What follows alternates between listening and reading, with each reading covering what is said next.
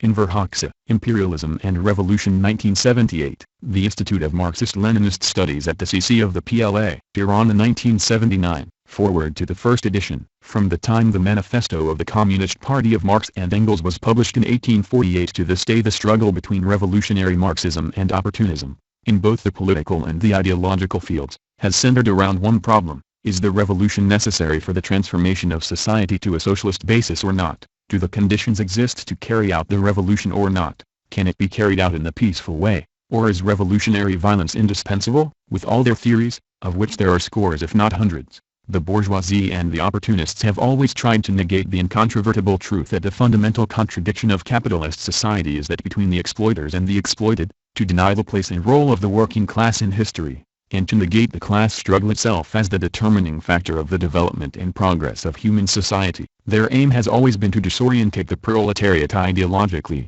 to hinder the revolution, perpetuate capitalist exploitation, and to destroy Marxism-Leninism, the triumphant science of the revolution and the construction of socialism. All these opponents and enemies of the proletariat and the revolution have tried to proclaim Marxism-Leninism outdated and to create various theories allegedly adapted to the new historical conditions, to the changes that capitalism and imperialism have undergone, and the evolution of human society in general. Thus Bernstein proclaimed Marx outdated, and Kautsky, deliberately misinterpreting the transition of capitalism to imperialism, negated the revolution. Their example and methods have been followed by all the modern revisionists, too, ranging from Browder and Tito, Khrushchev and the Euro-communists to the Chinese theoreticians of three worlds. Under the false pretext that they are implementing and developing Marxism-Leninism in a creative manner, adapting it to the new conditions existing in the world today, all these anti-Marxists are trying to negate the scientific ideology of the working class and to replace it with bourgeois opportunism. The proletariat, the revolutionaries and their genuine Marxist-Leninist parties have always waged an unrelenting stern struggle against modern revisionism and its various trends,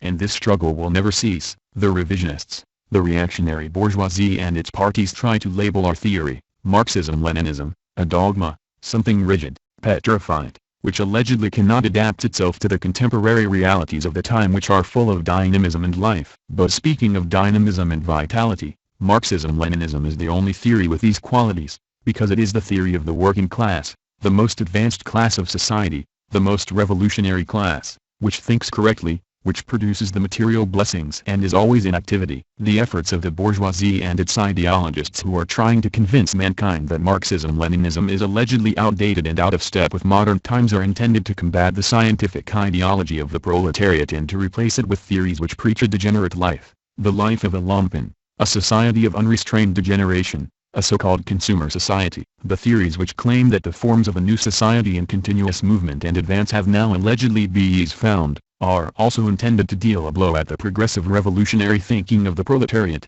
at the ideology guiding it, as well as to perpetuate capitalist oppression and exploitation. Our theory, as Lenin teaches us, judges or defines the forms and methods of class struggle correctly. It remains closely linked with the practical problems arising from life, from the epoch. This weapon helps us to analyze and understand correctly the course of development of human society at every moment, to analyze and understand correctly every historic turning point of society and to carry out the revolutionary transformation of society. At its 7th Congress, our party exposed all the different revisionist currents, including the Chinese theory of three worlds, stressing the vital importance of Marxism-Leninism for the triumph of the revolution, socialism and the liberation of the peoples. It resolutely rejected the bourgeois opportunist theses and views on the present stage of the world historical process, which repudiate the revolution and defend capitalist exploitation, and emphasized strongly that no change in the evolution of capitalism and imperialism justifies the revisionist inventions and fabrications. Principled criticism and ceaseless exposure of the anti-revolutionary and anti-communist theories are absolutely necessary to defend Marxism-Leninism, to carry forward the cause of the revolution and the peoples,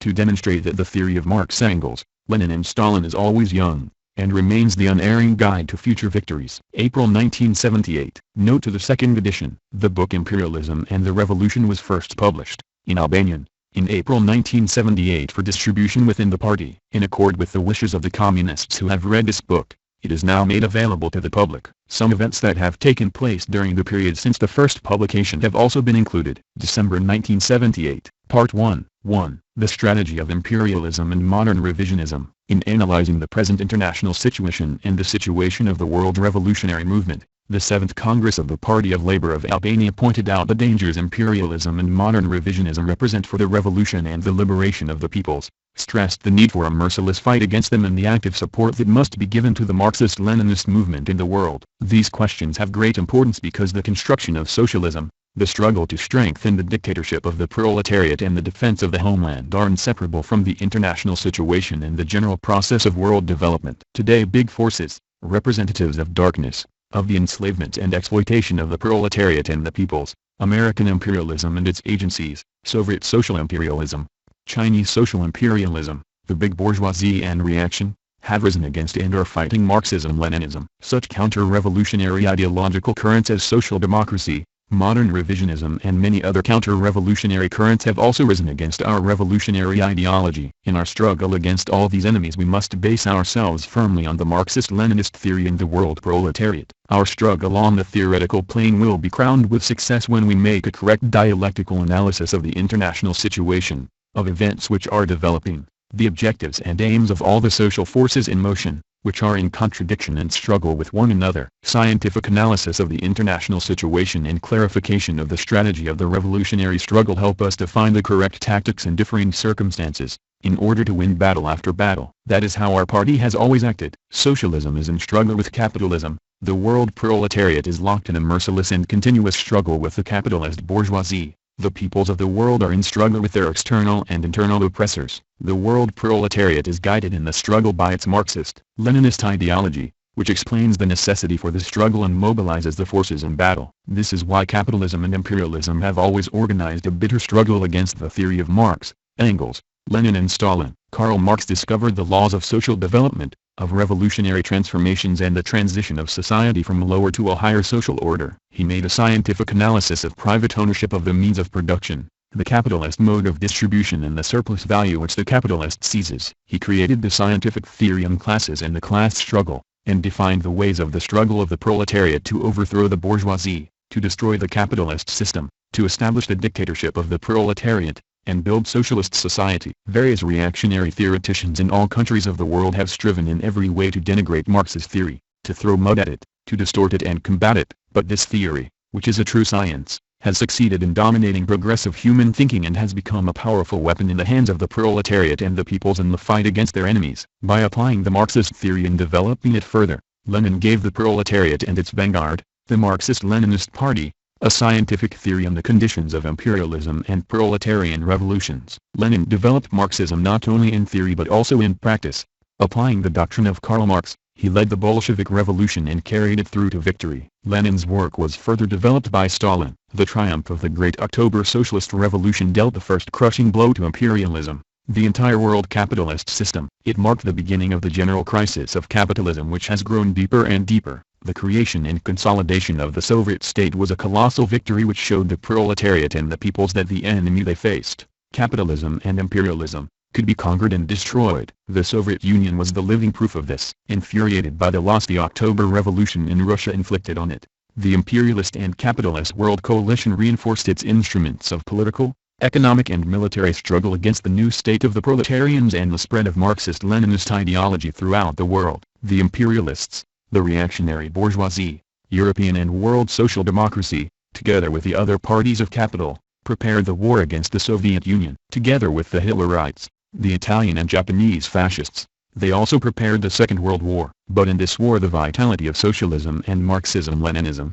which emerged victorious, was confirmed even more clearly. After the victory over fascism, great changes in favor of socialism occurred in the world. New socialist states were set up in Europe and Asia. The socialist camp, with the Soviet Union at the head, was created. This was a new great victory for socialism and Marxism-Leninism, and another great defeat for capitalism and imperialism. The capitalist system came out of the Second World War deeply shaken and with its equilibrium entirely upset. Germany, Japan and Italy emerged from the war as defeated powers with their economies ruined. They lost the political and military positions they had occupied previously. Although they emerged victorious from the war, other imperialist states, such as Great Britain and France, had been so greatly weakened, economically and militarily, that their role as great powers had declined drastically. The general crisis of capitalism was further deepened with the collapse of the colonial system. As a result of this collapse a series of new national states emerged, while in those countries which still remained colonies or semi-colonies, The liberation movement against the imperialist yoke grew. These changes created most favorable conditions for the triumph of socialism on a world scale. Because of the deep economic and political crisis and the growing discontent of the masses,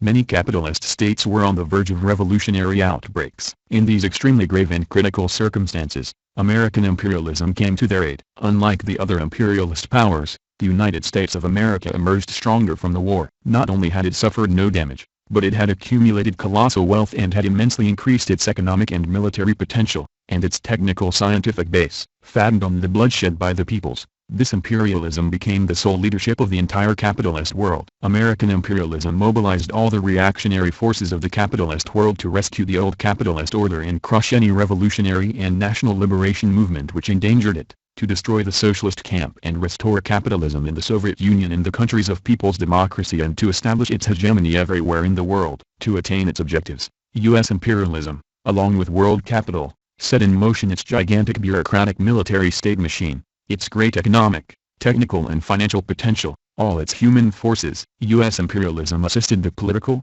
economic and military recovery of the shattered European and Japanese capitalism, and, in place of a collapsed colonial system, set up a new system of exploitation and plunder. Neocolonialism. American imperialism mobilized its many means of propaganda, its philosophers, economists, sociologists, writers, etc., in the frenzied campaign which began against Marxism-Leninism, against communism, against the Soviet Union and other socialist countries of Europe and Asia. At the same time, American imperialism implemented an openly aggressive policy. Every field of life, the economy, politics, ideology, the army and science, in the United States of America was swept by war fever, militarization and anti-communism. To conquer socialism, to put down the revolutionary liberation movements, to combat the great influence of the Marxist-Leninist theory and establish its hegemony in the world, American imperialism went about it in two ways. The first was that of aggression and armed intervention. The American imperialists set up aggressive military blocs such as NATO, SEATO etc., stationed armed forces in large numbers on the territories of many foreign countries, set up military bases on all continents, and built powerful naval fleets which they deployed throughout the seas and oceans. In order to crush and stamp out the revolution, they undertook military intervention in Greece, Korea, Vietnam and elsewhere. The other way was that of ideological aggression and subversion against the socialist states, the communist and workers' parties, and of efforts to bring about the bourgeois degeneration of these states and parties. In this direction, American imperialism and world capital as a whole employed powerful means of propaganda and ideological diversion. But American imperialism and world capitalism, which was recovering after the war, were facing a powerful adversary, the socialist camp with the Soviet Union at the head, the world proletariat and the freedom-loving peoples. Therefore they had to be very careful in their reckoning with this colossal power, which was guided by a correct and clear policy, by a triumphant ideology which had captured and was more and more capturing the hearts and minds of workers, revolutionaries and progressive elements. Despite the efforts of U.S. imperialism and world reaction to crush and destroy the revolutionary movement of the proletariat and the liberation struggle of the peoples, they were mounting and growing stronger. Under Stalin's leadership, the Soviet Union very quickly healed the wounds of war and was advancing at rapid rates in all fields, in the economy, science, technology, etc. In the countries of people's democracy the positions of socialism were being consolidated. The communist parties and the anti-imperialist democratic movement were extending their influence among the masses. In these conditions, world imperialism and capitalism utilized the modern revisionists, and the Yugoslav ones among the first, in their fight against socialism and the liberation movements of the peoples. It was a stroke of good luck for world capitalism that Yugoslavia, a country called a people's democracy, came out in opposition to, and entered into open ideological and political conflict with, the Soviet Union, because within the ranks of the socialist camp one member country had rebelled. World capitalism gave great publicity to this event, which helped it in its fight against socialism and the revolution. But although it inflicted great harm on the cause of the revolution and socialism, the Titoite betrayal did not succeed in splitting the socialist camp and the communist movement, as the bourgeoisie and reaction hoped. The communists and revolutionaries all over the world sternly condemned this treachery and pointed out the danger posed by Titoism, as an agency of imperialism against communism. It was the Khrushchevite revisionists, who seized power in the Soviet Union after Stalin's death, that rendered the greatest service to world capitalism in its fight against socialism. The revolution in Marxism-Leninism. The emergence of the revisionist group of Khrushchev was the greatest political and ideological victory for this strategy of imperialism after the Second World War. The counter-revolutionary overthrow in the Soviet Union caused immense rejoicing among the U.S. imperialists and all of the other capitalist powers, because the most powerful socialist state, the bastion of the revolution and the liberation of the peoples, was abandoning the road of socialism and Marxism-Leninism and would be transformed, in theory and practice, into a base of a counter-revolution in capitalism. The about turn which took place in the Soviet Union led to the split in the socialist camp and the international communist movement. It was one of the main factors which influenced the spread of modern revisionism in many communist parties and created favorable conditions for this. The Khrushchevite revisionist trend gravely damaged the cause of the revolution and socialism throughout the world. A stern struggle began between the genuine Marxist-Leninist and revolutionary forces, on the one hand, and Khrushchevite revisionism, on the other. Right from the start, the Party of Labour of Albania raised high the banner of implacable and principled struggle against Soviet revisionism, and its followers courageously defended Marxism-Leninism, the cause of socialism and the liberation of the peoples, just as it had fought and was fighting resolutely against Yugoslav revisionism. All over the world, the genuine Marxist-Leninists and revolutionaries, also, rose against the Khrushchevite betrayal. From the ranks of the revolutionary proletariat of different countries emerged new Marxist-Leninist parties, which shouldered the heavy burden of leading the struggle of the working class and the peoples against the bourgeoisie. Imperialism and modern revisionism. The hopes of imperialism and revisionism of finally destroying socialism, extinguishing the genuine international communist movement and crushing the people's struggle were not realized. The Khrushchevite revisionists soon revealed their anti-Marxist and counter-revolutionary features. The people saw that the Soviet Union had been transformed into an imperialist superpower, which was contending with the United States of America for world domination. That, along with U.S. imperialism, it had become another great enemy of the revolution, socialism and the peoples of the world. On the other hand, the grave economic, financial, ideological and political crisis which swept the entire capitalist and revisionist world, not only showed the further decay of the capitalist system and its unalterable oppressive and exploiting nature clearly, but also exposed the demagogy and hypocrisy of all modern revisionists, who were prettifying the capitalist order. But at the time when the revolutionary movement was growing and becoming consolidated throughout the world, when capitalism was being squeezed ever more tightly in the grip of the crisis, and when Khrushchevite revisionism and the other trends of modern revisionism were becoming exposed in the eyes of the proletariat and the peoples, Chinese revisionism came out openly on the world scene. It became the close ally of U.S. imperialism and the big international bourgeoisie to smother and sabotage the revolutionary struggles of the proletariat and the peoples. A very complex situation has been created in the world at present. Operating in the international arena today are various imperialist and social imperialist forces which, on the one hand, are fighting in unison against the revolution and the freedom of the peoples, and on the other hand, are contesting and clashing with one another over markets, spheres of influence and hegemony. Now, in addition to the Soviet-American rivalry for world domination, there are the expansionist claims of Chinese social imperialism, the predatory ambitions of Japanese militarism, the strivings of West German imperialism for vital space, the fierce competition of the European common market, which has turned its eyes towards the old colonies. All these factors have further exacerbated the many contradictions of the capitalist and revisionist world. At the same time, the prospect of the revolution and the people's liberation has not been eliminated as a result of the betrayal of the Titoite, Soviet, Chinese and other revisionists, but on the contrary, after a temporary setback, the revolution is now on the verge of a fresh leap forward. It will certainly forge ahead on the course history has set for it and will triumph on a world scale. Nothing can save imperialism, capitalism and revisionism from the remorseless vengeance of the proletariat and the peoples. Nothing can rescue them from deep antagonistic contradictions and never-ending crises, revolutions, their inevitable demise. It is precisely this situation which is driving imperialism to seek new roads and paths, to build new strategies and tactics, in order to escape the catastrophe awaiting it. The strategy of world imperialism. U.S. imperialism and the other capitalist states have fought and are fighting to maintain their hegemony in the world, to defend the capitalist and neo-colonialist system, to emerge from the great crisis which has them in its grip, with the fewest possible losses. They have striven and are striving to prevent the peoples and the proletariat from fulfilling their revolutionary aspirations for liberation. U.S. imperialism, which dominates its partners, politically, economically and militarily, has the main role in the struggle to achieve these aims. The enemies of the revolution and the peoples want to create the impression that, because of the changes that have occurred in the world and the losses that socialism has suffered, circumstances entirely different from those of the past have been created. Therefore, autant ujit, they have fierce contradictions with one another, U.S. imperialism and the world capitalist bourgeoisie, Soviet social imperialism and Chinese social imperialism, modern revisionism and social democracy are seeking a modus vivendi, a tribride new society in order to keep the bourgeois capitalist system on its feet, to avert revolutions and to continue their oppression and exploitation of the peoples in new forms and by new methods. Imperialism and capitalism have come to understand that now they can no longer exploit the peoples of the world with the previous methods. Therefore, provided their cistern is not threatened, they have to concede something, which will cause them no harm, in order to keep the masses in bondage. This they want to do with the investments and credits they distribute to those states and cliques in which they have established their influence, or by means of arms,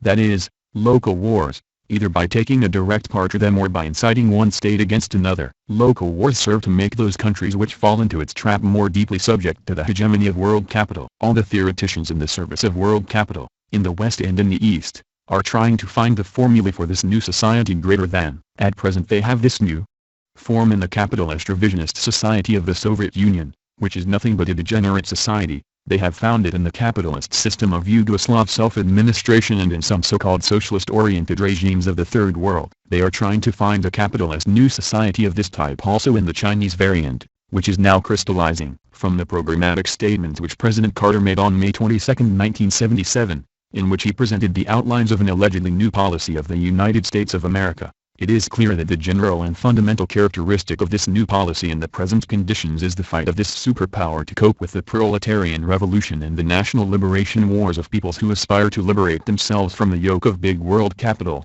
especially from U.S. imperialism and Soviet social imperialism. As we pointed out in the foregoing, the capitalist world is searching for a way out of the abyss, even if only for the time being. Naturally, U.S. imperialism is striving to find this way out and, possibly, to coordinate it with Soviet social imperialism, with its NATO allies, with China, as well as with other industrialized capitalist countries. Carter appealed to the Eastern, Western and the OPEC member countries and demanded that they work together and effectively help the poorer countries. U.S. imperialism tries to present this collaboration as the only alternative to wars, the only way to stop wars. In his speech, the U.S. president said, "Today we have been freed from the constant fear of communism, which at one time led us to embrace every dictator who was obsessed by the same fear." Of course, when Carter, this faithful representative of the bloodiest imperialism of our time, speaks of being freed from the fear of communism, he means communism a la Yugoslav, a la Khrushchev, a la Chinese, whose masks only are communist. But the capitalist bourgeoisie has not been and will never be freed from the fear of genuine communism. On the contrary,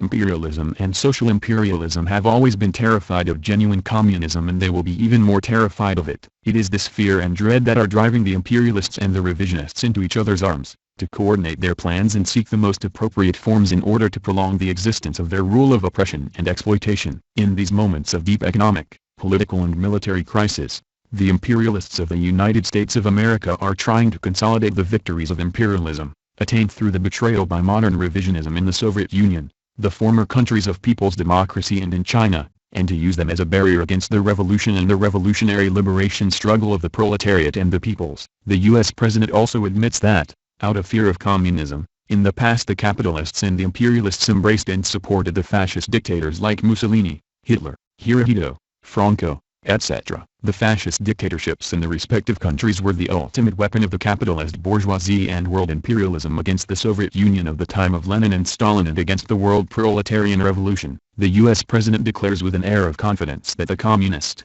revisionist, states have altered their appearance, and he is not mistaken in this. He says, this system could not last forever unchanged. Of course, he is confusing the revisionist treachery with the genuine socialist system, with communism. U.S. imperialism considers the Khrushchevite Soviet system as a victory of world capitalism, and from this it deduces that the threat of a conflict with the Soviet Union has become less intense, though it does not deny the contradictions and rivalry for hegemony with it. According to Carter, the U.S. government will make every effort to maintain the status quo. In other words, this means that both U.S. imperialism and the other imperialist states will strive to maintain and strengthen their positions in the world, while they hope that together, they can solve the disagreements may exist, and which in fact do exist, with friendly countries and their allies, within this status quo. As a conclusion, says Carter, the U.S. policy must be based on a new, wider mosaic of global, regional and bilateral interests. After analyzing this new, wider mosaic of global, regional and bilateral interests,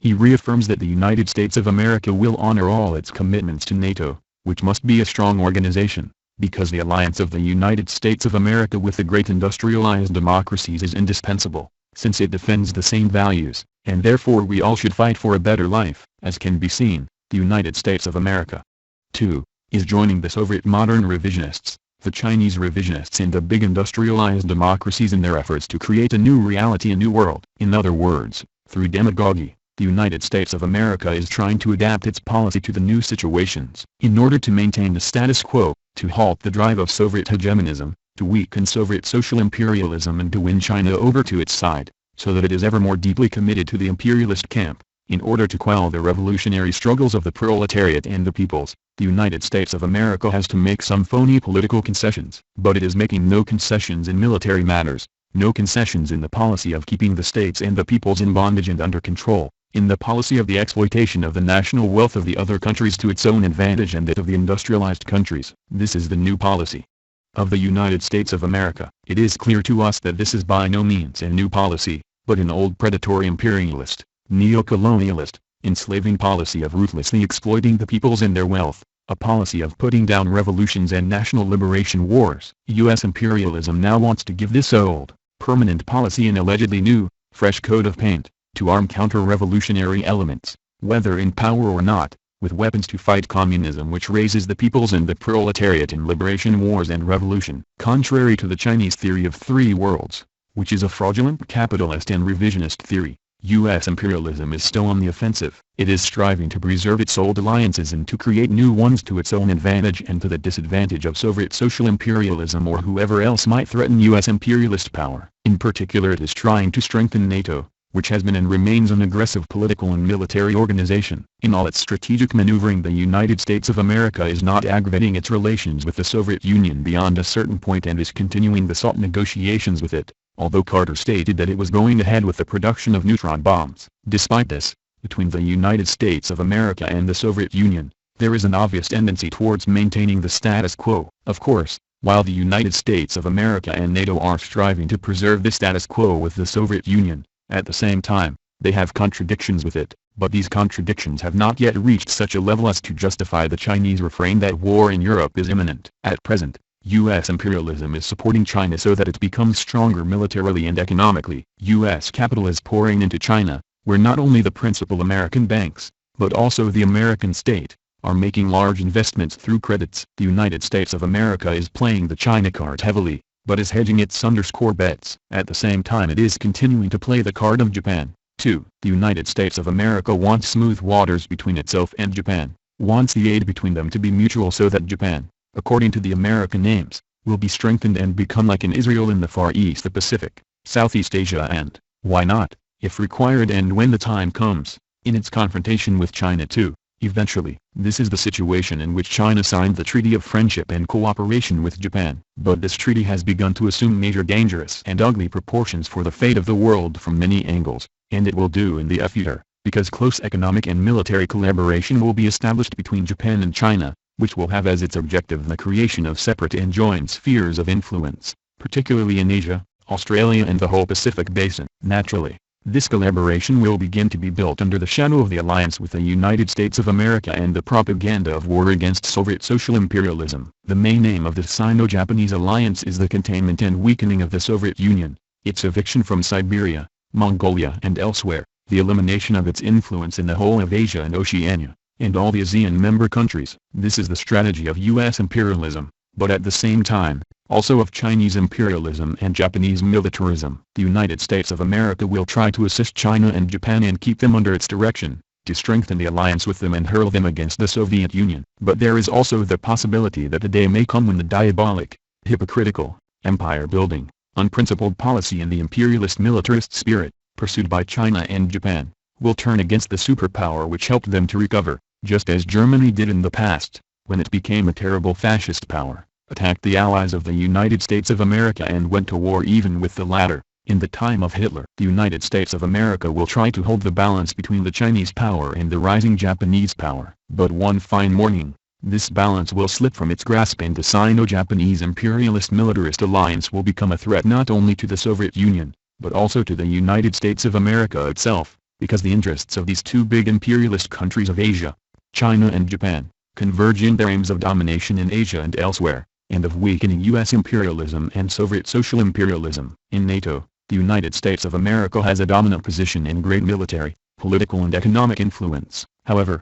despite its unity, within NATO a differentiation has begun from the standpoint of the influence of its various member countries and the emergence of one state over the others. Year by year, the Federal German Republic is becoming stronger within this organization. Its economic and political power and its trade in arms go beyond the bounds of the European common market. Now we may say that the policy of West Germany is assuming the features of totalitarian fascist revanchism, seeking to create its own spheres of influence. Naturally, this does not suit either Britain or France, the two original main partners of the United States of America in NATO. West Germany is seeking the reunification of the two German states so as to create one powerful state with a great military potential which will be a threat to Soviet social imperialism and, in case of a general conflagration, in alliance with Japan and China, may become a danger to the whole world. It is developing very close relations with China. In particular, among the European states, it occupies the main place in trade exchanges with China. West Germany is the biggest and the most powerful European supplier of credits,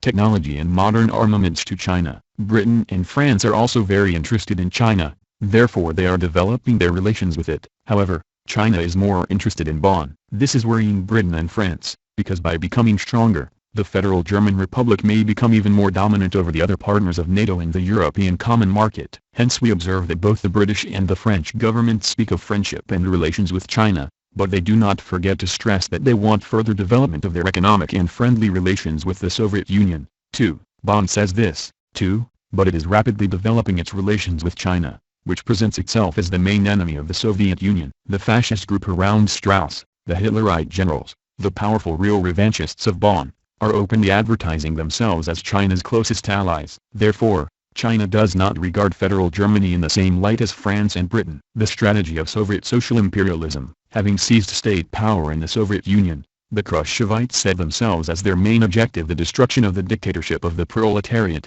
the restoration of capitalism and the transformation of the Soviet Union into an imperialist superpower. After they had consolidated their positions following the death of Stalin, Khrushchev and the group around him first of all launched their attack on the Marxist-Leninist ideology and began their struggle to dethrone Leninism by attacking Stalin and leveling against him all the slanders the filthy propaganda of the world capitalist bourgeoisie had long been fabricating. Thus, the Khrushchevites became the spokesmen and the executors of the wishes of capital against the Marxist-Leninist ideology and the revolution in the Soviet Union. They went to work systematically to liquidate the entire socialist structure of the Soviet Union. They fought to liberalize the Soviet system, to transform the state of the dictatorship of the proletariat into a bourgeois state, and to transform the socialist economy and culture into a capitalist economy and culture. The Soviet Union, which had turned into a revisionist country, into a social imperialist state, built up its own strategy and tactics. The Khrushchevites worked out such a policy as to enable them to disguise all their activity with Leninist phraseology. They elaborated their revisionist ideology in such a way as to palm it off upon the proletariat and the peoples as the Marxism,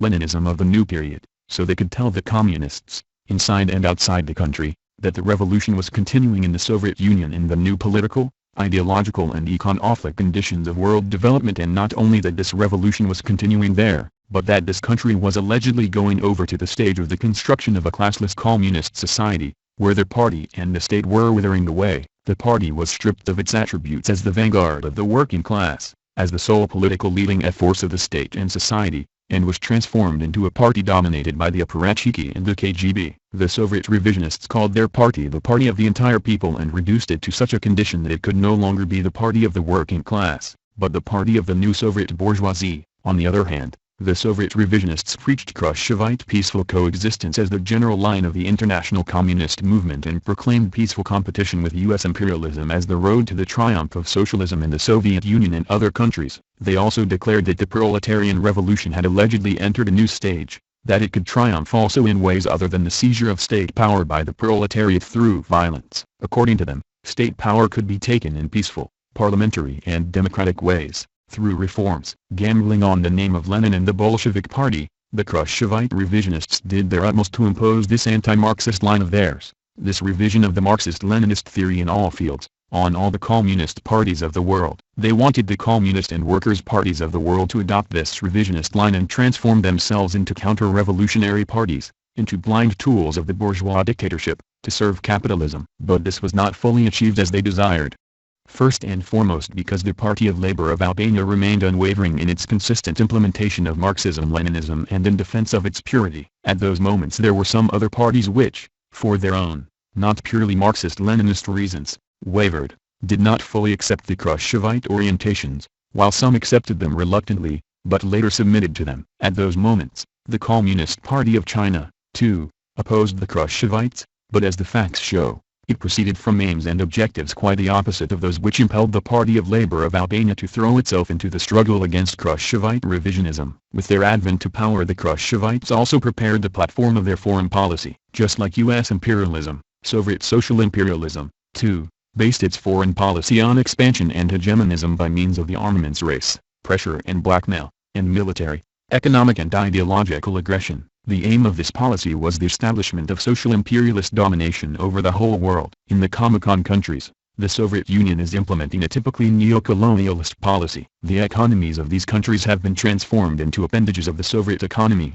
The Warsaw Treaty serves the Soviet Union to keep these countries under its yoke, enabling it to station their large military forces, which are no different from occupation armies. The Warsaw Treaty is an aggressive military pact which serves the policy of pressure, blackmail and armed intervention of Soviet social imperialism. The revisionist imperialist theories on the socialist community, the socialist division of labor, limited sovereignty, socialist economic integration greater than etc., also serve this neo-colonialist policy. But Soviet social imperialism is not satisfied with the domination it exercises over its satellite states. Like the other imperialist states, the Soviet Union is now fighting for new markets, for spheres of influence, to invest its capital in various countries, to monopolize sources of raw materials, to extend its neo-colonialism in Africa, Asia, Latin America and elsewhere. Soviet social imperialism has a whole strategic plan which includes a series of economic, political, ideological and military activities for the purpose of extending its expansion and hegemonism. At the same time, the Soviet revisionists are working to undermine the people's revolutions and the liberation wars by precisely the same means and methods as those employed by the U.S. imperialists. Usually, the social imperialists operate through their tools, the revisionist parties. But, according to the occasion and circumstances, they also try to corrupt and bribe the ruling cliques in the undeveloped countries, offer enslaving economic aid in order to get a foothold in these countries, stir up armed conflicts among the different cliques, siding with one or the other, organize plots and putches to bring pro-Soviet regimes to power, and even resort to direct military intervention, as they did, together with the Cubans, in Angola, Ethiopia, and elsewhere. The Soviet social imperialists carry out their intervention, their hegemonic, neo-colonialist actions under the disguise of aid to, and support for, the revolutionary forces, the revolution and the construction of socialism. In reality they help the counter-revolution. The revisionist Soviet Union tries to open the way to realizing its expansionist, neo-colonialist plans, by presenting itself as a country which is pursuing a Leninist and internationalist policy, as an ally, friend and defender of the new national states, the undeveloped countries, etc. The Soviet revisionists preach that, by linking up with the Soviet Union and the so-called socialist community, which they proclaim as the main motive force of world development today, these countries can advance successfully on the road of freedom and independence, even of socialism. This is why they have also concocted the theories of the non-capitalist road of development, countries of socialist orientation, etc. Despite what they pretend, the strategy of the Soviet social imperialists has nothing in common with socialism and Leninism. It is the strategy of a predatory imperialist state which wants to extend its hegemony and domination to all countries on all continents. This hegemonic and neo-colonialist policy, which the revisionist Soviet Union is pursuing, clashes, as it is bound to do, with the policy which the United States of America is pursuing and which China, too, has set out on. This is a clash of interests among imperialists in their struggle for the redivision of the world. It is precisely these interests in this struggle that pit the one superpower against the other, that impel each of them to use all the forces and means at its disposal to weaken its rival or rivals, although clashes have not yet reached such a degree of exacerbation that they hurl themselves into armed conflicts.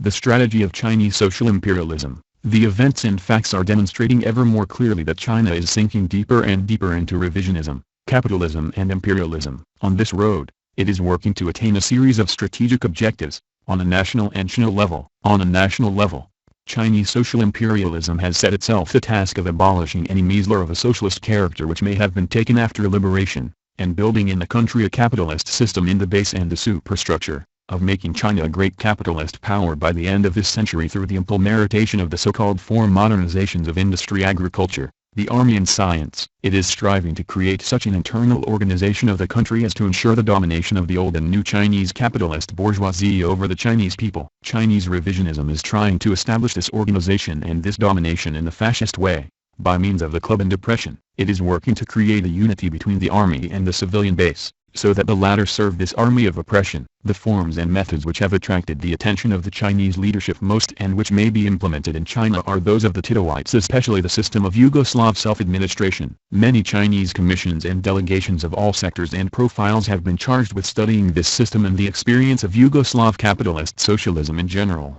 on the spot. Already, a start has been made on putting this system and experience into practice in China. On the other hand, however, it is impossible for the revisionist leaders of China not to see the failures of Titoite self-administration, not to bear in mind the conditions of their country which are entirely different from those of Yugoslavia. Besides this, they consider it necessary, also, to borrow many of the capitalist forms and methods, which, according to them, have proved their effectiveness in the United States of America, West Germany, Japan and other bourgeois countries. Apparently, the capitalist system which is being built and developed in China will be a hybrid of various revisionist, capitalist and traditional Chinese forms and methods. To become a big capitalist power, Chinese revisionism needs a period of peace. The slogan of the Great Order, issued by the 11th Congress of the Chinese Party, is linked with this necessity. To ensure such order, requires a capitalist order of the fascist dictatorial type on the one hand, while on the other hand, peace and compromise among the rival groups, which have always existed in the Chinese party and state, must be maintained without fail. Time will tell to what extent this order and peace will be ensured. In their policy of turning China into a superpower, the Chinese leaders aim to make economic and military gains from U.S. imperialism, as well as from the developed capitalist countries which are allies of the United States of America. This policy pursued by China has aroused keen interest in the capitalist world, especially on the part of U.S. imperialism, which sees in this policy of China a great support for its strategy of maintaining capitalism and imperialism, strengthening neo-colonialism, putting down revolutions and strangling socialism, as well as of weakening its rival, the Soviet Union. As Carter has declared, U.S. imperialism wants to collaborate closely with the Chinese. He has stressed, we consider the U.S.-Chinese relations a central element of our global policy and we look upon China as a key force for peace. China is for the closest possible peaceful coexistence with the United States of America. With these views and stands, China is lining itself up with those bourgeois capitalist states which base their existence as states on U.S. imperialism. This turn of China towards imperialism, like that of the Soviet Union and others before it, is becoming more and more a reality with each passing day. This is seen even by the imperialists themselves, who, rejoicing at this new reality, declare that the ideological conflicts which divided the United States of America, the Soviet Union and China in the 50s are less apparent today and there is an ever-increasing need for collaboration among the superpowers. The U.S. imperialists, together with President Carter, are ready to provide China with assistance to strengthen its economy and army. Of course, to the degree that interests them, they are patting the backs of the Chinese revisionist leaders because the strategy of China constitutes an important aid for the hegemonic aims of U.S. imperialism. China applauds the American views and actions against the revisionist Soviet Union because it wants to show that they allegedly serve the revolution and the weakening of the most dangerous great power in the world, Soviet social imperialism. For its part, U.S. imperialism applauds China's views and actions against the revisionist Soviet Union, because, as one of Carter's closest collaborators has put it, the Sino-Soviet conflict creates a more pluralist kind of global structure which U.S. imperialism prefers and considers compatible with its notion of how the world should be organized, or, in other words, how the others should be incited to bump each other off in order to make it easier for the United States of America to dominate the world.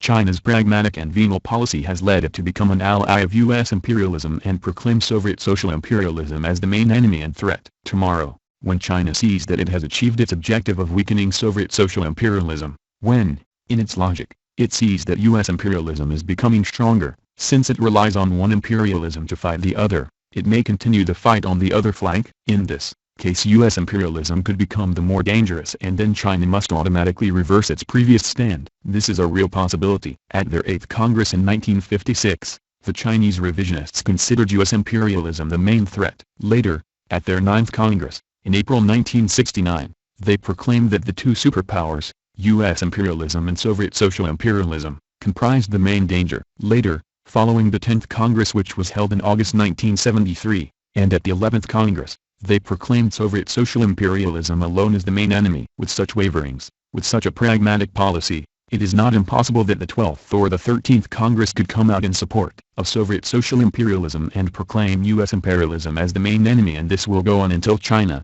too, attains its goal of becoming a great capitalist world power. This being the case, what role will China play on the international arena? Its role will never be revolutionary, but regressive and counter-revolutionary. An important aspect of the Chinese foreign policy is the alliance with Japan. As we pointed out above, this racist alliance between these two states, which was recently sealed with the Sino-Japanese Treaty, is intended to realize the strategic plans of China and Japan for their joint domination of Asia, the ASEAN countries and Oceania. The Chinese revisionists need this treaty and the friendship with Japan, so that, together with the Japanese militarists, they can threaten Soviet social imperialism and possibly liquidate it and its influence in Asia. But China also wants to take advantage of its links with Japan to get credits, to import equipment, technology and armaments from Japan, in order to realize its own great power ambitions. China attaches such importance to its all-round economic collaboration with Japan that more than half its foreign trade is with that country. In order to implement its expansionist policy,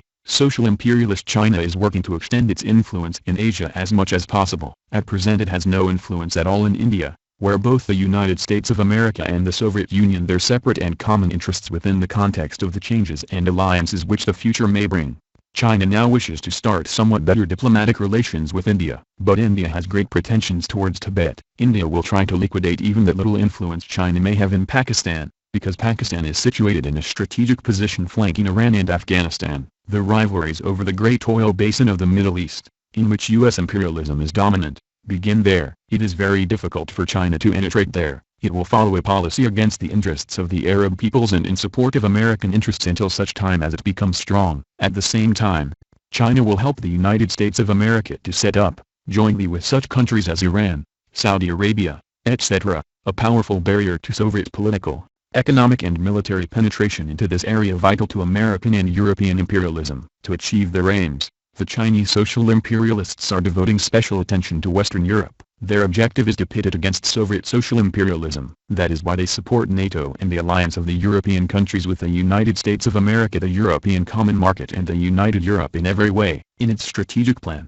social imperialist China aims to extend its influence and hegemony to the countries of what it calls the Third World. The theory of the Third World has great importance for China. Mao Zedong did not proclaim this theory as a dreamer, but with definite hegemonic aims that China should dominate the world. His successors are following this same strategy of Mao Zedong and Chu Enlai. The Chinese strategic ambitions also extend to what is called the non-aligned world, which Titoism advocates. There is no difference between these worlds, one overlaps the other. It is hard to distinguish which states belong to the. Thus, whatever they are called, they are the same states. This is one of the reasons why the Chinese leadership gives so much importance to maintaining very friendly state and party relations with Tito and Yugoslavia in all fields, ideological, political, economic or military. The community of views of the Chinese revisionists and the Yugoslav revisionists does not prevent either of them from exploiting this cordial friendship for their own particular purposes. Tito is trying to exploit Hugo Feng's declarations about his and the Yugoslav parties loyal to Marxism-Leninism, about the socialist character of self-administration and the Marxist-Leninist internal and external policy which the Titoites are allegedly pursuing, in order to show that Tito's exposure for his anti-Marxist deviations, his revisionism, is nothing but a slander by the Stalinists, and, on this basis, he is seeking to build up his own reputation on the international level. For his part, Hugo Feng is exploiting relations with Yugoslavia for what is called China opening to Europe. The Chinese revisionists are also trying to exploit their friendship with the Titoites, who pose as champions of non-alignment as an important channel through which to penetrate into the non-aligned countries and establish their domination there. It was not without an ulterior motive that during his visit to Yugoslavia, Hugo Feng praised the non-aligned greater-than movement to the skies as the very important force in the struggle of the peoples of the world against imperialism, colonialism and hegemonism. He sang the praises of this movement and Tito because he dreams of taking control of this movement and making Peking its center. In all its aspects, the policy of Chinese social imperialism is the policy of a great imperialist power, a counter-revolutionary and warmongering policy, and therefore the peoples will come to hate it, oppose it, and effort it more and more fiercely. The imperialist superpowers, of which we spoke above, will remain imperialist and warmongering, and if not today, Tomorrow they will plunge the world into a great nuclear war. American imperialism is striving to get its hooks ever more deeply implanted into the econ of other peoples, while Soviet social imperialism, which has just begun to spread its claws, is trying to drive them into various countries of the world in order to create and to consolidate its own neo-colonialist and imperialist positions. But there is also the United Europe linked with the United States of America through NATO, which has individual, not concentrated imperialist tendencies. On the other hand, China, too, has joined in the dance in its endeavors to become a superpower, as well as Japanese militarism, which has risen to its feet. These two imperialisms are linking themselves in an alliance in order to form an imperialist power opposed to the others. In these conditions, the great danger of world war is increased. The present alliances exist but will tend to shift in the sense that they will change their directions, but not their content. The beautiful words poured out about disarmament at the UNO and the various international conferences organized by the imperialists are demagogy. They have created and are guarding their monopoly of strategic weapons and are trafficking in arms on a large scale, not to guarantee the peace and security of nations, but to draw super profits and to suppress the revolution and the peoples, to unleash aggressive wars. Stalin has said, the bourgeois states are arming and rearming themselves with a vengeance. What for? Of course, not for talks, but for war. And the imperialists need war, because it is the only means for the redivision of the world, for the redivision of markets, sources of primary materials and spheres for the investment of capital. In their rivalry, which is driving them towards war, the superpowers will certainly cause many partial wars which they will incite between various states of the Third World and non-aligned or the developing countries. President Carter has expressed the opinion that war can occur at only 2 points of the globe, in the Middle East and in Africa. And it is obvious why. Because it is precisely in these 2 regions of the world that the United States of America has greatest interests at the present time. There is the oil in the Middle East, and in rich Africa there is a clash of great neo-colonialist economic and strategic interests over the division of markets and spheres of influence among the superpowers, which are trying to preserve and strengthen their positions and to gain new ones. However, there are other such areas, apart from the Middle East and Africa, where the interests of the superpowers clash, as for example in Southeast Asia. The United States of America and the Soviet Union, plus China, are striving to establish their spheres of influence and divide the markets. This also gives rise to conflicts, which from time to time turn into local wars, which are in no way intended to liberate the peoples, but to set up or replace ruling cliques representing local capital, cliques which are sometimes with one superpower and sometimes with the other. Soviet social imperialism and U.S. imperialism are 2 monsters which the peoples do not trust. Likewise, the peoples do not trust China, either. When the superpowers fail to achieve their predatory interests through economic, ideological and diplomatic means, when the contradictions become exacerbated to the most acute level, when the agreements and reforms prove unable to resolve these contradictions, then the war between them begins. Therefore, the peoples, whose blood will be shed in this war, must strive with might and main not to be caught unawares, to sabotage the predatory and turn imperialist war so that it does not assume worldwide proportions. And if they are unable to achieve this, to turn it into a liberation war and win. The role of Titoism and other revisionist trends in the global strategy of imperialism and social imperialism. In the savage fight which imperialism and social imperialism, world capitalism and reaction are waging against the revolution, socialism and the peoples, they have the support of the modern revisionists of all trends. These renegades and traitors assist imperialism in the implementation of its global strategy by undermining from within, splitting and sabotaging the efforts of the proletariat and the struggle of the peoples to get rid of social and national bondage. Modern revisionists have taken upon themselves to denigrate and distort Marxism Leninism, to confuse people's minds and to alienate them from the revolution struggle, to assist capital, to preserve and perpetuate its system of oppression and exploitation. Along with the Soviet and Chinese revisionists, whom we mentioned above, the Yugoslav Titoite revisionists play a role of first-rate importance in this great and dangerous counter-revolutionary game. Titoism is an old agency of capital, a favorite weapon of the imperialist bourgeoisie in its fight against socialism and the liberation movements. The peoples of Yugoslavia fought self-sacrificingly against the Nazi-fascist occupiers, for freedom, democracy and socialism. They succeeded in liberating their country, but were not allowed to continue the revolution on the road to socialism. The Yugoslav revisionist leadership with Tito at the head, which had long been worked on secretly by the intelligence service and which, during the period of the war, posed as preserving the features of a party of the Third International, in fact, had other aims, which were contrary to Marxism-Leninism and the aspirations of the peoples of Yugoslavia for the construction of a true socialist society in Yugoslavia. The Communist Party of Yugoslavia, which came to power, had inherited many mistakes of a deviationist nature. After the Second World War, It displayed pronounced national chauvinist features, which had shown up as early as the time of the war. These features were apparent in its departure from the Marxist-Leninist ideology, in its attitude towards the Soviet Union and Stalin, in its chauvinist stands and actions towards Albania, etc. The system of people's democracy, which was established in Yugoslavia, was temporary. It did not suit the clique in power, though this clique continued to call itself Marxist. The Titoites were not for the construction of socialism, or for the Communist Party of Yugoslavia to be guided by the Marxist-Leninist theory, and they did not accept the dictatorship of the proletariat. This was the source of the conflict that broke out between the Information Bureau of the Communist and Workers' Parties and the Communist Party of Yugoslavia. This was an ideological conflict between Marxism Leninism and revisionism, and not a conflict between persons over domination.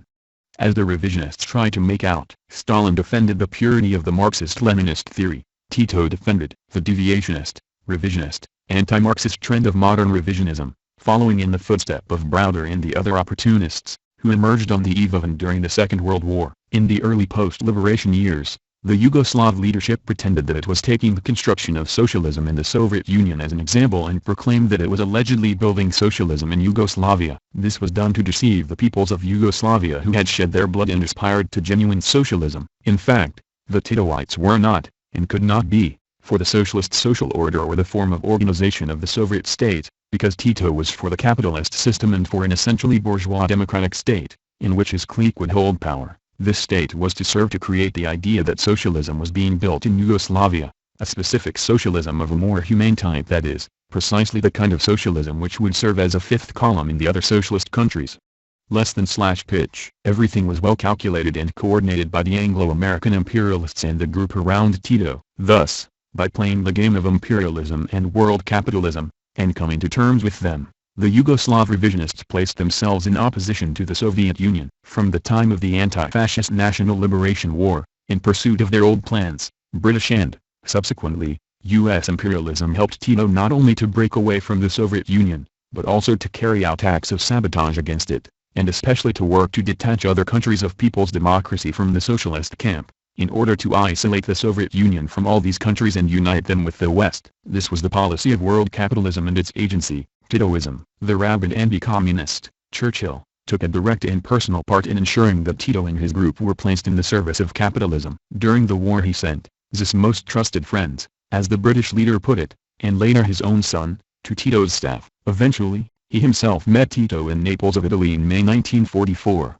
In order to make quite sure that Tito would play no tricks. In his memoirs, Churchill wrote that, in his talks with Tito, the latter expressed his readiness to make a public statement later that communism would not be established in Yugoslavia after the war. Tito worked with such great energy to serve his masters that Churchill, appraising his great services, told him, "Now I understand that you were right, therefore I am with you. I like you even more than I did previously." A lover could make no warmer declarations to his love. Almost before Yugoslavia had broken completely with the Soviet Union and the countries of people's democracy, the imperialists, the American imperialists in particular, sent it great economic, political, ideological and military aid, which became more frequent and constant later on. This aid was supplied only on condition that the country would develop on the capitalist road. The imperialist bourgeoisie was not against Yugoslavia maintaining its outward socialist forms. On the contrary, it was greatly in its interest that Yugoslavia should keep its outward socialist color, because in this way it would serve as a more effective weapon in the struggle against socialism and the liberation movements. Not only would this kind of socialism be radically different from the socialism envisaged and realized by Lenin and Stalin,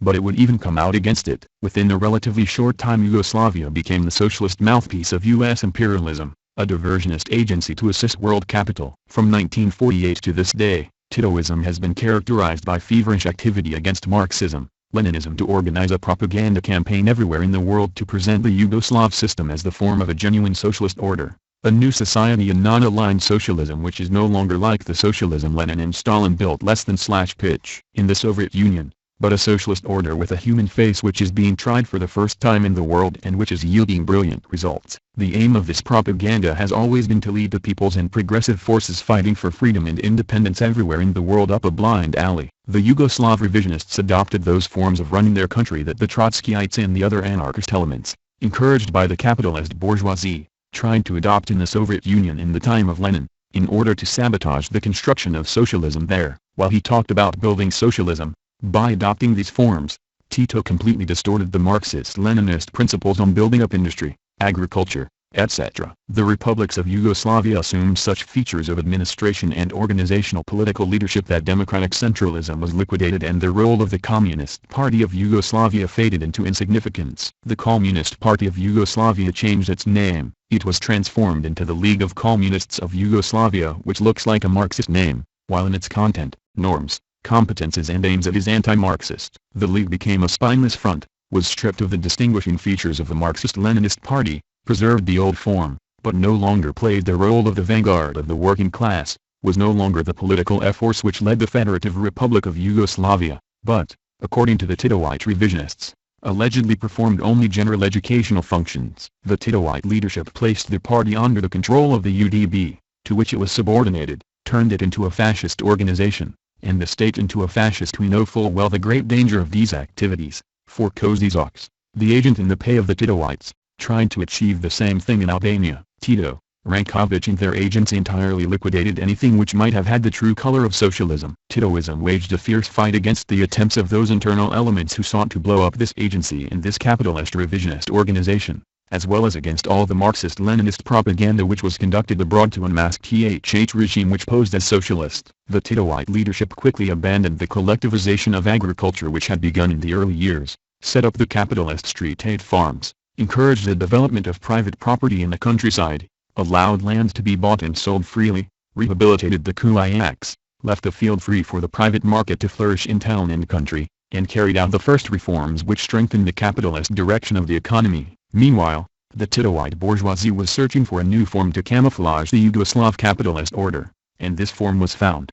Less than pitch. They called it Yugoslav self-administration. They dressed it up in a Marxist, Leninist cloak, claiming that this system was the most authentic socialism. At first, self-administration emerged as an economic system, then it was extended to the field of state organization and all the other fields of life in the country. The theory and practice of Yugoslav self-administration are an open negation of the teachings of Marxism Leninism and the universal laws of the construction of socialism. The economic and political system of self-administration is an anarcho-syndicalist form of the bourgeois dictatorship, which is ruling a Yugoslavia dependent on international capital. The system of self-administration with all its characteristic features, such as the elimination of democratic centralism, the role of unified management by the state, anarchist federalism, the anti-state ideology in general, has brought about permanent economic, political and ideological chaos and confusion in Yugoslavia, weak and unequal development of its republics and regions, great social class differentiations, national feuds and oppression,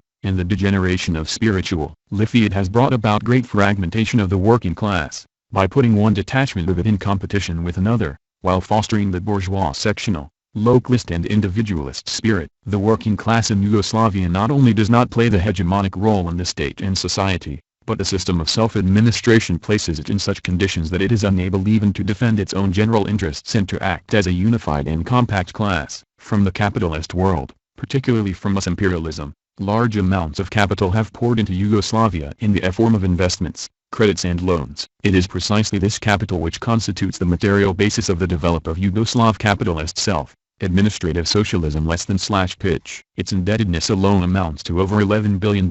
Yugoslavia has received over $7 billion in credits from the United States of America. Despite the numerous credits the Titoite leadership receives from abroad, the peoples of Yugoslavia have not enjoyed, nor are they enjoying, the brilliant results of this specific socialism. On the contrary, there is political and ideological chaos in Yugoslavia. A system which engenders large-scale unemployment at home and mass immigration of labor abroad prevails there, and this makes Yugoslavia completely dependent on the imperialist powers. The Yugoslav peoples are being exploited to the bone in the interests of the class in power and of all the imperialist powers which have made investments in that country. The Yugoslav state is not concerned that prices go up every day, that the poverty of the working masses is steadily increasing, and that the country is not only up to its neck in debt, but is also deeply involved in the great crisis of the capitalist world. Yugoslavia has only limited independence and sovereignty, because, apart from anything else, it has no economic potential completely its own. The greater part of it exists in joint ownership with various foreign capitalist firms and states,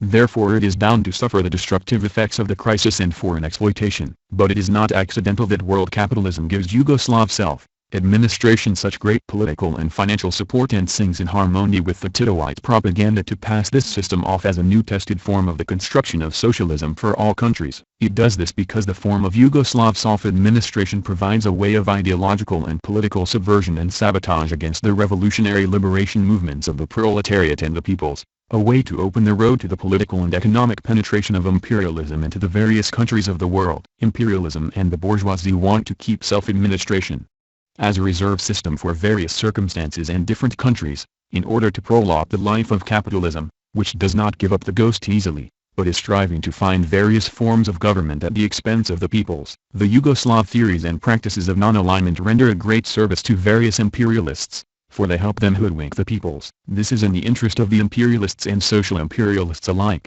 because it helps them to establish and strengthen their influence in the non-aligned countries to divert the freedom-loving peoples from the road of national liberation and proletarian revolution. Therefore, both Kardf and Brezhnev, as well as Hu Kuofeng, lavish praise on the Titoite policy of non-alignment and try to exploit it for their own purposes. Titoism has always been a weapon of the imperialist bourgeoisie, a fire extinguisher to quell the flames of the revolution. It is of the same line and has the same aims as modern revisionism, in general, and its different variants, with which it is an ideological unity. The ways, forms and tactics they use in the struggle against Marxism-Leninism, the revolution and socialism may be different, but their counter-revolutionary aims are identical. In the efforts which the bourgeoisie and reaction are making to put down the revolutionary struggle of the proletariat and the peoples, the revisionist parties of Europe, in the first place, and those of all countries on the other continents render them a great service. The revisionist parties of the countries of Western Europe are making efforts to concoct a theory about a new society allegedly socialist,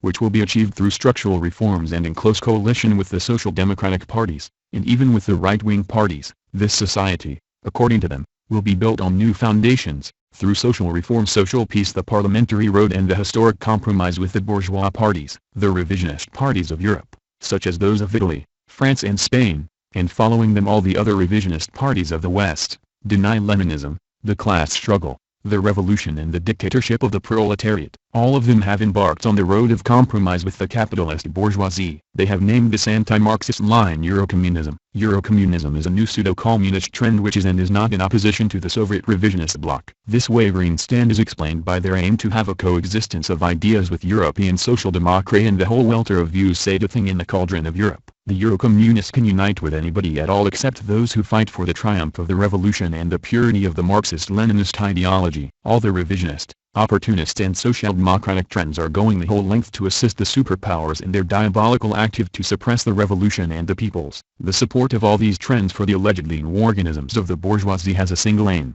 to smother the revolution by raising 1001 material, political and ideological obstacles to it. They are working to disorientate and split the proletariat and its allies, because they know that, divided and split by factional struggles, the latter will be unable to create, either at home or on an international plane, that ideological, political and militant unity which is essential to cope with the attacks of world capitalism in decay. The coalition of modern revisionism with social democracy is afraid of the advent of fascism, especially in certain countries which are threatened by the extreme right. To avoid the fascist dictatorship, the revisionists and social democrats make efforts to mitigate the contradictions and tone down the class struggle between the masses of the people and the proletariat, on the one hand, and the capitalist bourgeoisie, on the other. Thus, in order to secure social peace, these subjects of the coalition have to make concessions to one another and to reach a compromise with the capitalist bourgeoisie, come to agreement with it over some sort of regime suitable to both sides. Thus, while the capitalist bourgeoisie and its parties openly continue their fight against communism,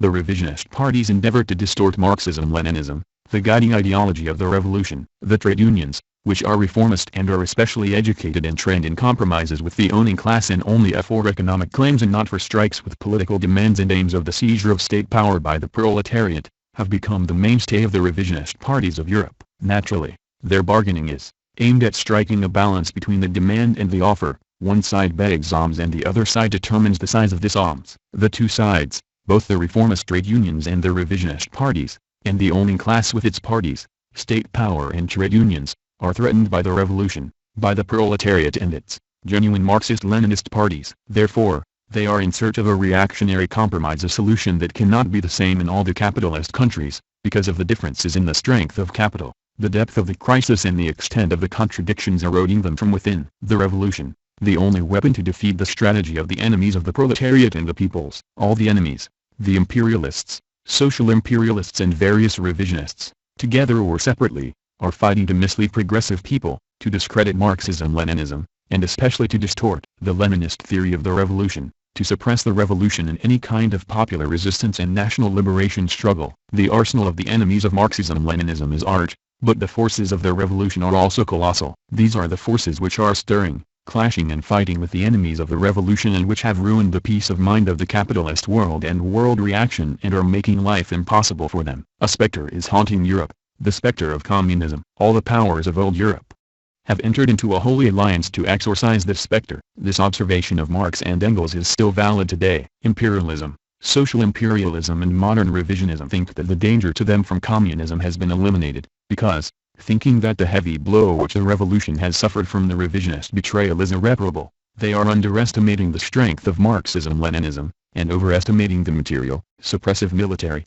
and economic potential they have at their disposal. This is only an illusion of theirs. The world proletariat is gathering its forces. From their own experience, the proletariat and the freedom-loving peoples are gaining a clearer understanding, day by day, of the treachery of the Titoite, Khrushchevite, Chinese, Euro-communismist and other modern revisionists. Time is working for the revolution, for socialism, and not for the bourgeoisie and imperialism, not for modern revisionism and world reaction. The fire of the revolution is burning everywhere in the hearts of the oppressed peoples who want to gain their genuine freedom, democracy and sovereignty, to take power into their own hands and to set out on the road of socialism, destroying imperialism and its flunkies. That phenomenon of the time of Lenin, when the break away from the Second International was followed by the creation of new Marxist-Leninist parties, is taking place today. The revisionist betrayal has brought about the setting up and strengthening of genuine communist parties, as it is bound to do, everywhere, and these parties have taken up and raised high the banner of Marxism-Leninism and the revolution, which the revisionists have rejected and trampled into mud. On them devolves the burden of opposing the glorious Leninist strategy of the revolution, the great theory of Marxism-Leninism to the global strategy of world imperialism and revisionism. On them devolves the burden of making the masses fully conscious of the objectives and the right road of the struggle and the sacrifices it demands, of uniting, organizing, guiding and leading them to victory. We Marxist-Leninists, who are in the forefront of the titanic struggle which is being waged today between the proletariat and the oppressed peoples who aspire to freedom, on the one hand, and the savage rapacious imperialists, on the other, must thoroughly understand the aims, tactics, methods and forms which the common enemies and the individual enemies of each country employ in the fight. We cannot see this thing properly if we do not base ourselves firmly on the Marxist-Leninist theory of the revolution. If we do not see that in the present situation there are a series of weak links in the capitalist world chain, as there will be in the future, at which the revolutionaries and the peoples must carry out ceaseless activity, in unrelenting and courageous organized struggle to break these links one after another. This, of course, requires work, struggle, sacrifices and self-denial. Led by the interests of the revolution, the courageous peoples and individuals can and will face up to the large forces of imperialism, social imperialism and reaction, which are linking up with one another, setting up new alliances and seeking a way out of the difficult situations created for them. It is the revolutionaries, the Marxist-Leninists, the struggle of the peoples on all continents, in all countries, that create these difficult situations for the regressive forces. The communists everywhere in the world have no reason to fear the baseless myths which have predominated in revolutionary thought for some time. The communists must fight to win over those who make mistakes, in order to help them mend their ways, making great efforts to this end without, of course, falling into opportunism themselves. In the process of the principled struggle, in the beginning there will be some vacillations, but the vacillations will occur among the waverers, whereas amongst those who are resolute and apply the Marxist-Leninist theory correctly, who have a proper view of the interests of the proletariat of their own country, of the world proletariat and the revolution, there will be no vacillation. However, when the waverers see that the comrades are standing firm on their revolutionary Marxist-Leninist opinions, they will be further strengthened in their fight. If the Marxist-Leninists apply the Marxist-Leninist theory correctly and with determination, on the basis of the present international conditions and the national conditions of each country, if they ceaselessly strengthen proletarian internationalist unity and merciless struggle against imperialism and modern revisionism of all trends, they will certainly overcome all the difficulties they will encounter on their road, however great they may be. Properly applied, Marxism-Leninism and its immortal principles will inevitably bring about the destruction of world capitalism and underscore the triumph of the dictatorship of the proletariat, by means of which the working class will build socialism and march towards communism. 2. The Leninist theory on imperialism retains its full validity. In the present conditions, when the Khrushchevite, Titoite, Euro-communist and Chinese revisionists and the other anti-Marxist trends are attacking the cause of the revolution and people's liberation on the pretext that the situation has changed, a thorough study of Lenin's works on imperialism assumes first-rate importance. We must return to these works and make an especially thorough and detailed study of Lenin's work of genius imperialism, the highest stage of capitalism. From a careful study of this work, we shall see how the revisionists, and the Chinese leaders among them, distort the Leninist thought on imperialism, how they understand the aims, strategy and tactics of imperialism. Their writings, declarations, stands and actions show that their view of the nature of imperialism is completely wrong. They see it from counter-revolutionary and anti-Marxist positions, as did all the parties of the Second International and their ideologists, Kautsky and company, whom Lenin ruthlessly exposed. If we study this work of Lenin's carefully and faithfully adhere to his analysis and conclusions of genius, we shall see that imperialism in our days fully retains those same characteristics that Lenin described, that the Leninist definition of our epoch as the epoch of imperialism and proletarian revolutions remains unshaken, and that the triumph of the revolution is inevitable. As is known, Lenin begins his analysis of imperialism with the concentration of production and capital and the monopolies. Today, too, the phenomena of the concentration and centralization of production and capital can be analyzed correctly and scientifically only on the basis of the Leninist analysis of imperialism. A characteristic of present-day capitalism is the ever-increasing concentration of production and capital, which has led to the merging or absorption of small enterprises by the powerful ones. A consequence of this is the mass concentration of the workforce in big trusts and concerns. These enterprises have also concentrated in their hands huge productive capacities and resources of energy and raw materials of incalculable proportions. At present the big capitalist enterprises are also utilizing nuclear energy and the newest technology, which belong to these enterprises exclusively. Such gigantic organisms have a national and an international character. Within their own country, they have ruined most of the small proprietors or industrialists, while on the international plane they have grown into colossal concerns, which include whole branches of the industry,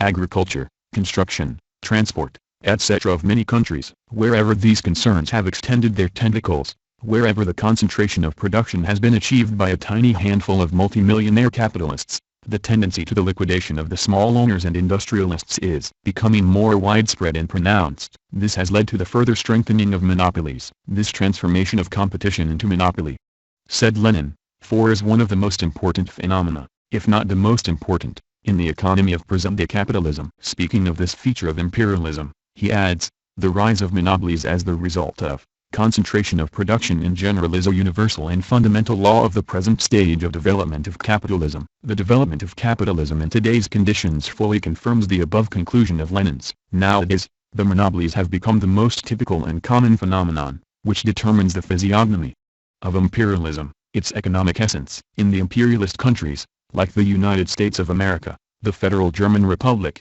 Britain, Japan, France, etc., the concentration of production has assumed unprecedented proportions. For example, in 1976, there were nearly 17 million people, representing over 20% of the employed workforce, employed in the 500 biggest U.S. corporations. 66% of all the goods sold came from these corporations. At the time when Lenin wrote his book Imperialism, the highest stage of capitalism, there was only one big American company in the capitalist world, the United States Steel Corporation, with share capital of over $1 billion.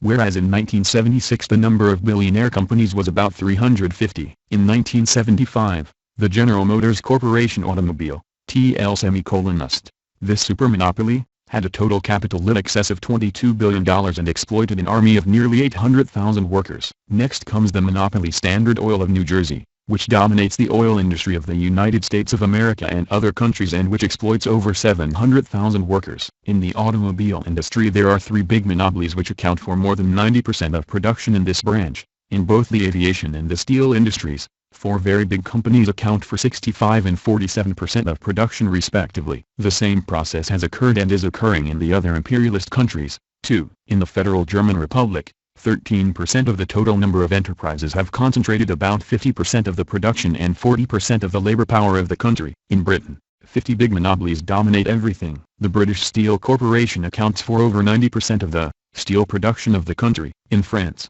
two companies have concentrated 3/4 of the steel production in their hands. Four monopolies own the whole production of automobiles. whereas 4 others control the entire output of oil products. In Japan, 10 big black metallurgy companies produce all the pig iron and over 3/4 of the steel, while 8 companies operate in non-ferrous metallurgy. The same applies to the other branches and sectors. Information from Monthly Bulletin of Statistics, United Nations, 1977, Statistical Yearbook 1976, the U.S. Journal Fortune 1976, etc. The small and middle-sized enterprises which still exist in these countries are directly dependent on monopolies. They receive orders from the monopolies and work for them, get credits and raw materials, technology, etc. from them. In practice, they have become appendages of the monopolies. The concentration and centralization of production and capital, creating giant monopolies which have no technological unity, is widespread today. Enterprises and entire branches of industrial production, construction, transport, trade, services, of the infrastructure, etc., operate within these gigantic conglomerate monopolies. They turn out everything, from children's toys to intercontinental missiles. The economic power of the monopolies and the concentration of capital, which has increased and is constantly increasing, creates a situation in which the victims of the competition are not just the small babies, that is, the unmonopolized enterprises, which were typical in the past, but even big financial enterprises and groups, as a result of the insatiable appetite of the monopolies for high monopoly profits and the extreme sharpening of the competition.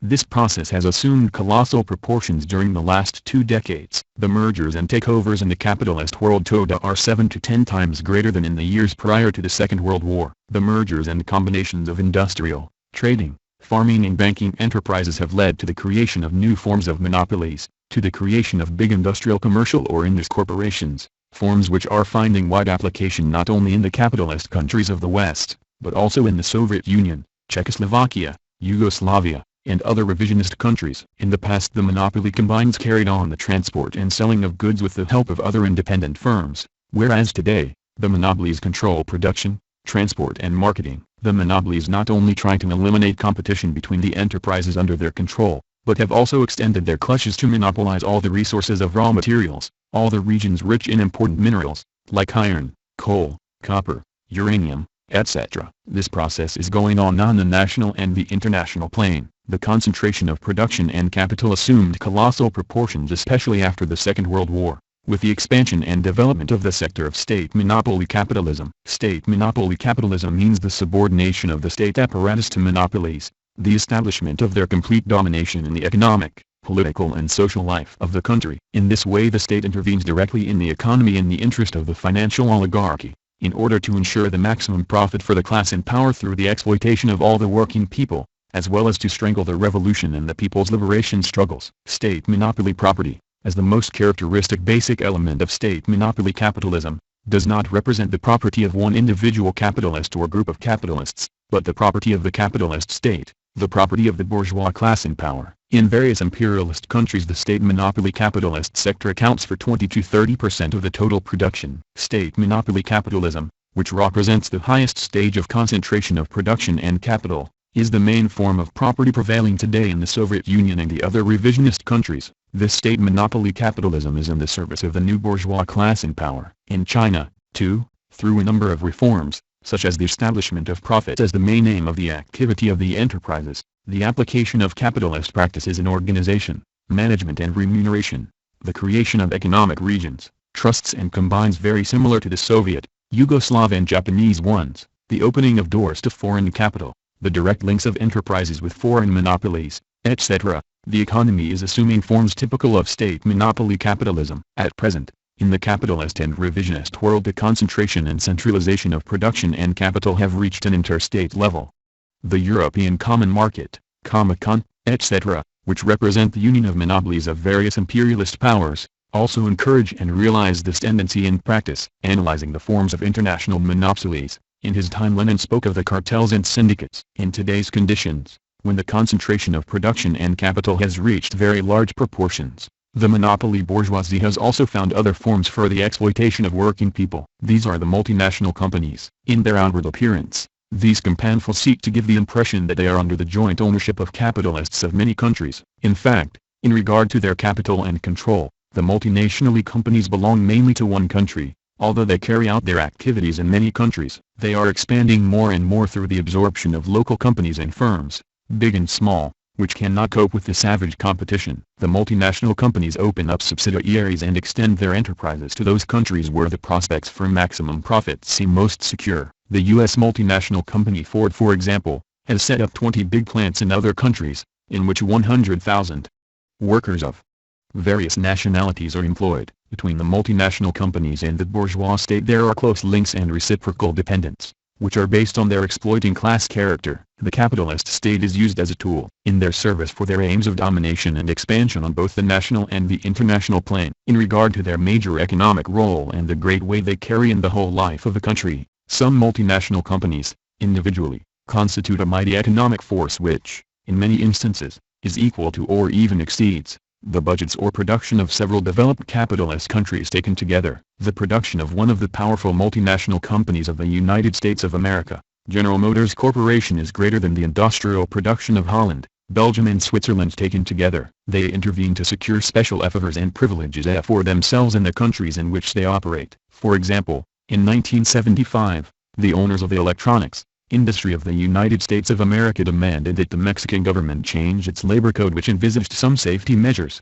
or otherwise they would transfer their industry to Costa Rica, and, in order to bring pressure to bear, closed down many factories in which nearly 12,000 Mexican workers were employed. The multinational companies are levers of imperialism and one of the main forms of its expansion. They are pillars of neocolonialism and affect the national sovereignty and independence of the countries in which they operate. In order to open the way to their domination, these companies do not hesitate to commit any crime, from the organization of plots and the dislocation of the economy, down to the outright buying of top officials, political and trade union leaders, etc. The Lockheed scandal provided ample proof of this. Many multinational companies have established themselves and are operating in the revisionist countries, too. 117 US, 18 Japanese, 13 West German, 20 French, and 7 Italian and other multinational companies have established themselves in the Soviet Union or have opened offices there. Over 30 multinational companies have established themselves in Poland. Of them, 10 are American, 6 West German, 6 British, 3 Japanese, etc. There are 32 such companies operating in Romania, 31 in Hungary, 30 in Czechoslovakia. The picture is the same in the other revisionist countries. Information from the book Vodka, Cola by Karl Levinson, 1977. Pages 79 to 82. They have begun to penetrate China, too. The concentration and centralization of production and capital, which characterize the capitalist world today and have led to extensive socialization of production, have not in any way altered the exploiting nature of imperialism. On the contrary, they have increased and intensified the oppression and impoverishment of the working people. These phenomena prove to the hilt Lenin's thesis that under conditions of the concentration of production and capital in imperialism, the result is immense progress in the socialization of production, but, nevertheless, appropriation remains private. The social means of production remain the private property of a few v.i.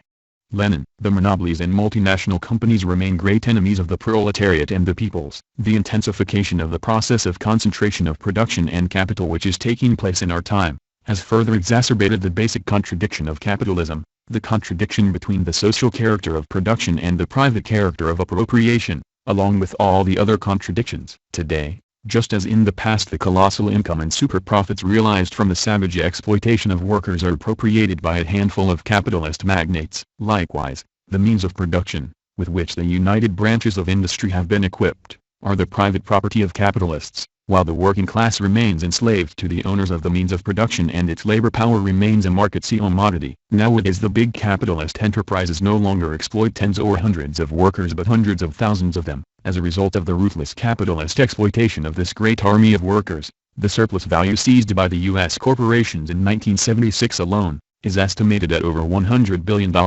as against $44 billion in 1960. Lenin exposed the opportunists of the Second International, who preached the possibility of liquidating the antagonistic contradictions of capitalism as a result of the emergence and development of monopolies. He proved with scientific argument that the monopolies, as vehicles of the oppression and exploitation of labor and the private appropriation of the results of labor, make the contradictions of capitalism even more severe. The superstructure of the capitalist order is built on the basis of the domination of monopolies. This superstructure defends and represents the predatory interests of the monopolies, on both the national and international plane. The monopolies dictate the internal and external policy, the economic, social, military, and other policies. The present, day reality of the concentration of production and capital also exposes the preachings of the reactionary chiefs of social democracy, the modern revisionists and opportunists of every hue, that the trusts, the property of state monopoly capitalism, etc., can allegedly be transformed in a peaceful way into socialist economies, that allegedly present-day monopoly capitalism will be integrated gradually into socialism. The concentration of production and capital, Lenin teaches us, also serve as a basis for increased concentration of money capital, its concentration in the hands of big banks, and the birth and development of finance capital. In the course of the development of capitalism, together with the monopolies, the banks, too, assume great development, absorbing the money capital of the monopolies and concerns as well as of small producers and investors. In this way, the banks, which are in the hands of the capitalists and serve them, become the owners of the main financial means. The same process, which was carried out for the elimination of the small enterprises by the big ones, by the cartels and monopolies, has also taken place in the liquidation, one after the other, of small banks. Thus, just as the big enterprises created the monopolies, the big banks, too, created their banking concerns. In the last 2 decades this phenomenon has assumed colossal proportions and it is still going on, very rapidly, today. A distinctive feature of today's mergers and takeovers is the fact that not only the small banks but also the middle-sized and the relatively big ones are involved. This phenomenon is accounted for by the increasing severity of the contradictions of capitalist reproduction,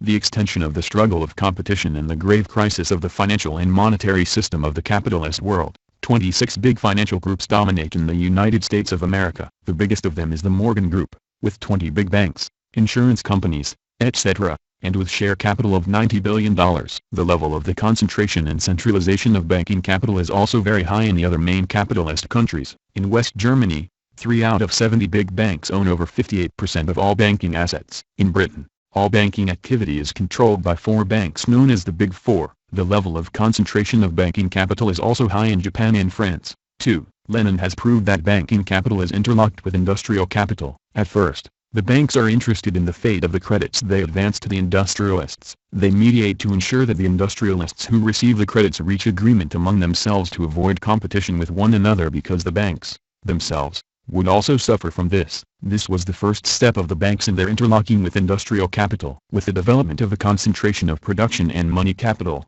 the banks become direct investors in the production enterprises, setting up joint stock companies. In this way, banking capital penetrates into industry, construction, agriculture, transport, the sphere of circulation and all other fields. For their part, the enterprises buy large holdings of shares and become participants in banks. Today the directors of banks and monopoly enterprises are members of one another's boards of management, thus creating what Lenin called their personal union. The finance capital which emerges from this process includes all forms of capital, industrial capital, money capital and commodity capital. Characterizing this process, Lenin said, the concentration of production, the monopolies arising therefrom, the merging or coalescence of banks with industry, such is the history of the rise of finance capital and such is the content of that concept. Although since the Second World War finance capital has increased and undergone structural changes, it still has precisely those same aims it has always had, the making of maximum profits through the exploitation of the broad masses of working people inside and outside the country. The insurance companies, which have greatly increased over recent years in the main capitalist countries and have become competitors of the banks, have the same role. In the United States of America, for example, in 1970 as against 1950, banking assets had increased 3.5-fold, whereas those of insurance companies had increased 6.5-fold, over the same period. With the capital they accumulate through plundering the people, these companies have been able to advance the monopolies large sums amounting to hundreds of millions of dollars. In this way, the insurance companies are merged and interlocked with the industrial and banking monopolies, becoming an organic constituent part of finance capital. Driven by its insatiable thirst for profits, the monopoly bourgeoisie turns every source of temporarily available monetary means, such as the workers' pension funds, the people's savings, etc., into capital. Concentrated finance capital draws exceptionally large amounts of income not only from the profit accruing to it from the money absorbed from the concerns, small industrialists, etc., etc., but also from the issue of securities and provision of loans. Just as in the case of savings deposits, in the latter, too, only a small share of the profit goes to the lenders, while the bank itself makes colossal profits from these activities, through which it increases its own capital and investments, which, of course, creates a continuous flow of additional profits for finance capital. Finance capital invests mostly in industry, but it has extended its network of speculation to other assets, too, such as land, railways, and other branches and sectors. The banks have real possibilities of providing considerable sums in credits, which are required by the high level of concentration of production and the domination of monopolies. In this manner,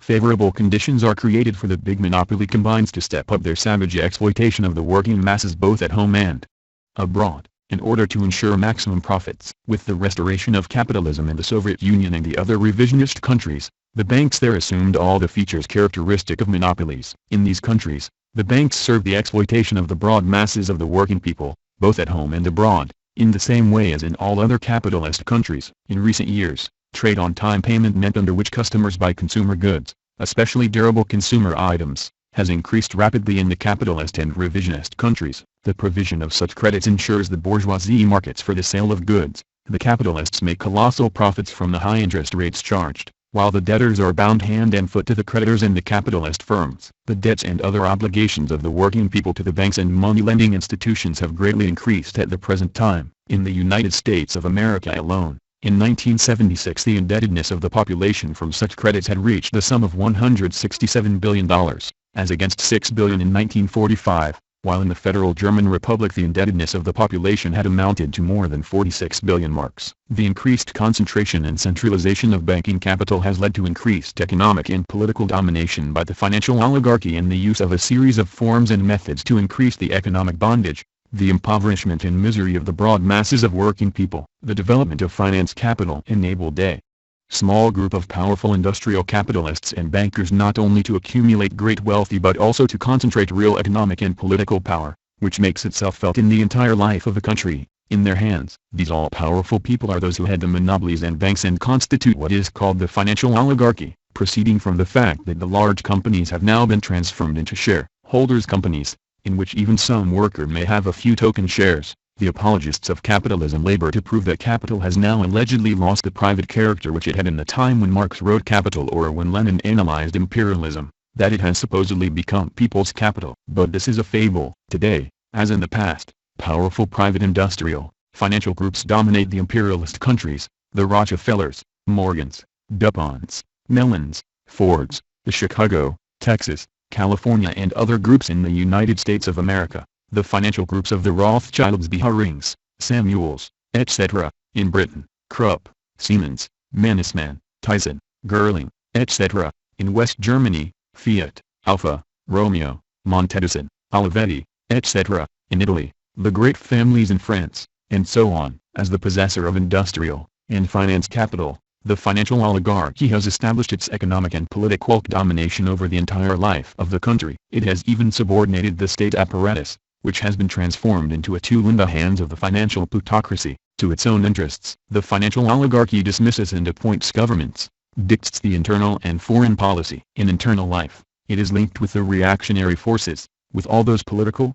ideological, educational and cultural institutions which defend its political and economic power, while in foreign policy it defends and backs up all the conservative and reactionary forces which support and open the road for its monopoly expansion, and fight for the preservation and consolidation of capitalism. The financial oligarch does not hesitate to use any means to secure its own domination, establishing political reaction in all fields. Finance capital, said Lenin, strives for domination, not for freedom. The situation today proves that oppression by the monopoly bourgeoisie has been intensified everywhere. On this basis, the contradiction between the proletariat and the bourgeoisie is becoming deeper. At the same time, the economic and financial expansion, accompanied with political and military expansion, has further exacerbated the contradictions between the peoples and imperialism, as well as the contradictions among the imperialist powers themselves. The present-day propaganda of the Chinese revisionists ignores this undeniable objective reality. The concentration and centralization of banking capital now takes place, not just in the context of one country, but in the context of several capitalist and revisionist countries. The joint banks of the European Common Market, or the International Bank for Economic Cooperation, as well as the Investment Bank of Comecon, are of this character. Similarly, the combinations of the West German Polish or the Anglo-Romanian, Franco-Romanian or Anglo-Hungarian banks, or the American Yugoslav, Anglo-Yugoslav or other banking corporations are banking unions of the capitalist type. The Soviet Union has opened up many banks in a number of capitalist countries, and these have become competitors and partners of capitalist banks wherever they have been established, in Zurich, London, Paris, Africa, Latin America, and elsewhere. China, too, is being sucked deeper and deeper into the whirlpool of this process of a capitalist integration of banks. Apart from the banks it has in Hong Kong, Macau and Singapore, tomorrow China will be setting up banks in Japan, America, and elsewhere. At the same time, it is permitting the banks of imperialist powers to penetrate China. Lenin emphasized that present-day capitalism is characterized by the export of capital. Today this economic feature of imperialism has been further developed and strengthened. The biggest exporters of capital in the world today are the United States of America, Japan, the Soviet Union, the Federal German Republic, Britain and France. For a certain period, capital was exported by the United States of America, Britain, France and Germany, countries with developed industry, which sucked from colonies the riches of the land and those that lay below its surface. Later, as a consequence of the war and crises, some imperialist powers such as Britain, France, Germany, were weakened economically, while American imperialism enriched itself and became a superpower. In the situation created after the Second World War, the torrent of exports of American capital was very detrimental to the other capitalist powers. Today, American capital is exported to all countries, even to the industrialized ones, in the form of investments, credits, loans, in the form of cooperation in joint companies or through the setting up of large industrial companies. American imperialism, monopoly capital, invests in the undeveloped and poor countries, because their production costs are low, while the level of exploitation of working people is high. It invests in order to secure raw materials, to monopolize markets, to sell its industrial products. It is known that the development of capitalist countries takes place unevenly. Therefore the big monopolies and companies of the United States of America and the other countries export capital precisely to those countries in which economic development requires investments and technology. The capital invested brings fabulous profits to the financial concerns and monopolies, because in the poor, undeveloped countries, land is very cheap and large tracts of it, together with its reas, can be purchased with little money. Labor power is cheap, too, because people on the verge of starvation are forced to work for very low pay. It has been calculated that for every dollar invested in these countries, the imperialist powers make a profit of $5. According to American official data, during the 1971 to 1975 period alone, direct investments from the United States of America in the new states totaled $6.5 billion, while the profits it made in these countries over the same period amounted to nearly $30 billion. In order to disguise the export of capital, the imperialist powers also resort to the practice of according credits. Through these so-called credits or aid, the big capitalist concerns and the states to which they belong bring great pressure to bear on the recipient states and peoples, and keep them under control. The aid or credits to the undeveloped countries originate from the plunder of the wealth of these countries as well as from the exploitation of the working masses of the developed countries and are given to the wealthy of the undeveloped countries. In other words, this means that the big U.S. monopolies, for example, fatten on the sweat of both the American people and the other peoples, and when they export capital and accord credits, these represent, precisely, the sweat and blood of these peoples. On the other hand, these credits, which the big monopolies provide for the countries of the so-called Third World, in fact, serve the feudal bourgeois classes which rule these countries. The credits the new states receive are links of the imperialist chain around the necks of their own peoples. As the statistical data show, the debts of these countries double every 5 years. From nearly $8.5 billion in 1955, the debts of the undeveloped countries to the imperialist powers had risen to over $150 billion in 1977. World capitalism has developed technology and expertise in its own interests, in order to multiply its profits from the discovery of underground resources, the intensification of agriculture, etc. All this technology, the technical scientific revolution itself, and the new methods of economic exploitation serve imperialism, the capitalist monopolies, but not the peoples. Capitalism never makes investments, provides loans, or exports capital to other countries without first calculating the profits it will realize for itself. The big monopolies and banks, which have spread their spider's web all over the capitalist and revisionist world, never accord credits unless they are presented with concrete data about the income to be made from the exploitation of a mine, the land, the extraction of oil or water from a desert, etc. There are also other forms of according credits, like those practiced with those pseudo-socialist states which are trying to disguise the capitalist course on which they are proceeding. These are large credits provided in the form of trade credits which,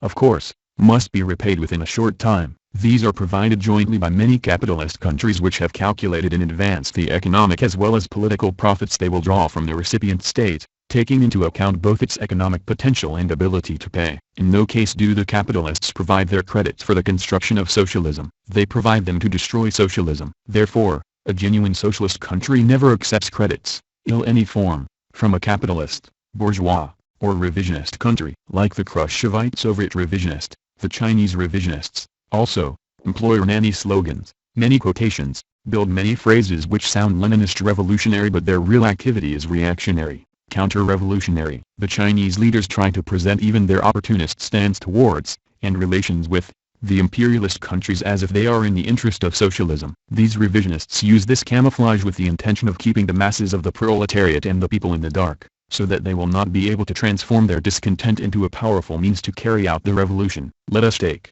for example, the question of the economic construction of the country, the development of the socialist economy relying on one's own forces. This principle is correct. Every independent, sovereign socialist state must mobilize the entire people, and define its economic policy correctly, must take all measures for the proper and most rational exploitation of all the wealth of the country, and administer this wealth thriftily, must increase it in the interest of its own people and must not allow it to be plundered by others. This is a main, basic orientation for every socialist country, while aid from abroad, aid from other socialist countries, is supplementary. The credits two socialist countries accord each other have quite a different character. These credits constitute disinterested internationalist aid. Internationalist aid never engenders capitalism, never impoverishes the masses of the people. On the contrary, it helps develop industry and agriculture, serves their harmonization, leads to the improvement of the well-being of the working masses, to the strengthening of socialism. In the first place, the economically developed socialist states ought to assist the other socialist countries. This does not mean that a socialist country should not develop relations also with the other non-socialist countries, but these must be economic relations on the bases of mutual interest and must not in any way make the economy of a socialist,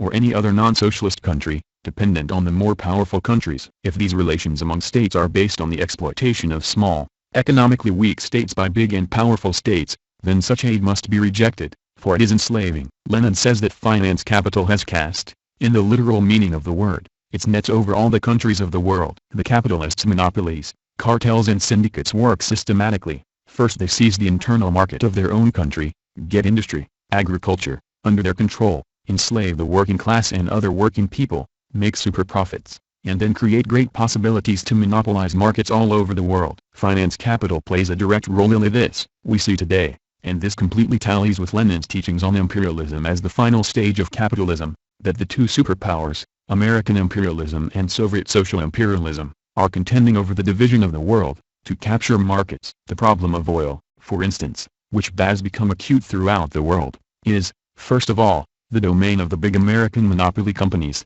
but British, Dutch, and other oil companies are also involved in them. The Americans are maneuvering on the problem of oil in order to have a complete monopoly of it. They have invested big capital and established large-scale equipment in the oil-producing countries, such as Saudi Arabia, Iran, etc., and have got the ruling cliques of these countries into their clutches, by corrupting kings, sheiks, and imams with large sums of dollars. The rulers of the oil-producing countries are allowed by the financial plutocracy of these countries to invest in the United States of America, Britain and elsewhere, even to buy shares in various monopoly companies, as well as luxury hotels, factories, etc. Saudi Arabia, for instance, is a semi-feudal country where poverty and obscurantism reign, although it extracts 420 million tons of oil a year. While the working masses live in poverty, the king and the big landowner class have deposited over $40 billion in the Wall Street banks alone. The situation is the same in Kuwait, the United Arab Emirates, and elsewhere. These cliques make all sorts of concessions to the imperialist powers to plunder the assets of the peoples of the countries where they rule,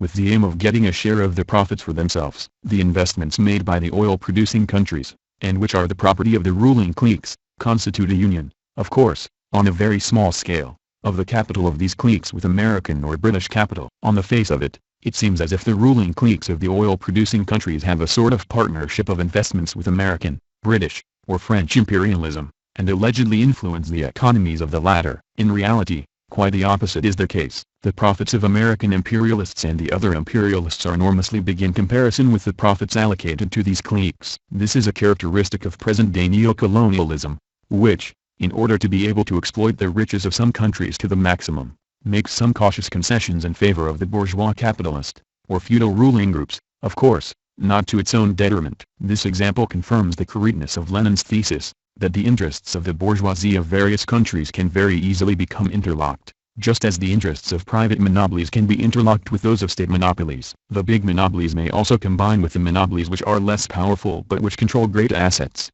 especially underground resources, such as iron, chromium, copper, uranium, and other mines. Government loans, credits and aid have become one of the most widespread forms of the export of capital today. This kind of export is practiced by the Soviet Union and the other revisionist countries, in particular. Apart from the extraction of capitalist profits, these credits, this aid and loans also have political objectives. The states which accord the credits aim to support and consolidate the political and economic power of particular cliques, which defend the economic, political and military interests of the creditor country. As the agreements on such credits are concluded between governments, they make the economic and political dependency of the debtor on the creditor even greater. A classical example of this form of capital export is the Marshall Plan, which, after the Second World War, became the economy basis for the political and military expansion of the United States of America in the countries of Western Europe. The so-called aid which the Soviet revisionists provide allegedly for the development of the economy and the setting up of the state sector of industry in such countries as India,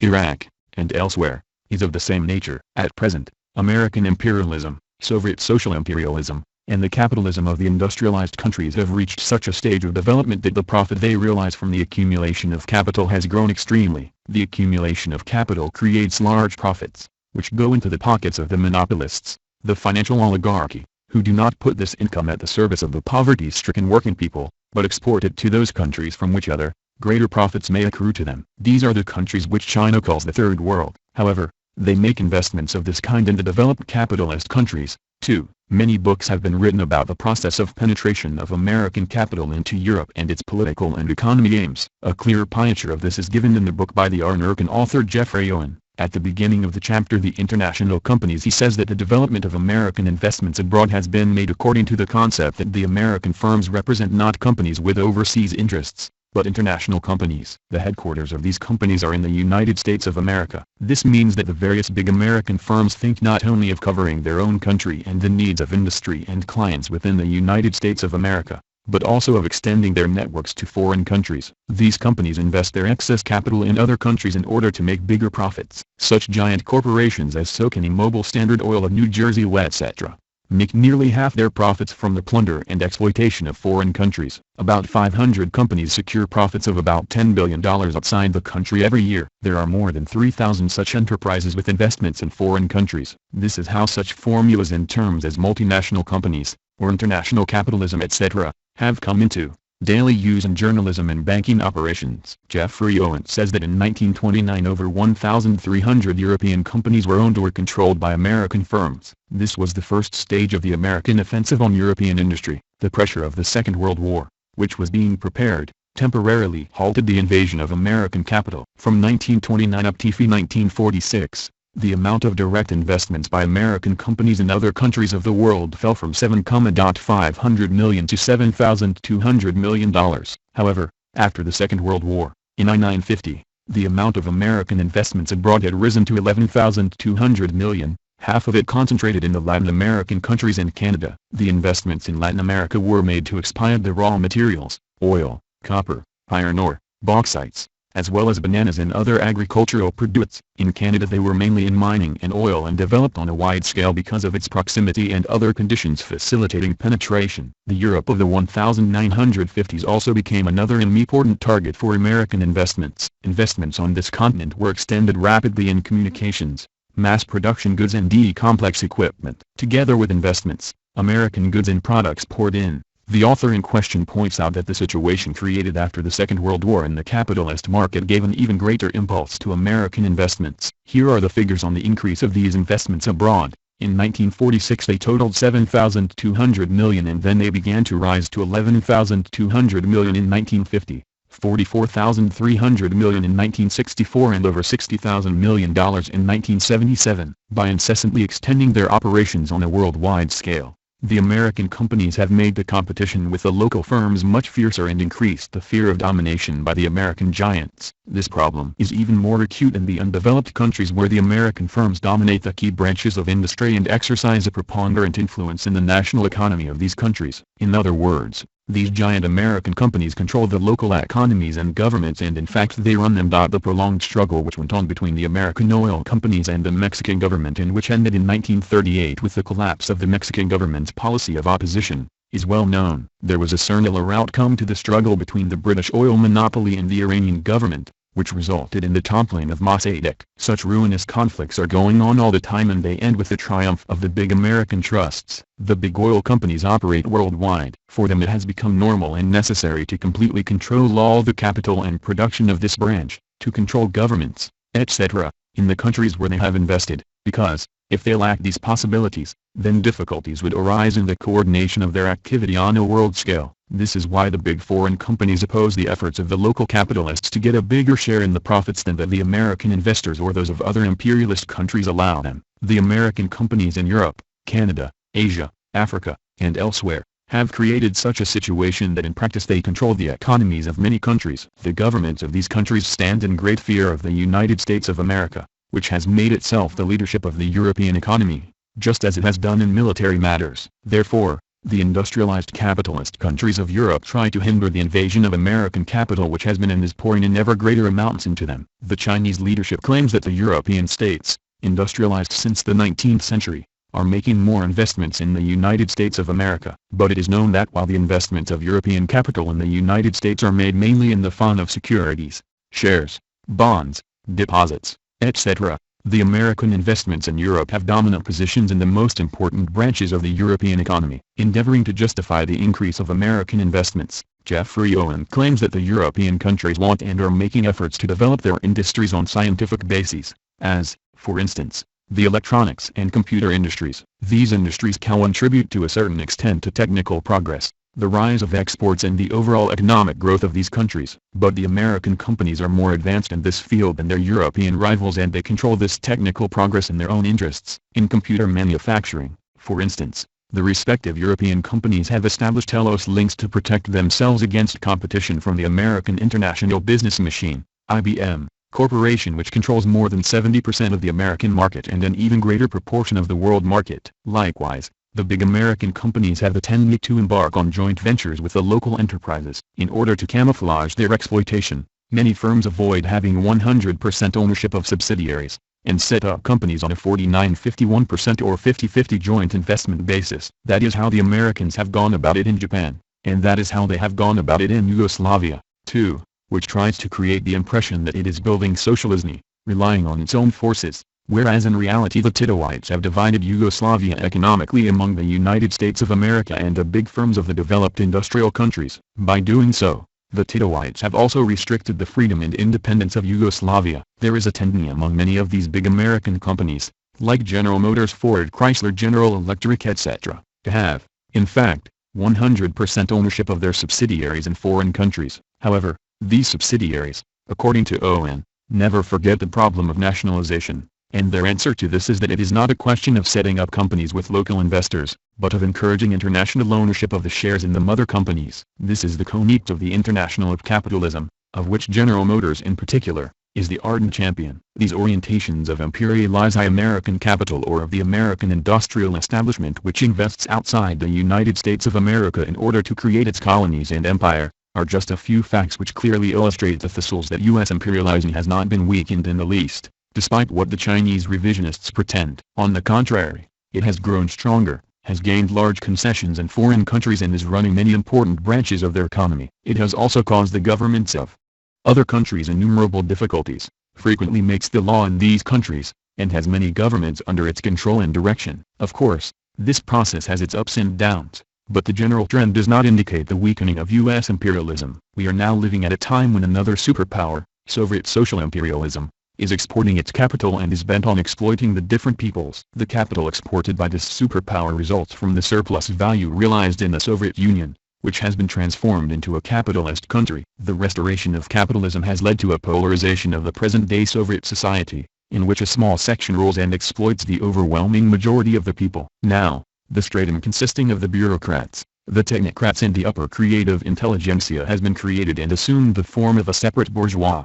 exploiting class which appropriates and divides up the surplus value extracted from the savage exploitation of the working class and the broad working masses. Unlike the countries of classical capitalism, where this surplus value is appropriated in proportion to the amount of capital of each capitalist, in the Soviet Union and the other revisionist countries it is distributed according to the position people of the higher bourgeois stratum occupy in the state, economic, scientific, and cultural hierarchy, etc. The high salaries, routine and special bonuses, prizes and stimuli, privileges, etc., have been built up into a whole institution for the appropriation of the surplus value extracted from the toil and sweat of the working people. The stratum which represents the collective capitalist protects this plunder through a host of laws and norms, which guarantee the capitalist oppression and exploitation. The Soviet economy has now become integrated into the system of world capitalism, while American, German, Japanese and other capital has penetrated deeply into the Soviet Union. Soviet capital is being exported to other countries and,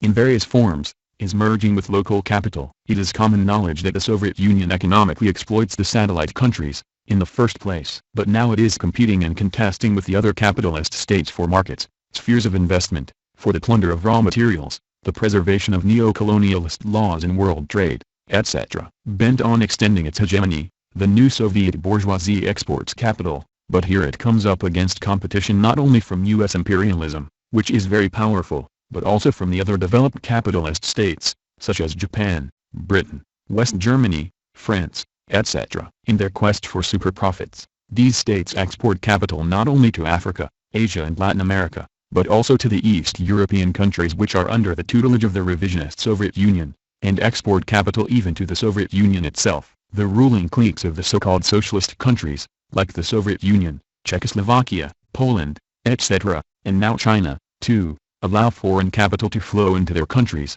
because this capital serves the ruling cliques, while it is a heavy burden on the peoples. The Comecon countries are up to their necks in debt. They are in debt to the Western countries to the tune of $50 billion. Yugoslavia was one of the first revisionist countries to allow the penetration of foreign capital into its economy. First it received credits, then bought licenses, and later went over to setting up joint enterprises. In Yugoslavia a law was adopted in 1967, which permitted the creation of joint enterprises, in which 49% of capital was owned by foreign companies. In 1977, there were 170 such enterprises in Yugoslavia. Yugoslavia has ensured the most favorable conditions for the capitalist firms to carry out their activity and ensure maximum profits. The Yugoslav phenomenon proves that the foreign capital invested in Yugoslavia is one of the decisive factors which has turned it into a capitalist country. The United States of America and the other wealthy capitalist states have lost nothing by these investments. On the contrary, they have made huge profits, while increasing the misery of the working class and the peasantry of Yugoslavia. Lenin said that the exporting of capital is a solid basis for the exploitation of the majority of the nations and countries of the world, for the capitalist parasitism of a handful of very rich states. The capitalist states will make huge profits in China, too. We see that U.S., Japanese, West German and other capital is now pouring in there in billions of dollars. Agreements have been signed with the Japanese for the joint exploitation of oil fields and the power resources of the Yangtze River. An agreement has been concluded with the Germans for the building of coal mines, etc. The investments which are being and will be made in China will certainly bring the foreign capitalists handsome profits, but at the same time they will strengthen the bases of capitalism in China. The exporting of capital from one capitalist country to another capitalist or revisionist country, no matter whether the state which gives or receives it is big or small, is always one of the forms of exploitation of the peoples by capital. This exploitation brings about the economic and political dependence of the recipient country. Lenin pointed out that, after capturing the home market, the monopolies engage in economic struggle to redivide and capture the world market for industrialized goods and raw materials. Competition and their greed for profits impel the monopolists of different countries to reach temporary agreements, to enter into alliances and combinations with one another in order to divide the international markets for the sale of finished goods and the purchase of raw materials. Even when they possess reserves of raw materials and energy, the developed capitalist states turn their attack on other countries, since production costs in these countries are lower than in their own countries and workers' wages, especially, are several times lower. The struggle that has been waged and is still going on to capture oil resources and markets is notorious. As a result of this struggle, scores and hundreds of private enterprises and companies have been ruined, and the international oil cartel, which comprises 7 big monopolies, 5 American, 1 British and 1 British Dutch, the notorious Esso, Texaco, Shell, etc., have managed to gain control over 60% of the oil extraction and oil sales in the capitalist countries of the Western world, and about 54% of its processing. A similar division of resources and markets exists today for copper and tin minerals, for uranium and other valuable strategic minerals. Many of the old colonialist countries like Britain and France have concluded special, so-called preferential agreements of cooperation etc. with the former colonial countries, which ensure them almost exclusive economic and commercial privileges. The so-called dollar, sterling, franc, or ruble areas indicate an economic division of the world among the monopolies and various imperialist states. U.S. imperialism, Soviet social imperialism and the other imperialist powers ensure maximum profits in different ways, through the discriminatory and unequal trade they carry on with these countries. Today the developing countries alone, excluding the OPEC countries, have a debit balance which amounts to about $34 billion. In the present conditions, especially now in the conditions of the economic crisis, the monopolies conclude direct agreements also with the governments of capitalist countries on production quotas, prices, markets, etc. The existence of such organisms as the European Common Market, Comecon, etc., is also clear evidence of the economic division of the world which exists today. This economic division of the world, the domination of monopolies, their dictate over the life and economic development of other countries, is making the contradiction between labor and capital, as well as the contradictions between the peoples and imperialism, and the inter-imperialist contradictions, much more severe. The Chinese theory of the three worlds, which seeks to reconcile the third world with the second world and with U.S. imperialism, is out of step with this reality. It does not want to see that the relentless offensive of American, British, German, Japanese, French and other monopolies towards what China calls the third world is increasing the resistance of the peoples to all imperialist and hegemony-seeking powers and extending the objective conditions for the irreconcilable struggle among them. On the other hand, the unequal development of imperialist powers, which is an objective law of the development of capitalism, drives them to competition and abrasive frictions with one another, in their quest for economic expansion everywhere in the world. The Chinese theory of three worlds, which seeks to reconcile these contradictions and advocates precisely what social democracy and the revisionists of every hue have long been preaching, is in flagrant opposition to the Leninist strategy, which, far from denying these contradictions, aims to deepen them in order to prepare the proletariat for revolution and the peoples for liberation. In his analysis of imperialism, Lenin pointed out that, with the transition of pre-monopoly capitalism to its highest and last stage, the stage of imperialism, the territorial division of the world among the great imperialist powers is completed. The characteristic feature of the period under review is the final partition of the globe. Final not in the sense that repartition is impossible, on the contrary, repartitions are possible and inevitable, but in the sense that the colonial policy of the capitalist countries has completed the seizure of unoccupied territories on our planet. For the first time, the world is completely divided up, so that in the future only redivision is possible, that is, territories can only pass from one owner to another. Lenin. Since the Second World War, the old classical colonialism, which exploited most of the peoples of the world physically, economically, politically and ideologically, has been transformed into a new colonialism. This new colonialism comprises an entire system of economic, political, military and ideological measures, which imperialism has built up with the aim of maintaining its domination and ensuring political control and economic exploitation of the former colonies and many other countries, while adapting itself to the new conditions created after the war. What are these new conditions? After the war, the imperialist countries France, Britain, Italy, Germany, Japan and America were not in a position to maintain the situation which existed before the war by force. France, for instance, could no longer keep Morocco, Algeria, Tunisia, and other countries of Africa in a colonial status, as it did in the past. The same can be said also of British, Italian, and other imperialisms. The Second World War brought about a radical change in the ratio of forces in the world. It led to the defeat of the great fascist powers, but it also greatly weakened the old colonialist powers and shook them to their foundations. Everywhere, even in the countries which were not involved in the cyclone, the anti-fascist war gave rise to the problem of national liberation. Those peoples of the former colonial countries, which took part in the war together with the countries of the anti-fascist coalition in order to escape the fascist yoke, could not return to colonial bondage or tolerate it any longer. The victory of the Soviet Union over Nazism, the creation of the socialist camp, China's liberation, gave a very powerful impulse to the awakening of the people's national consciousness and their liberation struggle. The broad masses of the peoples in the colonies came to understand that the former situation had to be changed. Liberation wars broke out in Indochina, North Africa, and elsewhere. Forced by this situation, many colonialist countries realized that the old method of exploitation and administration of colonies without any sort of freedom and independence was outdated. The colonizing imperialist powers reached this conclusion not because of their democratic feelings or their desire to give the peoples freedom, but because of the pressure by the colonized peoples and because these powers were militarily, economically, politically, and ideologically too weak to maintain the old colonialism. But French, British, Italian, American and other imperialisms did not want to give up the exploitation of these peoples and countries. In the existing circumstances, each imperialist power was obliged to grant autonomy to these peoples or to promise them freedom and independence after a certain time. During this period, which they allowed allegedly for the creation of the consciousness of self-government and the training of local cadres for this, their real aim was to prepare other, new forms of imperialist exploitation, the new colonialism, while creating the false impression among these countries and peoples that allegedly they had won their freedom. This was a stage after the war when world imperialism suffered a great defeat, when the crisis of the colonial system of imperialism became even more pronounced. At this period of the decay of capitalism, as a result of the weakening of imperialism by the Second World War, the United States of America seized the opportunity and saddled the colonial peoples, who were allegedly free and independent, with a new, more intensive exploitation. It extended its imperialist power over the former colonies of the other imperialist powers,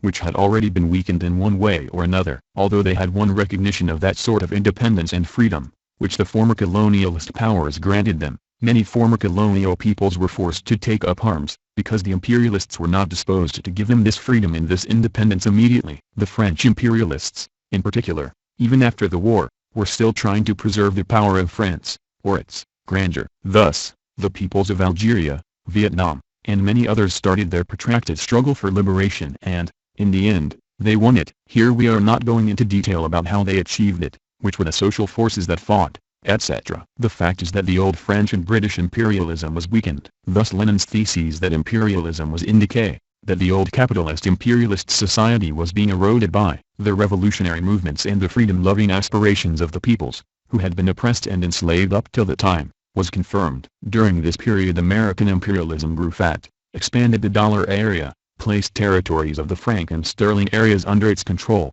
and, in order to protect its hegemonic imperialist power founded on the maximum exploitation of the peoples, it set up numerous military bases and established pro-American political cliques in many of those countries of the world which had allegedly gained their freedom and independence. This exploitation was, of course, associated with a series of changes in the structure and superstructure as well. Finance capital has also created its own special ideology, which precedes it in its exploitation of the proletariat and the conquest of the world. It completes its domination of the peoples, and justifies this domination by various sugar-coated forms of bogus freedom, independence, as well as by creating some so-called democratic parties, etc. With the creation of banks and multinational companies, along with U.S. capital investments, the American way of life, with the degeneration inherent in it, is also exported. The export of capital by the big imperialist powers creates the colonies which, today, are the countries where neocolonialism reigns. These countries have an alleged independence, but it is only formal. In other words, now as in the past,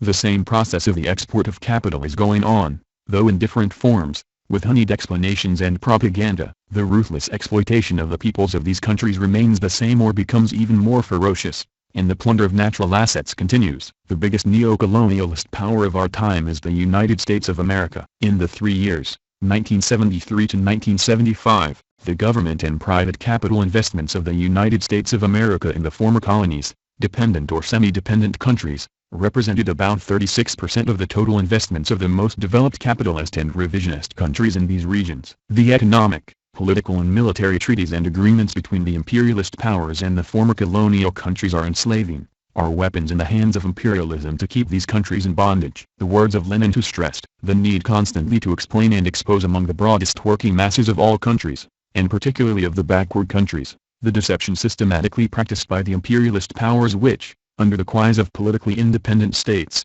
in fact, set up states that are wholly dependent upon them economically, financially and militarily, Lenin, are just as valid today as in the past. In order to keep the peoples under their domination, American imperialism, Soviet social imperialism and the other imperialist powers, old or new, incite quarrels wherever they can among neighbor states, or among different social groups within a given country, and then, in the role of the judge or the supporter of one side or the other, interfere in the internal affairs of others, and justify their economic, political and military presence there. The facts show that whenever the superpowers have meddled in the internal affairs of other peoples, the problems have remained unsolved, or the result has been the consolidation of the positions of imperialism and social imperialism in these countries. The events in the Middle East, the conflict between Somalia and Ethiopia, the war between Cambodia and Vietnam, etc. bear witness to this. Together with their investments, the United States of America, the Soviet Union and all the other capitalist countries consolidate, also, their positions in the countries which accept these investments,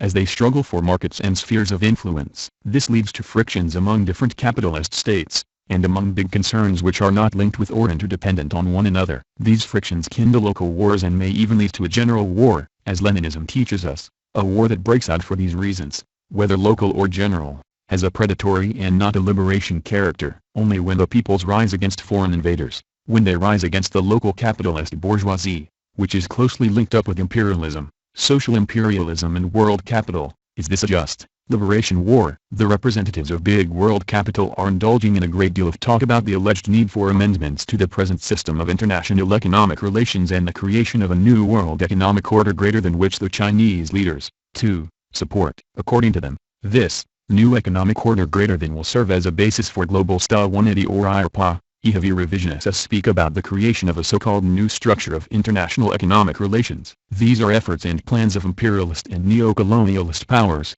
which want to keep neo-colonialism alive, prolong its existence, and preserve their oppression and plunder of the peoples. But the laws of the development of capitalism and imperialism are subject neither to the wishes nor to the theoretical inventions of the bourgeoisie and the revisionists. As Lenin said, the consistent fight against colonialism and neo-colonialism, the revolution, is the way out of these contradictions. In analyzing the fundamental economic features of imperialism, Lenin also defined its place in history. He stressed that imperialism is not only the highest stage but also the final stage of capitalism, the eve of the proletarian revolution. Lenin pointed out, imperialism is a specific historical stage of capitalism. It is, 1. Monopoly capitalism, 2. Parasitic or decaying capitalism, 3. Moribund capitalism. Lenin. The reality of the present-day capitalist world fully confirms this conclusion. The economic basis of all the socio-economic ills of imperialism, as Lenin proved, is monopoly. Monopolies are powerless to overcome the contradictions of the capitalist economy. Lenin linked the parasitism and decay of imperialism organically with the tendency of monopoly to inhibit the development of the productive forces in general, to deepen the disproportional development between branches and of the national economy as a whole, to fail to utilize the human and material productive capacities, with the tendency to hinder the application of the new developments of science and technology to the benefit of the masses and the progress of the entire society. The greed for profits, the competition, force the monopolies to invest in advanced technology in the process of production. But in the entire historical process of the development of imperialism, the dominant tendency is towards disproportional development and restraint on development. Expenditure on research in the development of science in the field of industry, and especially the war industry, in the United States of America, for instance, has increased from $2 billion in 1950, to almost $11 billion in 1965, and about $30 billion in 1972. Frequently the big firms come up against difficulties in scientific research, but once something is discovered, they buy up the patents and hire qualified workers. However, they apply the research only when their own interests require this. Naturally, the most important sectors, which present more interest for investments in the field of development and the technical revolution, have priority, because they offer greater possibilities for profits. War industry tops the list, as it is here that the rate of profit is highest. For example, in 1964 the United States of America invested $3,565 million in scientific research in the sector of aviation and missiles. In the same year, $1,537,000 were invested in the electrical and telecommunications industry, $196 million in the chemical industry, $136 million in the machine building industry, $174 million in the automobile industry, $172 million in scientific instruments, $38 million in the rubber industry, $8 million in the oil industry, $9 million in the methane industry, etc. In today's conditions, the militarization of the economy, as a manifestation of the decay of imperialism, has become a characteristic feature of all the capitalist and revisionist countries. But the process of the militarization of the economy has assumed unprecedented proportions, especially in the United States of America and the Soviet Union. The direct military spending by both sides has increased to astronomical proportions, reaching a joint total of over $240 billion a year. In their policy of hegemony and world domination, the United States of America and the Soviet Union are also making extensive use of the arms trade, which is another clear expression of the decay of imperialism. Every year they sell more than $20 billion worth of weapons. The other imperialist states, such as Britain, West Germany, France, Italy, etc., also engage in selling arms. The regular customers of this imperialist trade are such reactionary and fascist cliques as those of Chile, Brazil, Argentina, Israel, Spain, South Korea, Rhodesia, the South African Union, etc. Also numbered among these customers are the countries rich in strategic raw materials or oil, to which the imperialists offer their weapons as a bait to induce them to allow the plunder of their wealth. The ever more frequent outbreak of economic crisis of overproduction is clear proof of the decay and parasitism of present-day monopoly capitalism. The outbreak of crises, which have now become very deep, confirms the correctness of the Marxist theory on anarchic, spontaneous and disproportional character of production and consumption, and refutes the bourgeois theories on the development of capitalism without crises or the transformation of capitalism into regulated capitalism. The general law of capitalist accumulation discovered by Marx, that the impoverishment of working people grows, on the one hand, while the profits of the capitalists increase, on the other hand, is operating with ever greater force in capitalist society today. The process of the polarization of society into proletarians and into bourgeois, who represent a limited number of people, is deepening. The present-day imperialist system, which has greater economic possibilities to corrupt the upper strata of the proletariat, the worker aristocracy, has increased the latter to very large proportions. The financial oligarchy is making extensive use of this aristocracy today, to deceive and confuse the proletariat, to dampen its revolutionary ardor. It is from this worker aristocracy that those whom Lenin calls socialists in words but imperialists in deeds, usually emerge. Social democracy, the bourgeois workers' parties, the opportunist leaders of trade unions, the modern revisionists, etc., all come within this description of Lenin's. Lenin stresses that imperialism is linked with opportunism, that the opportunists assist to preserve and strengthen imperialism. He says, the most dangerous of all are those who do not wish to understand that the fight against imperialism is a sham and humbug unless it is inseparably bound up with the fight against opportunism. The decay of imperialism is clearly seen also in the growth and intensification of reaction in all fields, and especially in the political and social fields, as practice confirms. When the monopoly bourgeoisie sees that the class struggle is becoming acute,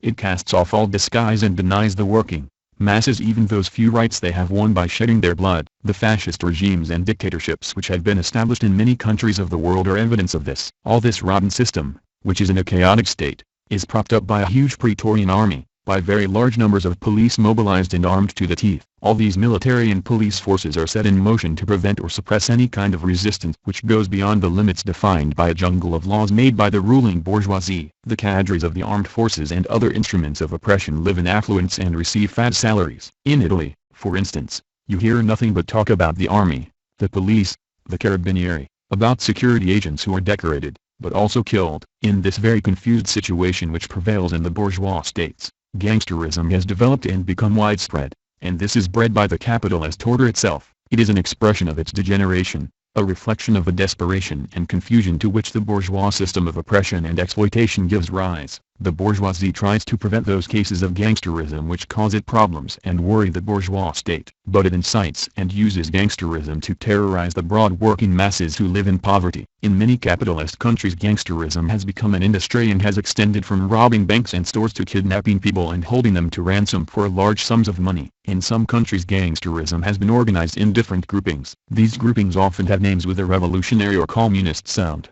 The bourgeoisie allows them a free hand to operate in order to prepare the situation for, and justify the staging of, a fascist coup d'état. In order to discredit the revolution and socialism, this gangster activity is publicized as though it is carried out by communist groups which are allegedly operating against the bourgeois order. As a conclusion, we can say that in the present situation of imperialism as a whole, of U.S. imperialism, Soviet social imperialism, as well as other imperialisms, imperialism of whatever description is at the stage of weakening and decay, and that the old society will be overthrown to its foundations by the revolution, and will be replaced by a new society, socialist society. This new socialist society exists and will extend, it will develop, gain ground regardless of the fact that the Soviet revisionists betrayed socialism in the Soviet Union, regardless of the fact that opportunism prevails in China and a new social imperialism is rising there, regardless of the fact that capitalism has been restored in the erstwhile countries of people's democracy. Socialism will pursue its own course and will triumph over world imperialism and capitalism through struggle and efforts,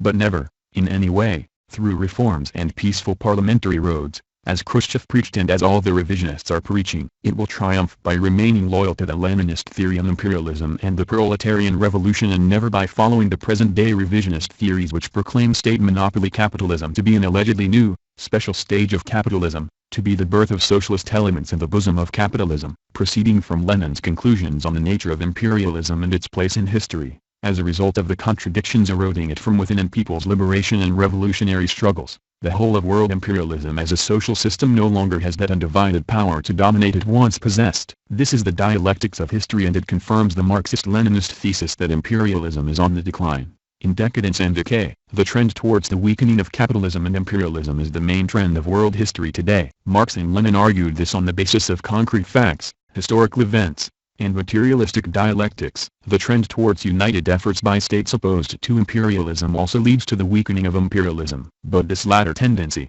which China absolutizes without making the necessary differentiations, without studying the particular situations, does not lead to the correct road. While claiming that U.S. imperialism is in decline and less powerful than Soviet social imperialism, while proclaiming the Third World as the main motive force of the epoch, in practice the Chinese leaders are encouraging capitulation and submission to the bourgeoisie. It is true that the peoples want liberation, but they can gain this liberation only through struggle, through efforts, and headed by a militant leadership. Marx, Engels, Lenin and Stalin teach us that this leadership is the proletariat of each country. But the proletariat and its Marxist-Leninist parties must make thoroughgoing political, economic and military analysis, weigh everything in the balance, make decisions and define the appropriate strategy and tactics, always bearing in mind the preparation and carrying out of the revolution. If the revolution is forgotten, as it is by the Chinese, neither the analyses, actions, strategy, nor the tactics can be Marxist-Leninist and revolutionary. We cannot have any illusions about imperialism of any kind, either powerful or less powerful. Imperialism from its nature creates the conditions for economic and political expansion, for unleashing wars, because its character is essentially exploitative, aggressive. Therefore, to deceive the masses of the peoples who want liberation, that they will achieve this if they are guided by such revisionist theories as that of three worlds is to perpetrate a crime against the peoples in the revolution. Our epoch, as Lenin teaches us, is the epoch of imperialism and proletarian revolutions. We Marxist-Leninists must understand from this that we have to combat world imperialism, any capitalist power, which exploits the proletariat and the peoples, with the greatest severity. We stress the Leninist thesis that the revolution is now on the order of the day. The world is going to advance towards a new society which will be the socialist society. World capitalism, imperialism and social imperialism will become even more decayed and will come to an end through the revolution. Lenin teaches us that we must fight imperialism to the finish, must criticize it in the broad sense of the term and rouse the oppressed classes against the policy of imperialism, against the bourgeoisie. The Marxist-Leninist analysis of the development of imperialism today clearly shows that nothing in Lenin's analysis and conclusions on the nature and features of imperialism and the revolution can be altered. The attempts of all opportunists, from the Social Democrats down to the Khrushchevite and Chinese revisionists, to distort the Leninist theses on imperialism are counter-revolutionary. Their aim is to negate the revolution, to prettify imperialism and to prolong the life of capitalism. When Lenin exposes imperialism and its apologists like Bernstein, Kautsky, Hilferding and all the other opportunists of the Second International, he points out, imperialist ideology also penetrates the working class. No Chinese wall separates it from the other classes. Lenin. Unfortunately, however, even the Chinese wall has now been breached and the imperialist propaganda and ideology have penetrated China. The Chinese opportunists are not in the least original. Treading the road of Kautsky and company, they, too, are prettifying imperialism, in general, and American imperialism, in particular, presenting the latter as an imperialism in retreat, on which the peoples should rely in order to defend themselves from the Soviet social imperialists. The similarity between the theories of the Chinese revisionists and those of Kautsky is all too obvious. Pitch. In his time, Kautsky tried to defend the colonial policy of imperialism, to cover up its exploitation and expansion, by distorting the Marxist theory on the development of capitalism. This is also being done today by the Chinese leaders who, in an effort to support American imperialism and its neo-colonialist policy, churn out absurd theories allegedly based on Marx or Lenin. However, to speak in the terms Lenin used, the Chinese theory is a plunge into the mire of revisionism and opportunism. Kautsky's theory spread the illusion that allegedly in the conditions of monopoly capitalism, the possibility exists of another, non-annexionist policy. In this connection Lenin stressed, the essence of the matter is that Kautsky detaches the politics of imperialism from its economics, speaks of annexations as being a policy preferred by finance capital, and opposes to it another bourgeois policy which, he alleges, is possible on this very same basis of finance capital. It follows, then, that monopolies in economics are compatible with non-monopolistic, non-violent, non-annexionist methods and politics. It follows, then, that the territorial division of the world, which was completed precisely during the epoch of finance capital, and which constitutes the basis of the present peculiar forms of rivalry between the biggest capitalist states, is compatible with a non-imperialist policy. The result is a slurring over and a blunting of the most profound contradictions of the latest stage of capitalism, instead of an exposure of their depth. The result is bourgeois reformism instead of Marxism. Lenin, ignoring the fact that the monopolies, finance capital, dominate the economic field in the United States of America, and that it is precisely they who dictate the home and foreign policy, the Chinese revisionists talk about a peaceful imperialism which no longer seeks expansion and indeed is on the retreat. The Chinese leaders forget Stalin's words that the main features and requirements of the fundamental economic law of present-day capitalism are the securing of the maximum capitalist profit through the exploitation, ruin and impoverishment of a majority of the population of the given country, through the enslavement and systematic robbery of the peoples of other countries, especially backward countries, and, lastly, through wars and militarization of the national economy, which are utilized for the obtaining of the highest profits. Stalin. Thus, the new theories of the Chinese leaders show that they are singing Kautsky's old song to a new tune, while exposing the chieftains of the Second International, who wanted to make a distinction between imperialist powers on the basis of which were more aggressive and which less aggressive. Lenin stressed that this stand was anti-Marxist. This attitude impelled the parties of the Second International to the positions of chauvinism, to open betrayal of the cause of the proletariat and the revolution. In our epoch, said Lenin, there can be no question of which of the imperialist states involved in the First World War, on one side or the other, is the greater evil. Present-day democracy, says he, will remain true to itself, only if it joins neither one nor the other imperialist bourgeoisie, only if it says that the two sides are equally bad, and if it wishes the defeat of the imperialist bourgeoisie in every country. Any other decision will in reality be national liberal and have nothing in common with the genuine internationalism. Lenin. In the present conditions, if the Chinese thesis, according to which Soviet social imperialism is more aggressive than American imperialism, were to be accepted, this would lead to open betrayal of the revolution, of the historic mission of the working class, to going over to the positions of the Second International. The two imperialist superpowers represent to the same degree the main enemy and danger to socialism, the freedom and independence of the peoples, and the sovereignty of nations. They are the main defenders of world capitalism. In order to conceal their betrayal of the peoples, the Chinese leaders say that the relations of the big monopolies with some countries which possess great wealth create a situation in which even conflicts between the monopoly powers and the peoples can be avoided. This is a monstrous absurdity, an attempt to present ferocious imperialism as tame, to create a false situation of euphoria that allegedly the investment of capital will create well-being for the people of the country in which the investment is made, and thus the antagonistic contradictions between the imperialists and the peoples of these countries will no longer exist. This false theory, which is now being trumpeted by the Chinese leaders,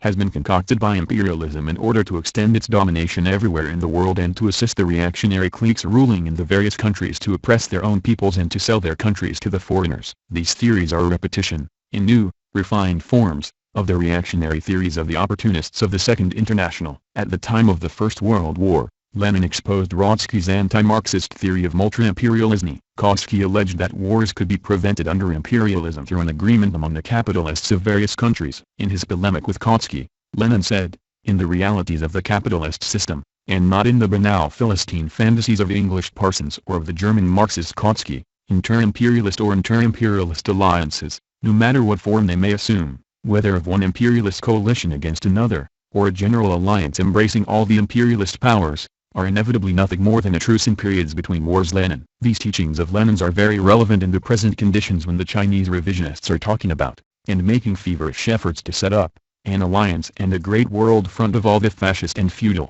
capitalist and imperialist states and regimes, including the United States of America, against Soviet social imperialism. Alliances between imperialist countries, Lenin stressed, are possible, but they are created for the sole purpose of jointly crushing the revolution and socialism, of jointly plundering the colonies and dependent and semi-dependent countries. The Chinese revisionists, like the chieftains, of the Second International, have substituted the pragmatic slogan, "Let us unite with all those who can be united against Soviet social imperialism," for the slogan of the Communist Manifesto, "Proletarians of all countries, unite." The theory of the three worlds greater than invented by the Chinese leaders does not analyze the historical development of imperialism from the Marxist-Leninist class standpoint, but sees it in a distorted light, ignoring the contradictions of our time which Marx and Lenin defined so clearly. Following this theory, socialist China unites with American imperialism and the Second World, that is, with other imperialists who exploit the peoples, and calls on the Third World the peoples who aspire to fight against world imperialism and capitalism,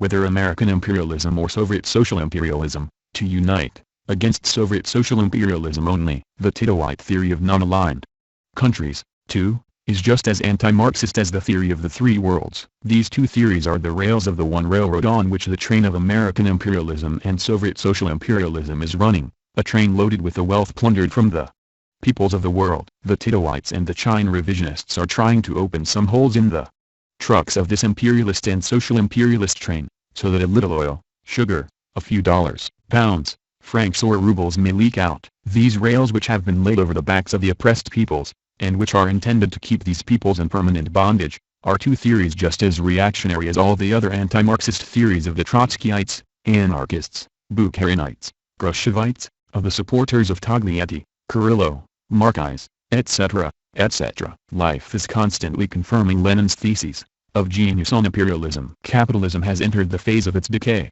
This situation is arousing the revolt of the peoples and impelling them to revolution. The struggle of the peoples against imperialism and the bourgeois capitalist cliques is building up in various forms, with varying intensities. Quantity will inevitably turn into quality. This will happen first in those countries which constitute the weakest link of the capitalist chain and where the consciousness and organization of the working class have reached a high level, where there is a deep political and ideological understanding of the problem. Imperialism has stepped up its barbarous oppression and exploitation of the peoples. But, at the same time, the peoples of the world are becoming more and more conscious that they cannot go on living in capitalist society, where the working masses are no less oppressed and exploited than in the pre-war period. Despite all the efforts by imperialism and its hangers-on, it will find no stability, now or in the future, in its struggle to establish its hegemony over the peoples. It cannot find stability because of the awakening consciousness of the working class and the masses of oppressed working people who want liberation, as well as because of the inevitable inter-imperialist contradictions.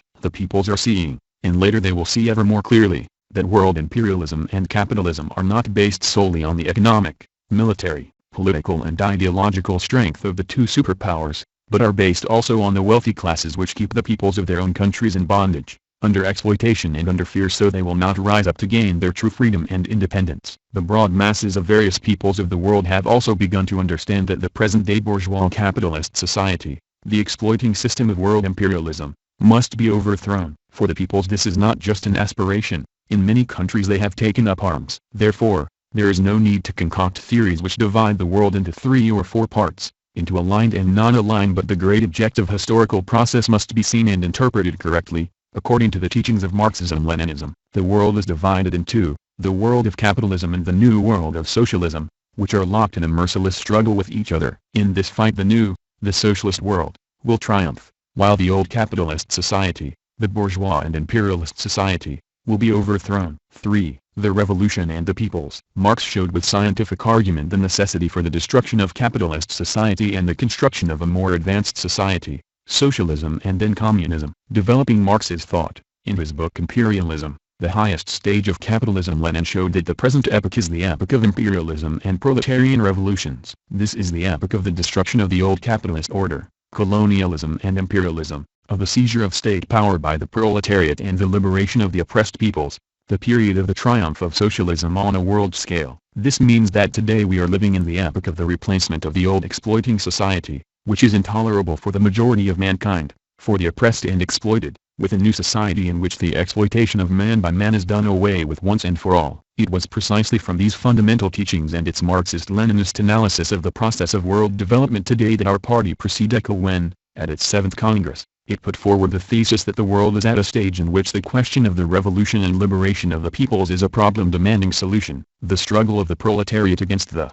bourgeoisie is a merciless struggle which goes on continuously. Confronting each other stand two great social forces. On the one side stands the capitalist imperialist bourgeoisie, which is the most ferocious, deceitful and bloodthirsty class known to history. On the other side stands the proletariat, the class totally dispossessed of means of production, ruthlessly oppressed and exploited by the bourgeoisie, which is at the same time the most advanced class of society, which thinks, creates, works and produces, but does not enjoy the fruits of its toil. Each of these classes strives to rally forces around itself and prepare them for its own names: proletariat, for social and national liberation, to carry out the revolution; the bourgeoisie, to preserve its domination and suppress the revolution. The bourgeoisie gathers around itself the most ominous, regressive and criminal forces, while the proletariat strives to win all the revolutionary, progressive forces over to its side. Marxism-Leninism teaches us that the struggle between the proletariat and the bourgeoisie builds up continuously and will certainly be crowned with the victory of the proletariat and its allies. But for this struggle to be crowned with success,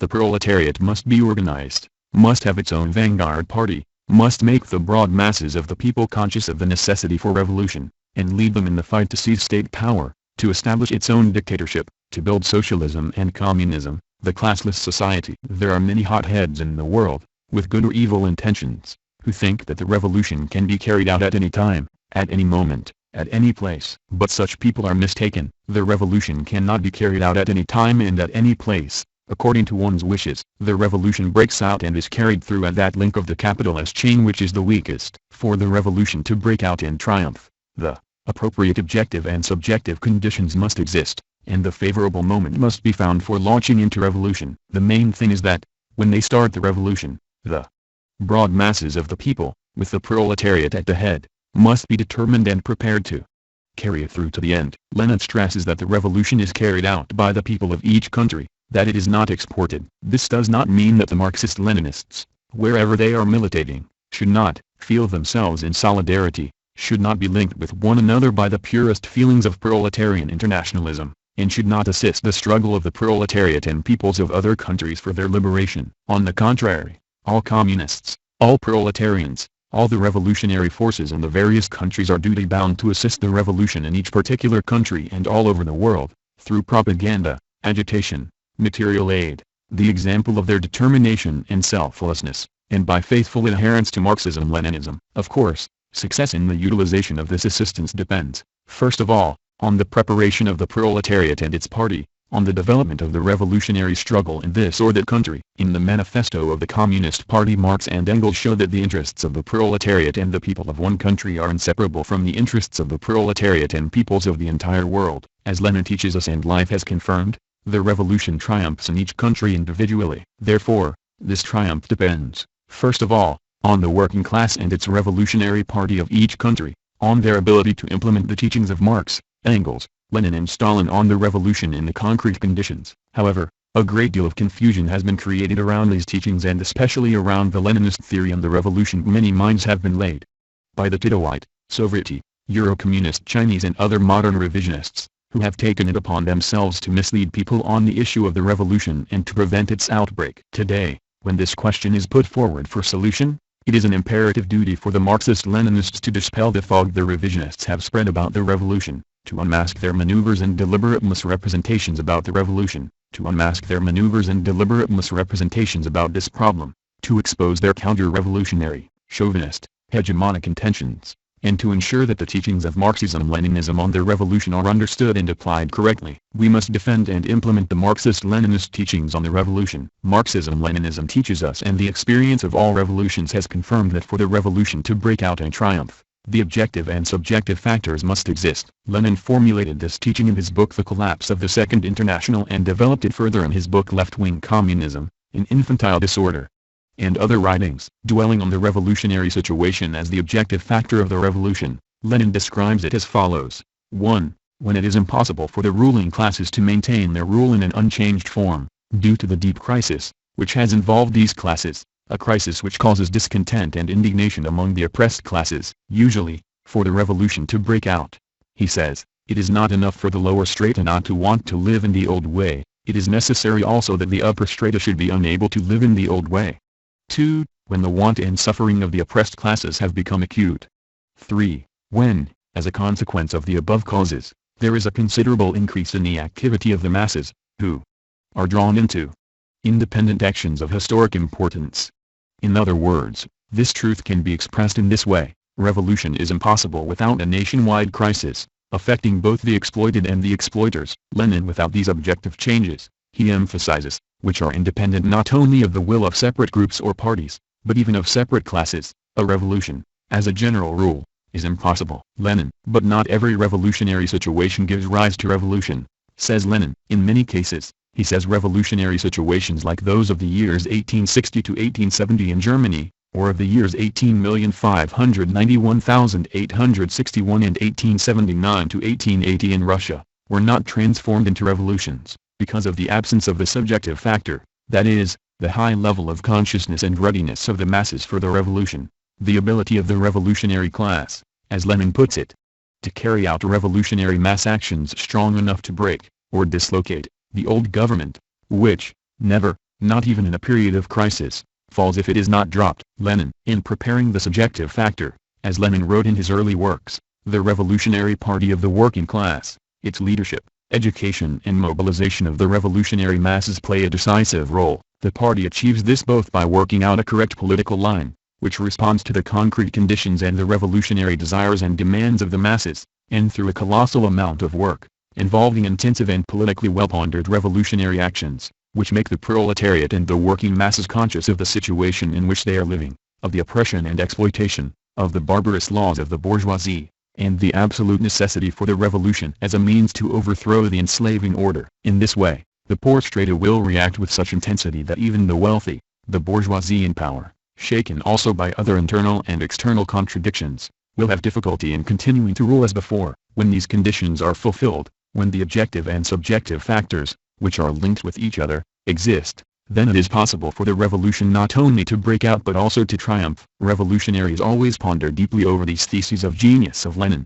and not only ponder over them but also make concrete and all-round analyses of the situations. They act to ensure that they will never be taken by surprise by the revolutionary situations, so they will not find themselves disarmed at these decisive moments, but be able to utilize them for the preparation and launching of the revolution. What does the analysis of the current situation in the world show? Proceeding from the Leninist theory of the revolution, the Party of Labour of Albania draws the conclusion that the situation in the world today is revolutionary in general, that this situation has matured, or is rapidly maturing, in many countries, while in other countries this process is developing. When we say that the situation today is revolutionary, we mean that the world today is moving towards great outbursts. In general, the situation today is like a volcano in eruption, a scorching fire, a fire which will burn precisely the oppressing and exploiting ruling upper classes. The capitalist and revisionist world is in the grip of a grave, economic and political, financial and military, ideological and moral crisis. The present crisis, which has shaken the entire structure and superstructure of the bourgeois and revisionist order, has made the general crisis of the capitalist system even deeper and more acute. The consequences of the crisis are clearly very grave and devastating, especially in the field of the economy. The deepening of the most severe economic crisis following the Second World War has been going on since 1974. It has brought about a decline of considerable proportions in industrial production, 20% in Japan, 15% in Great Britain, 14% in the United States of America, 18% in France and Italy, 10% in the Federal German Republic, etc. The crisis has caused a very deep depression. In many capitalist countries, unused productive capacities in some key branches of the economy have reached up to 25–40%, and this situation is dragging on for years on end. That is why industrial production continues to stagnate. Colossal stocks of surplus goods remain unsold. Yet, despite all these stocks of unsold goods and even though many productive capacities are not exploited, the monopolies' profits continue to increase because of rising prices. Prices are going up from day to day.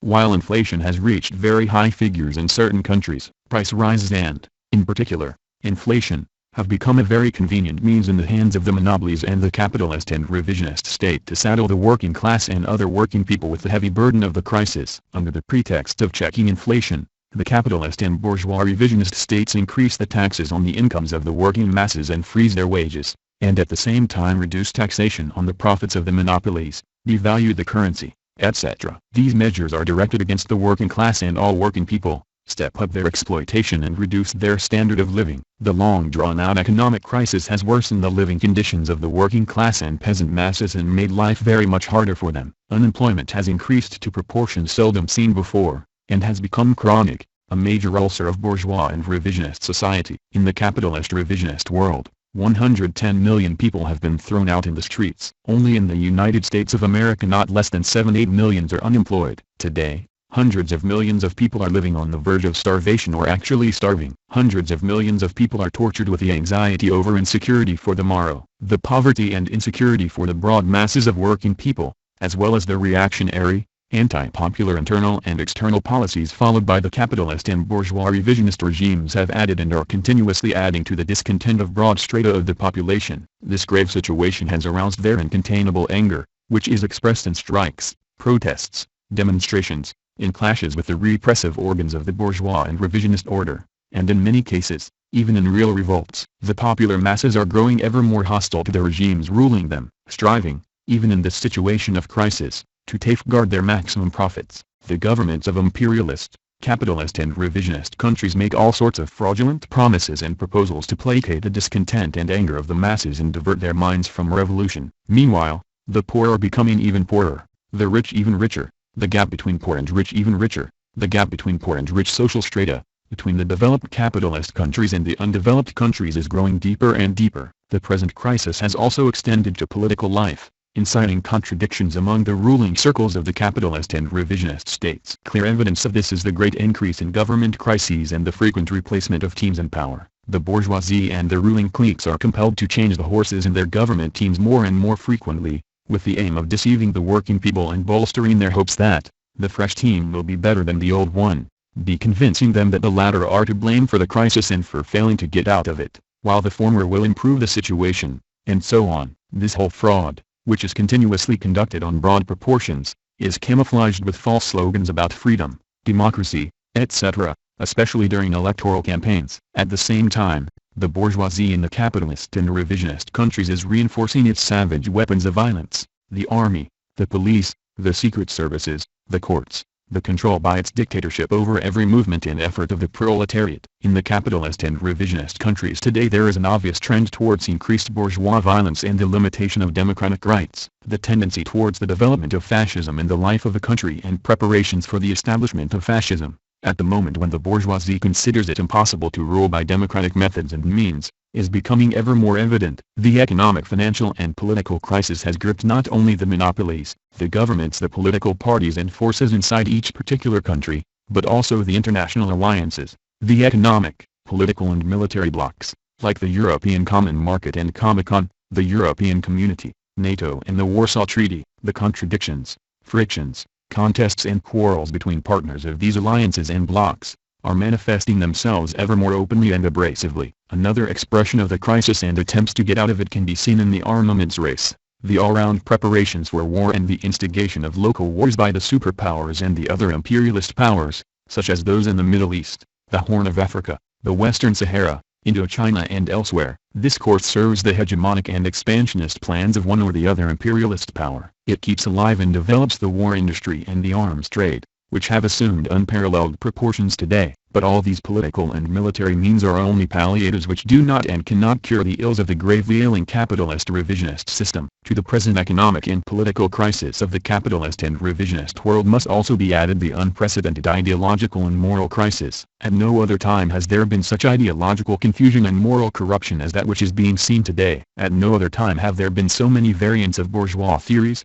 right, middle or left, decked out in every kind of secular and religious, classical and modern, openly anti-communist and allegedly communist and Marxist cloaks. At no other time has such moral corruption, such a degenerate way of life, or such great spiritual depression been witnessed. The bourgeois and revisionist theories, built up with so much effort and trumpeted so boastfully as guides to salvation from the evils of the old society, such as the theories of the final stabilization of capitalism, people's capitalism, the consumer society, post-industrial society averting crises, the technical scientific revolution, crush of it, peaceful coexistence, a world without armies, weapons and wars, socialism with a human face, etc., etc., have now been shaken to their foundations. All these aspects of the general crisis are to be found not only in Yugoslavia, where the consequences of the crisis are more obvious, but also in the social imperialist Soviet Union and the other revisionist countries.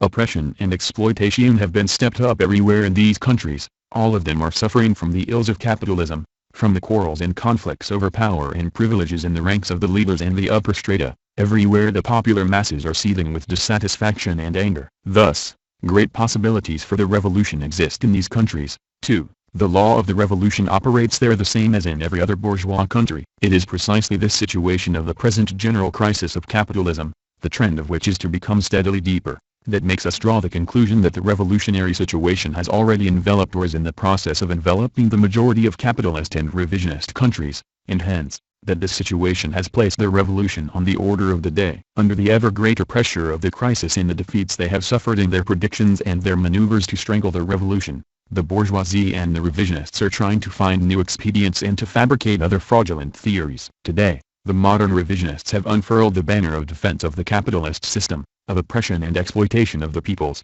of splitting the revolutionary and liberation movement, and in general, of the deception of the masses. But they, too, will suffer the same fate as the Social Democrats and all other opportunists of the past, who have turned into simple lackeys of the bourgeoisie. In the present situation of its grave economic, political and ideological crises, the bourgeoisie is demanding that its revisionist servants come out more openly in its support. This is forcing them more and more to drop their disguise, but also to become more thoroughly discredited. Lenin says, "The opportunists are bourgeois enemies of the proletarian revolution, who in peaceful times carry on their bourgeois work in secret, concealing themselves within the workers' parties, while in times of crises they immediately prove to be open allies of the entire united bourgeoisie, from the conservative to the most radical and democratic part of the latter, from the free thinkers to the religious and clerical sections." Lenin. This scientific conclusion of Lenin's is proved to the hilt by the service the modern revisionists are rendering the crisis-stricken capitalist system today. Take Italy, for instance, the typical country in which the decay of capitalism,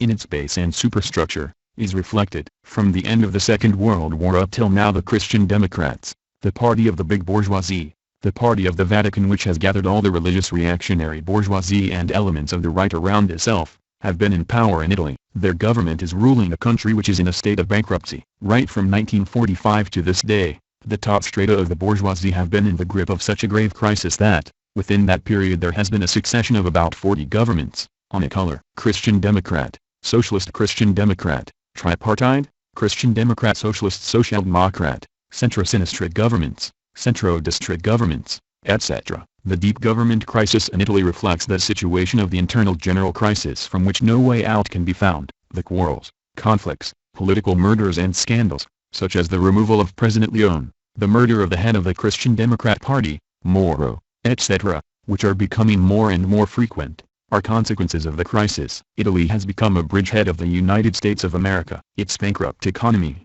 which has fallen into the clutches of American imperialism, is also linked with the European common market, where it is the partner with the least weight. As a result of this situation, the broad working masses in Italy have been impoverished and are becoming more so. Italy has the highest level of unemployment among the countries of the European common market. Italy has the greatest emigration of the labor force, and its imports are greater than its exports. By restricting their buying of food products from Italy, the member countries of the European common market, especially West Germany and France, have created a difficult situation in Italian agriculture. The export prices of Italian butter, milk, and fruit have fallen sharply, while the cost of living in the country has become extremely high. Italy has become a country of big strikes in which workers from heavy and light industry and transport, down to postmen, airline crews and even the police take part. In such a situation of seething discontent, when the interests of the masses and the revolution require that all this great discontent of the proletariat and the entire people should be channeled into the fight against the reactionary bourgeoisie, against its preparations for the fascist attack it is trying to launch, the Italian revisionists and their reformist trade unions, the entire worker aristocracy, as well as the supporters of the Chinese theory of the three worlds, are acting as firemen to extinguish the flames of the revolution and as defenders of the bourgeois order. This rotten bourgeois order is being defended by all the parties, from the fascist party to the Berlinguer's revisionist party. The Italian revisionist party is united with the bourgeoisie precisely to keep this bourgeois order, shaken to its foundations, in power. It is trying to weaken and suppress the revolutionary drive of the Italian proletariat by spreading the lie that it is following and applying a Marxism applicable to the conditions of its own country. Not only did Berlinguer enter into negotiations with the Christian Democrats long ago, but he has even reached agreement with them, and indeed, without formally participating in the government, on many problems, he is governing together with them. The government supports this party, but at the same time, for the sake of appearances, makes believe that it disagrees with it. The Italian revisionist party, for its part, is playing the same game. The Italian revisionists are raising a great clamor about a government program, agreed on by the five parties of the Italian parliamentary majority, which they are boosting as an important victory as a new political phase in their country. But this political phase, that Berlinguer talks about, is the inclusion of the revisionist party in the plans of Italian capital. Berlinguer describes this as a serious, realistic, and undogmatic agreement. He claims that this agreement will bring about a real change, not only in the political relations among parties, but also in the entire economic, social and state life of the country. Thus the Italian revisionists are going down precisely the road Lenin predicted for the different opportunists, who seek unity with capital in order to obstruct the revolutionary drive of the masses. With this unity, They think that they have come some way towards achieving their aim of going to socialism through pluralism. Obviously, this is nothing but a dream, and the president of the Italian Senate, Amintore Fanfani, is not at all mistaken when he describes this agreement among the five parties as a collection of dreams. It is a collection of dreams on the part of the Italian revisionists,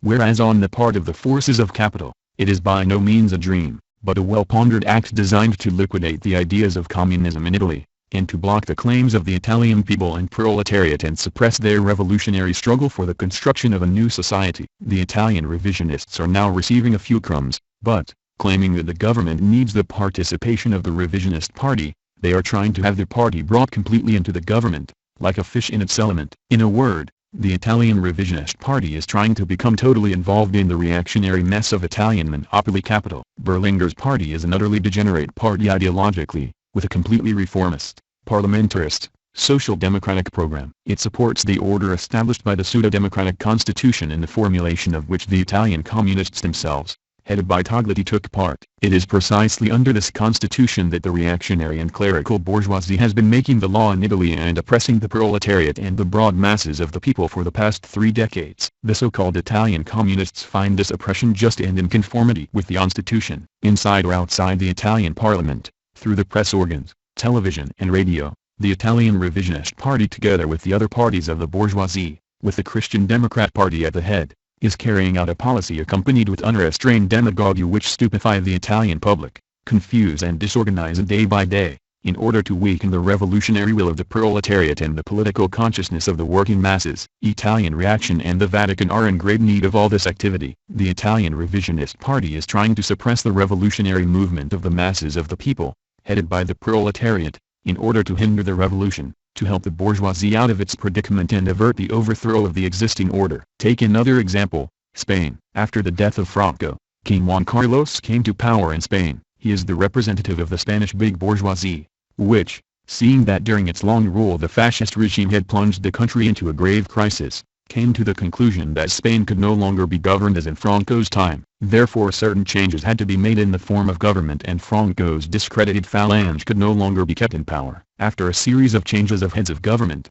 the people most trusted by the new king, the continuers of the reformed Francoism, took power. Demonstrations and strikes broke out in Spain as never before. Through them the people demanded changes. Naturally, not this change that took place, but deep-going and radical changes. The strikes, demonstrations and clashes there did not cease and are still going on. The masses are demanding freedoms and rights, and the different nationalities autonomy. In this situation, in order to mislead the masses in revolt, the government of Juan Carlos also legalized the revisionist party of Ibarra Carrillo. The heads of this party have become obedient flunkies of the Spanish monarchic regime, have turned into scabs to hold back the great revolutionary drive which has built up in the existing situation, and, in conjunction with the bourgeoisie, to suppress all the elements with revolutionary ideas from the Spanish War and admirers of the Republic. Here, too, we see the fire brigade role of the Spanish revisionist party, identical with the role played by the Italian revisionist party, although it has less power than the latter. The revisionist parties in France, Japan, the United States of America, Britain, Portugal and all the other capitalist countries are playing a similar role in defending the bourgeois order, enabling it to overcome the crises and revolutionary situations, to befuddle and paralyze the proletariat and the other oppressed and exploited masses, who are understanding ever more clearly that it is no longer possible to live in the consumer state and other exploiting societies, and who are rising in revolt against the capitalist political and economic order. The revisionist parties are particularly hostile to Leninism. This means that they are hostile to the revolution, because it was Lenin who elaborated the theory on the proletarian revolution to perfection and put it into practice in Russia. On the basis of this theory, the socialist revolution triumphed in Albania and other countries. The Leninist theory, which shows the way to the triumph of revolution everywhere, reveals the worthlessness of the counter-revolutionary revisionist theories about peaceful transition to socialism through the parliamentary road, without destroying the bourgeois state apparatus. Indeed, according to them, even utilizing it for peaceful socialist transformations, with no need for the leadership of the proletariat and its vanguard party or the dictatorship of the proletariat. Precisely at these very revolutionary moments,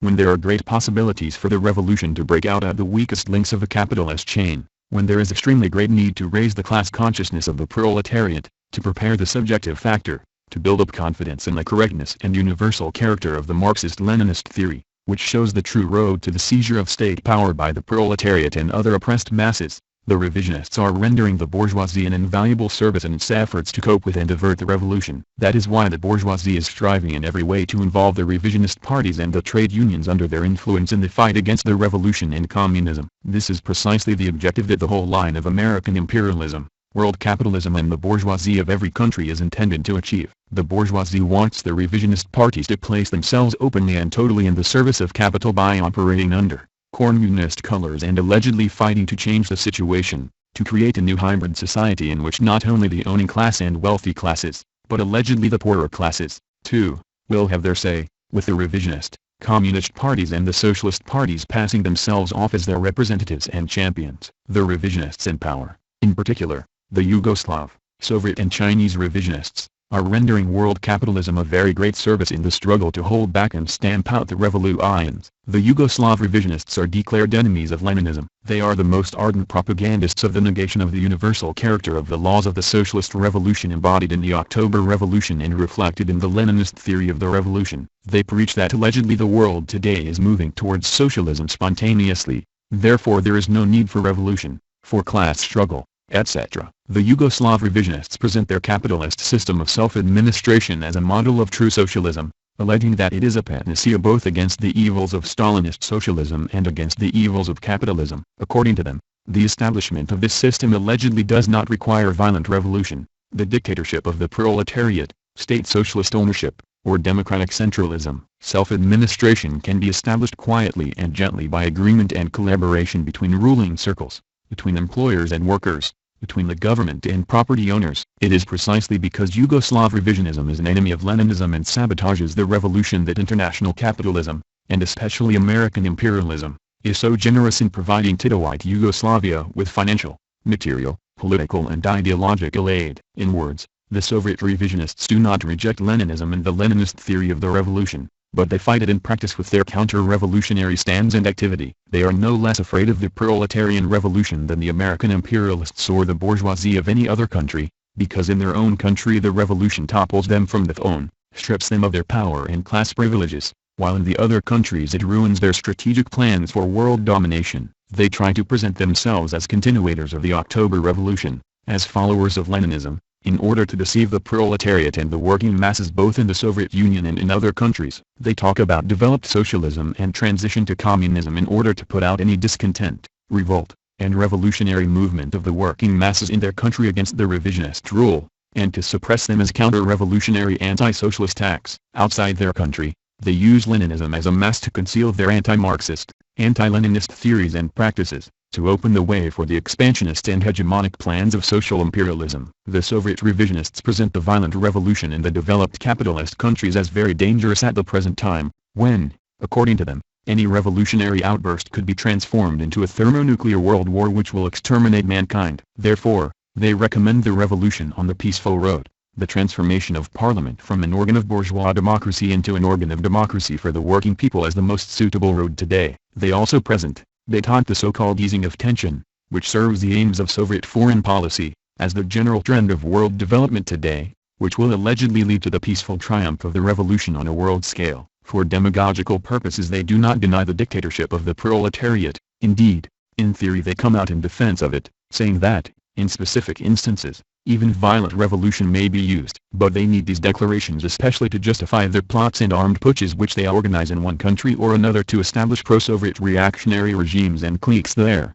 to divert the national liberation movements from the right road, and to put them under their hegemony, etc. Now revisionist China, too, has become a zealous extinguisher of the revolution. The entire internal and external policy of the Chinese revisionists is directed against the revolution, because the revolution upsets their strategy of making China an imperialist superpower. Within China the revisionist leadership is savagely suppressing any revolutionary outburst of the working class and the other working masses against its bourgeois counter-revolutionary stands and actions. It is striving in every way to cover up the contradictions of the present epoch, especially the contradiction between labor and capital, between the proletariat and the bourgeoisie. The Chinese revisionists say that there is only one contradiction in the world today, the contradiction between the two superpowers, which they present as a contradiction between the United States of America and all other countries of the world, on the one hand, and Soviet social imperialism, on the other. Basing themselves on this fabricated thesis, They call on the proletariat and the peoples of every country to unite with the bourgeoisie of their countries to defend the homeland and national independence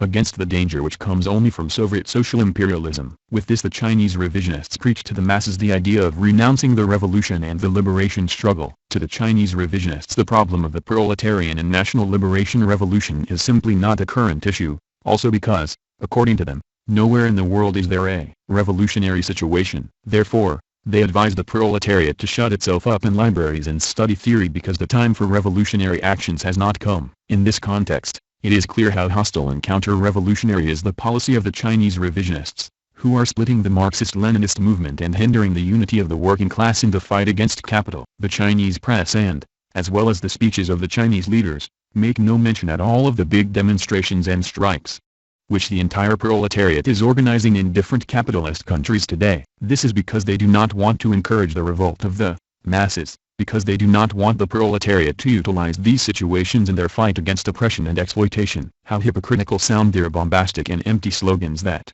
the countries want independence, the nations want liberation and the people want revolution. Not only is the claim of the Chinese revisionists that there is no revolutionary situation in the world today contrary to the reality, but they also demand that the proletariat with its Marxist-Leninist party sit with its arms folded and refrain from undertaking any revolutionary action at all, from working to prepare the revolution. Long ago, at the Second Congress of the Communist International, Lenin had criticized such capitulationist views expressed by the Italian Sarati, according to whom no revolutionary action should be carried out when there is no revolutionary situation. The difference between the socialists and communists, said Lenin, consists in the former refusing to act in the way we act in any situation, that is, conduct a revolutionary work. Lenin. This criticism by Lenin is a heavy slap in the face also for the Chinese modern revisionists, and all the other revisionists, who, like the Social Democrats, are against revolutionary actions by the proletariat and the other working masses. Lenin called Kautsky a renegade,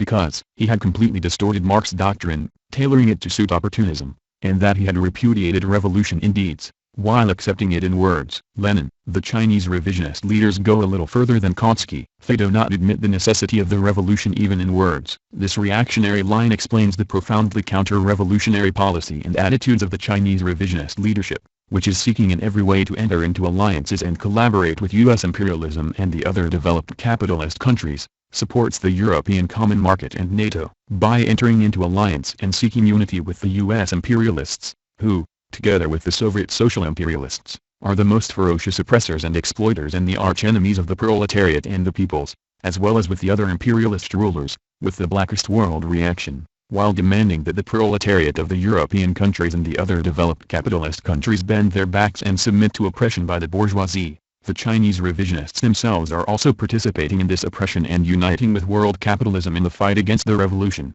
against socialism, and against the people's liberation. As can be seen, world capitalism, with modern revisionism and all its other tools, is waging a fierce and many-sided fight on all fronts to stop revolutions from breaking out. They are striving with might and main to overcome the crises, to cool or diffuse the revolutionary situations in order to prevent them from being transformed into revolution. However, the crises and revolutionary situations are objective phenomena, which do not depend on the will and desires of the capitalists, the revisionists or anyone else. Only when the capitalist order of oppression and exploitation, which inevitably gives rise to them, has been wiped out, can they be avoided. The imperialists, the other capitalists and the revisionists know well that the revolution does not break out spontaneously in periods of crises and revolutionary situations. Therefore they direct their attention and their main blows towards the subjective factor. On the one hand, they strive to stupefy and deceive the proletariat, the other working masses and the peoples, to hinder them from becoming conscious of the necessity for the revolution, and from uniting and organizing themselves.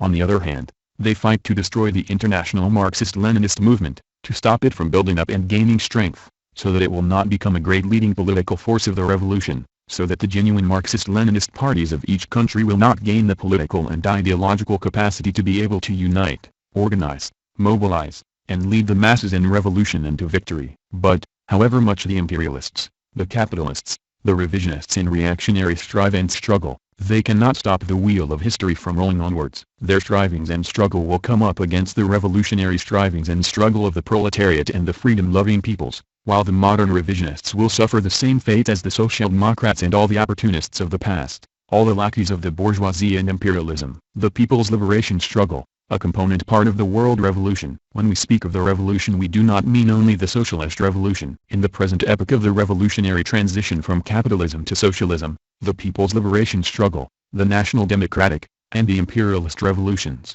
the national liberation movements, also, are component parts of a single revolutionary process, the world proletarian revolution, as Lenin and Stalin explained. Leninism, says Stalin, has proved that the national problem can be solved only in connection with and on the basis of the proletarian revolution, and that the road to victory of the revolution in the West lies through the revolutionary alliance with the liberation movement of the colonies and dependent countries against imperialism. The national problem is a part of the general problem of the proletarian revolution, a part of the problem of the dictatorship of the proletariat. Stalin. This connection has become even clearer and more natural today, when, with the collapse of the old colonial system, most of the peoples have taken a big step forward towards independence by creating their own national states, and when, following this step, they are aspiring to go further. They want the liquidation of the neo-colonialist system, of any imperialist dependence and any exploitation by foreign capital. They want their complete sovereignty and economic and political independence. It has now been proved that such aspirations can be realized. Such objectives can be attained only through the elimination of any foreign domination by independence on foreigners and the liquidation of oppression and exploitation by local bourgeois and big landowner rulers. Hence, the linking and interlacing of the national democratic, and the imperialist, national liberation revolution with the socialist revolution, because, by striking at imperialism and reaction, which are common enemies of the proletariat and the peoples, these revolutions also pave the way for great social transformations, assist the victory of the socialist revolution, and vice versa, by striking at the imperialist bourgeoisie, by destroying its economic and political positions. The socialist revolution creates favorable conditions for and facilitates the triumph of liberation movements. This is how the Party of Labor of Albania sees the question of the revolution. It sees it from Marxist-Leninist positions, and that is what gives all out support and backing to the just struggles of the freedom-loving peoples against U.S. imperialism, Soviet social imperialism and the other imperialist powers, against neo-colonialism, because these struggles assist the common cause of the destruction of imperialism, the capitalist system, and the triumph of socialism in each country and on a world scale. Therefore, when we draw the conclusion that the revolution is a question put forward for solution, that it is on the agenda, we have in mind not only the socialist revolution, but also the democratic and the imperialist revolution. The level of maturity of the revolutionary situation, the character and the development of the revolution cannot be the same for all countries. These things depend on the concrete historical conditions of each individual country, the stage of its economic and social development, the ratio of classes, the situation and the level of organization of the proletariat and the oppressed masses, the scale of the interference of foreign powers in the different countries, etc. Each country and people has many specific problems of the revolution, which are very complicated. At present, there is a great deal of talk about the situation in Africa, Asia, Latin America, and the carrying out of the revolution there. The Chinese leaders the question of the revolution and the independence and national liberation of these countries in a global way, as if it can be solved by means of the unity of the entire third world, that is, of states, classes, governments, etc., ignoring the concrete situations and problems of each individual country and region. This metaphysical view shows that the Chinese leaders are, in fact, against the revolution and the liberation of the peoples of Africa, Asia, Latin America, that they are for the maintenance of the status quo, for the preservation of the imperialist and neo-colonialist domination in these countries. We, too, speak about the question of the liberation of the African, Asiatic, Latin American, Arab and other peoples. These peoples have many common problems which they must solve, but each of them also has very complicated specific problems. The general and common task of these peoples is the liquidation of any foreign yoke, imperialist, colonial and neo-colonial, and the oppression by the local bourgeoisie. These peoples in Africa, Latin America, Asia, and elsewhere are seething with anger and hatred against the foreign yoke, as well as against the yoke of the local bourgeois or landowner bourgeois ruling cliques, sold out to the U.S. imperialists, the Soviet social imperialists, or the other imperialists. These peoples have now awakened and can no longer tolerate the plunder of their riches, their sweat and blood, can no longer reconcile themselves to the economic, social and cultural backwardness in which they live, arising from the struggle against U.S. imperialism and Soviet social imperialism, the main enemies of the revolution and the national and social liberation of the peoples, the struggle against the bourgeoisie and reaction. The peoples have many common interests, many common problems, and on this basis they must unite with one another. The fight against Israel, the most bloodthirsty tool of U.S. imperialism, which has become a great stumbling block to the advance of the Arab peoples, is a common problem for all these peoples. In practice, however, not all the Arab states are of one mind about the struggle they should wage jointly against Israel and about the character this struggle against their common enemy should have. Frequently, some of them see this struggle from a narrow nationalist angle. We cannot agree with such a stand. We stick to our stand that Israel must withdraw to its own lair and renounce its chauvinist, provocative, offensive and aggressive attitudes and actions against the Arab states. We demand that Israel give up the territories of the Arabs, that the Palestinians gain all their national rights, but we can never accept that the Israeli people should be wiped out. The efforts of the peoples of the Arab countries for complete liberation from the clutches of imperialism and social imperialism, for the strengthening of their freedom and sovereignty, are likewise the common problems of all these peoples. However, each of the Arab peoples has its own characteristics, has specific problems, which are different from those of the others, and which arise from its socio-economic development, its cultural level, its state organization, the level of freedom and sovereignty achieved, the unification of clans and tribes in many of them, etc. To lump all these separate elements together and to demand that the question of freedom, independence, democracy and socialism must be solved for all these countries in the same manner and at the same time, is an impossibility. In those Arab countries in which the interests of the bourgeoisie have been greatest, the various imperialists have invested considerable sums for the exploitation of natural assets and the peoples. To achieve this, certain working conditions had to be created, both for the colonizers and the colonized. Wherever the natural assets have been most plentiful and the interests of the colonizers greatest,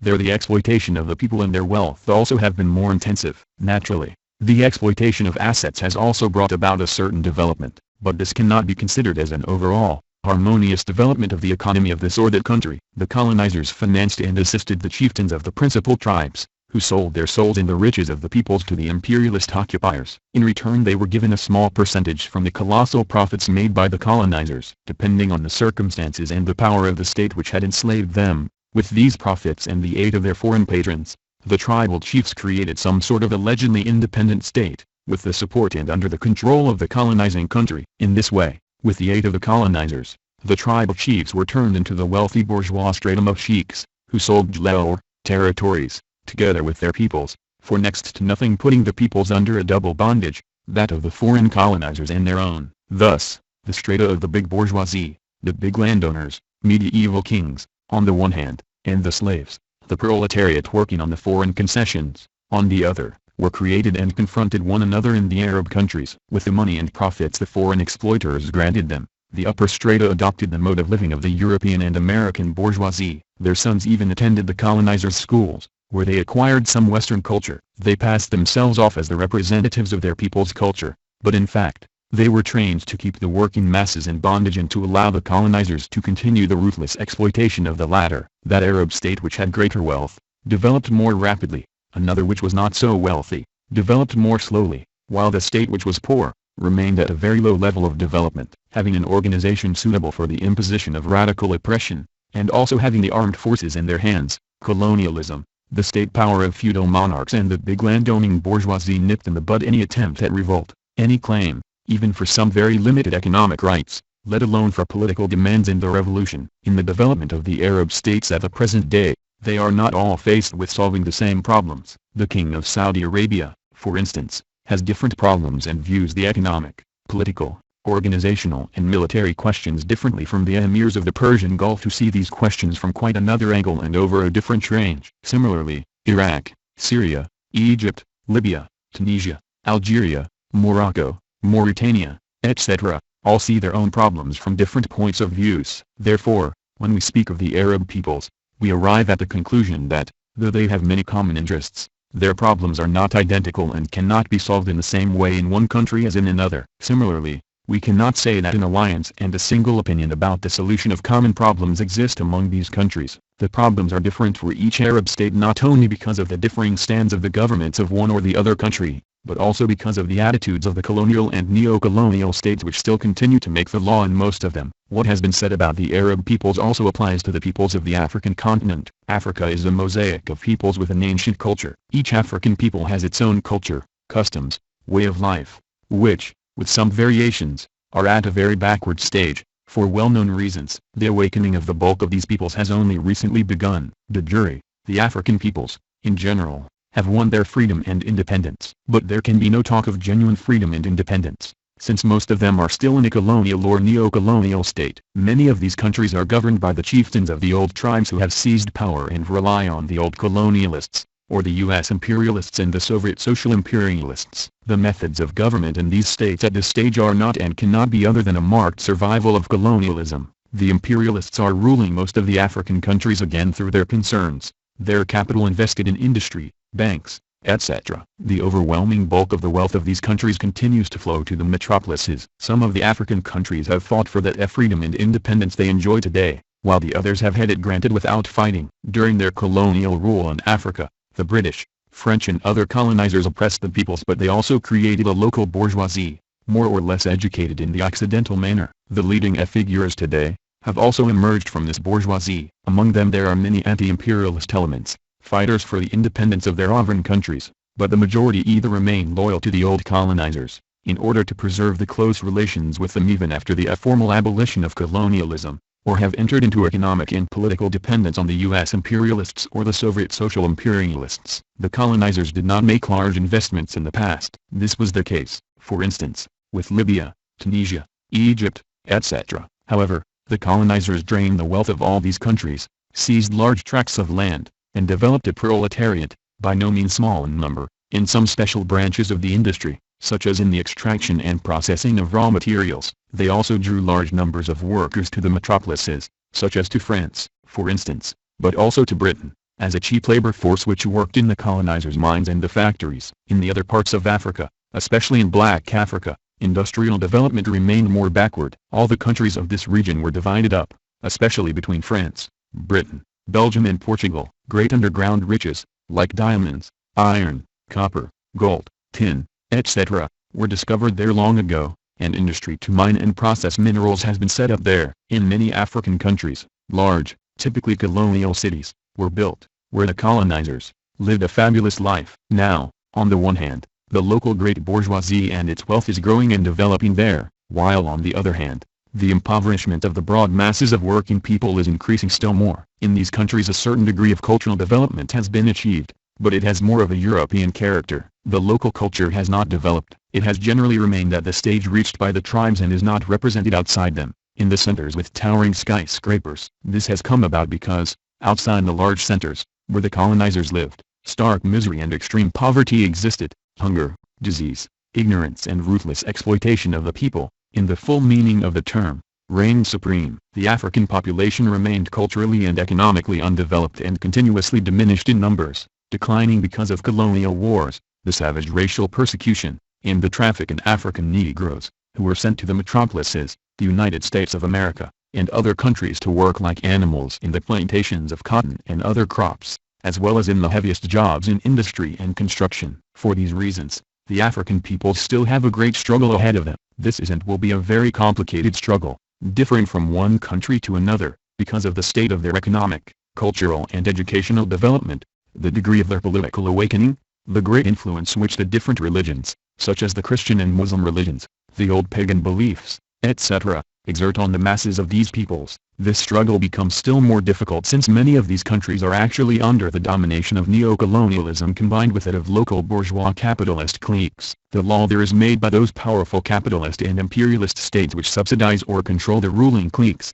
which they set up and remove whenever the interests of the neo-colonialists require or when the balance of these interests is upset. The policy pursued by the big landowners, the reactionary bourgeoisie, the imperialists and the neo-colonialists is intended to keep the African peoples in permanent bondage, in ignorance, to hinder their social, political and ideological development, and to obstruct their struggle to gain these rights. At present we see that those same imperialists who used to lord it over these peoples in the past, as well as other new imperialists, are trying to penetrate into the African continent, by meddling in every way in the internal affairs of the peoples. As a result of this, the contradictions among imperialists, between the peoples and the bourgeois capitalist leaderships of most of these countries, and between the peoples and the new colonizers, are becoming more and more severe every day. These contradictions must be utilized by the peoples, both to deepen them and to benefit from them. But this can be achieved only through resolute struggle by the proletariat, the poor peasantry, by all the oppressed and the slaves, against imperialism and neo-colonialism,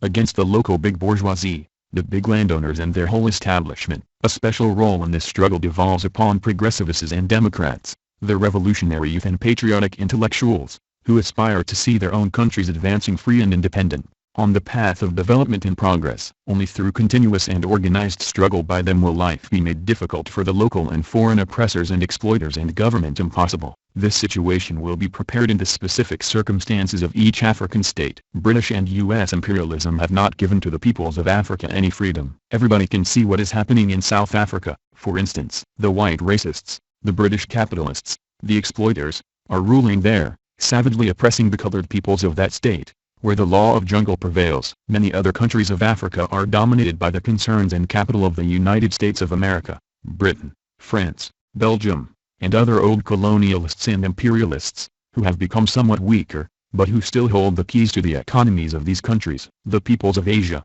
too, have traversed a road full of suffering and hardship, ruthless imperialist oppression and exploitation. On the eve of the Second World War, 9/10 of the population of this continent, Soviet Asia excluded, was in a state of colonial and semi-colonial oppression and exploitation by the imperialist powers of Europe, Japan and the United States of America. Great Britain alone had colonies totaling 5,635,000 square kilometers of territory with more than 420 million inhabitants in Asia. The colonial oppression and exploitation of the overwhelming majority of the countries of Asia had left them in a state of marked socio-economic and cultural backwardness and utter poverty. They served only as sources to supply the imperialist metropolises with raw materials such as oil, coal, chromium, manganese, magnesium, tin, rubber, etc. After the war, the colonial order was shattered in Asia. 2 separate national states were set up in the colonial countries. Most of these countries won this victory through bloody war waged by the popular masses against the colonialists and the Japanese invaders. The Liberation War of the Chinese people,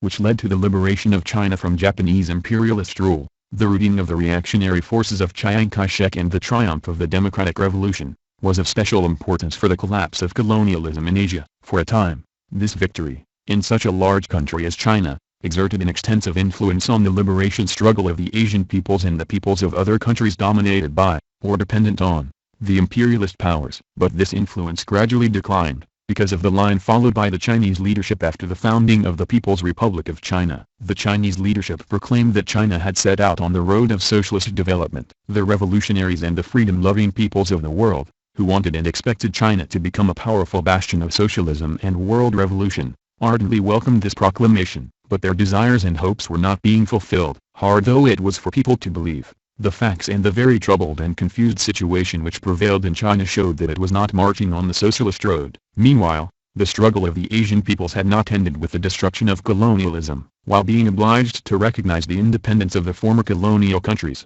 the British, French, Dutch and other colonialists wanted to preserve their economic and political positions in these countries in order to continue their domination and exploitation in other neo-colonialist forms. The penetration of the United States of America into Asia, especially the Far East, Southeast Asia and the islands of the Pacific, made the situation particularly serious. This region had and still has great economic and military strategic importance for American imperialism. It established big military bases and deployed powerful fleets there. Parallel with this, U.S. capital got the economies of the countries of this area firmly into its blood-stained clutches. Meanwhile the U.S. imperialists undertook large-scale military operations, diversionist and espionage activities to put down the national liberation movements of the Asian countries. They succeeded in dividing Korea and Vietnam in two, setting up reactionary, puppet regimes in the southern parts of both these countries. Pro-imperialist landowner bourgeois regimes were established in many former colonial and semi-colonial countries of Asia. In this way, the medieval slavery,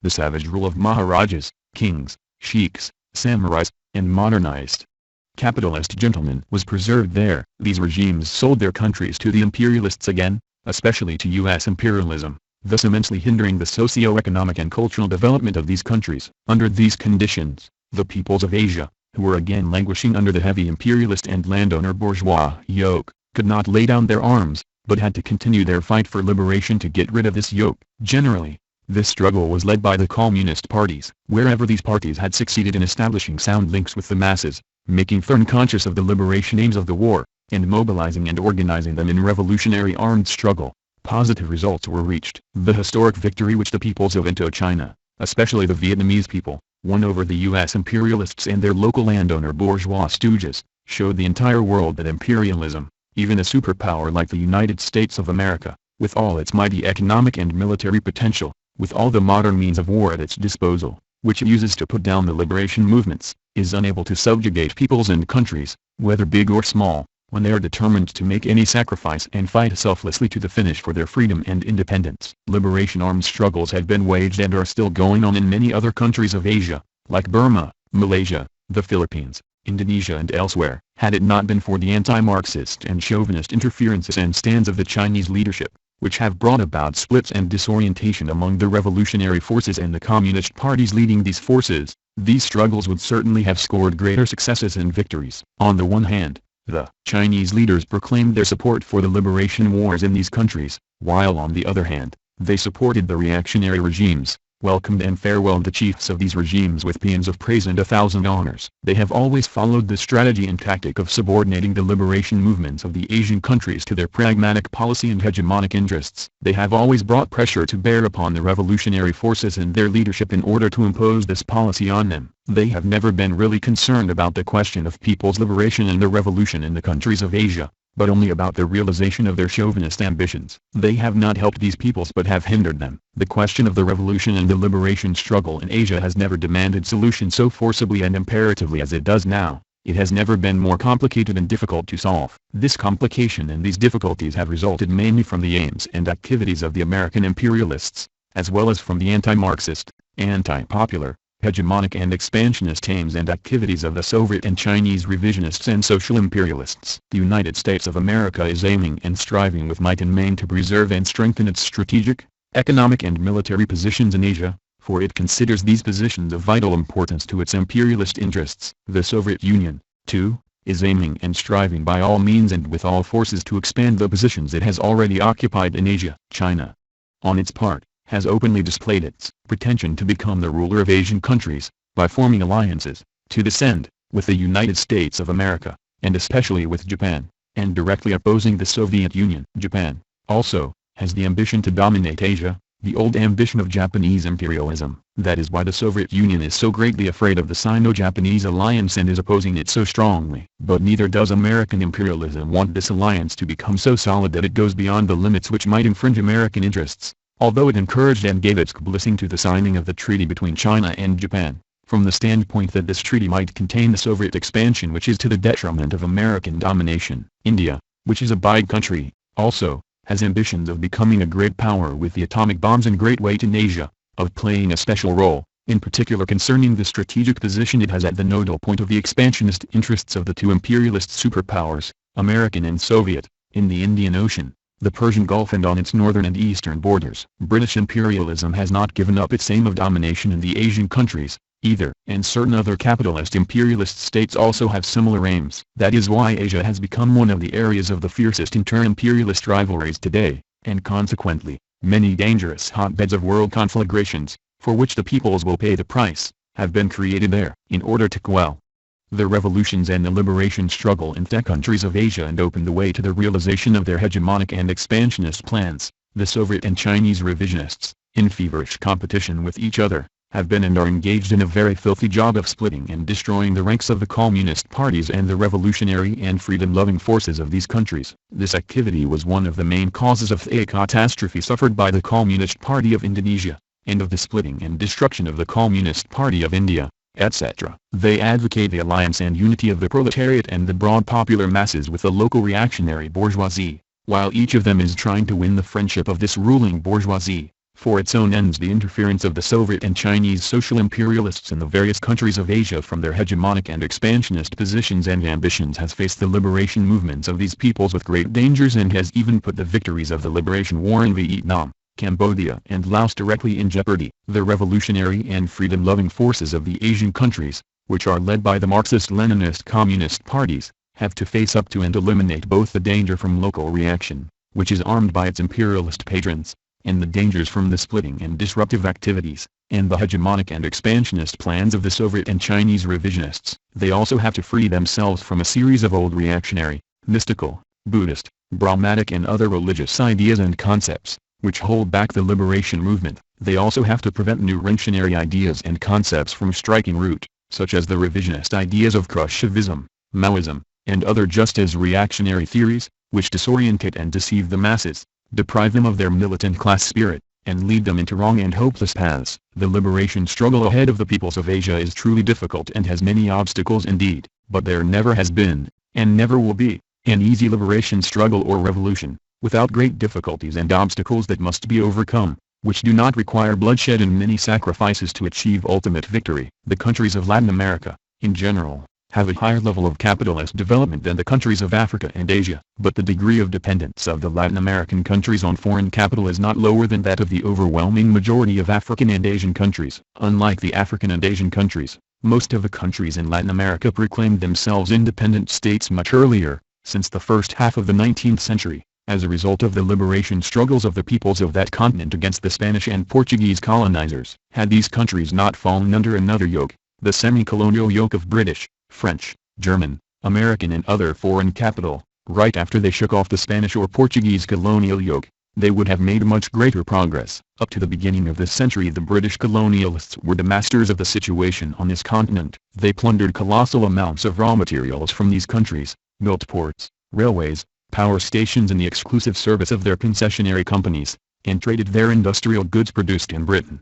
This situation changed, but not in favor of the Latin American peoples, with the penetration of Latin America by the United States of America at the stage of its imperialist development. The imperialism of the United States of America used the slogan "America for Americans" embodied in the Monroe Doctrine in order to establish its undivided domination over the whole Western Hemisphere. The economic penetration of the United States of America into this hemisphere was carried out both by means of military force and political blackmail and by dollar diplomacy, by means of the stick and the carrot. Thus in 1930, investments of American and British capital in Latin America were equal, whereas after the Second World War, the United States of America became the real master of the economy of this region of the globe. Its big monopolies took control of the key branches of the economy in Latin America. The countries of that continent became part of the invisible empire of American imperialism, which began to make the law in all of them, to appoint and dismiss the heads of state and the governments, to dictate their internal and external economic and military policies. The monopoly companies of the United States of America drew fabulous profits from the exploitation of the rich natural resources and the toil,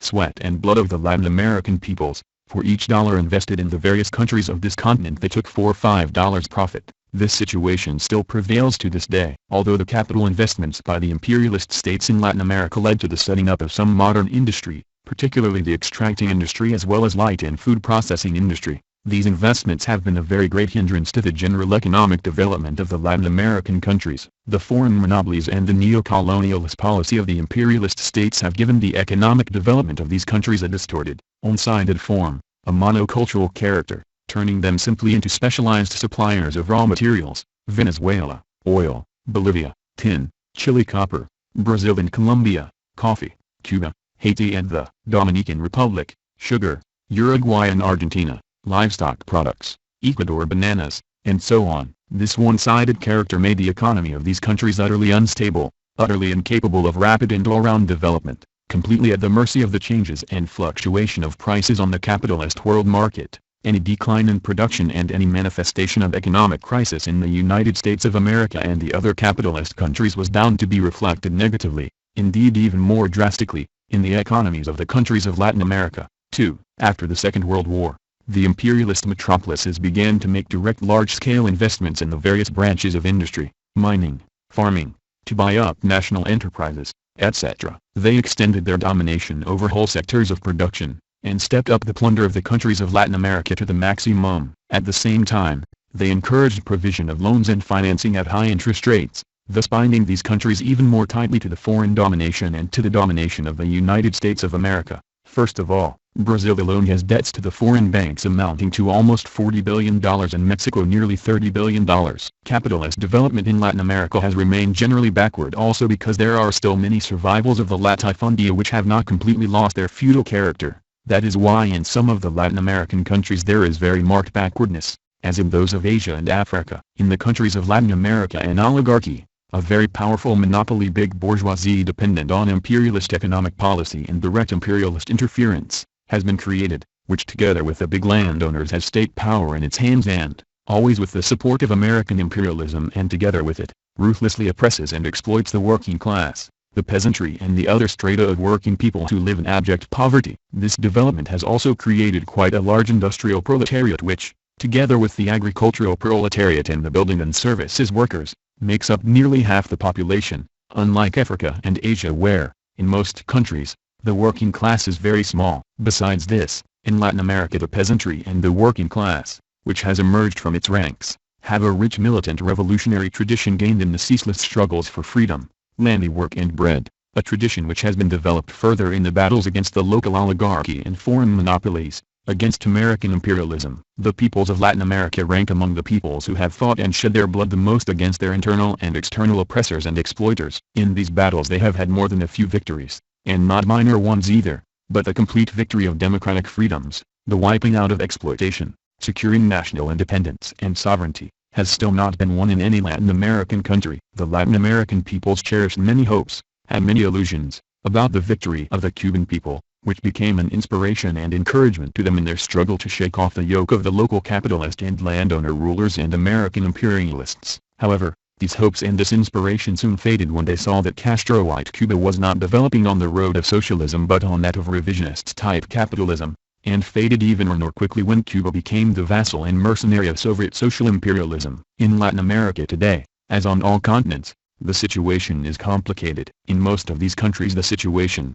is revolutionary and puts the revolution for the overthrow of the bourgeois landowner order and the liquidation of imperialist dependence on the order of the day. Of course, these revolutions cannot have the same character, the same process of development and the same solution everywhere, for the known reasons of the particular conditions and problems of each country or group of countries, the different levels of their socio-economic development, their dependence on imperialism or social imperialism, the more or less moderate, or more or less fascist, bourgeois regimes, etc. But one thing is obviously essential, the interlinking, more closely than in many countries of Africa and Asia, of the anti-imperialist, democratic and socialist tasks of the revolution. Latin America also has many advantages in regard to the preparation of the subjective factor of the revolution, because of the relatively high level of consciousness and readiness of the broad popular masses to fight against the internal and foreign oppression and exploitation, for freedom, democracy and socialism. However, it is not just the imperialists, especially the Americans, together with local reaction,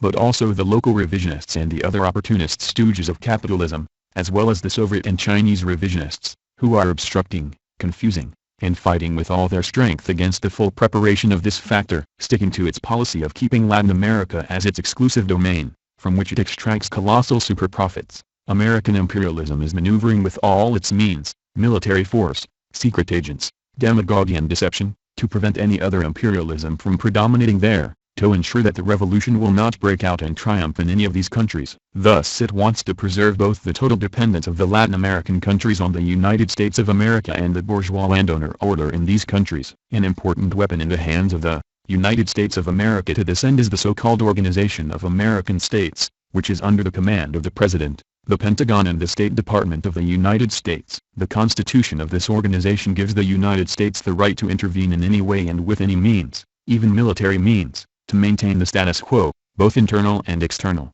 of the countries of Latin America. Meanwhile, the big American monopolies have perfected their method of exploitation in these countries by organizing the multinational monopoly companies which have their centers in, and are controlled by, the United States of America, and by making large use of state capitalism, by means of which they also secure their control over the local governments and state apparatus in general. But these and many other means the United States of America employs do not solve the problems arising from the grave economic and political crisis which has the Latin American countries also in its grip. Now that the local capitalists and landowners cannot exist without being dependent on, or having the support of, American imperialism, the idea of the revolution, as the only and indispensable means to gain national and social liberation, is becoming ever more deeply and widely implanted in the consciousness of the proletariat, the working peasantry, the progressive intelligentsia, and the masses of the youth of these countries. In order to avert the revolutions, the American imperialists and the local capitalists resort to two main methods. One is to establish military fascist regimes through a pronunciamento militar,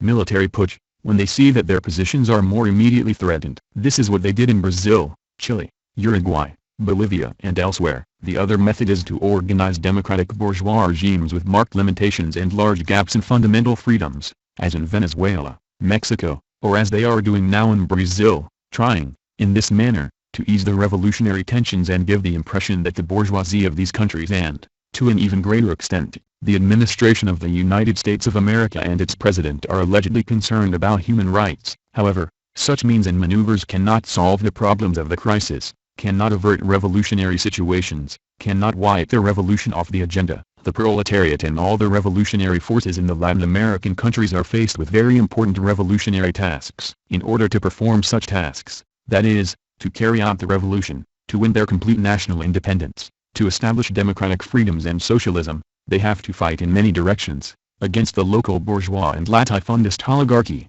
against U.S. imperialism, as well as against various lackeys of capital, imperialism and soil imperialism, such as the pro-Soviet and Castroite revisionists, the pro-Chinese revisionists, the Trotskyites, etc. They must not only cope with the diversionist and splitting activity of various shades of opportunists and revisionists, but also free themselves from petty bourgeois influences such as expressed by a number of putschist, folkist, adventurist concepts and practices which have become a kind of tradition, but which have nothing in common with the true revolution, and on the contrary, cause it great damage. However, this question requires careful handling. In regard to the militant tradition of the peoples of Latin America, the positive, revolutionary aspect is predominant. It constitutes a very important factor that must be used to the best advantage and as widely as possible in the preparation and development of the revolution, while giving the tradition a new content, free from the negative pistolero and folkist elements. The Marxist-Leninist parties of the working class will play a decisive role in carrying out these great tasks. Now,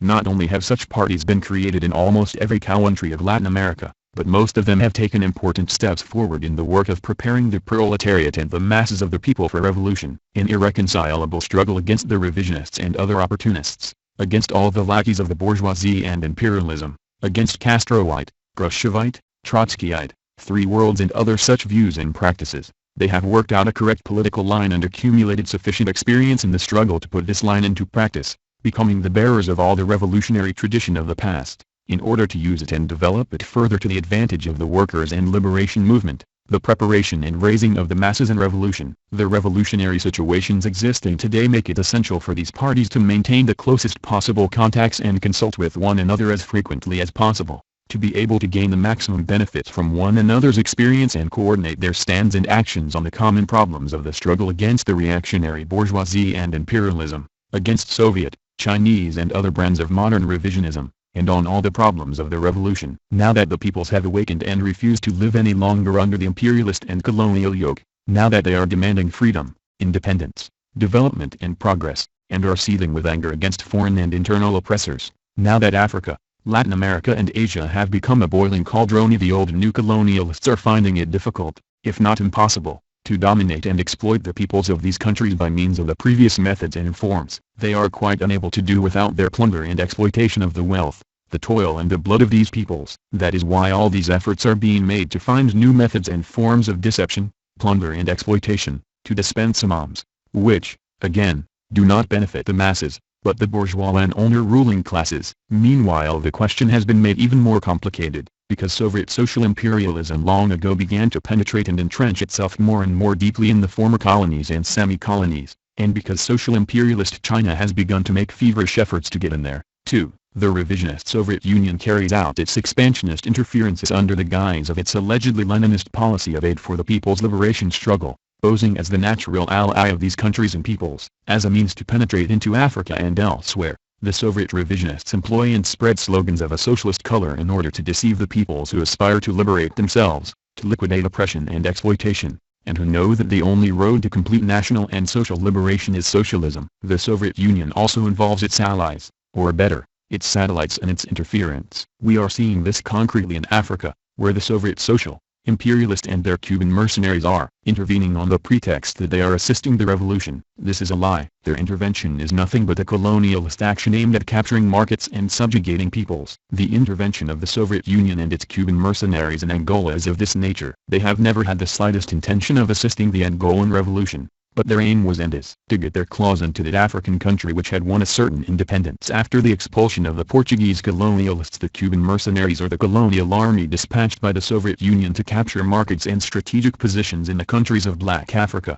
and to go on from Angola to other states, to enable the Soviet social imperialists, to create a modern colonial empire. Under the cloak of aid for people's liberation, the Soviet Union and its mercenary, Cuba are intervening in other countries with armies equipped with artillery and machine guns, allegedly to build socialism, which does not exist in either the Soviet Union or Cuba. These two bourgeois revisionist states intervened in Angola in order to help a capitalist clique seize power, contrary to the aims of the Angolan people who had fought to win their freedom from the Portuguese colonialists. Agostinho Neto is playing the game of the Soviets in the struggle against the other faction, in order to seize power for himself. He called in the Soviets to help him. The struggle between the two opposing Angolan clans did not have anything of a people's revolutionary character. The fight between them was a struggle of cliques for power. Each of them was supported by different imperialist states. Agostinho Neto emerged the winner from this contest, while socialism did not triumph in Angola. On the contrary, following the intervention from abroad, Soviet neocolonialism has been established there. Social imperialist China,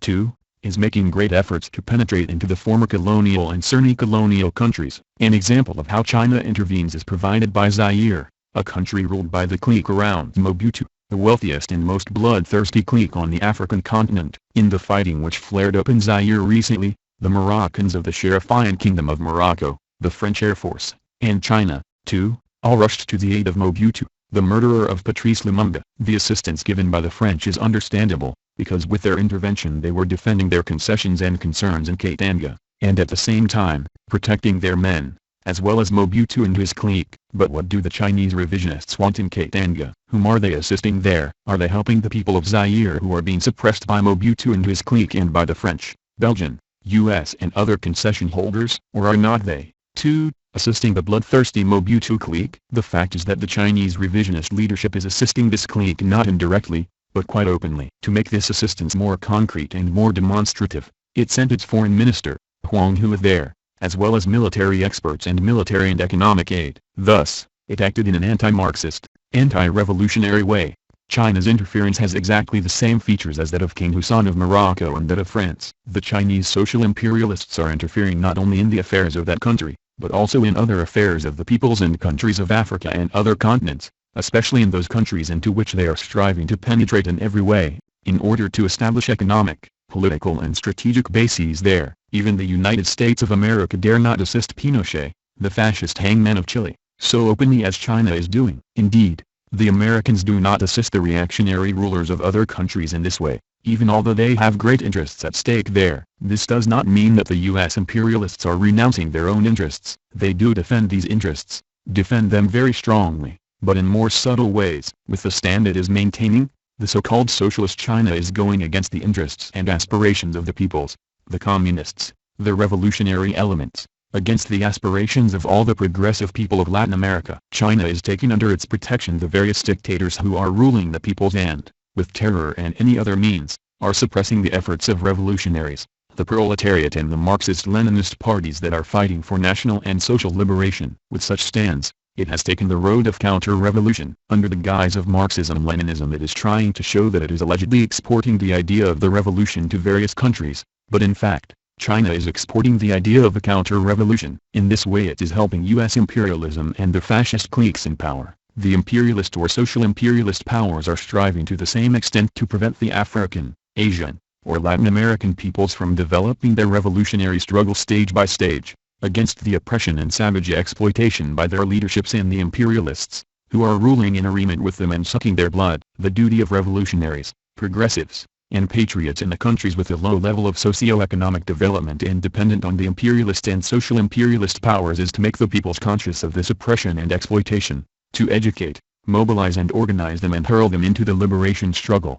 always bearing in mind that it is the broad masses, the peoples, that carry out the revolution. To this end it is necessary to make thorough analyses of the internal and external situation in each country, of its socio-economic development, the ratio of class forces, the antagonisms among classes, and the antagonisms between the people and the reactionary cliques in power, as well as between the people and the imperialist states. On this basis correct conclusions can be drawn about the step which must be taken and the tactics which must be employed. What is required from the revolutionary forces is intensive work, determination and wisdom, and first and foremost, thorough understanding of the fact that the liberation struggle in their countries can achieve true victory only by linking this struggle with the cause of the proletariat, the cause of socialism. Therefore, the proletariat in each country must create its own revolutionary party, which must be capable of applying the teachings of Marx, Engels, Lenin and Stalin faithfully, linking them closely with the conditions of each country, with the situation of each individual people. It is absolutely essential that each of these parties has a profound knowledge of the mentality of the masses and the economic,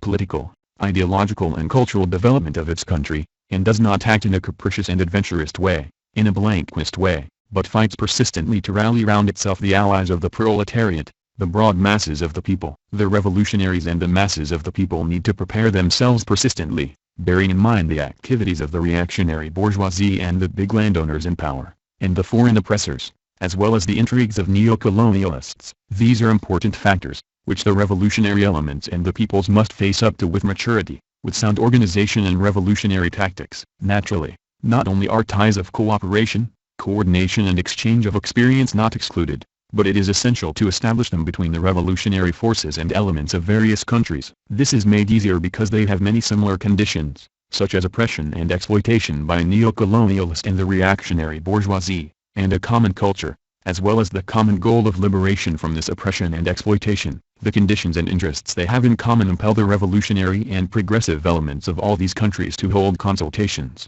to develop cooperation and coordination in their activities, with which they counter the actions of the enemies who oppress them. Viewing the situation of the peoples languishing under neo-colonialist domination from the Marxist-Leninist standpoint, the task facing all genuine revolutionaries is to give the revolutionary and liberation struggle of these peoples unreserved support and backing, so that it advances consistently and the revolution builds up ceaselessly, to its complete victory. Genuine revolutionaries call on the proletarians and peoples to rise up for the new world, the socialist world. As we explained in the foregoing, the crisis of capitalism is growing ever deeper. As a result, the proletariat, the oppressed classes and peoples are refusing to endure the exploitation any longer, demanding a change in their lives, demanding the overthrow of the bourgeois order, the abolition of neo-colonialism and imperialism. But these aspirations can be realized only through the revolution. No victory can be achieved without clashing with, and attacking, the internal and external class enemies. The genuine Marxist-Leninist parties of the working class, as the leaders of the revolution, make the proletariat, the toiling masses, and the peoples conscious and prepare them politically, ideologically and militarily for these clashes. The Marxist-Leninist parties, all revolutionaries, however few in numbers, establish themselves among the people, organize the masses systematically, with great care and patience, convince them that they are a great force, that they are able to overthrow capital, to seize state power and wield it in the interest of the proletariat and the people. Such parties do not think that, being small, they cannot stand up to the coalition of the parties of the bourgeoisie and the opinion formed by them. The task of the revolutionaries is to prove to the broad masses of the people that this opinion created by the bourgeoisie is wrong, that it must be demolished and that the true revolutionary opinion, which represents a great transforming force, must be formed. To carry out their mission successfully, the Marxist-Leninist parties consider that, first of all, they must have a revolutionary strategy and tactics, a correct political line, which must respond to the interests and aspirations of the broad popular masses, and the revolutionary solution to the problems and tasks which the struggle to destroy the bourgeois order and the foreign imperialist domination presents. Marxism Leninism is the only science which gives the revolutionary party of the working class the possibility to work out the correct political line,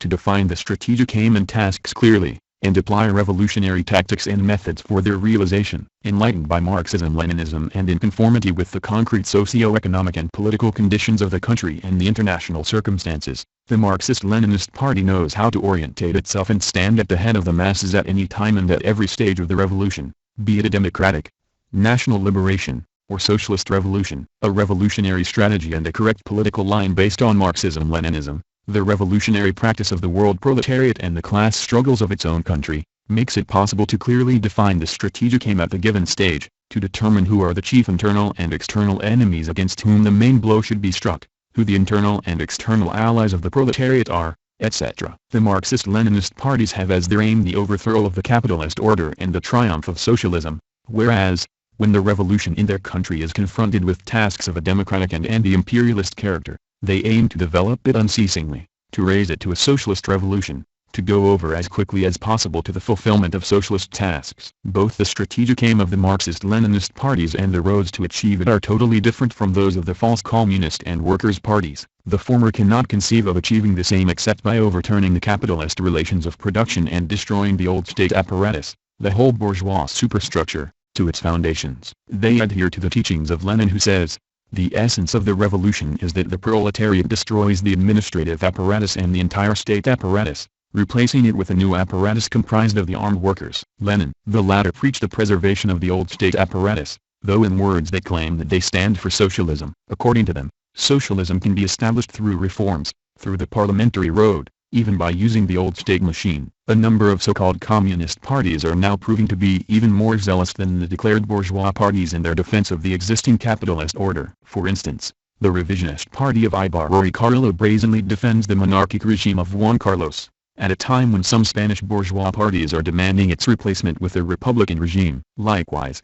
the revisionist party of Berlinguer comes out as a fervent champion of the oppressive laws of the Italian capitalist state, which are aimed against democratic freedoms, at a time when various bourgeois parties are not doing this openly. The Chinese revisionists, for their part, instruct the parties which follow the Chinese line in the capitalist countries that they must fight together with the most militarist circles to strengthen the armies and the bourgeois apparatus of violence, allegedly to defend the homeland, but in reality to suppress the revolution, if it should break out. In their aims to undermine the revolutionary and liberation movement and to perpetuate capitalism and imperialist domination, the bourgeoisie and its followers, especially the modern revisionists, are trying by all manner of means to confuse and split the revolutionary forces while erasing the distinction between the friends and the enemies of the revolution. Typical of this are the preachings of the Chinese revisionists who present the big monopoly bourgeoisie, the reactionary and fascist regimes, NATO and the European Common Market, and even American imperialism, as allies of the proletariat and the oppressed peoples. As for the Marxist-Leninist parties,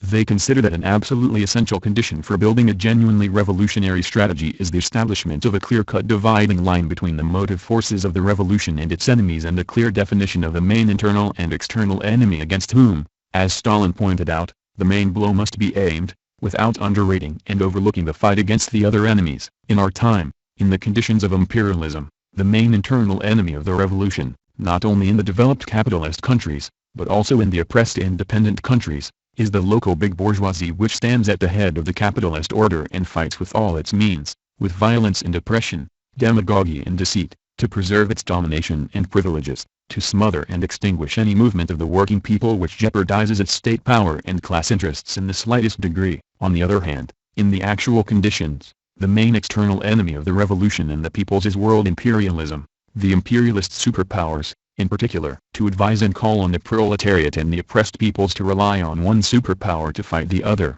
or to enter into alliance with the imperialist powers for the sake of allegedly defending national freedom and independence, as the Chinese revisionists advocate, is nothing but betrayal of the cause of the revolution. The revisionists have made the hegemonic role of the working class in revolution, which constitutes one of the fundamental questions of the revolutionary strategy, their special target. The main thing in the doctrine of Marx, wrote Lenin, is the explanation of the world historic role of the proletariat, as the creator of socialist society. Lenin described the negation of the idea of the hegemony of the proletariat in the revolutionary movement as the most vulgar expression of reformism. Among the modern revisionists, some strive to prove that the working class is allegedly being deproletarianized and transformed into co-manager of enterprises, hence there is no longer a place for the proletarian revolution, no need for a social order different from the existing one. Others claim that not only the workers, but everybody engaged in work and cultural activities, all wage and salary earners are now proletarians, and that not only the working class, but also other classes and strata of the society are interested in socialism. Therefore, they conclude, the hegemonic role of the working class in the revolutionary movement today has lost its meaning. The Soviet revisionists do not deny the leading role of the working class in words, while they have liquidated it in practice, because they have deprived this class of any possibility to lead. But even in theory they eliminate this role, inasmuch as they defend the ill-famed theory of the party and state of the entire people. The Chinese revisionists, as the pragmatists they are, sometimes put the peasantry, sometimes the army, sometimes the pupils and students, etc., whichever suits the occasion, at the head of the revolution. The Party of Labor of Albania resolutely defends the Marxist-Leninist thesis that the working class constitutes the decisive force in the development of society, the leading force for the revolutionary transformation of the world, for the construction of socialist and communist society. The working class remains the main productive force of society, the most advanced class, the class more interested than any other in national and social liberation. In socialism, and is the bearer of the finest traditions of revolutionary organization and struggle. It has the only scientific theory for the revolutionary transformation of society and its own militant Marxist-Leninist party which guided towards this goal. Objectively, history has charged it with the mission of leading the entire struggle for the transition from capitalism to communism. The hegemony of the proletariat in the revolution is decisive for the solution of the fundamental question of the revolution,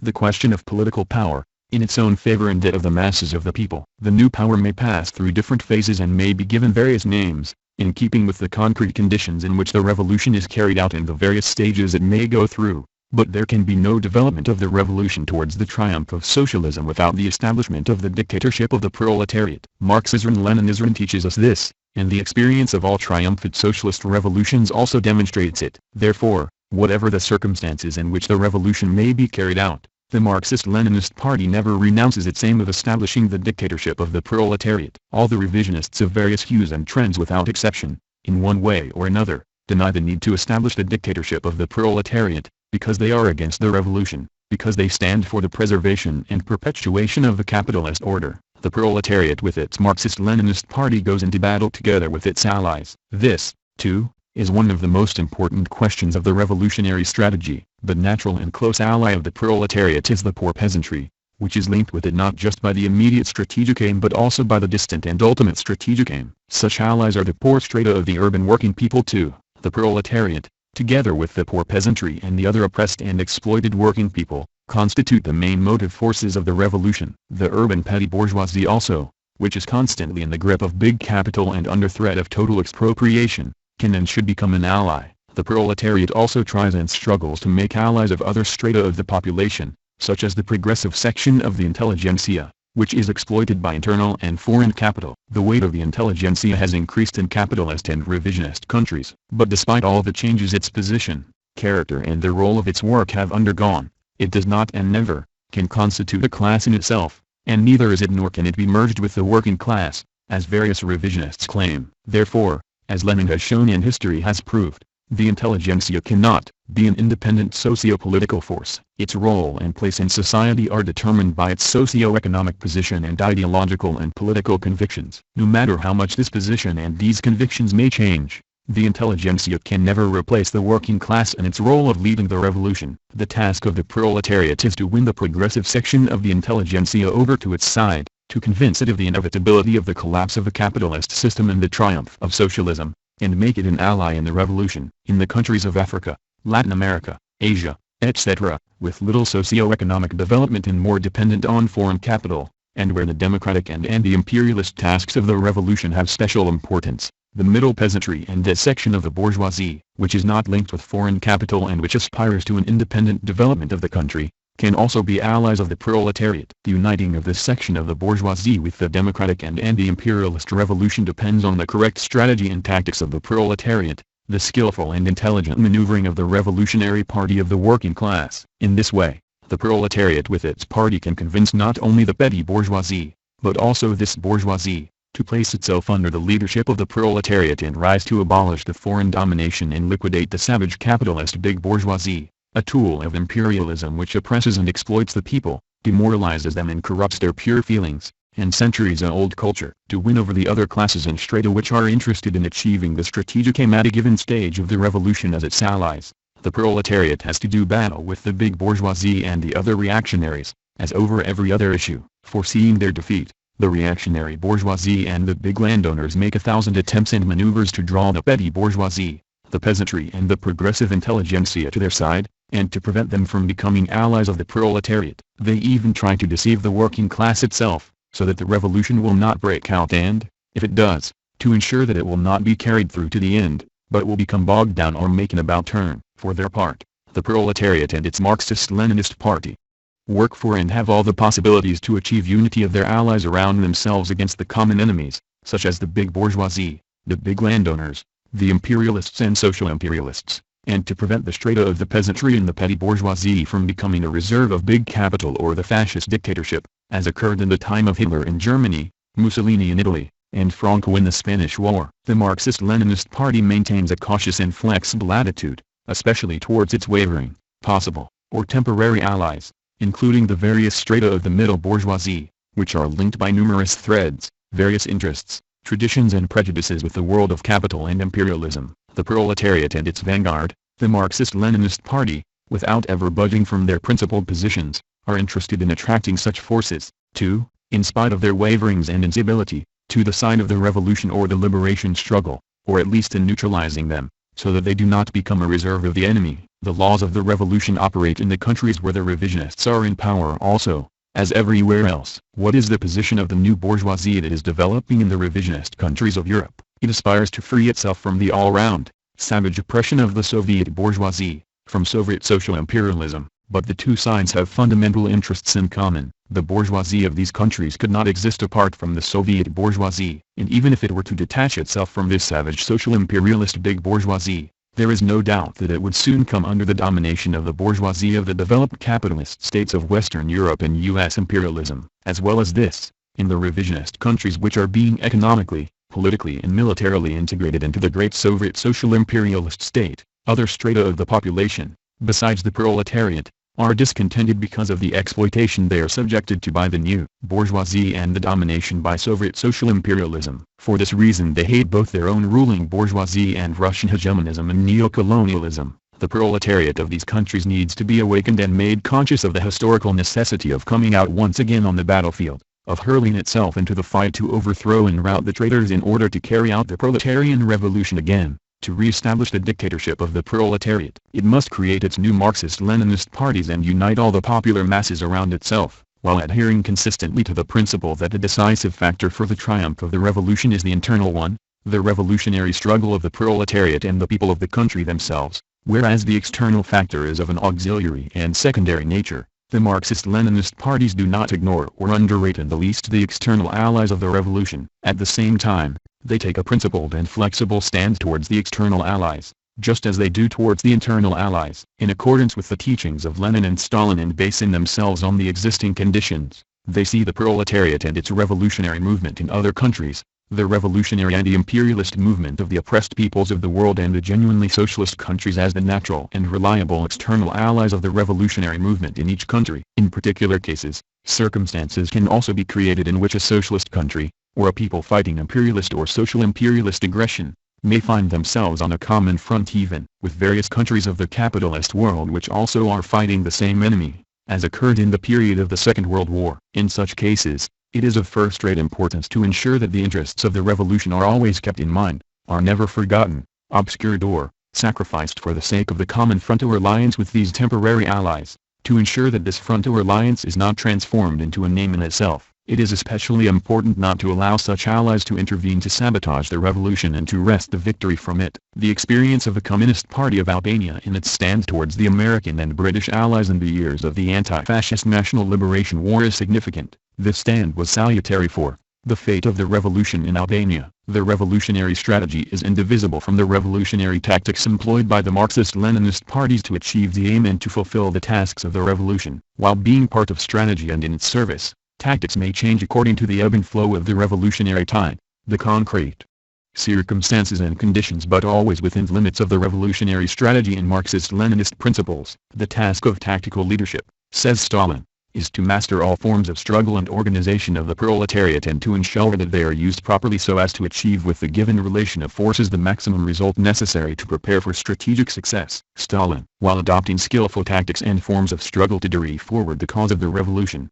the true Marxist-Leninist parties always loyally uphold revolutionary principles. They reject and combat any tendency to abandon principles for the sake of tactics. They are the most resolute opponents of any unprincipled pragmatic policy based on passing circumstances, which characterizes the entire activity of revisionists of all trends. The revolution is always the deed of the masses led by the revolutionary vanguard. Therefore, the Marxist-Leninist Party cannot fail to devote great attention to the revolutionary organization of the masses in appropriate forms, proceeding from the concrete conditions and circumstances, the traditions existing in each country, etc. Without organized links of the party with the masses it is idle even to talk of raising, preparing and mobilizing them in revolutionary struggle. Precisely for this reason the Marxist-Leninist Party attaches great importance to the creation of organizations of the masses under its leadership. Certainly, this is not a question which is solved easily, especially today, when many kinds of trade union, cooperativist, cultural, scientific, youth, women's and other organizations exist in all the capitalist and revisionist countries. Most of these organizations are under the leadership and influence of the bourgeoisie,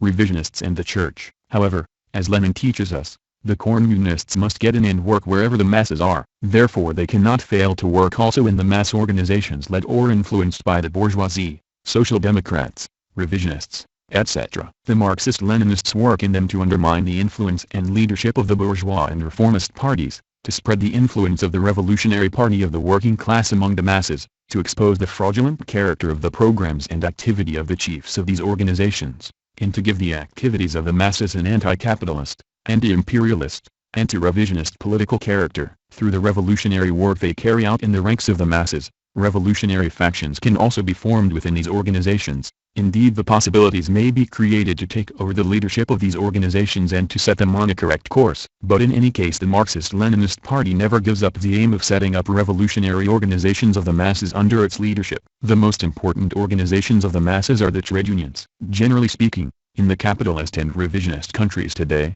these organizations serve the bourgeoisie, revisionism, to keep the proletariat and all the working masses in bondage. In his time, Engels said that the trade unions in Britain had been transformed from organizations which terrified the bourgeoisie into organizations which served capital. The trade union organizations have bound the worker with 1,000 threads, with 1,000 coils of the chain of enslavement, so that when the isolated worker revolts, he can easily be suppressed. The opportunist trade union leaders work so that the revolts of the workers of one or more enterprises, who go on strike or hold demonstrations, are kept under control and assume only an economic character. The worker aristocracy works very hard to manipulate things in this direction. In the capitalist countries, this aristocracy plays a major role in eroding, suppressing, and misleading the revolt of the masses and has long become a fire brigade to quell the flames of the revolution. In all the capitalist countries today, the main and revisionist parties have their own trade unions. These trade unions are now acting in unity and have established close collaboration in order to hold back the revolutionary movement of the proletariat, and corrupt the working class politically and morally. In France and Italy, for instance, the trade unions of the revisionist parties are large and powerful unions. But what do? They try to keep the proletariat in bondage, to lull it to sleep and, when it grows angry and rebellious, to set it on the course of negotiations with the boss class and to shut the mouths of the workers with some very small crumbs from the capitalist sewer profits. And what they give them is then taken back by raising prices. Therefore, to free itself from capitalism, it is essential for the proletariat of every country to shake off the yoke of the trade unions dominated by the bourgeoisie and opportunists, as well as that of any kind of social democratic and revisionist organization or party. All these organisms support the owning class in various ways and try to create the illusion that they are a great force, that they are a brake, that they can impose themselves on the big capitalists allegedly in favor of the proletariat. This is nothing but a big fraud. The proletariat has to smash these organisms. But how? It must destroy them by fighting the leadership of these trade unions, by rising against their treacherous connections with the bourgeoisie,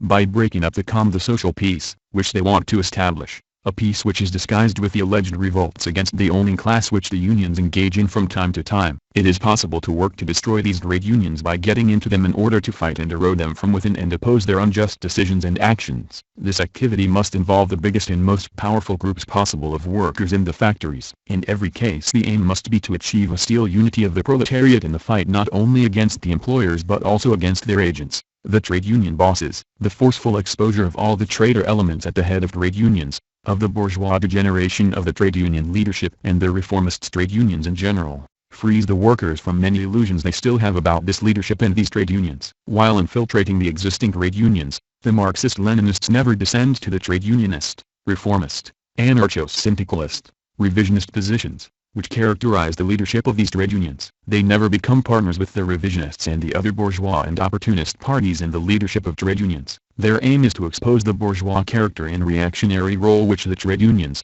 in general, have today in the capitalist and revisionist countries, to undermine these organizations in order to open the way to the setting up of genuine proletarian trade unions. The organization of the masses of the youth is of special importance to the Marxist-Leninist parties. The role of the youth in the revolutionary movements has always been great, for in its very nature the youth is for the new and against the old, and shows itself ready to fight for the triumph of everything progressive, revolutionary. However, on its own, it is incapable of finding the right road. Only the party of the working class can show it this road. When the inexhaustible revolutionary energies of the youth are united with the energies of the working class and the other working masses to wipe out oppression and exploitation, for national and social liberation, There is no force which can stop the triumph of the revolution. However, in the capitalist and revisionist countries today, the majority of the youth expend their energies in wrong directions. They are misled by the bourgeoisie and revisionism and often turn to adventurism and anarchism or fall into utopia and despair, because they have been disorientated and bemused and take a gloomy view of the future, the prospects for the fulfillment of their political, material and spiritual demands. The Marxist-Leninists always pay very great attention to the youth, try to enlighten them and convince them that the aspirations and desires of the youth can be fulfilled only on the road Marxism-Leninism shows them, and under the leadership of the working class and its party. They are working to free the youth from the influence of the bourgeoisie and revisionists, from the leftist Trotskyite, or anarchist movements, and to mobilize them in revolutionary organizations, to draw them onto the road of the revolution. The genuine Marxist-Leninist Party and the revolutionary communists take part actively in the workers' strikes and demonstrations and fight to turn them into political strikes and demonstrations, so as to make life impossible for capitalism, the employers, cartels, monopolies and the trade union chiefs. In the course of this broad activity the proletariat come to grips more often and more openly with the armed forces of the bourgeois order, but from these clashes it will learn to fight better. In the course of the struggle it also finds what forms of organization and revolutionary struggle are possible, correct, and appropriate. You cannot learn to swim without getting into the water, goes a popular saying. Without fighting by means of strikes, demonstrations, without active involvement in actions against capitalism in general, the struggle for the final victory cannot be organized and intensified. The bourgeois order cannot be overthrown. The revolution is not prepared by merely talking, like the various revisionists, or by theorizing about the three worlds like the Chinese revisionists. It cannot triumph on the peaceful road. Lenin did speak of this possibility, in specific instances, but he always put the main stress on revolutionary violence, because the bourgeoisie never surrenders its power voluntarily. The history of the international workers and communist movement, of the development of revolutions and the victories of the working class in a number of former socialist countries, and in our socialist country, shows that up till now revolutions have triumphed only through armed insurrection. Revolutionary armed insurrection has nothing in common with military putches. The former has as its aim the radical political overthrow of the old regime,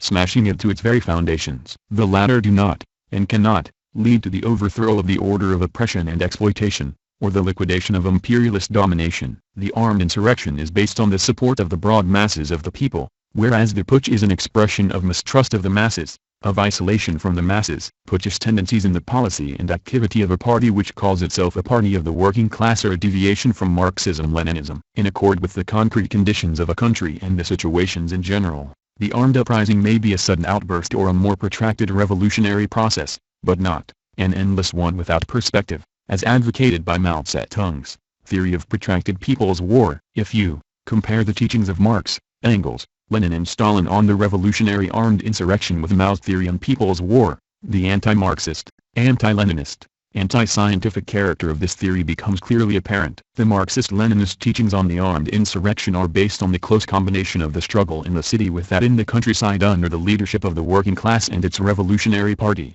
Being opposed to the leading role of the proletariat in the revolution, the Maoist theory considers the countryside as the only base of the armed insurrection and neglects the armed struggle of the working masses in the town. It preaches that the countryside must keep the city, which is considered as the stronghold of the counter-revolutionary bourgeoisie, besieged. This is an expression of distrust in the working class, the negation of its hegemonic role, while adhering unwaveringly to the teachings of Marxism-Leninism on the violent revolution as a universal law. The revolutionary party of the working class is resolutely opposed to adventurism and never plays with armed insurrection. In all conditions and circumstances, it carries out an unceasing revolutionary struggle and activity in various forms, in order to prepare itself and the masses for the decisive battles in the revolution, for the overthrow of the rule of the bourgeoisie with revolutionary violence. But only when the revolutionary situation has fully matured does it put armed insurrection directly on the order of the day and take all the political, ideological, organizational and military measures to carry it through to victory. Propaganda is a powerful means in the hands of a Marxist-Leninist party for the preparation of the masses for the revolution,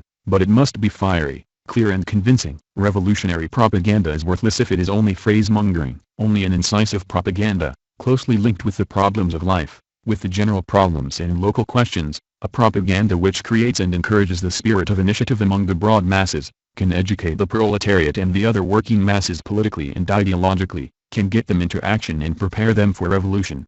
Apart from the great means of force it has at its disposal, like the army, the police, etc. The capitalist bourgeoisie in all countries also has wide experience of the struggle against the proletariat and its activity. Likewise, it possesses an entire propaganda network, including the press, radio, television, films, theaters, music, etc. All this propaganda has such power to corrupt that it is capable of temporarily disorientating, perverting and weakening the efforts of the proletariat and its struggle for liberation. In the states of so-called bourgeois democracy, where a measure of democratic freedom also exists, it is not enough to carry on only the normal journalistic propaganda against capitalism in general. The newspapers of various bourgeois and revisionist parties are constantly raising a hue and cry, not against the bourgeois order, of course, but against individuals, those who try to grab more than their share of the cake at the big table where they all sit down together to gorge themselves at the expense of the people. The propaganda, especially the press of the new Marxist-Leninist parties, is faced with a very great task, to expose the falsity of bourgeois democracy, to tear the mask from all its maneuvers, as well as from the demagogy of the revisionists and other lackeys of capital. The Marxist-Leninist propaganda and press tell the naked truth, show the road to social and national liberation through revolution, while the bourgeois and revisionist propaganda and press deceive people, lull them to sleep and disorientate them, in order to divert the masses from the revolution, to lead them up blind alleys, to keep them enslaved. But in order to enlighten the masses, to convince them of the correctness of the political line of the party of the working class, to prepare them for the revolution, propaganda alone is not sufficient. Lenin says that to prepare the revolution, the political experience of these masses themselves is necessary. Lenin, propaganda becomes effective, hits the target, only when it is carried on together with revolutionary action. Without action, thought withers away. This activity is not and must not be an adventure, but a stern struggle, a fierce clash with the class enemies, which passes from a simpler to a higher form, which overcomes numerous difficulties and accepts all the sacrifices the revolution demands. The genuine Marxist-Leninists parties stand in the vanguard and not at the tail end of revolutionary action. The temporarily limited possibilities of the struggle and efforts by means of which they must end to oppose the great force of capitalist reaction, do not discourage them. They teach their members to be courageous and to bear in mind that a correct, well-considered, mature, and determined action on their part has profound repercussions among the masses who see it and hear about it. When the communists act in this way, the masses realize that the aims of this or that revolutionary action are in the interest of the proletariat and the exploited. Courage and maturity in actions are of great importance, because in this way, little by little, ground is gained and progress made in building up the surge of the revolution. Revolutionary action links the parties of the working class with the masses, brings them to the head of the masses, and enables them to triumph over the reformist, revisionist parties. Every step taken by a genuine movement, says Marx, is worth more than a dozen programs. Marx Engels. Apart from the revolutionary forces led by the Marxist-Leninist party, in the capitalist countries there are also other forces which fight and clash with the police, the gendarmerie, etc. Many of the actions and attacks by these forces have a terrorist, adventurist, and anarchist character. They are presented under all sorts of colors and labels and are guided by various ideologies. Such actions are often organized at the instigation and with the funds of the secret services of capitalist countries and, among other things, are aimed at discrediting the Marxist-Leninist parties by attributing such actions to these parties. The fascist elements or the secret agents of the bourgeoisie, who frequently organize and lead these actions, try to take advantage of the discontent, the anger and the courage of the proletariat, school pupils and students, the youth in general, in order to involve the various groups and movements emerging from these masses in actions which not only have nothing in common with the genuine revolutionary movements, but also seriously jeopardize them. Create the impression that the proletariat is degenerating and has become a lumpen proletariat. Paying the proper attention to this question, the Marxist-Leninist parties, on the one hand, must convince the masses, from their own experience, that revolutionary actions have a completely different character from terrorist and anarchist actions, and on the other hand, must fight to win the revolutionary elements, who have been deceived, away from the ranks of terrorist and anarchist groups and the fascist elements and secret agents of the bourgeoisie operating in these groups. The Marxist-Leninist parties are parties of revolution. Contrary to the theories and practices the revisionist parties, which are totally immersed in bourgeois legality and parliamentary cretinism, they do not reduce their struggle to legal work, nor do they see this as their main activity. In the context of efforts to master all forms of struggle, they attach special importance to the combination of legal with illegal work, giving priority to the latter, as decisive for the overthrow of the bourgeoisie and the real guarantee of victory. They educate and teach their cadres, their members and sympathizers to know how to act intelligently, skillfully, and courageously under both legal and illegal conditions. But even when operating in the conditions of profound clandestinity, while trying to avoid exposing their forces to the enemy and to safeguard the revolutionary organization from the enemy's blows, the Marxist-Leninist parties do not shove themselves away, do not weaken, or break their links with the masses, never for a moment interrupt their live activity among the masses, and never fail to utilize all the legal possibilities, which the conditions and circumstances permit, to the advantage of the cause of the revolution. While entertaining no illusions about the possibility of seizing power on the parliamentary road, the Marxist-Leninist Party may also consider it in order, in particularly favorable instances, to take part in such legal activities as elections to municipal councils, parliament, etc., with the sole aim of propagating its line among the masses and exposing the bourgeois political order. However, the party does not transform this participation into a general line of its struggle, as the revisionists do, does not make these the main, or even worse, the only forms of its struggle. While utilizing the legal possibilities, the party seeks, finds and applies forms and methods of a revolutionary character, from the simplest to the most complicated, regardless of the sacrifices, while trying to make these forms and methods as popular and as acceptable as possible to the masses. In their activity, the Marxist-Leninists are not worried about breaking and violating the bourgeois constitution, laws, rules, norms, and order with their revolutionary actions. They are fighting to undermine this order, to prepare the revolution. Therefore, the Marxist-Leninist Party prepares itself and the masses to cope with the counterblows the bourgeoisie may strike in response to the revolutionary actions of the proletariat and the popular masses. In the present conditions of development of the revolutionary and liberation movement, as a complicated process with a broad social basis, in which numerous class and political forces take part, the Revolutionary Party of the Proletariat not infrequently comes up against the problem of collaboration and common fronts with other parties and political organizations at this or that stage of the revolution, on these or those problems of common interest. A correct, principled and at the same time flexible stand, far from any opportunism and sectarianism, on this problem is of major importance for drawing in, preparing and mobilizing the masses for the revolution and the liberation struggle. The Marxist-Leninist Party is not and in principle cannot be against collaboration or common fronts with other political parties and forces, when the interests of the cause of the revolution require this and the situation makes it necessary. However, the Marxist-Leninist Party never sees this as a coalition of chieftains and as an aim in itself, but as a means to unite and arouse the masses in struggle. The important thing is that in these common fronts the proletarian party must never for a moment lose sight of the class interests of the proletariat and the final aim of its struggle, must not merge itself in the front, but must preserve its ideological individuality and its political, organizational, and military independence there, must fight to secure the leading role in the front and to implement a revolutionary policy there. For the Marxist-Leninist Party to be able to work out and apply a revolutionary strategy and tactics, a correct political line to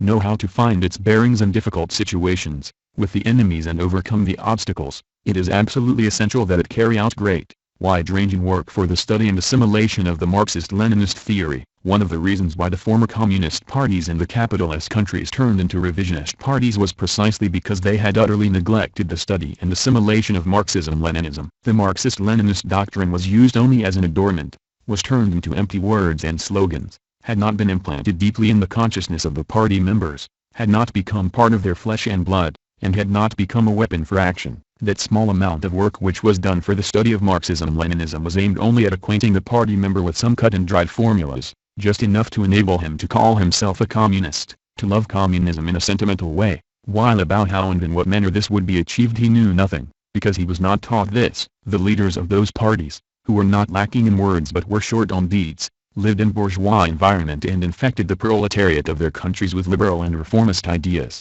Thus, the turn of the revisionist parties towards the bourgeoisie is a social democratic opportunist evolution which had long been prepared by their leaders who were in fact social democrats, the worker aristocracy, which led these so-called communist parties. The Marxist-Leninist parties cannot fail to remember this negative experience and draw from it the lesson that they must organize the study and assimilation of Marxism-Leninism on the sound basis, always linking this study with revolutionary action. The unity and cooperation of the Marxist-Leninist parties of different countries on the basis of the principles of proletarian internationalism is of special importance for the preparation of the revolution. This unity will be strengthened and this cooperation will be extended in struggle against imperialism and social imperialism, against the bourgeoisie and modern revisionism of every description, Khrushchevite, Titoite, Euro-communist Chinese, etc. The revisionists, as enemies of the revolution, fight proletarian internationalism with all their strength and means, in order to wrest this powerful weapon in the struggle against the bourgeoisie and imperialism from the hands of the world proletariat and the proletariat of every country. It is the duty of the Marxist-Leninist parties to expose the maneuvers of the Titoite revisionists and the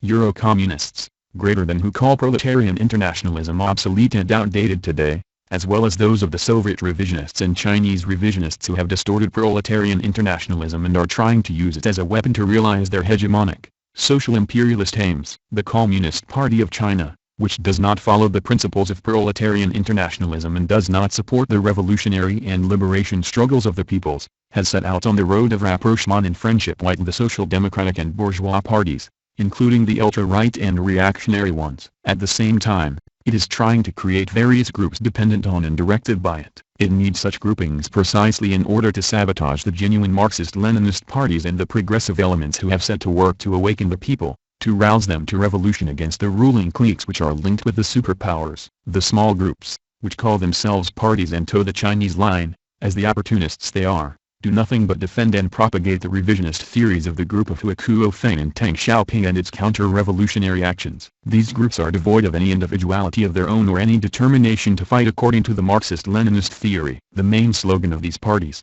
which is also the basic slogan of the Chinese policy, is that, in the present situation, the sole and fundamental task of the proletariat is to defend national independence, which is allegedly threatened only by Soviet social imperialism. They are repeating, almost word by word, the slogans of the chiefs of the Second International who abandoned the cause of the revolution and replaced it with a thesis of defense of a capitalist homeland. Lenin exposed this false and anti-Marxist slogan, which does not serve the defense of true independence but serves the instigation of inter-imperialist wars. He clearly defined what the stand of the true revolutionary should be towards the conflicts between imperialist groupings. He wrote, "If the war is a reactionary imperialist war, that is, if it is being waged by two world coalitions of the imperialist, violent, predatory, reactionary bourgeoisie, then every bourgeoisie, even of the smallest country, becomes a participant in the plunder, and my duty as a representative of the revolutionary proletariat is to prepare for the world proletarian revolution as the only escape from the horrors of a world slaughter." That is what internationalism means,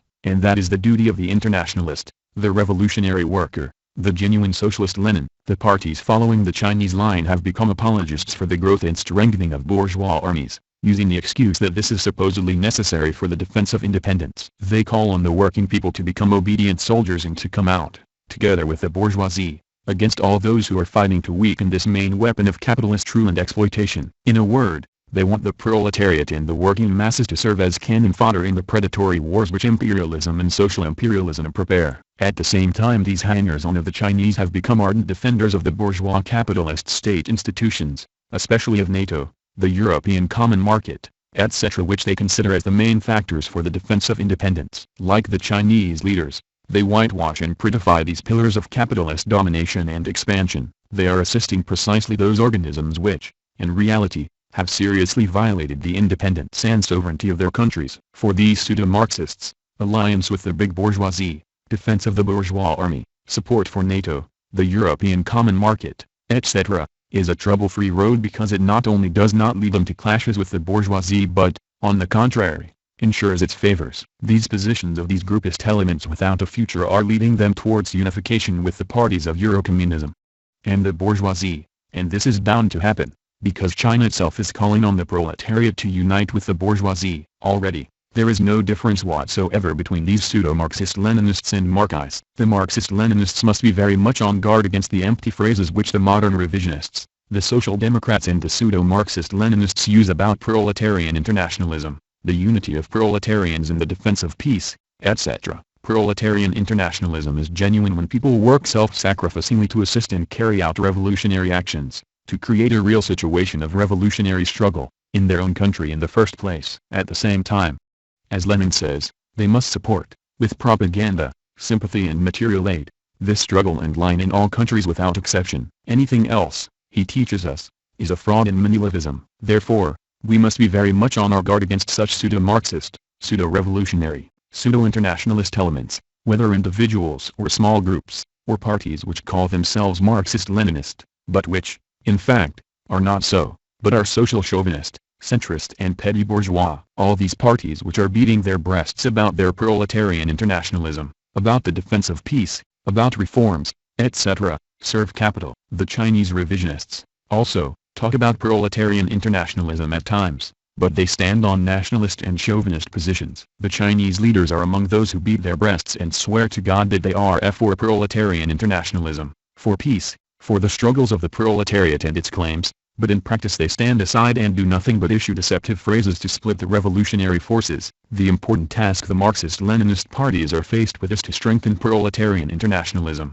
which must be developed amongst all parties, big or small, old or new. All of them must strengthen the unity between them and coordinate their political, ideological and fighting actions. By stressing this important line, which is a primary task of the Marxist-Leninist parties in order to be able to launch a frontal attack on world capitalism, its enslaving policy, as well as on its intrigues, trickery and alliances with Soviet, Titoite, Chinese, Italian, French, Spanish and other modern revisionisms, these parties will create a powerful front which will become ever more unbreakable day by day. If they act in unity and all strike at the forces of reaction together, if they expose all the intrigues which capitalism and modern revisionism concoct in various ways in order to put down the revolution and quell the class struggle, their triumph is assured. We Marxist-Leninists must fight and call on the workers, wherever they are, to rise up against their age-old enemies and break their chains, to carry out the revolution, and not submit to monopolies and capitalists. As the modern revisionists advocate, the task of the Marxist-Leninists, of the true revolutionaries is to call on the proletarians and the peoples to rise for the new world,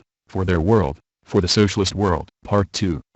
The theory of three worlds, a counter-revolutionary chauvinist theory. Today the Chinese revisionists, also, have come out openly and are fighting on a broad front against the Leninist theory and strategy of the revolution and the liberation struggle of the peoples. They are trying to oppose this glorious scientific theory and strategy with their theory of three worlds, which is a false, counter-revolutionary, and chauvinist theory. The theory of three worlds is in opposition to the theory of Marx, Engels, Lenin and Stalin, or more exactly, is a negation of it. It is of no consequence to know who first invented the term the third world, who was the first to divide the world in three parts. But it is certain that Lenin did not make such a division, while the Communist Party of China claims paternity to it, asserting that Mao Zedong invented the theory of three worlds. If he is the author who first formulated this so-called theory, this is further evidence that Mao Zedong is not a Marxist. But even if he only adopted this theory from others, this, too, is proof enough that he is not a Marxist. The concept of the three worlds, a negation, of Marxism-Leninism. The notion of the existence of three worlds, or of the division of the world in three, is based on a racist and metaphysical world outlook, which is an offspring of world capitalism and reaction. But the racist thesis which places the countries on three levels or in three worlds is not based simply on skin color. It makes a classification based on the level of economic development of the countries and is intended to define the great master race on the one hand, and the race of pariahs and plebs on the other, to create an unalterable and metaphysical division in the interests of the capitalist bourgeoisie. It considers the various nations and peoples of the world as a flock of sheep, as an amorphous whole. The Chinese revisionists accept and preach that the master race must be preserved and the race of pariahs and plebs must serve it meekly and devotedly. Marxist-Leninist dialectics teaches us that there is no limit to development, that nothing stops changing. In this process of unceasing development towards the future, quantitative and qualitative changes occur. Our epoch, like any other, is characterized by profound contradictions which Marx, Engels, Lenin and Stalin defined so clearly. It is the epoch of imperialism and proletarian revolutions, hence, of great quantitative and qualitative transformations which lead to revolution and the seizure of power by the working class.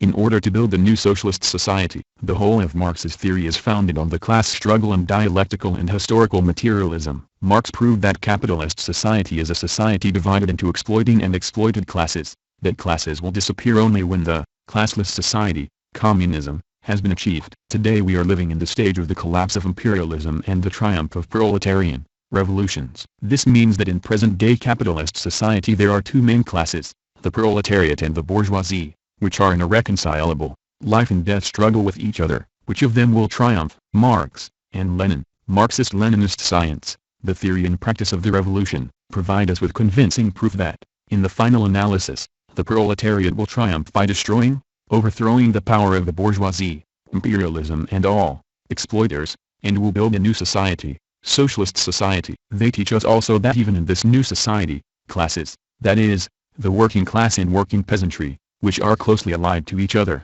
will exist for a very long time, but there will also be remnants of the overthrown and expropriated classes. During this entire period, these remnants, as well as elements which degenerate and oppose the construction of socialism, will try to regain their lost power. Hence, under socialism, too, stern class struggle will exist. Marxist-Leninists always bear in mind that in all countries, with the exception of those where the revolution has triumphed and socialist order has been established, there are the poor classes with the proletariat at the head, and the wealthy classes with the bourgeoisie at the head. In every capitalist state, wherever it may be, and however democratic or progressive, there are oppressed and oppressors, there are exploited and exploiters, there are antagonisms. There is merciless class struggle. The varying intensity of this struggle does not alter this reality. This struggle has its ups and downs, but it exists and cannot be quelled. It exists everywhere. It exists in the United States of America between the proletariat and the imperialist bourgeoisie. It exists, likewise, in the Soviet Union, where Marxism-Leninism has been betrayed and a new bourgeois capitalist class which oppresses the working people of that country,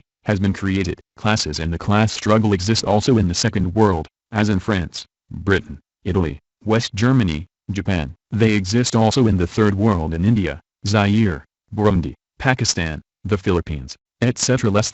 Pitch. Only according to Mao Zedong's theory of three worlds, classes and the class struggle do not exist in any country. It does not see them, because it judges countries and peoples according to bourgeois geopolitical concepts and the level of their economic development. To see the world as divided in three, into the First World, Second World, and the Third World as the Chinese revisionists do and not from the class angle, means to deviate from the Marxist-Leninist theory of the class struggle, means to negate the struggle of the proletariat against the bourgeoisie for the transition from a backward society to a new society, socialist society, and later to classless society, communist society. To divide the world in three means failure to recognize the characteristics of the epoch, to impede the advance of the proletariat and the peoples towards the revolution and national liberation, to impede their struggle against American imperialism, Soviet social imperialism, capital and reaction in every country and in every corner of the world. The theory of three worlds advocates social peace, class conciliation, and tries to create alliances between implacable enemies, between the proletariat and the bourgeoisie, the oppressed and the oppressors, the peoples and imperialism. It is an attempt to prolong the life of the old world, the capitalist world, to keep it on its feet precisely by seeking to extinguish the class struggle. But the class struggle, the struggle of the proletariat and its allies to take power and the struggle of the bourgeoisie to maintain its power can never be extinguished. This is an irrefutable truth, and no amount of empty theorizing about the worlds, whether the first world, the non-aligned world, the third world, the non-aligned world, or the umpteenth world, can alter this fact. To accept such a division means to renounce and abandon the theory of Marx, Engels, Lenin and Stalin on classes and the class struggle. After the triumph of the October Revolution, Lenin and Stalin said that in our time there are two worlds, the socialist world and the capitalist world. Although at that time socialism had triumphed in only one country, Lenin wrote in 1921, there are now two worlds, the old world of capitalism, that is in a state of confusion but which will never surrender voluntarily, and the rising new world, which is still very weak, but which will grow, for it is invincible. Lenin. This class criterion of the division of the world is still valid today, regardless of the fact that socialism has not triumphed in many countries and the new society has not supplanted the old bourgeois capitalist society. Such a thing is certainly bound to happen tomorrow. The fact that socialism has been betrayed in the Soviet Union and the other former socialist countries does not in any way alter the Leninist criterion of the division of the world. Now as before, there are only two worlds, and the struggle between these two worlds, between the two antagonistic classes, between socialism and capitalism, exists not only on a national scale but also on an international scale. The Chinese revisionists, who do not admit the existence of the socialist world under the pretext that the socialist camp no longer exists as a result of the betrayal by the Soviet Union and the other former socialist countries, deliberately ignore one thing, namely, that the emergence of modern revisionism does not in the least alter the general trend of history towards the revolution, towards the collapse of imperialism, regardless of the fact that capitalism still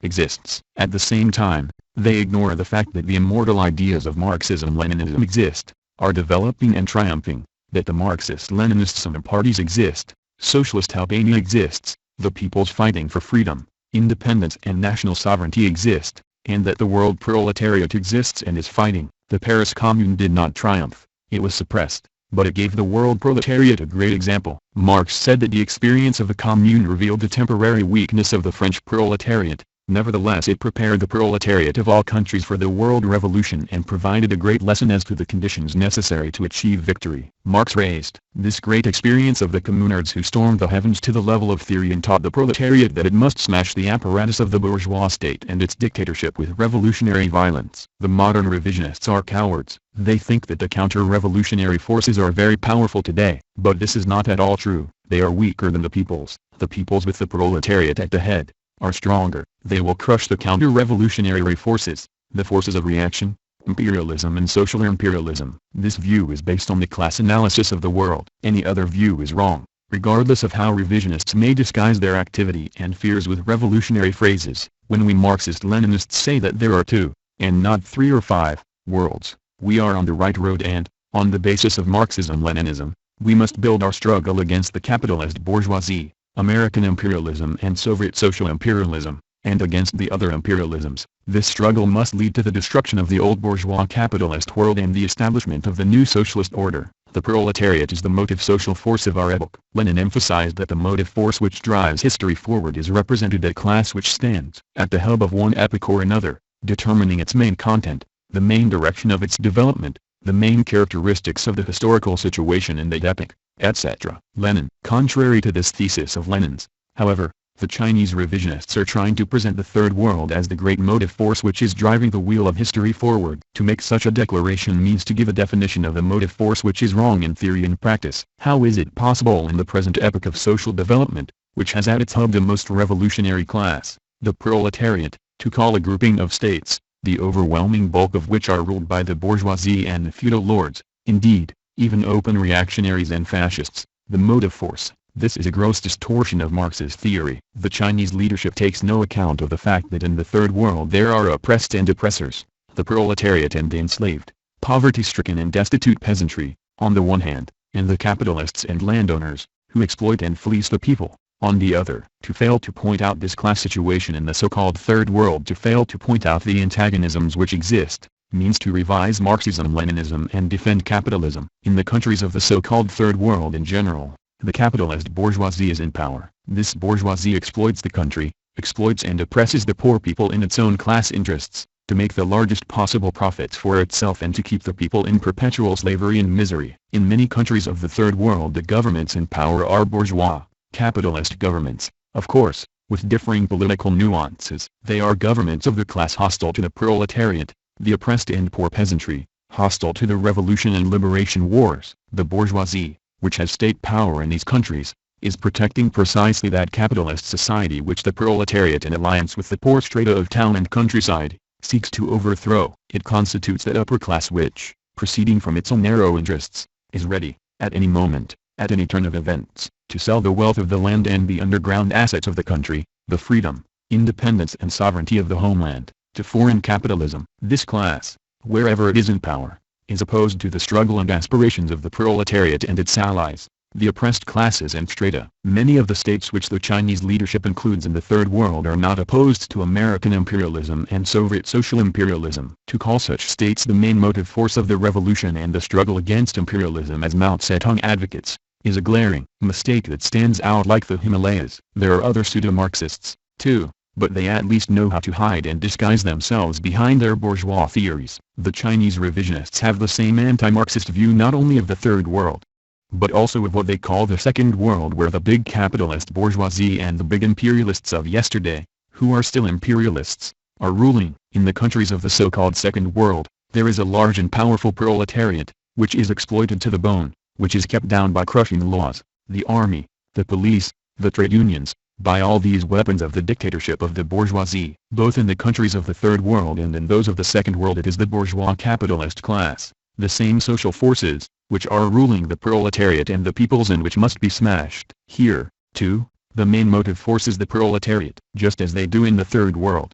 And the Second World in the United States of America and the Soviet Union, too. The Chinese revisionists ignore the proletariat, which represents the great army of the revolution, negate precisely the main motive force of society, that force which has to attack the monopoly bourgeoisie, its class enemy and the enemy of the world revolution in general. Mao Zedong's theory of three worlds denies this great reality and discounts the proletariat of Europe and the other developed countries. It is true that some degeneration also exists in the ranks of the proletariat, whether of the so-called third, second, or first world, because the bourgeoisie is not sitting idle, but is fighting its enemy, not only with weapons and oppression, but also politically and ideologically, with the way of life it creates, etc. But the fact that some stratum of the proletariat, such as the labor aristocracy, degenerates, does not mean that Marxism-Leninism should be abandoned and the decisive role of the working class in the world revolutionary process denied. Through correct Marxist-Leninist education, through their daily revolutionary activity, the genuine communists protect the proletariat of every country and every world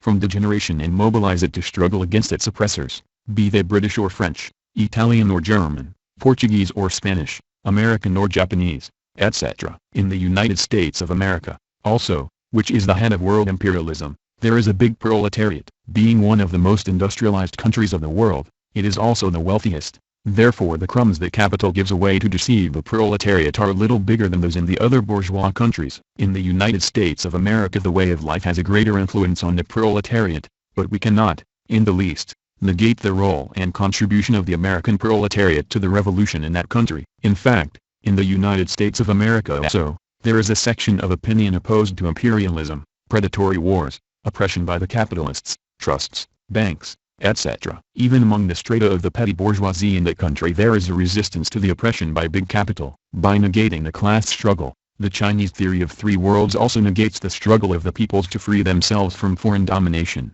to win democratic rights and freedoms, negates their struggle for socialism. This counter-revolutionary and anti-scientific theory rules out the struggle of the peoples against their enemies, imperialism, social imperialism and the entire international big bourgeoisie, to put the peoples into three compartments and preach that only the third world aspires to liberation from imperialism, that it alone is supposedly the main motive force against imperialism is a deception and a flagrant deviation from Marxism-Leninism. If the imperialists and capitalists are to be included in the first world and in the second world, then the question arises, where are the peoples of these two worlds who are also fighting for their liberation against those same oppressors who are oppressing the third world to be put? The inventors and supporters of the division of the world in three are quite unable to answer this question, because, according to their anti-Marxist and anti-Leninist concept, they merge the imperialists, the rulers and the peoples into one. Marxist-Leninists cannot identify the Soviet peoples with the anti-Marxist, social imperialist, double dealers and the new capitalists who are ruling them. Likewise, they cannot mix up and confound the Puerto people with U.S. imperialism. If they were to act as the Chinese revisionists are doing, then the revolutionaries would be making a gross theoretical mistake and setting themselves against the revolution. They would be supporting precisely imperialism and social imperialism, the forces of capital against which the proletariat and the people within the lair of their enemies are also fighting. What is the sense of the Chinese call that the third world should unite in alliance with the second world to fight half of the first world, when such a division of the world confuses the individuality, aspirations and development of the peoples who are opposed to and in struggle against the oligarchy that oppresses them? The level of the people's resistance and revolutionary struggle is likewise different, but their ultimate aim, communism, is the same. In these conditions, we Marxist-Leninists must carry out propaganda work and mobilize ourselves so that, through continuous class struggles against imperialism, social imperialism, capitalism and their fraudulent ideologies, we achieve the ultimate aim. The Chinese revisionists not only merge and unite peoples into one with the rulers in the capitalist countries, but they also want to liquidate the identity of socialist countries, when they preach that these countries, too, can be included in the third world. How can a socialist country be identified with the third world in which antagonist classes, oppression and exploitation exist, and line up with kings and princes as the Chinese leaders assert? The Chinese revisionists who call their country socialist, allege that they include themselves in the third world in order to assist the peoples of this world. This is a fraud by means of which they want to conceal their expansionist aim. To assist and support the people's struggle, a true socialist country has no need to divide the world in three, or include itself in the third world. With our stance, guiding ourselves by class criteria, we Marxist-Leninists help the peoples, the proletariat, genuine democracy, sovereignty and freedom, and not the state where the kings, shahs and the reactionary cliques rule. We help those peoples and democratic states which want to liberate themselves from the yoke of superpowers, but we stress that this cannot be done properly, on the correct road and according to monarchs' class criteria, unless they also fight the international monopolies that are connected with the superpowers. The Chinese leaders claim to have solved this complicated class problem by merging themselves in this imaginary third world, but this is an anti-Marxist solution. Contrary to what the Chinese leaders claim, Most of the states and governments of the Third World dare not for struggle against the First World or against U.S. imperialism and Soviet social imperialism, or the Second World. The trend among the peoples of the world is towards the struggle for liberation, for revolution, for socialism, but the governments of kings, emirs and reactionary cliques of the Mobutu and Pinochet type of the Third World, in which China has included itself, are not included in this trend. In regard to the states of the so-called Third World, the Chinese leadership does not make any class differentiation. According to the principles of proletarian internationalism and the interests of the world revolution, it takes no account of the fact that these national states, most of which are led by the upper strata of the bourgeoisie, are under the influence of, and closely linked by many threads with, U.S. imperialism and also with Soviet social imperialism. In these states there are deep internal contradictions between the proletariat and the poor and oppressed peasantry,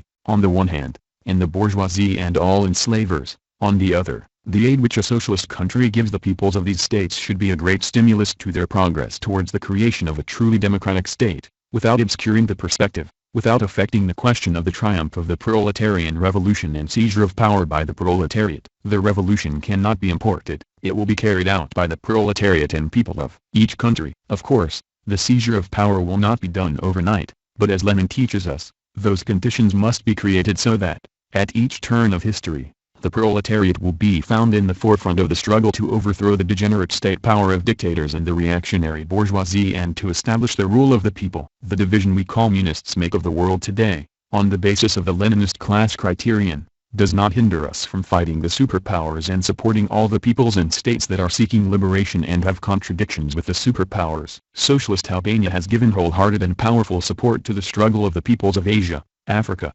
Latin America, because this struggle is in their own interests and is directed against imperialism and foreign colonial domination. But to conceal and distort the principles of Marxism Leninism, the ideology and policy of the Party of the Proletariat, as the Chinese leaders do, this is anti-Marxist, a fraud and a deception. The Party of Labor of Albania has not done and will never do such a thing, because this would be an unpardonable crime against its own people, against other peoples, against the international proletariat and the world revolution. In its division of the world into three, the Communist Party of China is advocating class conciliation. The genuine Marxist-Leninists never forget the teachings of Lenin, who stresses that the opportunists and revisionists strive by hook or by crook to tone down the class struggle, to deceive the working class and the oppressed with revolutionary cliches, while divesting the Marxist-Leninist doctrine of its revolutionary content. This is what the Chinese revisionist leadership is doing when it preaches conciliation and peaceful coexistence between the working class and the bourgeoisie. As Engels and Lenin teach us, the contradictions between classes or social forces with opposing fundamental interests cannot be reconciled,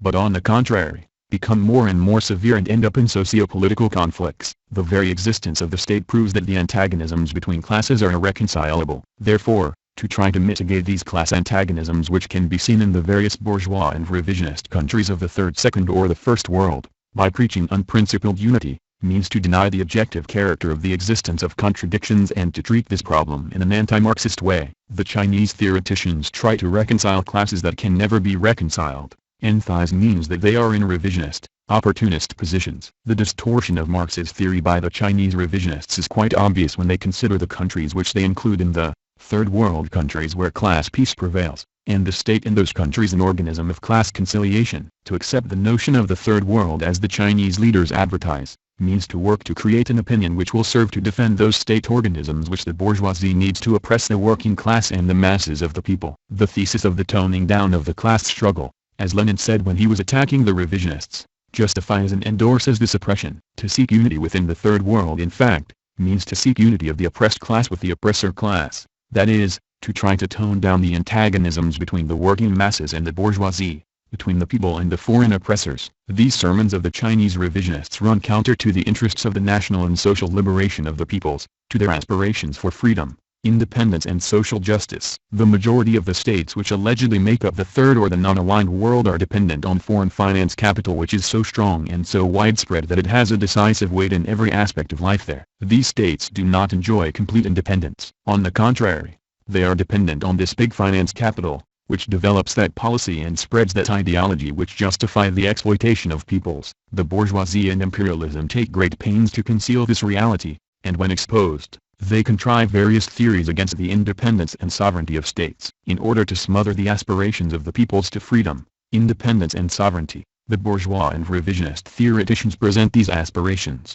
as anachronistic, give them various metaphysical interpretations, and counter them with the slogan of world interdependence, which allegedly expresses the current trend of development of human society, or with the slogan of limited sovereignty, which allegedly expresses the supreme interests of the so-called socialist community, etc. The bourgeois revisionist reality of the violation of the freedom, independence and sovereignty of nations and states in all forms and directions, shows the decay of the capitalist system. We are living in an epoch when the bourgeoisie is losing ground as a ruling class, while the world proletariat has become a colossal force and has entered into ceaseless, merciless struggle to get that class which exploits it off its back. Under the blows of the peoples and the class struggle of the proletariat, the bourgeoisie was compelled to renounce colonialism de jure, and to formally recognize the freedom, independence and sovereignty of many countries, which it had been occupying and exploiting to the bone for a long time. However, for many countries the freedom, independence and sovereignty, legally recognized by the capitalist states to their former colonies, have remained formal to this day, because the capitalists and imperialists are still ruling there in new forms. To prolong their domination over the former colonies, taking advantage of the economic, political and ideological backwardness of the lack of organization of the revolutionary forces, these regressive forces of our time make extensive use of plots and intrigues to divide and rule, suitable terrain for which can still be found in these countries. In dealing with this problem, it should not be thought that, since the former colonial countries have not yet won complete independence and sovereignty, their struggle has been useless. By no means. The struggle of the peoples for the emancipation of their small countries from the dictate and tutelage of the mighty, imperialism and social imperialism, must not be underrated. On the contrary, the Party of Labour of Albania and the Albanian state have given and will continue to give unreserved support to this just revolutionary and liberation struggle, which they have regarded as a victory of the peoples in strengthening their political independence and breaking free from colonial and neo-colonial domination. But we are against those revisionist theoreticians who preach that now the entire revolutionary struggle should be reduced to a struggle for national independence,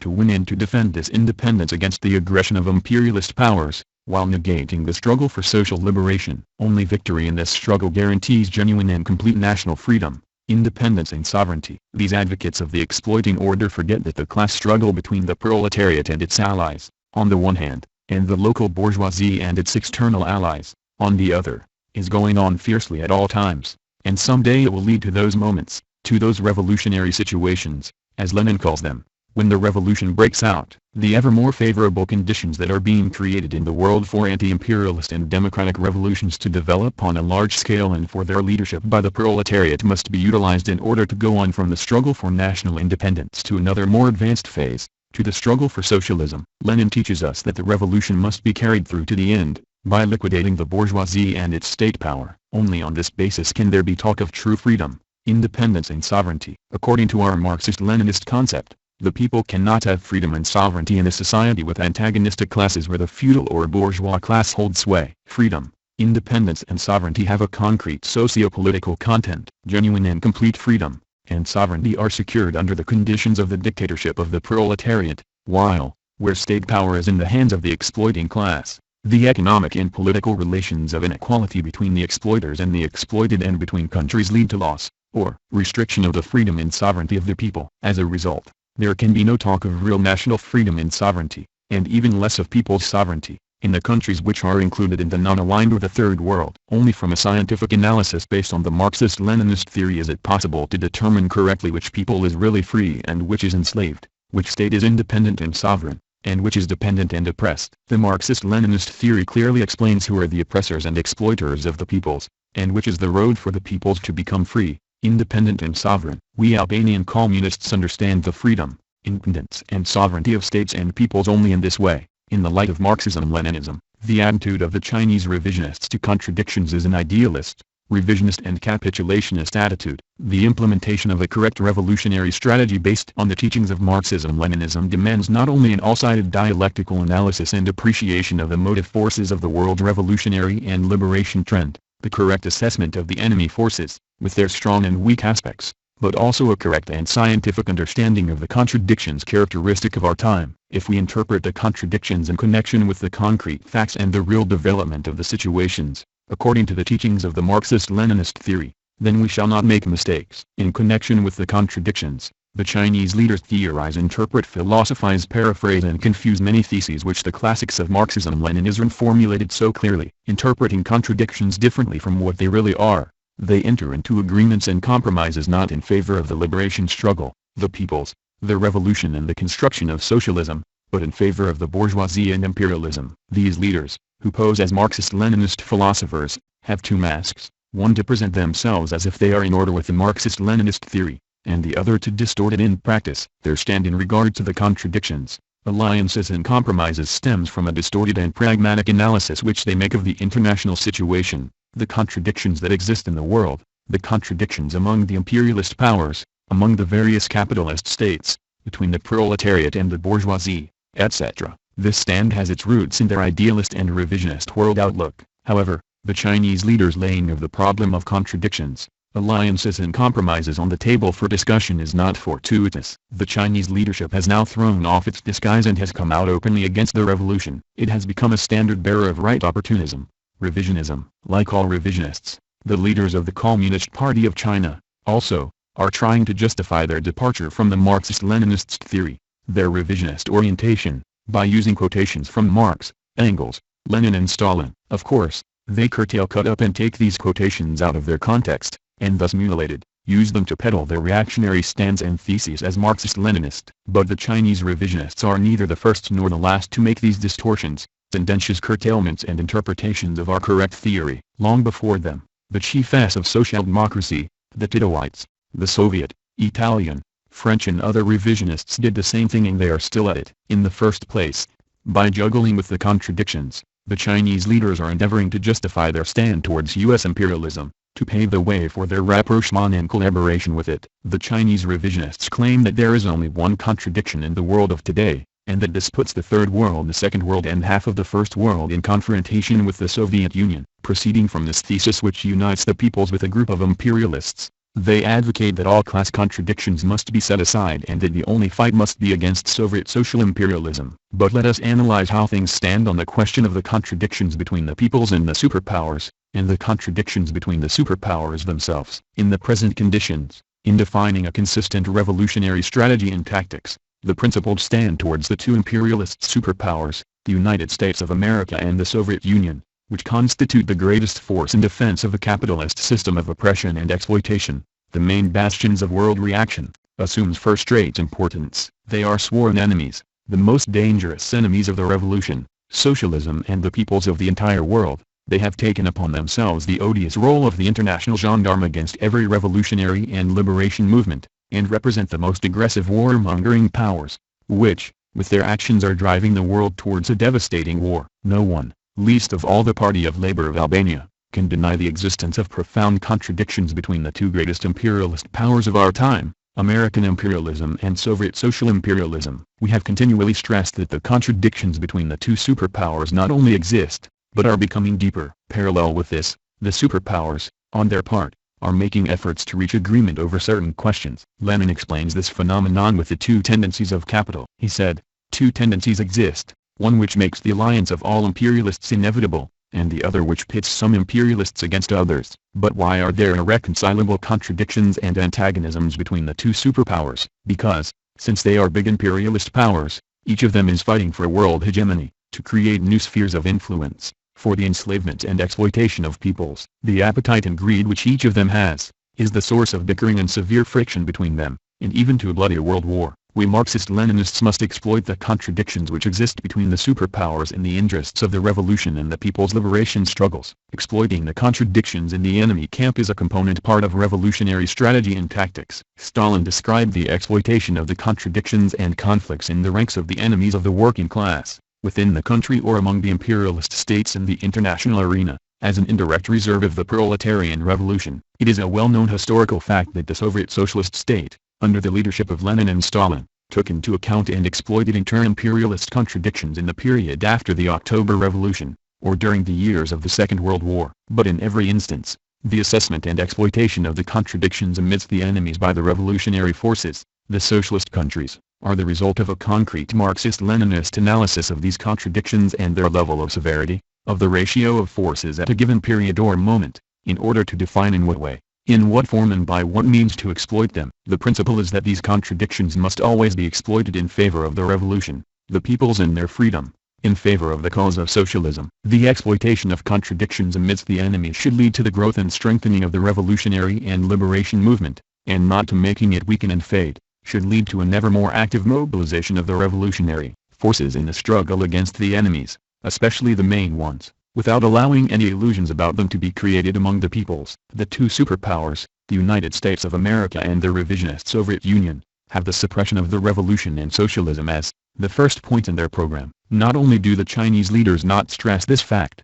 which is an expression of the irreconcilable contradiction between socialism and capitalism, but they even deny it in practice. Of course, it is impermissible for Marxist-Leninists to forget that the superpowers, despite the struggle between them for hegemony, despite the contradictions they have, never lose sight of their common objective of suppressing the peoples who demand freedom, and of sabotaging the revolution, and this, too, leads to general or local wars. On this question, the Chinese revisionists continue to hold their known standpoint of the fight only against Soviet social imperialism, which, according to them, is the more dangerous, more aggressive and more bellicose. They relegate U.S. imperialism to second place, and stress that the United States of America wants the status quo, that it is in decline. From this the Chinese revisionists arrive at the conclusion that an alliance with American imperialism against Soviet social imperialism can and should be reached. U.S. imperialism is not at all weakened or tamed, as the Chinese leaders claim. On the contrary, it is aggressive, savage and powerful, like Soviet social imperialism. The fact that U.S. imperialism no longer has the dominant position it held in the past, does not alter anything. This is the dialectics of the development of capitalism, and it corroborates Lenin's thesis that imperialism is capitalism in decline, decadence. But, proceeding from this, to go so far as to underestimate the actual aggressive economic and military strength of one or the other superpower, is impermissible. It is likewise impermissible, proceeding from a real weakening and decline of the imperialists' power, to say that one imperialism has become less dangerous and that the other is more dangerous. Both imperialist superpowers are dangerous, because neither of them ever forgets the fight against those who want to dig the grave for them, and those who want to dig the grave for the superpowers are the peoples. To advocate the struggle against Soviet social imperialism only, and to cease the fight against US imperialism in fact, as the Chinese leaders are doing, means to fail to uphold the fundamental theses of Marxism Leninism. There is no doubt about the fact that Soviet social imperialism must be fought to the finish. But to fail to fight just as hard against US imperialism, too, this is unacceptable. This is betrayal of the revolution. If the Chinese course is followed,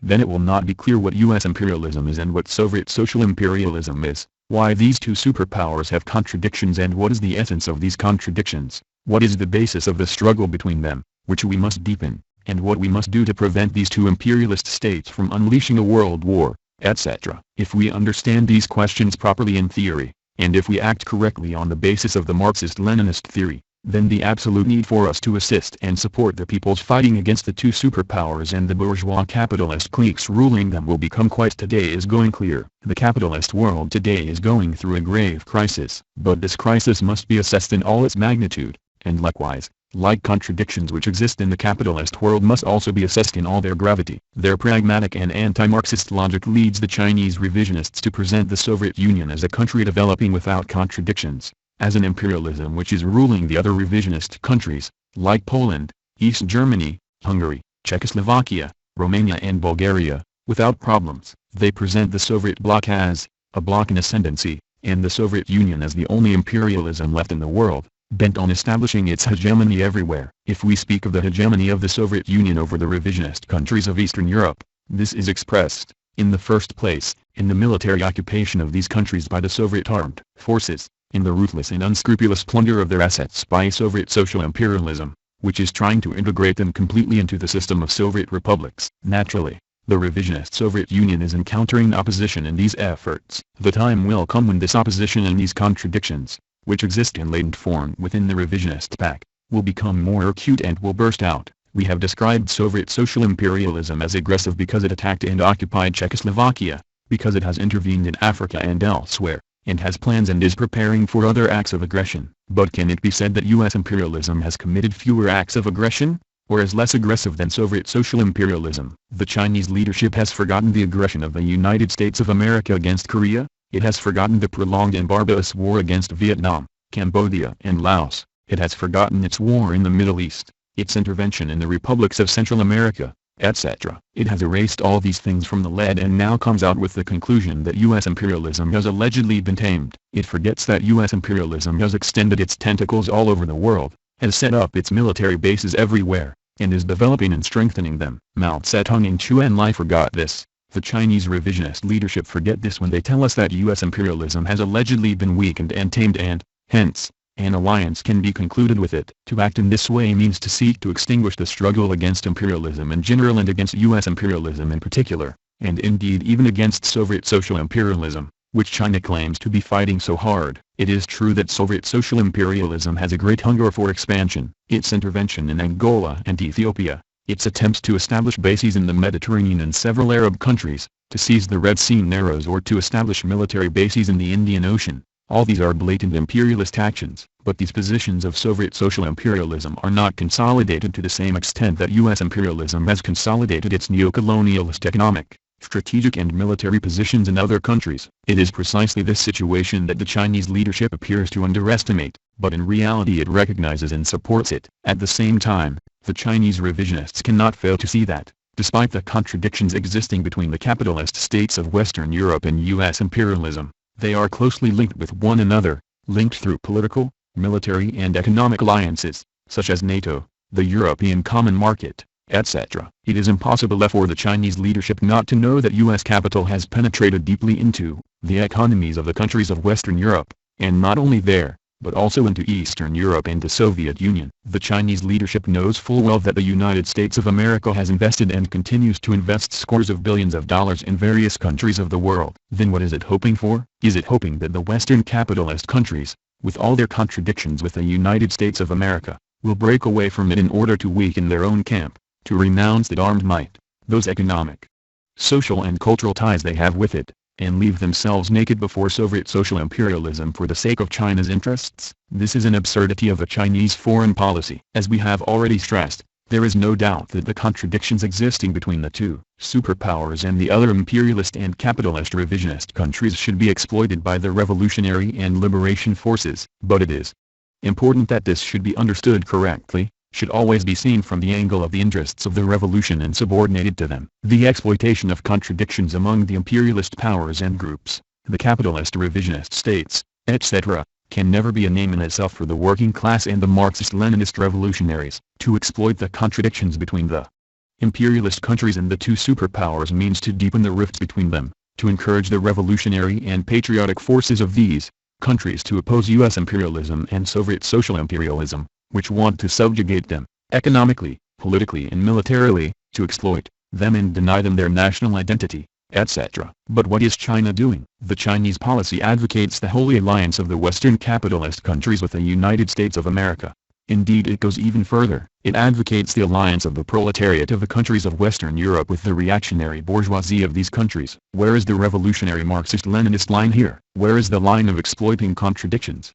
Do the Chinese leaders think that they will be able to strengthen this bloc against the Soviets, according to their own desires, with such a policy? This is the utopia they are dreaming of, but it is a metaphysical view on their part. The United States of America, the Western capitalist countries, and along with them, Japan and Canada, too, are not so crazy as the Chinese leaders think. Their policy is not so naive as the Chinese policy. For their part, they know very well how to exploit the contradictions existing between China and the Soviet Union. They know how to go about it and act in order to weaken the big aggressive power, the Soviet Union. They have long been fighting in this direction, and one cannot say that they have achieved no results. The United States of America and all the other capitalist states are inciting the contradictions between the revisionist countries of the East and the Kremlin. Now China, too, has begun to practice this old American policy. Hu Kuofeng's visit to Romania and Yugoslavia was according to this course. But China's opening up to Europe, its fanning up create a favorable field of action for itself in the Balkans. All these things are not done in the interests of the peoples in the revolution. They are part of the Chinese policy of incitement to war, the aim of which is that the peoples of Europe should kill one another and become cannon fodder in an imperialist war. Pravda has long been engaged in polemics with the United States of America, of course without effect, accusing it of a rapid buildup of armaments. Its concern is not to criticize this action of the United States of America, since the Soviet social imperialists themselves are doing the same thing. The problem is that the increase of U.S. military potential relatively weakened Soviet fighting strength and forces the Soviet Union to follow the United States of America step by step, in order to balance its military potential and aggressive power. However, keeping up with U.S. imperialism in the armaments race weakens the economy of the Soviet Union, because it means that large material, monetary and human funds are transferred from the economy to the army. This is what is worrying Brezhnev and company. But the astonishing thing is that, through their newspaper Renmin Rebao, the Chinese revisionists unreservedly take the side of the Americans, publishing article after article urging the United States of America not to lose the lead in the armaments race, but to ceaselessly increase its military potential. Thus it turns out, according to Renmin Rebao, that it is not the United States of America which is arming, but only the Soviet Union. Such an advocate of the Americans as the Chinese revisionist leadership is becoming is not to be found in any other country. The bourgeoisie tries at least to preserve a sense of proportion in its criticism and interpretations of realities, to weigh up the situations which are developing, tendentiously, of course. But to act in the way the Chinese leaders are doing, is something quite unprecedented. At his meeting with Deng Xiaoping, the Secretary of the American Department of State, Vance, explained to him that the United States of America has military superiority over the Soviet Union. But Deng Xiaoping told a large group of American journalists who were visiting China at that time, that Peking does not believe Vance's statement, and that the Soviet Union is much superior to the United States of America. None so deaf as he who does not want to hear, as a saying goes. The Chinese thesis, presented as an alleged Marxist thesis, which casts doubt on the fact that it is not just one but both the imperialist superpowers which are seeking the redivision of the world, to create new colonies, to oppress the peoples and extend their markets, cannot be accepted. The very posing of the question that one imperialism is stronger and the other weaker, one is aggressive and the other tamed, is not Marxist-Leninist. The presentation of the question in this manner is a reflection of a reactionary view which leads the Chinese revisionists into alliance with the United States of America, NATO and the European Common Market, with the King of Spain, the Shah of Iran, Pinochet of Chile and all the fascist dictators. The Chinese policy, which is harmless to U.S. imperialism, which is harmless to the power of the banks and the biggest capital of our time, is an out-and-out bourgeois reformist, pacifist policy, and very stupid. The Chinese leaders cannot fail to see that America finance capital, the trusts and monopolies are by no means reducing their investments abroad, that they are not giving up their ambitions to exploit and enslave, but, on the contrary, are becoming stronger and trying to alter the ratio of forces in the world in their own favor. The Soviet social imperialists are doing the same thing. The aim of their economic policy, of the big trusts which exist in the Soviet Union, is to suck the blood of satellites and other countries by all manner of means. They have dressed themselves up in a new cloak and present themselves under another name, while they, too, strive to alter the ratio of forces to their own advantage, at first allegedly through agreements and negotiations, but, when the time comes, also by force, that is, war. With their reasoning that the United States of America weighs the status quo, that it is on the decline and that Soviet social imperialism is the more dangerous, more aggressive, more bellicose etc. The Chinese revisionists want to prove that the United States of America can and should become the ally of China against the Soviet Union. The various kinds of relations, which they are extending, the open support they give, the increase in the war budget and the further arming of the United States of America confirm this. The Chinese revisionists preach that the situation today is such that the Marxist-Leninists, the revolutionaries and the people can make a compromise with and rely on U.S. imperialism. Our party is against any compromise with ferocious U.S. imperialism, because such a thing is not in the interests of the revolution and the liberation of the peoples. We have been, are, and will be in struggle with U.S. imperialism until its complete destruction. Likewise, we are and will be in struggle to the end with Soviet social imperialism. The support which China is giving U.S. imperialism is not in the least in favor of the revolution and the peoples, but in favor of the counter-revolution. With its reactionary political and ideological line, the Chinese leadership leaves the peoples of the world in the clutches of U.S. imperialism. It wants them to remain docile, not to revolt, and even to unite with U.S. imperialism against the other superpower, which wants to grab from the United States of America the assets it has built up from the toil and sweat of the peoples.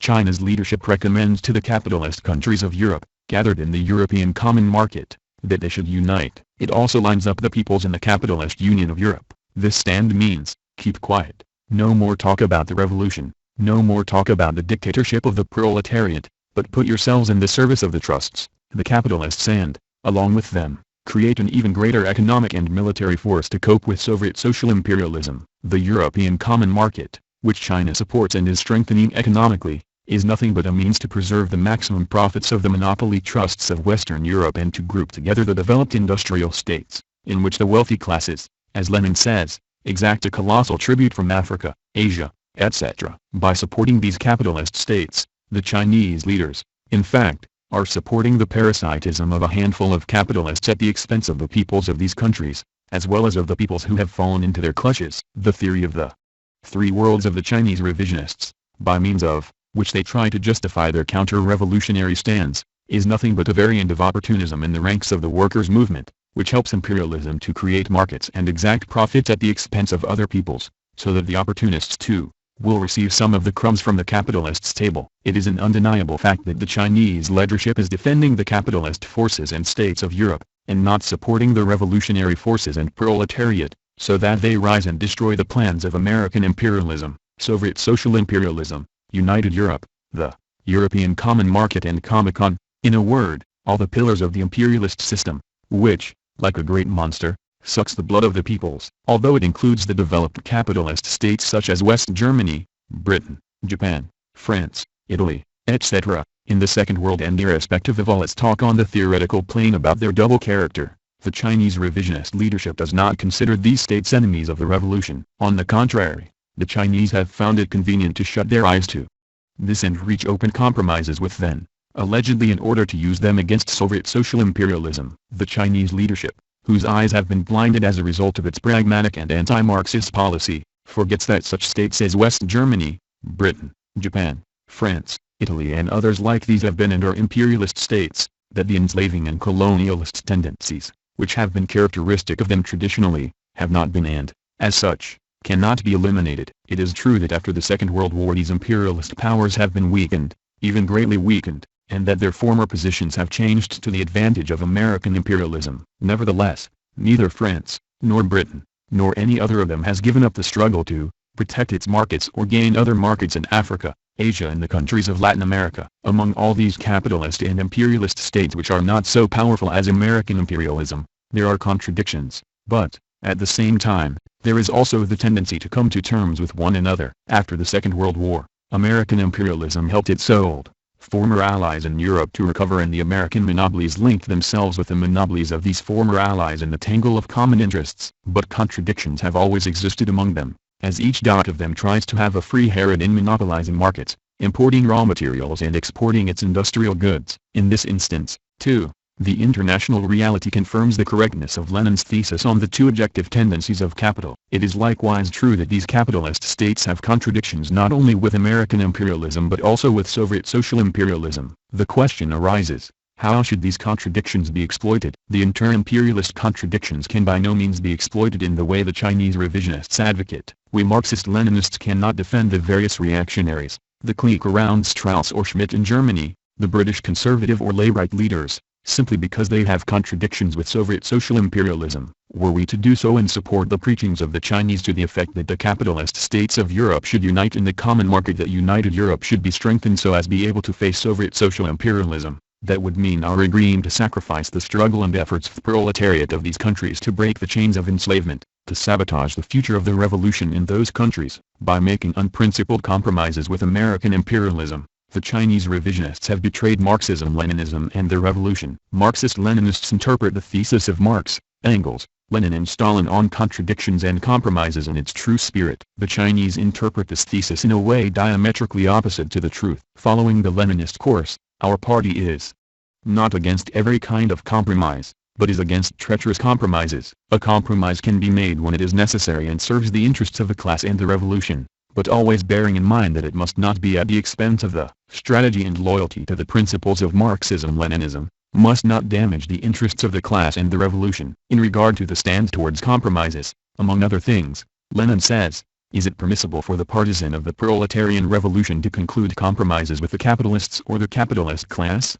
To reply to this general question in a negative way would obviously be absurd. Of course, the partisan of the proletarian revolution can conclude compromises or agreements with the capitalists. Everything depends on what sort of agreement and in what circumstances it is concluded. It is here and here alone that the difference can and must be sought between that agreement which is legitimate from the viewpoint of the proletarian revolution, and that agreement which is treacherous, perfidious, From the same viewpoint, Lenin goes on, the conclusion is clear. To completely rule out any agreement or compromise with the robbers is just as absurd as to justify participation in the robbery with the abstract thesis that, speaking in general, sometimes agreements with thieves are permissible and necessary. Lenin also said, the task of a truly revolutionary party is not to proclaim that it is impossible to abjure every sort of compromise, but to know how to maintain, regardless of these compromises, since they are unavoidable, its loyalty to its own principles, to its own class, to its own revolutionary task, towards the work of preparing the revolution and the education of the masses of the people to achieve victory in the revolution. Only proceeding from these teachings of Lenin's can compromises be permissible. But how can a compromise with American imperialism or Soviet social imperialism be in the interest of socialism and the world revolution,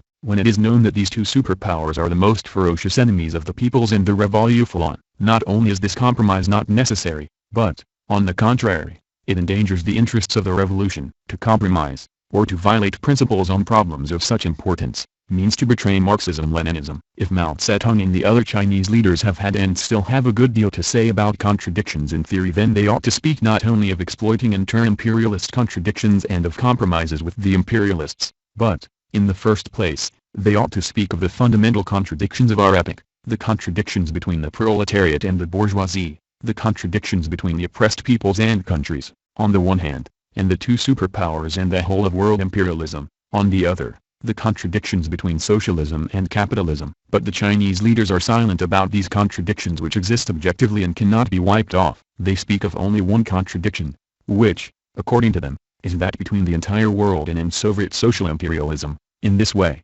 trying to justify their unprincipled compromises with American imperialism and all-world capitalism. Marxist-Leninist class analysis and the facts show that the existence of contradictions and rifts among the imperialist powers and groupings in no way overrides or displaces to a position of secondary importance the contradictions between labor and capital in the capitalist and imperialist countries, or the contradictions between the oppressed peoples and their imperialist oppressors. Precisely these, the contradictions between the proletariat and the bourgeoisie, between the oppressed peoples and imperialism, between socialism and capitalism are the most profound. They are permanent, irreconcilable contradictions. Consequently, the utilization of inter-imperialist contradictions, or contradictions between the capitalist and revisionist states is meaningful only if it serves to create the most favorable conditions for the powerful development of the revolutionary and liberation movement against the bourgeoisie, imperialism and reaction. Therefore, these contradictions must be utilized without creating illusions among the proletariat and the peoples about imperialism and the bourgeoisie. It is essential to make the teachings of Lenin clear to the workers and peoples, to make them conscious that only an irreconcilable stand towards the oppressors and exploiters, only their resolute struggle against imperialism and the bourgeoisie, only the revolution, will ensure them genuine social and national freedom. The utilization of contradictions among enemies cannot comprise the fundamental task of the revolution and be counterpoised to the struggle for the overthrow of the bourgeoisie, the reactionary and fascist dictatorship, the imperialist oppressors. The stand of Marxist-Leninists on this question is clear. They address themselves to the peoples, the proletariat, call on the masses to rise to their feet to smash the hegemonic, oppressive, aggressive and warmongering plans of the American imperialists and Soviet social imperialists, to overthrow the reactionary bourgeoisie and its dictatorship, both in the West and in the East. As far as our socialist state is concerned, it has always exploited the contradictions in the enemy camp. In exploiting them, our party proceeds from a correct assessment of the character of the contradictions existing between a socialist country and the imperialist and bourgeois revisionist countries, and a correct assessment of inter-imperialist contradictions. Marxism-Leninism teaches us that the contradictions between a socialist country and capitalist and revisionist countries, which reflect contradictions between two classes with diametrically opposed interests, the working class and the bourgeoisie, are permanent, fundamental, irreconcilable. They run like a red thread through the entire historical epoch of the transition from capitalism to socialism on a world scale. On the other hand, the contradictions between the imperialist powers are expressions of contradictions amongst exploiters, amongst classes with common fundamental interests. Therefore, however severe the contradictions and conflicts between the imperialist powers may be, the danger of aggressive actions by world imperialism or various sections of it against the socialist country, remains a permanent real danger at any moment. Rifts between imperialists, inter-imperialist quarrels and conflicts may, at the most, weaken or temporarily postpone the danger of the actions of imperialism against the socialist country. Therefore, while it is in the interests of this country to utilize these contradictions in the enemy ranks, they cannot eliminate this danger. This has been forcefully stressed by Lenin, who said, The existence of the Soviet Republic side by side with imperialist states for a long time is unthinkable. One or the other must triumph in the end, and before that end supervenes a series of frightful collisions between the Soviet Republic and the bourgeois states will be inevitable. These teachings of Lenin's retain their full validity today. They have been thoroughly vindicated by a sequence of historical events, such as the fascist aggression against the Soviet Union in the years of the Second World War, in the aggression of American imperialism in Korea and later in Vietnam, the imperialist and social imperialist hostile activity and the various plots against Albania, etc. Therefore, our party has stressed and stresses that any underestimation of the contradictions of a socialist state with the imperialist powers and the capitalist revisionist countries, any underestimation of the danger of aggressive actions by the latter against socialist Albania, any relaxation of vigilance resulting from the idea that the contradictions between the imperialist powers themselves are very abrasive, and because of this they cannot undertake such actions against our homeland, would be fraught with very dangerous consequences. The Party of Labor of Albania also proceeds from the fact that only the revolutionary, liberation, freedom-loving and progressive forces can be true and reliable allies of our country, as the socialist country it is. Our country maintains state relations with different countries of the bourgeois revisionist world. It utilizes the contradictions between the imperialist, capitalist and revisionist states and, at the same time, firmly supports the revolutionary and liberation struggle of the working class, the working masses and the peoples of every country where such a struggle is going on. Regarding this support as its lofty internationalist duty, the Party of Labor of Albania has always consistently upheld this viewpoint. At its 7th Congress it stressed once again that it will support the proletariat and the peoples, the Marxist-Leninist parties, the revolutionaries and progressives who fight against the superpowers, the capitalist and revisionist bourgeoisie and world reaction, for socialist and national liberation. In the past, the Communist Party of China has also quoted well-known Marxist-Leninist principles and theses in regard to the contradictions. For example, in the known document entitled, A Proposal Concerning the General Line of the International Communist Movement published by the Central Committee of the Communist Party of China in 1963, the Chinese wrote, "These or those necessary compromises between socialist and imperialist countries do not require that the oppressed peoples and nations also make compromises with imperialism and its stooges." And they added, "Never should anybody under the pretext of peaceful coexistence demand that the oppressed peoples and nations renounce the revolutionary struggle." The Chinese leadership was talking in this way then, because at that time one was the Khrushchevite leadership who wanted the peoples and the communist parties to agree that American imperialism and its chiefs had become peaceful and to submit to the Soviet policy of rapprochement with American imperialism. Now it is the leadership of the Communist Party of China which is preaching to the peoples, the revolutionaries, the Marxist-Leninist parties and the proletariat of the whole world, that they must enter into alliance with the imperialist or capitalist countries, and unite with the bourgeoisie and all reactionaries against Soviet social imperialism. And the Chinese do not express these ideas in disguised phrases, but openly. Such vacillations and 180-degree turns have nothing to do with the principled Marxist-Leninist policy. They are characteristic of the pragmatic policy followed by all revisionists, who subordinate principles to their bourgeois and imperialist interests. In order to justify their unprincipled compromises with American imperialism and the international bourgeoisie,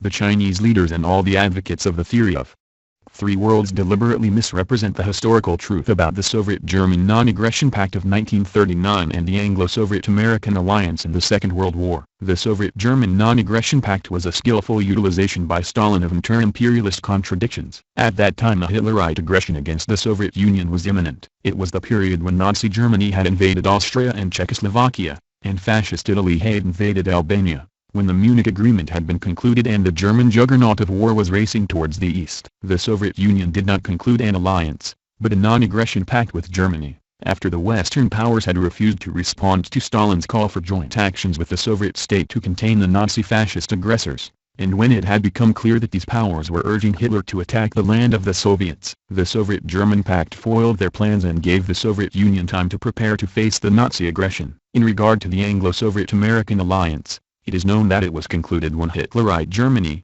after having occupied France and being at war with Britain, launched its savage aggression against the Soviet Union. When the war against the Axis powers had assumed a clear and pronounced anti-fascist and liberation character, it must be pointed out that at no time and in no instance did Stalin and the Soviet Union at that time advocate or call on the proletariat and the communist parties to renounce the revolution and unite with the reactionary bourgeoisie. Indeed, when Brother renounced the class struggle and advocated class conciliation, because the interests of the Anglo-Soviet-American alliance allegedly required this, He was stigmatized by Stalin and the communist movement as a revisionist and renegade from the revolution. As can be seen, nothing justifies the unprincipled compromises and alliances of the Chinese with American imperialism and the various reactionary forces. The historical analogy the Chinese revisionists are trying to make does not hold water. In their propaganda, the Chinese leaders try to give the impression that we Albanians are allegedly against any compromise and do not strive to utilize the contradictions as we should. Naturally, they know that on these questions we take the standpoint of Marxism-Leninism,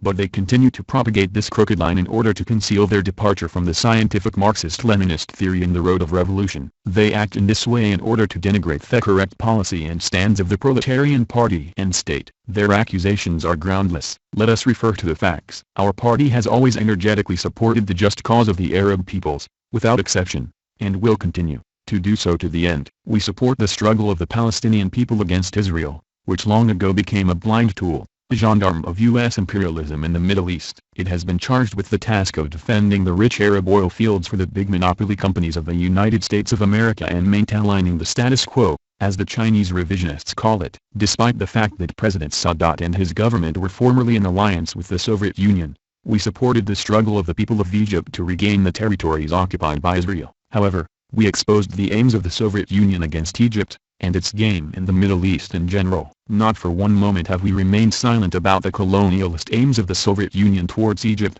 We have done the same thing in supporting the Egyptian people just as consistently in their fight against U.S. imperialism and Israel. While defending the interests of the Egyptian people and the other Arab peoples, our party and people also expose the maneuvers which U.S. imperialism together with Israel is engaged in at present. We cannot approve of any course, any line of compromise with aggressor Israel, under the pretext that this is allegedly in favor of the Egyptian people. The Chinese leadership, however, does not expose American imperialism. It applauds the Israeli-Egyptian agreements and urges the Arab peoples to come to terms, to make a compromise with American imperialism and Israel, which are their main enemies. Such a stand is not Marxist-Leninist. Such a compromise the Chinese is not in the interest of the peoples. The Chinese absurdity that breaking with one imperialism to throw yourself into the arms of another imperialism is acting in the interests of the freedom of the peoples is totally inadmissible. These typically bourgeois maneuvers and intrigues cannot be called Marxist-Leninist actions which help to deepen the contradictions between the two imperialist superpowers. The Albanian party and people are against predatory imperialist wars and resolutely support just national liberation wars which are, and must always be, to the advantage of the peoples, in favor of the revolution. They are not against supporting even a bourgeois state, when they see that those who rule this state are progressive persons and fight in the interests of the liberation of their people from imperialist hegemony. But our country cannot make common cause, or a compromise, as the Chinese revisionists call it, with a state ruled by a reactionary clique, which, in the interests of its own class and to the detriment of the interests of the people, enters into an alliance with one or the other superpower. Likewise, Socialist Albania is not against maintaining normal diplomatic relations with the states of the Third World or the Second World. It is against such relations only with the two superpowers and the fascist states. But in developing our diplomatic relations, just as in our trade, cultural and other relations, we work according to principles, having regard, first of all, for the interests of our country and the revolution, contrary to which we have never acted, and will never do so. We Marxist-Leninists who have come to power have to establish diplomatic relations with the bourgeois capitalist states, because these relations are in our interests, and theirs, too. These interests are reciprocal. Marxist-Leninists should always remember principles. They cannot trample upon principles because of circumstances which are created in one period or another. We must keep in mind that in the countries where the upper strata of the bourgeoisie are ruling, they are permanently in struggle against the people, the proletariat and the poor peasantry, the urban petty bourgeoisie. Therefore, both when the socialist country maintains state relations with the bourgeois countries, and when it does not, it must make clear to the peoples that it supports their struggle, that it does not approve the reactionary, anti-popular actions of their rulers. We Marxist-Leninists must recognize and bear in mind not only the contradictions which exist between the oppressed classes and their oppressors, but also the contradictions which arise between states, that is, between the governments of these countries and American imperialism, Soviet social imperialism, the other capitalist countries, etc. We must always pursue such a policy that we do not defend a reactionary government simply because,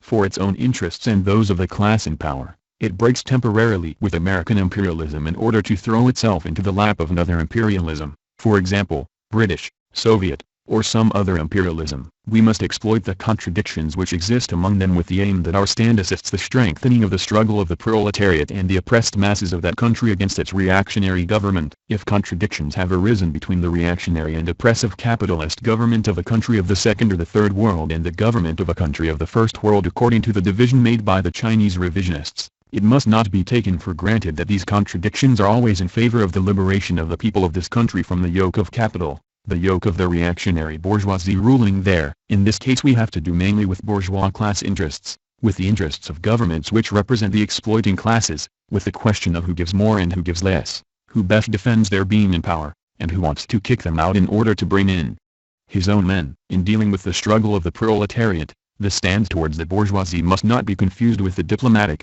trade, cultural and scientific relations between the socialist country and states with another social system. These interstate relations are necessary and must be developed, but the socialist country should be clear about its aims in establishing them. The ideological, political, moral and material life of the socialist country must be a mirror for the peoples of those states with which it maintains relations, and in which, through the development of these relations, the peoples of the non-socialist states can see the blessings and advantages of the socialist system. Naturally, whether or not they follow the socialist road, is their affair, but it is the duty of the socialist country to set the good example. On all these political, theoretical, and organizational problems not only are the Chinese leaders unclear but, far from clarifying them, they deliberately make them even more obscure, because, as Mao Zedong says, we must stir things up in order to clarify them. This thesis is not correct. On the contrary, we must clarify things and convince people to carry out the revolution, because, as for turmoil, this exists already. If the question is to stir things up,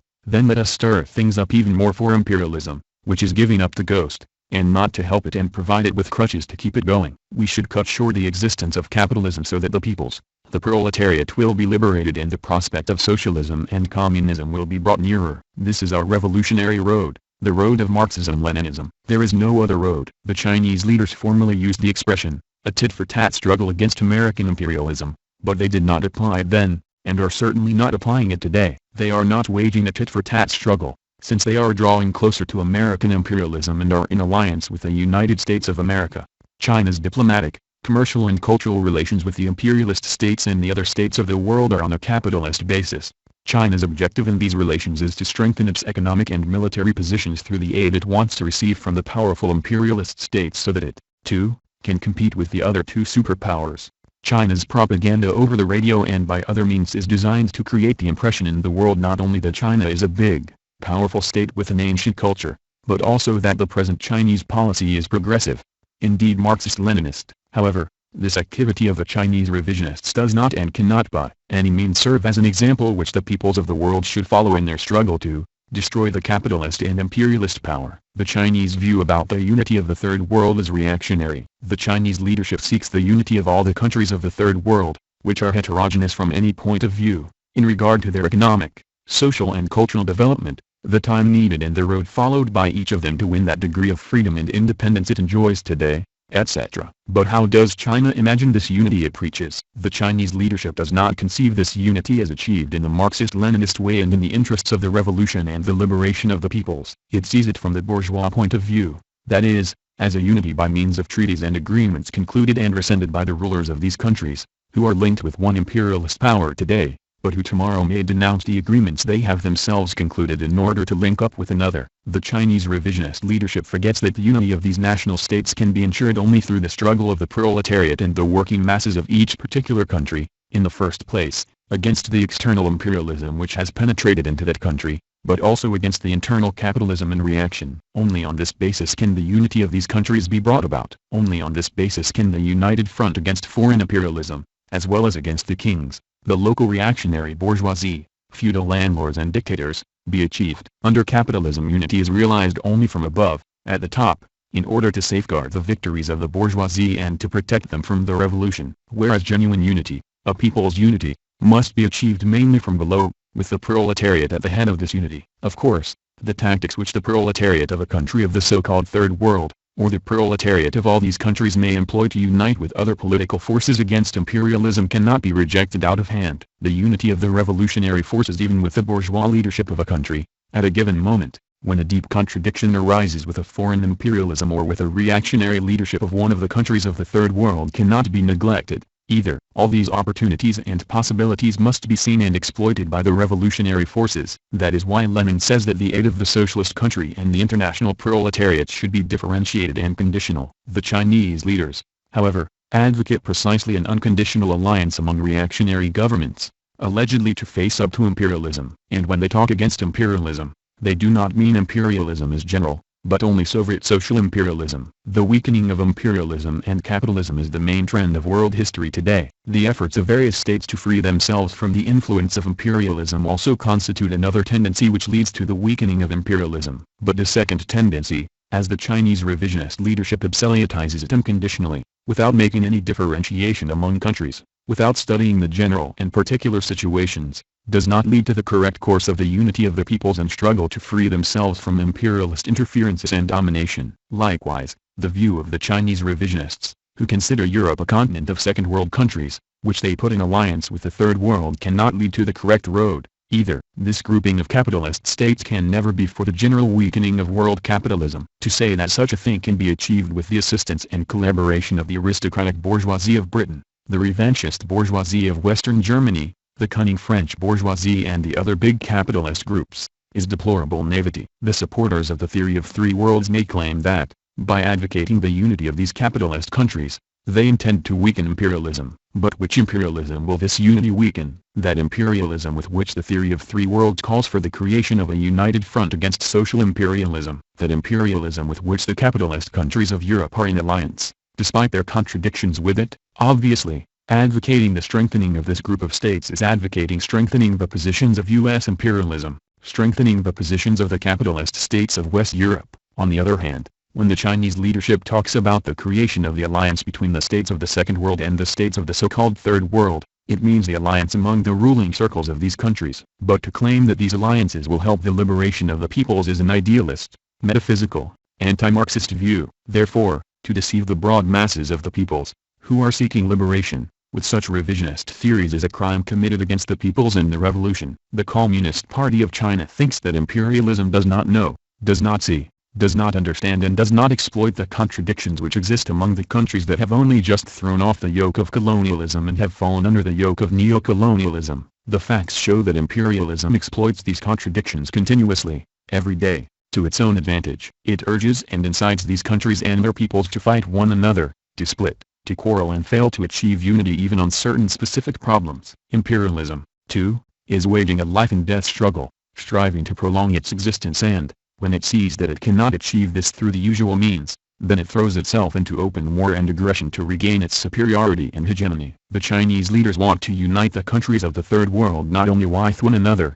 but also with the United States of America, against Soviet social imperialism. In other words, the Chinese revisionists openly tell the peoples of the Third World that Soviet social imperialism is their main enemy. Therefore, at the present time, they must not rise against U.S. imperialism or against its ally, the reactionary bourgeoisie which is ruling in their own countries. According to the Chinese theory, the states of the Third World have to fight not to strengthen their freedom, independence and sovereignty, not for the revolution which overthrows the rule of the bourgeoisie, but for the status quo. It is understandable that, by advocating agreement with the United States of America, contrary to the interests of the revolution and the cause of national liberation, the Chinese revisionists are pushing these states into a treacherous compromise. The genuine Marxist-Leninist parties have the internationalist duty to encourage and inspire the proletariat and the peoples of all these countries to make the revolution, to rise against foreign and local oppression and enslavement, in whatever form they present themselves. Our party thinks that this is the only way that the conditions can be created for the peoples to fight both imperialism and social imperialism,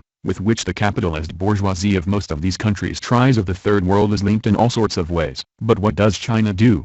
China defends Mobutu and the clique around him in Zaire. Through its propaganda, China is trying to create the impression that it is allegedly defending the people of that country against an invasion of mercenaries engineered by the Soviet Union. But in reality it is defending the reactionary Mobutu regime. The Mobutu clique is an agency in the service of U.S. imperialism. Through its propaganda and pro-Zaire stand, China is defending Mobutu's alliance with U.S. imperialism, with neo-colonialism, and striving to prevent any change in the status quo of that country. The duty of the genuine revolutionaries is not to defend the reactionary rulers, the tools of the imperialists, but to work to inspire the people of Zaire to fight for their freedom and sovereignty against Mobutu, local capital and US, French, Belgian and other imperialisms, just as we are against Mobutu in Zaire. We are also against Neto and his abettors in Angola, because the Soviet Union and Neto are doing the same thing in Angola as the United States of America and Mobutu are doing in Zaire. From examination of the development of the situation in the above two states, it is obvious how the rivalry between the superpowers over the division of colonies and markets is raging there. We defend neither Neto nor the Soviet Union, but while fighting them, we cannot support U.S. imperialism and its mercenaries, enemies of the Angolan people. In any situation, under any circumstances and at any time, we must support the revolutionary peoples, and, in the case of Zaire and Angola, we must support only the peoples of these two countries in their efforts to throw off the yoke the superpowers are putting around their necks. What should be recommended to the revolutionaries of Zaire? To make a compromise with Mobutu so that the people of this country will be even more oppressed by imperialism, as the Chinese revisionists advise? No, Marxist-Leninists cannot recommend this sort of compromise to the people of Zaire, or to any other people. Let us take as an example China's policy in Pakistan, the Pakistan of the Khans, where the rich bourgeoisie and the big latifundists have always ruled, has allegedly been an ally of China. China's aid to this country has not been aid in the revolutionary direction. It has assisted the strengthening of Pakistan's reactionary latifundist bourgeoisie, which savagely oppresses the people of that country, just as the clique of Nehru, Gandhi and the other reactionary magnates oppresses the Indian people. The government of Zulfikar Ali Bhutto was no exception. First, East Pakistan broke away from West Pakistan. India knew how to exploit the great contradictions which existed between the people of East Pakistan and the reactionary bourgeoisie ruling in West Pakistan. It fanned up these contradictions to the point of leading the people of East Pakistan into an insurrection against the Pakistan of Ali Bhutto. At that time in East Pakistan, which took the name of Bangladesh, the government of Mujibur Rahman, who allegedly fought for democracy in the interests of the people, was formed. But one morning Mujibur Rahman was murdered by elements closely linked with U.S. imperialism. Now Ali Bhutto, too, has been toppled. Thus, China's friend and ally, Pakistan's greatest landowner and richest man, has been overthrown by other reactionaries in a coup d'état. But what is this opposition which came to power, and who are those who take part in it? This, too, is a reactionary force, made up of the military men, capitalists and big landowners, impelled by their class interests and the links they, too, have with the United States of America, the Soviet Union, or China. They are trying to keep the reactionary power firmly in their hands. In these conditions, to speak to the people of Pakistan about close alliance with and support for one or the other bourgeois political force, of replacing one clique of rulers with another, as the Chinese leaders are doing, is not showing them the correct course of the revolution. The correct course is to call on the people, caught between two fires, Bhutto's and his opponents' to kindle the powerful fire of the revolution, to stamp out the two former fires, to overthrow the two cliques of the same mold that exist in Pakistan. In this fight on two flanks, the Pakistan people themselves will have to know how to utilize the contradictions. The same applies to many countries of the so-called Third World, or non-aligned world. Thus the Chinese leadership is having no luck, not only in its alliances and friendship with the Marxist-Leninists, but also in its alliances with the bourgeois capitalist states. But why is it having no luck? Because its policy is not Marxist-Leninist, because the analyses it makes and the deductions it draws from them are wrong. In these conditions, what trust can the peoples of the Third World have in China, which is aiming to take these countries under its wing? Only the dictatorship of the proletariat, only the Marxist-Leninist ideology, only socialism, engender sincere love, close friendship and steel-like unity among the peoples, by eliminating everything which splits and divides them. In order to create unity and friendship among the peoples, to solve problems in the way that is best and most suitable to their interests, aid and concessions should in no way be granted to such degenerate bourgeois as Mobutu, Bhutto, Gandhi and others, allegedly for the sake of establishing a political equilibrium which is an expression of the anti-scientific, anti-popular and opportunist theory of equilibrium which serves to maintain the status quo in slavery. We Marxist-Leninists fight against neocolonialism, against the oppressive capitalist bourgeoisie of any country, that is, against those who oppress the peoples. This struggle can be waged if the genuine communist parties inspire, organize and lead the proletariat and the working masses. Leadership of the proletariat and the masses by the party is successfully achieved only when the party has a Marxist-Leninist revolutionary inspiration and not an equivocal inspiration with 100 meanings, with 100 flags. In its actions the Marxist-Leninist party of the genuine socialist country does not proceed only from the elitist of its own state, but always takes account of the interest of the world revolution. 2. The Chinese theory of the Third World and the Yugoslav theory of the non-aligned world sabotage the revolutionary struggle of the peoples. All the renegades from Marxism-Leninism, the Soviet, Titoite, Chinese and other modern revisionists, are doing their utmost to fight Marxism-Leninism, the triumphant theory of the proletariat. Our party's exposure of the theory of three worlds has put the Chinese revisionists in a difficult position, because they are unable to reply to our opposition and exposure theoretical why, and this is not because they are afraid of us, but because they are afraid of their lack of arguments. Mao Zedong and Deng Xiaoping,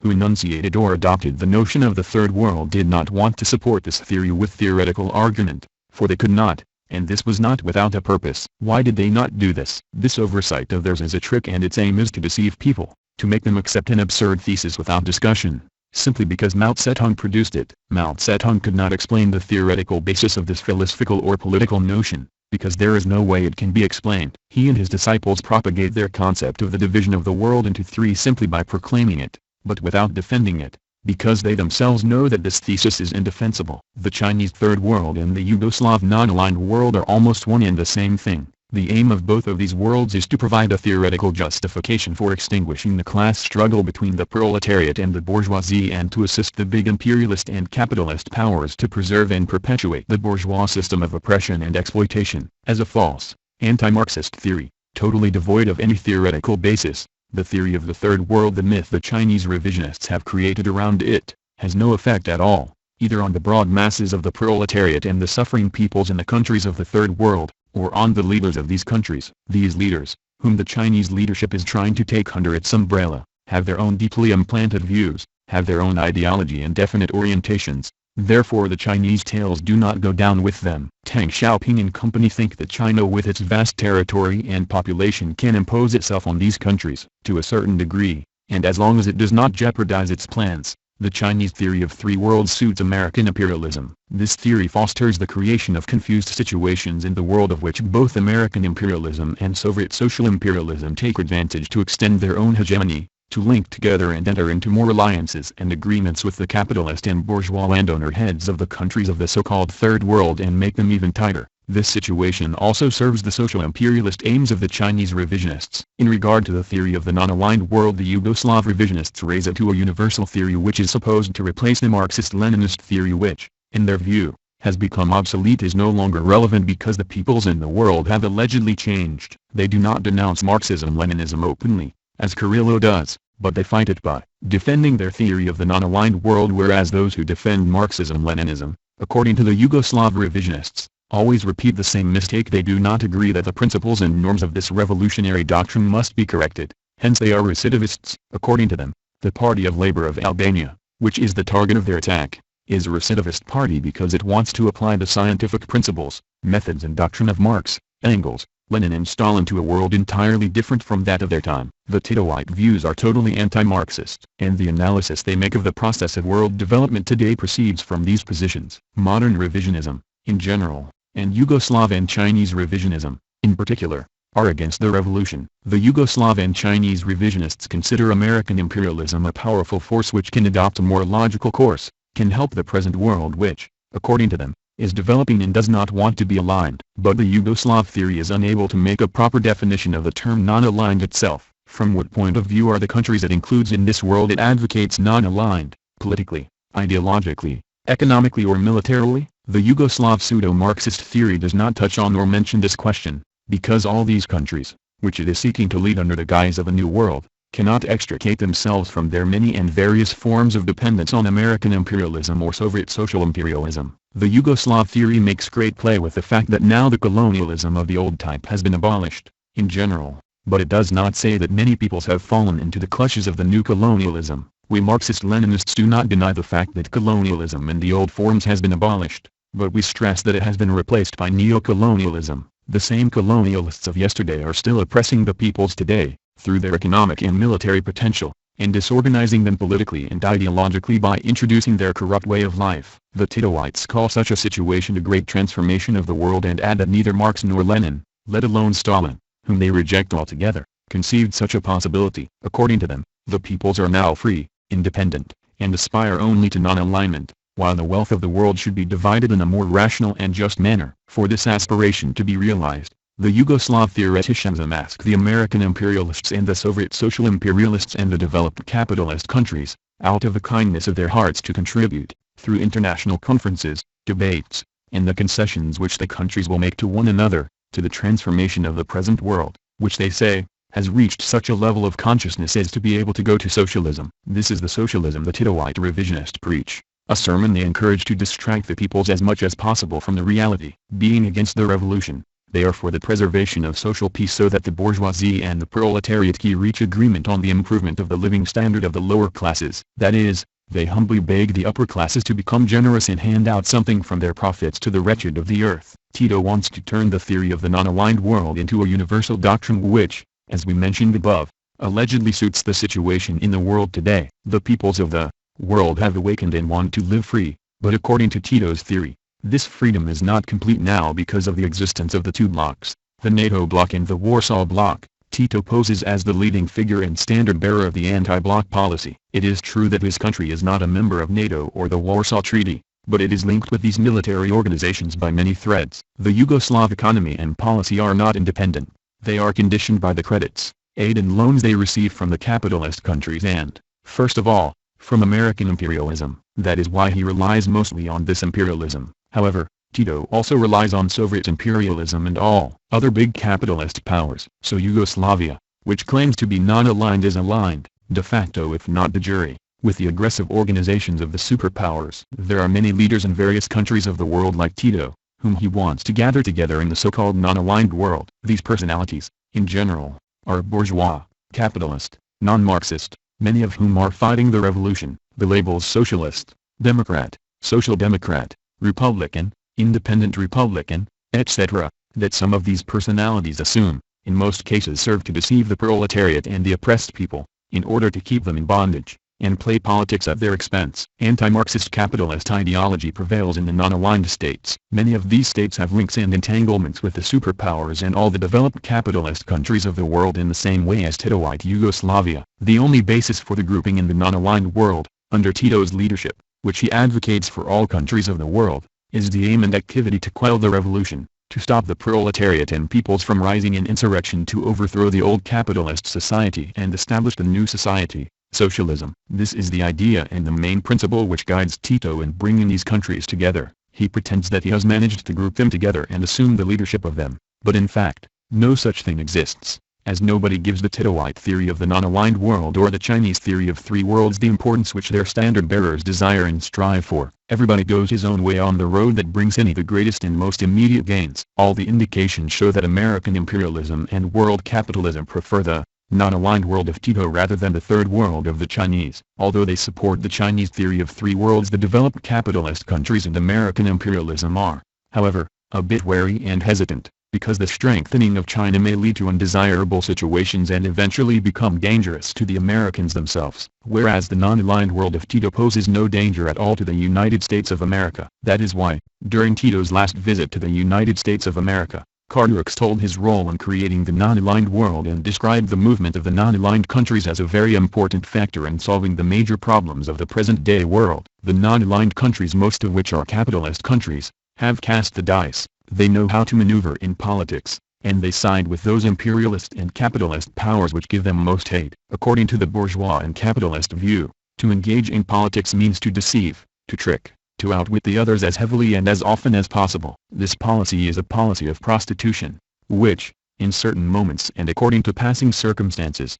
is aimed at getting at least a little hard cash from a more powerful state in the interest of one's class, in the interest of the bosses of this class. Titoism, with its theory of the non-aligned world, preaches precisely this policy. But it does not have the same orientation everywhere, as Tito makes out. The non-aligned states do not consult Tito as to what they should do and how they should act. With a few exceptions, the rulers of these states are trying to consolidate their capitalist power, to exploit the people, to be on friendly terms with a big imperialist country, to prevent or suppress the outburst of any people's revolt and insurrection, any revolution. This is the whole policy of the Titoite non-aligned world. The Chinese theory of the third world is also for the status quo. The purpose of the Titoite non-aligned world is to beg credits from American imperialism and the other capitalist countries to enrich the bourgeois class and keep it in power. With its theory of the third world, China, too, wants to enrich itself, to strengthen itself economically and militarily in order to become a superpower, to dominate the world. The aims of both these worlds are anti-Marxist. They are pro-capital,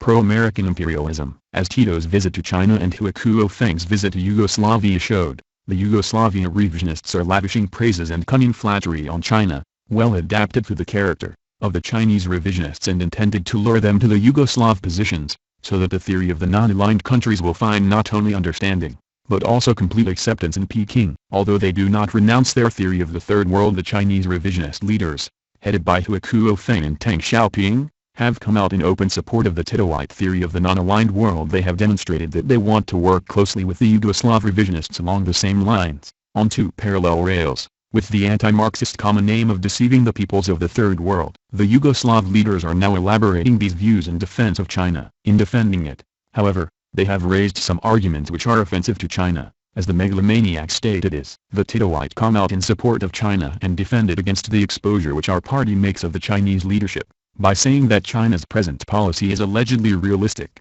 China, say the Yugoslavs, is a big country, which from its very nature has to be developed, as it is still backward, a developing country. The Marxist-Leninist parties, such as the Party of Labor of Albania, are wrong, the Titoites claim, when they attack China over its just aspirations to development and non-alignment, over the aid it gives national liberation wars, etc., etc. Yugoslavia has the ambition to make China one of its satellites. For the Yugoslav revisionists, the important thing is that China should adopt their anti-Marxist views without any hesitation. With the theory of the non-aligned world, Yugoslavia, with Tito at the head, has always faithfully served American imperialism. Tito and his group are performing this kind of service now, too, by trying to push China towards rapprochement and alliance with the United States of America. This was the main aim of Tito's going to Peking and of his talks there, which resulted in a close friendship, which, with Hu Kuofeng's visit to Yugoslavia, has taken the form of wide-ranging collaboration, not only between the two states, but also between the two parties.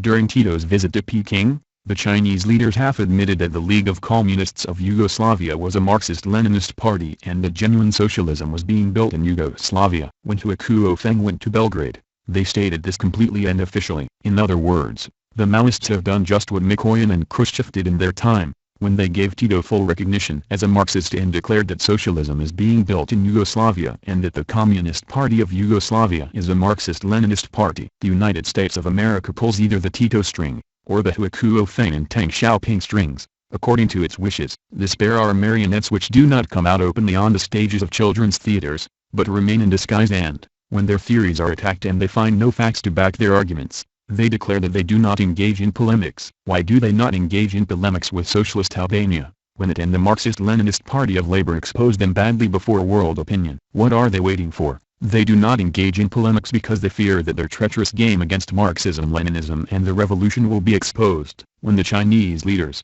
through the Yugoslavs and others, say that China will not reply to the Albanian polemics, their purpose is to cover up the truth. The United States of America, the Soviet Union and other capitalist countries are continually holding various bilateral, or multilateral meetings, all kinds of conferences, congresses, adopting resolutions, making speeches and organizing press conferences, telling many lies and spreading false hopes, making threats and resorting to blackmail. All these things are being done to get out of the crisis in which they are bogged down, to suppress the feelings of revenge of the suffering oppressed peoples, to outwit the broad working masses and the proletariat, and deceive the progressive Democrats. The Yugoslav and Chinese revisionists, too, are playing their cards in all this devious and filthy game. The theory of the developing world is also one of the cards of this game, which has the same anti-Marxist aim of befuddling people's minds. This theory makes no mention of political problems because to do so would be in vain. Only the economic problem and the problem of development in general exist for this theory. But, what kind of development the theory of the developing world is after,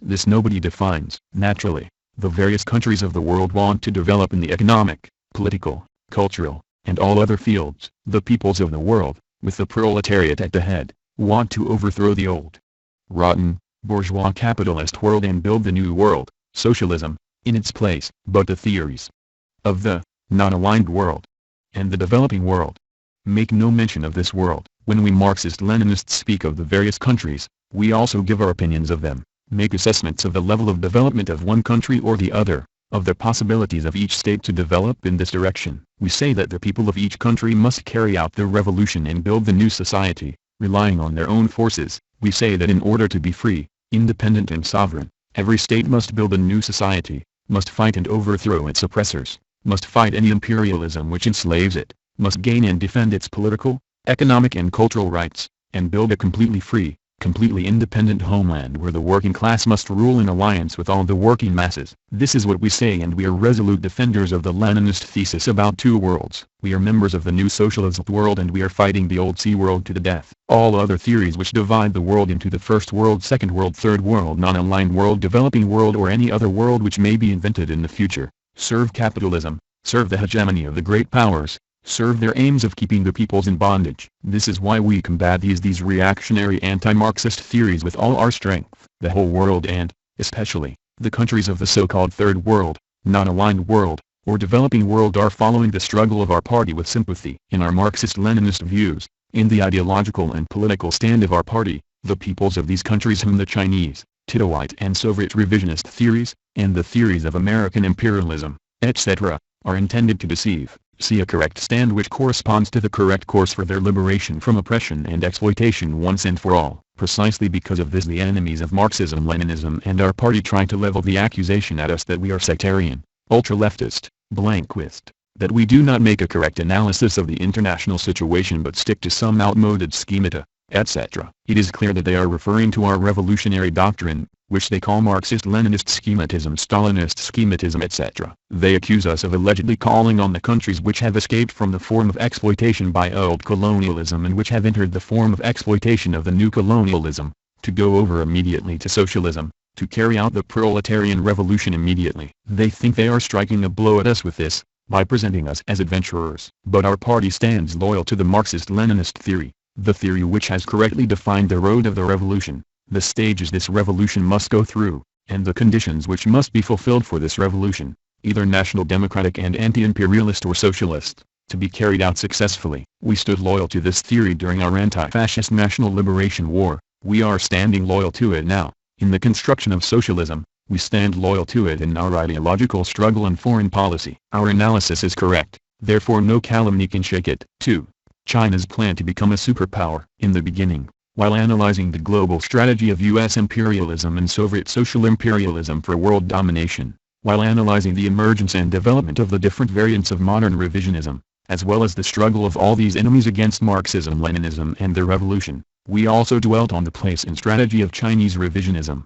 China styles its political line Marxist-Leninist, but the reality shows the opposite. It is precisely the true nature of this line that we Marxist-Leninists must lay bare. We must not allow the Chinese revisionist theories to pass for Marxist theories. We must not allow China, on the course it has adopted, to pose as if it is fighting for the revolution, whereas in reality it is against it. With the policy China is pursuing, it is becoming even more obvious that it is trying to strengthen the positions of capitalism at home and to establish its hegemony in the world, to become a great imperialist power, so that it, too, occupies, so to say, the place it deserves. History shows that every big capitalist country aims to become a great world power, to overtake and surpass the other great powers, and compete with them for world domination. The roads the big bourgeois states have followed to turn into imperialist powers have been various. They have been conditioned by definite historical and geographical circumstances, by the development of the productive forces, etc. The road of the United States of America is different from that followed by the old European powers like Britain,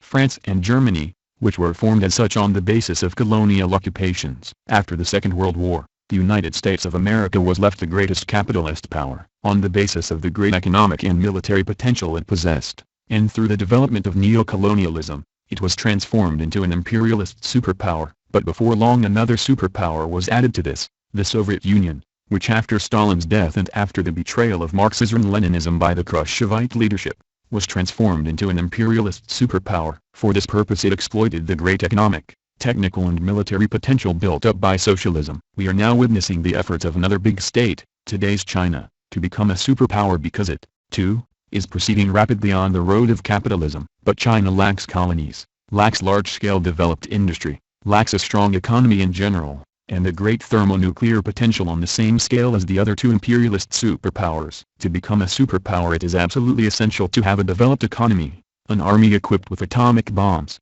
to ensure markets and spheres of influence, investment of capital in foreign countries, etc. China is bent on ensuring these conditions as quickly as possible. This was expressed in Chu Enlai's speech in the People's Assembly in 1975 and was repeated at the 11th Congress of the Communist Party of China, where it was proclaimed that, before the end of this century, China will become a powerful modern country, with the objective of catching up with the United States of America and the Soviet Union. Now this whole plan has been extended and set out in precise detail in what is called the policy of the four modernizations. But what road has China chosen so that it, too, will become a superpower? At present, the colonies and markets in the world are occupied by others. The creation of an economic and military potential equal to that of the Americans and Soviets, within 20 years, and with their own forces, as the Chinese leaders claim they will do, is impossible. In these conditions, in order to become a superpower, China will have to go through two main phases. First, it must seek credits and investments from U.S. imperialism and the other developed capitalist countries,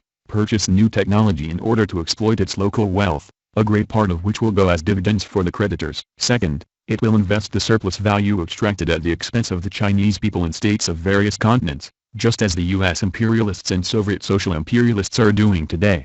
China's efforts to become a superpower are based, in the first place, on its choice of allies and the creation of alliances. Two superpowers exist in the world today, U.S. imperialism and Soviet social imperialism. The Chinese leaders worked out that they must rely on U.S. imperialism, on which they have pinned great hopes of getting assistance in the fields of the economy, finance, technology and organization, as well as in the military field. In fact, the economic military potential of the United States of America is greater than that of Soviet social imperialism. This the Chinese revisionists know well, though they say that America is declining. On the course which they are following, they cannot rely on a weak partner, from which they cannot gain much. Precisely because it is powerful, they have chosen the United States of America to be their ally. The alliance with the United States of America and the accommodation of the Chinese policy to the policy of U.S. imperialism also has other aims.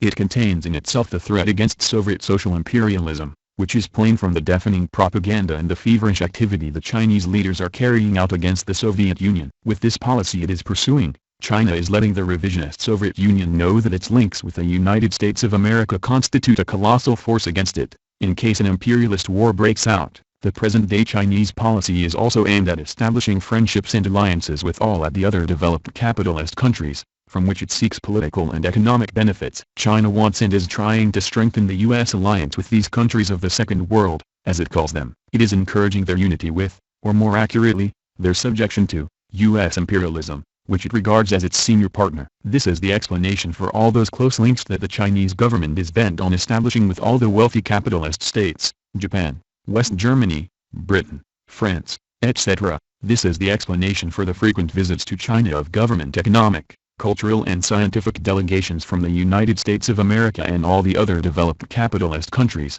whether republics or kingdoms, as well as the visits of the Chinese delegations to those countries. This is the explanation for China's systematic actions to demonstrate its stand in favor of the United States of America and the other industrialized capitalist states at every opportunity, by trying to bring to notice everything that is written, said and done in these states against Soviet social imperialism. This policy of the Chinese leaders cannot fail to attract attention and find due support from the United States of America. As is known, at the time of the Second World War in the American State Department there were two lobbies over the Chinese issue, one pro-Chiang Kai-shek and the other pro-Mao Zedong. Of course, at that time the Chiang Kai-shek lobby triumphed in the American State Department and Senate, while the Mao Zedong lobby triumphed on the spot, in mainland China. Among the inspirers of this lobby were Marshall and Vandermeyer, Edgar Snow and others, who became friends and advisors of the Chinese, the instigators and inspirers of all kinds of organizations in New China. Today the threads of those old ties are being revived, strengthened,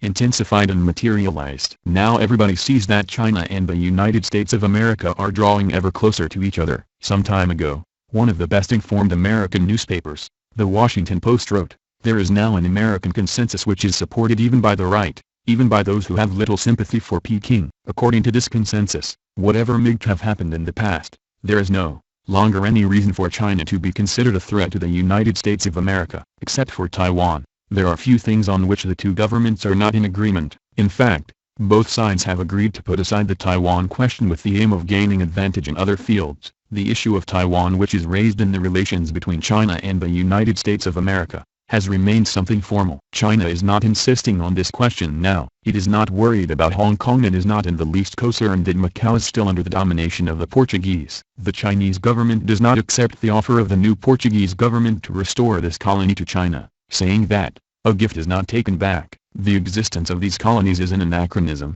but this does not upset the pragmatic policy of the Chinese leaders. So long as Hong Kong and Macau remain colonies, why should Taiwan, too, not be colony? Apparently China is greatly interested that Taiwan should remain as it is in the future, too. Besides its open relations it carries on in the light of the day, it is interested in developing its disguised trafficking with the American imperialists, the British, Japanese and other imperialists through these three doors. Therefore, the nonsense Deng Xiaoping and Li Jianning try to put across that Sino-American relations allegedly depend on the stand of the Americans towards Taiwan, is nothing but a smokescreen to conceal the course on which China has set out towards rapprochement with the United States of America in order to become a superpower. Carter has declared that the United States of America will establish diplomatic relations with China. As far as Taiwan is concerned, it will adopt Japan's stand, that is, formally it will break off diplomatic relations with the island, without breaking off economic and cultural relations, and under cover of them, military relations. In fact, China is interested in the military relations of the United States of America with Taiwan. It wants the United States of America to maintain forces in Taiwan, Japan, South Korea and the Indian Ocean, because it thinks that this is to China's advantage, for thus a counterweight is created against the Soviet Union. All these stands are connected with the course the Chinese leadership has chosen for China to become a superpower, by trying to develop its economy and increase its military potential through credits and investments from the United States of America and other big capitalist countries. It justifies this course by claiming that it is allegedly applying a correct policy, the Marxist line of Mao Zedong, according to whom China ought to benefit from the world's great successes, new patents and technologies, making foreign things serve its internal development etc. The articles of Renmin Rebao and the speeches of the Chinese leaders are full of such slogans. According to the Chinese concept, to benefit from the inventions and industrial achievements of other states means to take credits and accept investments from the United States of America, Japan, West Germany, France, Britain and all the other capitalist countries, for which it is lavish with praise. The Chinese leaders have adopted the revisionist theories that big countries such as China, which have many assets, can take credits from American imperialism or any powerful capitalist state, trust or bank, because they allegedly have the possibilities to repay the credits. The Yugoslav revisionists have come out in defense of this view, by advertising their experience of the construction of specific socialism with aid from the world financial oligarchy and especially U.S. capital. They are providing the example and encouraging China to proceed on this course without hesitation. The big countries may repay the credits they receive, but the imperialist investments which are made in these big states, such as the revisionist Soviet Union, China, or anywhere else, cannot fall to leave grave neo-colonialist consequences. The wealth and toil of the peoples are exploited also in the interest of the foreign capitalist concerns and monopolies. The American imperialists, as well as the developed capitalist states of Western Europe or Japan, which are making investments in China and in the revisionist countries, intend to dig themselves in there, to interlock the concerns of their countries in close collaboration with the trusts and branches of the main industries in these countries. The question of capital investment by imperialist states in China is not so simple as the revisionists strive to make out when they call this penetration of capital into their countries harmless because, allegedly, it is not coming in through interstate relations, although top Chinese leaders have recently declared that they will accept government credits from abroad, but through private banks and companies without political implications and interests. The incurring of heavy debts by any country, big or small, to one imperialism or another, is always fraught with unavoidable dangers to the freedom, independence and sovereignty of the country which embarks on this course, especially of economically poor countries such as China. A true socialist country has no need to incur such debts. It finds the resources for its economic development at home, in its wealth, in its internal accumulation and in the creative force of the people. The example of Albania, a small country, shows very clearly what inexhaustible means, resources and capacities a socialist country has for its development. And the means and resources of a big country are much greater still, if it marches consistently on the road of Marxism Leninism. The opening up of the Chinese market to American imperialism and the big American and other Western companies has been welcomed with unrestrained delight by the imperialists of the United States of America and all the international bourgeoisie. The multinational companies, the industrialists of the United States of America, have a good knowledge of China's economy and its great assets. Therefore they are doing their utmost to build up their economic network there, to set up joint companies and extract large profits. Not only the big American companies but also the companies of Japan, Germany and the other developed capitalist countries are operating in China in this way. China has already concluded a contract with Japan for the delivery of up to 10 million tons of oil per year. A big team of representatives of the Italian NO went to China to offer licenses for oil prospecting instruments there, but they found themselves forestalled by large groups from the American oil companies which had earlier entered into agreements with China on the joint extraction and exploitation of oil. This is what China is doing also in other mining sectors like iron and other minerals, large resources of which are already known or may be discovered there. The German coal magnates are now in China and have concluded contracts worth scores of billions of marks. Chinese ministers are going back and forth to Japan, America and Europe in order to get credits, to sign contracts for modern technological equipment, to buy modern weapons, to conclude technical scientific agreements, etc. The doors of all Chinese institutions and enterprises have been opened to the businessmen from Tokyo, Wall Street and the European common market, who are hurrying to Peking, vying with one another to secure contracts for the large modernization projects the Chinese government is offering them. In this way China, too, is entering the whirlpool of imperialist greed, the great imperialist hunger for minerals and raw materials, and the exploitation of Chinese labor power. Everyone knows that the capitalist does not give anyone aid without first considering his own economic, political and ideological interests. It is not simply a question of the percentage of profit he makes. Along with the credit it gives, the capitalist country also introduces its way of life, its capitalist way of thinking, into the country which receives its aid. It sets up bases and spreads out insidiously, like oil in cabbage, expands its spider's web with the spider always there in the center, ready to suck the blood of all the flies which become entangled in its web, as has happened with Yugoslavia and is happening now with the Soviet Union. The same will happen with China, too. Consequently, China will give way, as it is doing already, on political and ideological questions, and the Chinese market will become a very important debauch for American imperialism and the other industrialized capitalist powers. The American, West German, Japanese and other credits and investments in China cannot fail to affect its independence and sovereignty to one degree or another. Such credits make every recipient state dependent, for the lender imposes his own policy on it. Therefore, any state, big or small, which gets caught up in the mechanism of imperialism suffers curtailment or loss of its political freedom, its independence and sovereignty. Even the Soviet Union has been reduced to this state of curtailed sovereignty, although when it embarked on the course of the restoration of capitalism, it was far more powerful economically and militarily than present-day China, which is setting out on the same course. Naturally, when they get themselves caught up in the mechanism of imperialism, the small countries lose their freedom and independence more quickly than big countries like China and the Soviet Union, which may lose them more gradually,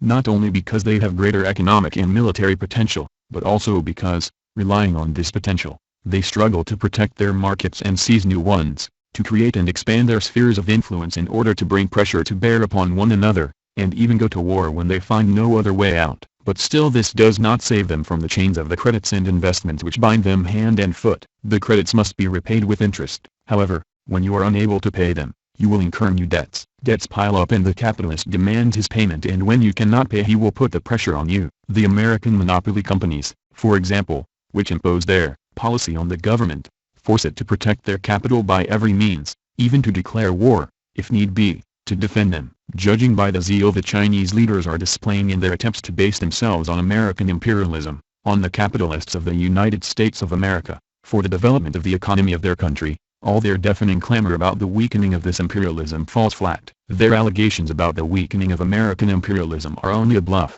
like their declaration about relying on their own forces. The Chinese revisionists think the opposite of what they say, as everybody can see from their practice. The official Chinese newspapers often voice their concern about the credits the social imperialist Soviet Union receives from the American, West German, Japanese and other banks. They warn the United States of America and the other developed capitalist countries to be careful because the Soviet Union uses the technological assistance and credits they provide to develop and strengthen its economic and military potential, and that this aid and these credits increase the danger threatening them from social imperialism, which, according to the Chinese leaders, today has taken the place of the Third Reich. Therefore, they call for these credits to be cut off as soon as possible. The Chinese press speaks in the same terms as Strauss, the notorious West German Nazi and revanchist. It is not difficult to deduce the real meaning of the concern which the Chinese leaders display about the credits which the Soviet Union receives. Naturally, they are not worried about the capitalist nature of these credits, nor about the danger they pose to the sovereignty of the Soviet state. But they want to tell the magnates of American capital and the government of the United States of America,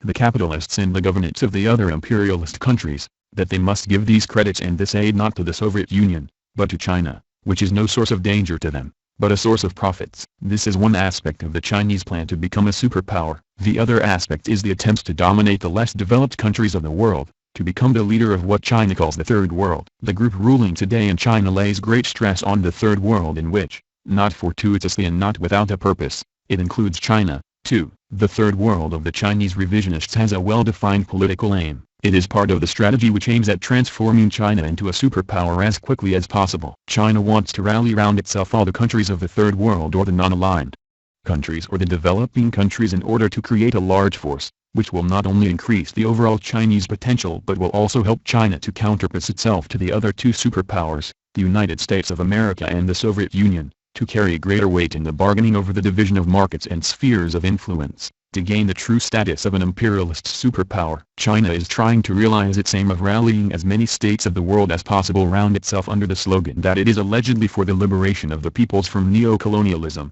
and their transition to socialism through the struggle against imperialism.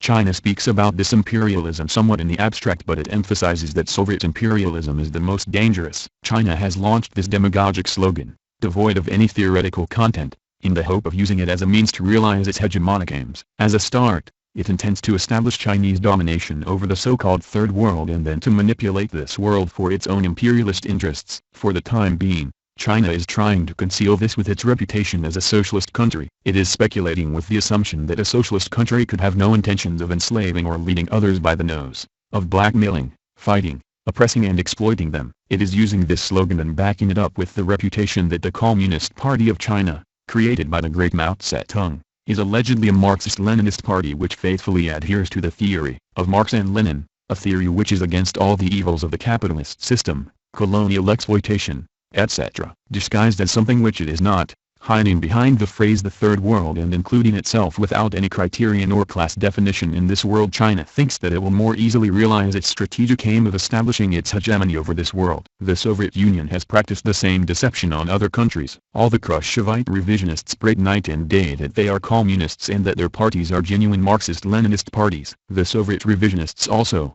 are trying to establish their hegemony over the world under this disguise. Consequently, we may say that there is no essential difference between the actions of the Chinese and those of Soviet social imperialists. All this development of the Chinese policy and actions fully confirms the description Marxism Leninism gives of imperialism as the domination of the financial oligarchy which is bent on capturing markets, dominating the world and establishing its hegemony everywhere. On this road, China too is trying to penetrate and get a foothold in the countries of the Third World. But this foothold has to be gained through great sacrifices. To penetrate the Third World to capture markets requires capital. The ruling classes in power in the countries of the Third World want investments, credits and aid. However, China is not in a position to give them aid on a large scale, because it does not have the necessary economic potential. It is precisely this potential that it is now trying to build up with the aid of American imperialism. In these conditions, the bourgeoisie ruling in the countries of the Third World is well aware that, for the time being, it cannot gain much from China economically,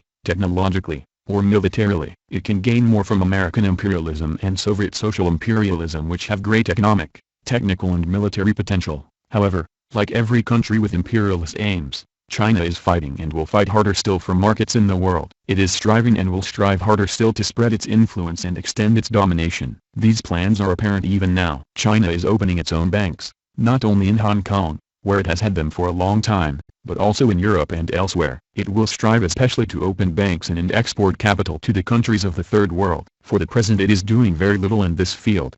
China's aid amounts to the building of some cement factory, railway, or hospital, for its possibilities are limited. Only when the American, Japanese and other investments in China begin to yield the fruits it desires, that is, when its economy, trade and military technology are developed, will China be able to embark on a venture of real large-scale economic and military expansion. But to achieve this, time is needed. Until that time it will have to maneuver, as it has begun doing already, by means of a policy of aid and credits either interest-free or at low rates of interest, at a time when the Soviets and Americans are demanding much higher interest rates. As long as Chinese capital cannot flow out of its country, The revisionist Chinese leadership will focus its attention on the propaganda aspect of the small amount of aid and credits it accords the developing countries, extolling its internationalist character and disinterested aims, accompanying this with the motto of self-reliance for the liberation and construction of one's country. The more China develops economically and militarily, the more it will want to penetrate into and dominate the small and less developed countries by means of its exports of capital,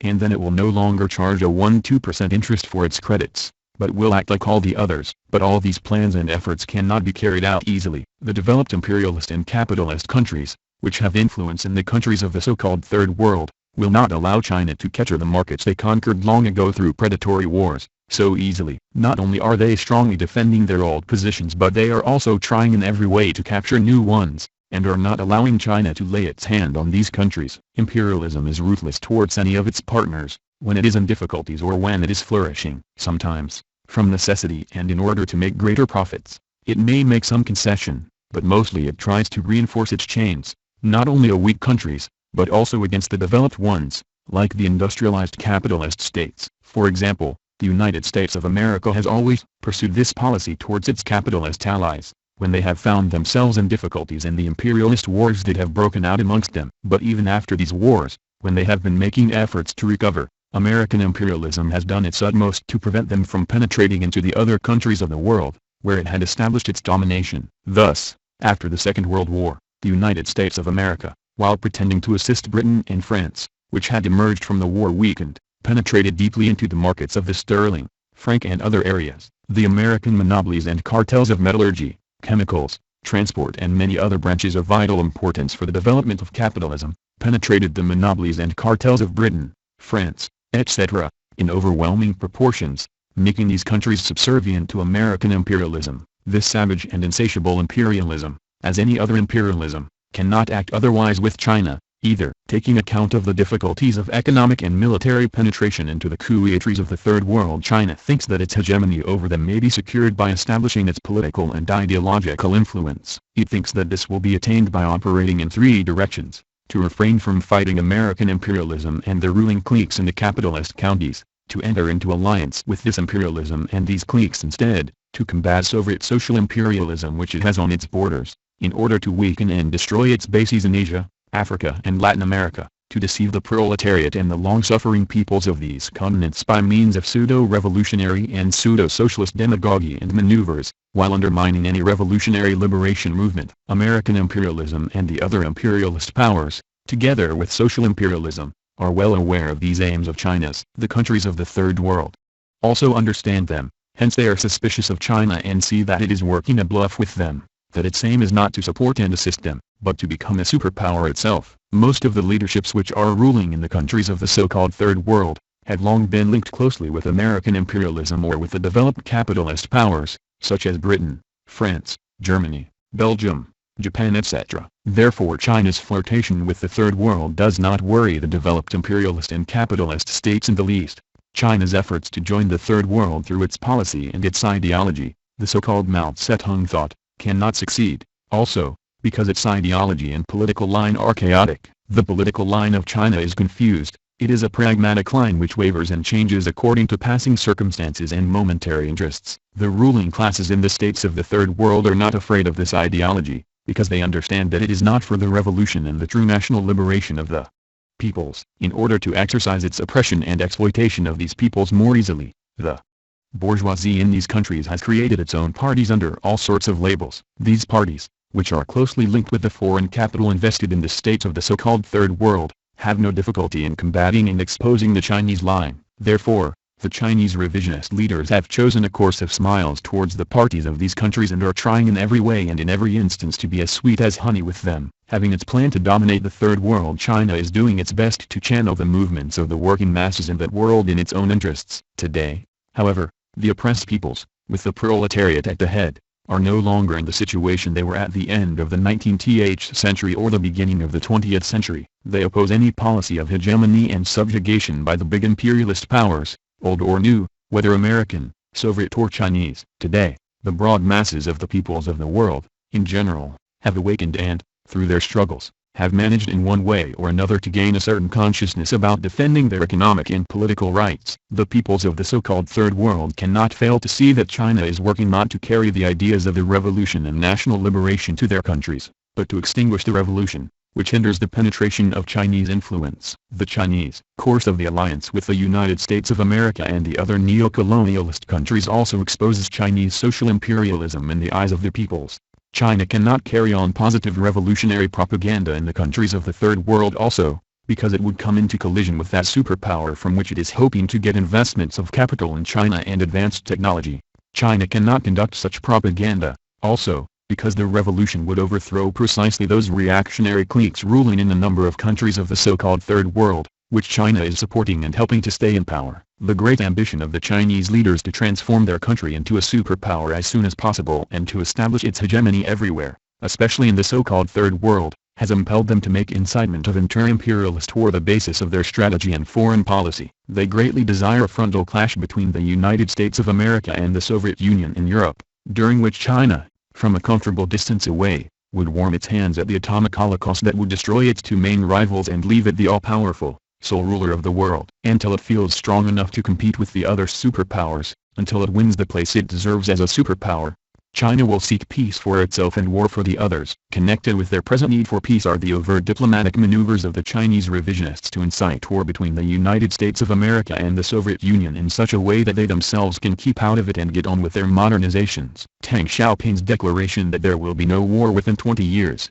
is not fortuitous. With this he wants to tell the superpowers and the other imperialist countries, not to be afraid of China during these 20 years. At the same time, the Chinese leaders are inciting war between the superpowers in Europe, far from China and the danger of its involvement in it. To what extent this will be possible is another matter, but the Chinese leaders are working in this direction, because they feel the indispensable need for peace for the period they think they need for the realization of their aims of transforming China into a superpower. China is loudly advocating the strengthening of European unity, the unity of the developed capitalist countries of Europe. It supports this unity on all questions, presuming to teach the old wolves and foxes how they should strengthen their military and economic unity, their state organizational unity, etc., in face of the great danger from Soviet social imperialism. But they have no need for these lessons from China because they are in a position to know, and do know very well, where the danger comes from. The developed countries of the West are not so naive as to apply the Chinese advice and desires a la lettre. They are strengthening themselves to cope with an eventual danger from the Soviet Union,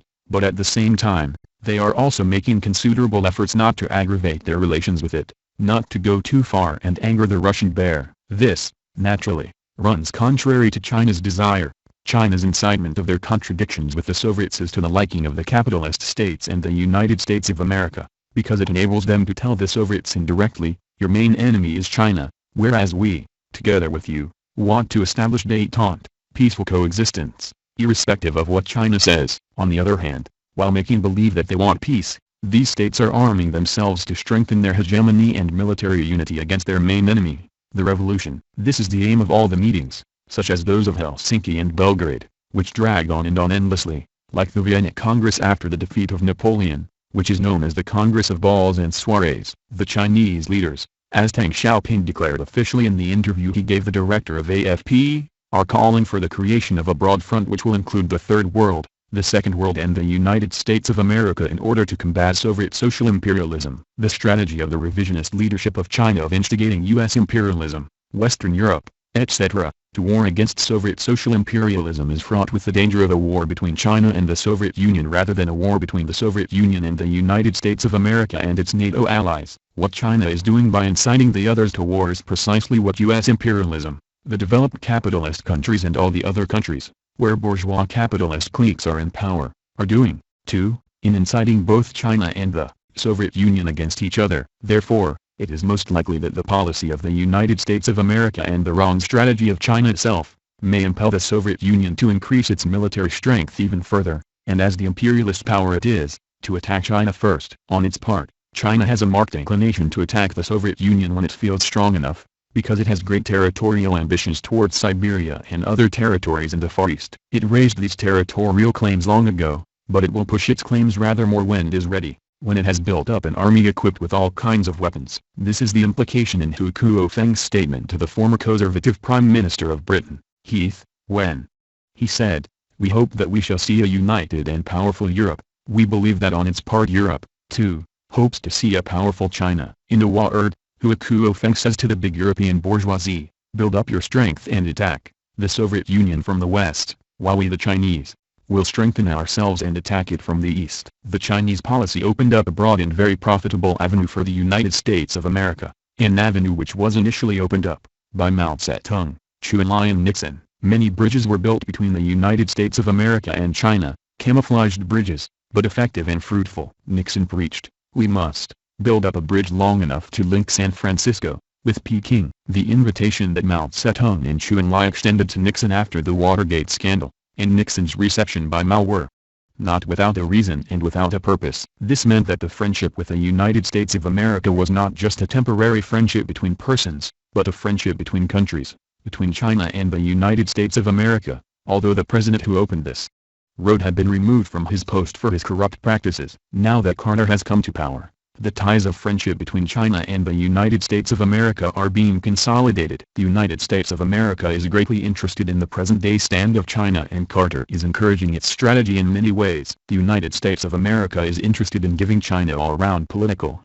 military and economic aid to incite it against the Soviet Union. It has given China atomic secrets. This is now clear. The United States of America has also supplied it with the most up-to-date computers which serve nuclear war. China has received complete data so that it can build its own nuclear submarines. Now there is open official talk in Washington of supplying China with modern weapons. All these blessings the United States of America is offering China, naturally, are not given with the purpose of helping it become such a big land and naval power as to endanger even the United States of America, as Japan did during the Second World War. No, U.S. imperialism carefully calculates the so-called aid it gives anywhere in the world, and especially to China. In this way, the aim and feverish efforts of China to become a superpower which will counterbalance both the United States of America and the Soviet Union, cannot fail to lead to new frictions, conflagrations, wars, which may have a local character or the character of a general war. The whole theory of the three worlds, its entire strategy, the alliances and fronts it advocates, the objectives it seeks to achieve,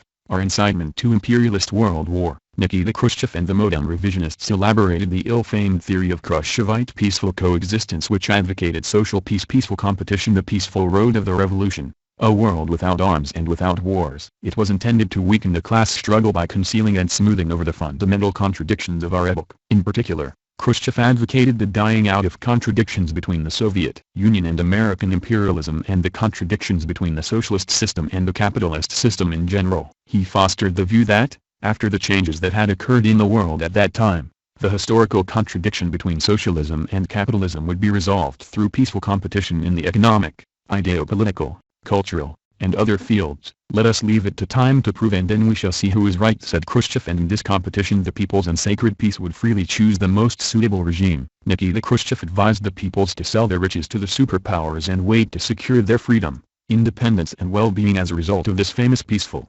competition. Of course this anti-Marxist policy was exposed, and it was our party that first attacked it. The Communist Party of China has been following a policy like that of Khrushchev since the time when Mao Zedong was alive. This policy, too, calls on both sides, the proletariat and the bourgeoisie, the peoples and their rulers, to cease the class struggle, to unite against Soviet social imperialism only, and forget about American imperialism. The theory of three worlds is a reactionary theory just as Khrushchev's theory of peaceful coexistence was. But while Khrushchev and his followers, the champions of modern revisionism, on the face of it seemed to be pacifists, Mao Zedong, Deng Xiaoping, Hu Kuofeng, etc., present themselves openly as warmongers. They want to give the imperialist capitalist coalition, in which China includes itself, the color and significance of an organism of revolutionary struggle, a struggle for the victory of the proletariat and the liberation of the peoples. In reality, however, the theory of Mao Zedong and the Communist Party of China about the three worlds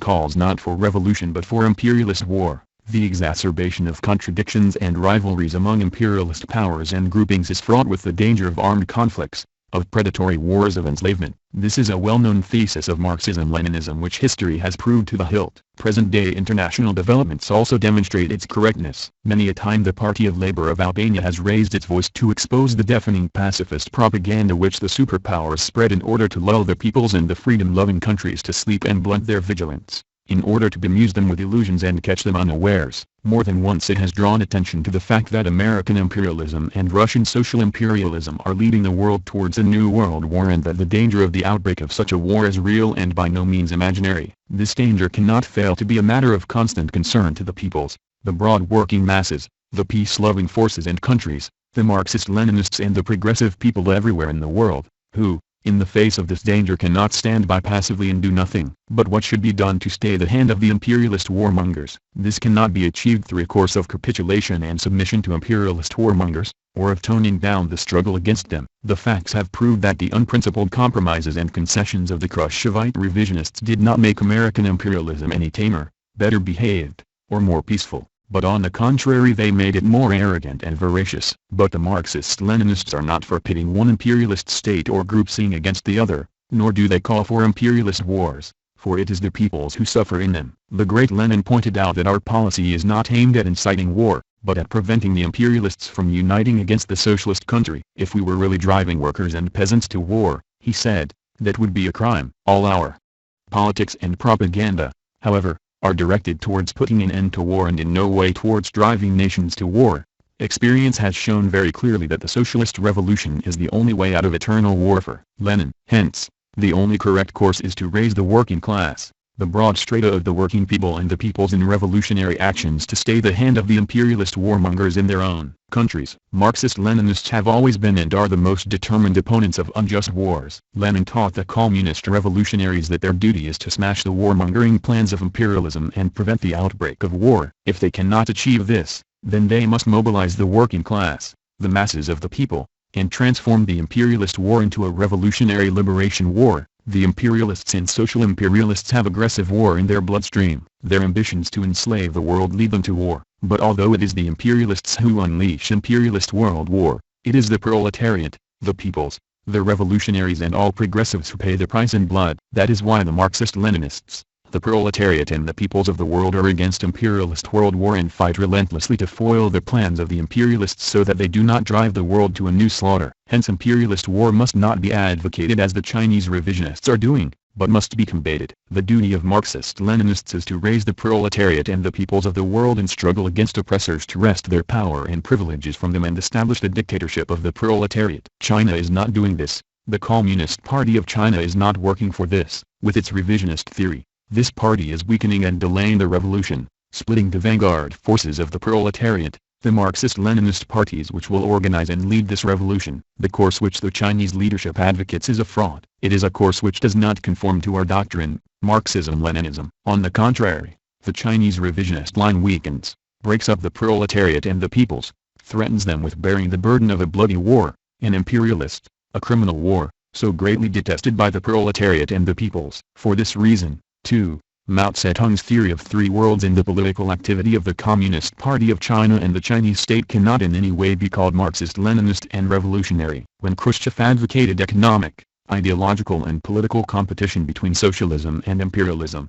the Chinese leaders were allegedly against this thesis and said that for genuine peaceful coexistence to be realized, imperialism must be fought, because coexistence cannot destroy imperialism, cannot lead to the triumph of the revolution and liberation of the peoples. But these declarations remained only words on paper. In reality the leadership of the Communist Party of China has been and is also in favor of peaceful coexistence of the Khrushchev type. The document we quoted, a proposal concerning the general line of the international communist movement reads, "A principled policy is the only correct policy." What does a principled policy mean? It means that in laying down and elaborating any kind of policy, we must take the proletarian standpoint, must proceed from the basic interests of the proletariat and be guided by the theory and the fundamental theses of Marxism-Leninism. This is what the Communist Party of China stated, but what has it done and what is it doing now? It has done and is doing quite the opposite. In the above-mentioned document and on other occasions, the Communist Party of China has stated, American imperialism must be exposed as the greatest enemy of the revolution, socialism and the peoples of the entire world. Among other things it has added, one must not rely on American imperialism, nor on any other imperialism. One must not rely on American imperialism, nor on any other imperialism.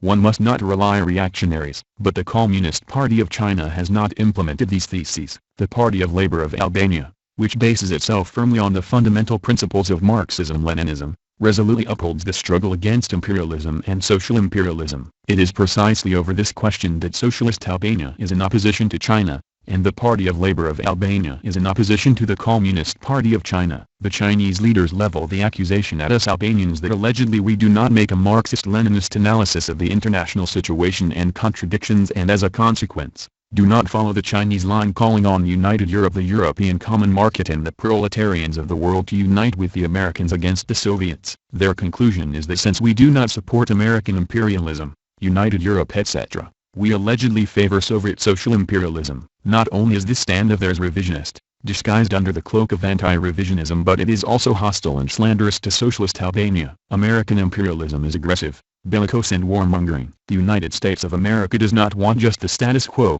as the Chinese claim. It wants expansion. Otherwise there is no reason why it should have contradictions with the Soviet Union. The quotation of Mao, which they refer to, that America has become like a rat with the whole world chasing it in the street, shouting, "Kill it, kill it," is intended to prove that only the Soviet Union wants war, while the United States of America does not. This softness towards the United States of America is to discourage any attack on this state, which has been reduced to a rat but which has to become China's ally. This is the anti-Marxist strategy of the Marxists. Mao. The Chinese strategy, founded on their analysis based on the theory of the three worlds, has definitely defined that the rivalry between the two superpowers is centered in Europe. Strange, but why precisely in Europe and not in some other part of the world such as in Asia, Africa, Australia or Latin America, where the Soviet Union is seeking expansion? The Chinese theoreticians do not explain this. This is how they argue their case. The chief rival of the United States of America is the Soviet Union. These two superpowers, of which one is for the status quo and the other for expansion,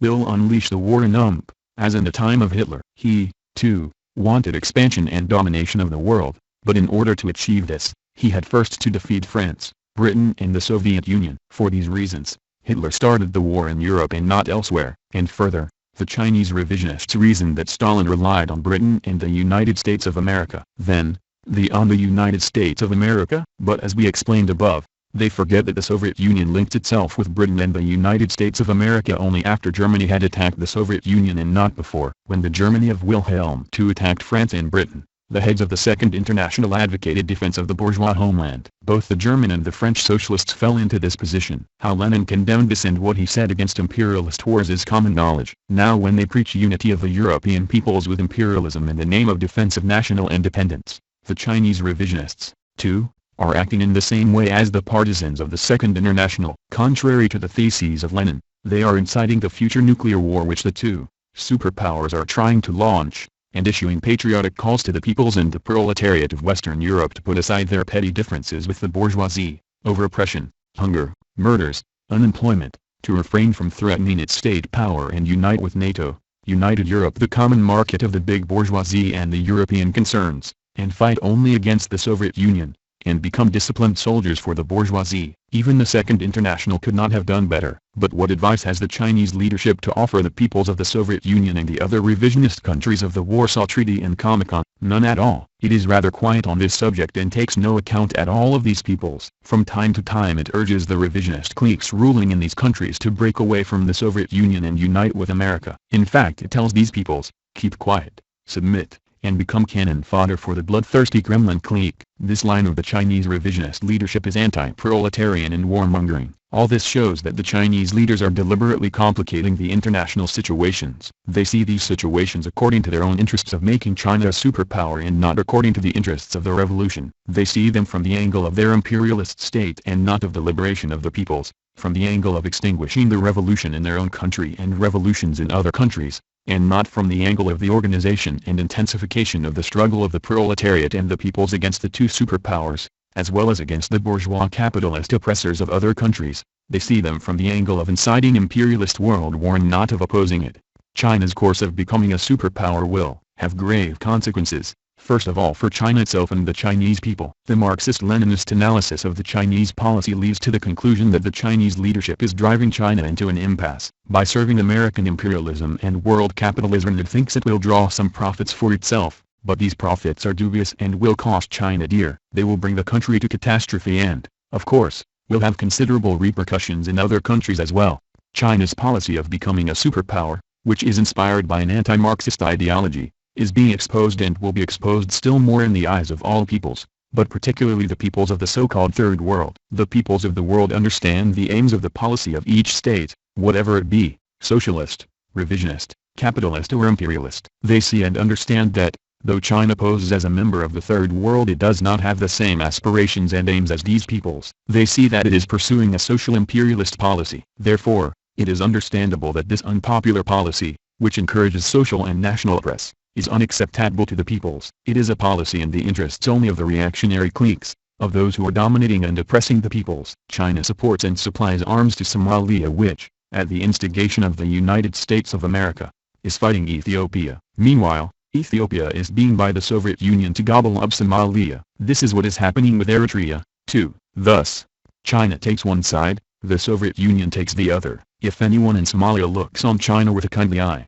it is those who are in power, but not the people of that country who are being killed. It is not looked on with a kindly eye either by the leadership of Ethiopia, which has the support of the Soviets, or by the Ethiopian people, who are being egged on against the Somalis who allegedly want to occupy Ethiopia. Thus China has no influence at all, either in Ethiopia or in Somalia, but it is not looked upon with a kindly eye in Algeria, either. The latter supports the Polisario Front, whereas China takes the side of Mauritania and Morocco, that is, the side of U.S. imperialism. In its foreign policy, China pursues an allegedly pro-Arab course, but this policy consists solely of the issue of uniting the Arab peoples against Soviet social imperialism. Thus, it is self-evident that China assists every rapprochement of the Arabs with the United States of America. First of all, in regard to Israel, the Chinese leadership has a great deal to say against it, but, in reality, with its strategy, it is pro-Israeli. The Arab peoples, and particularly the Palestinian people, have taken note of this. In the countries of Asia,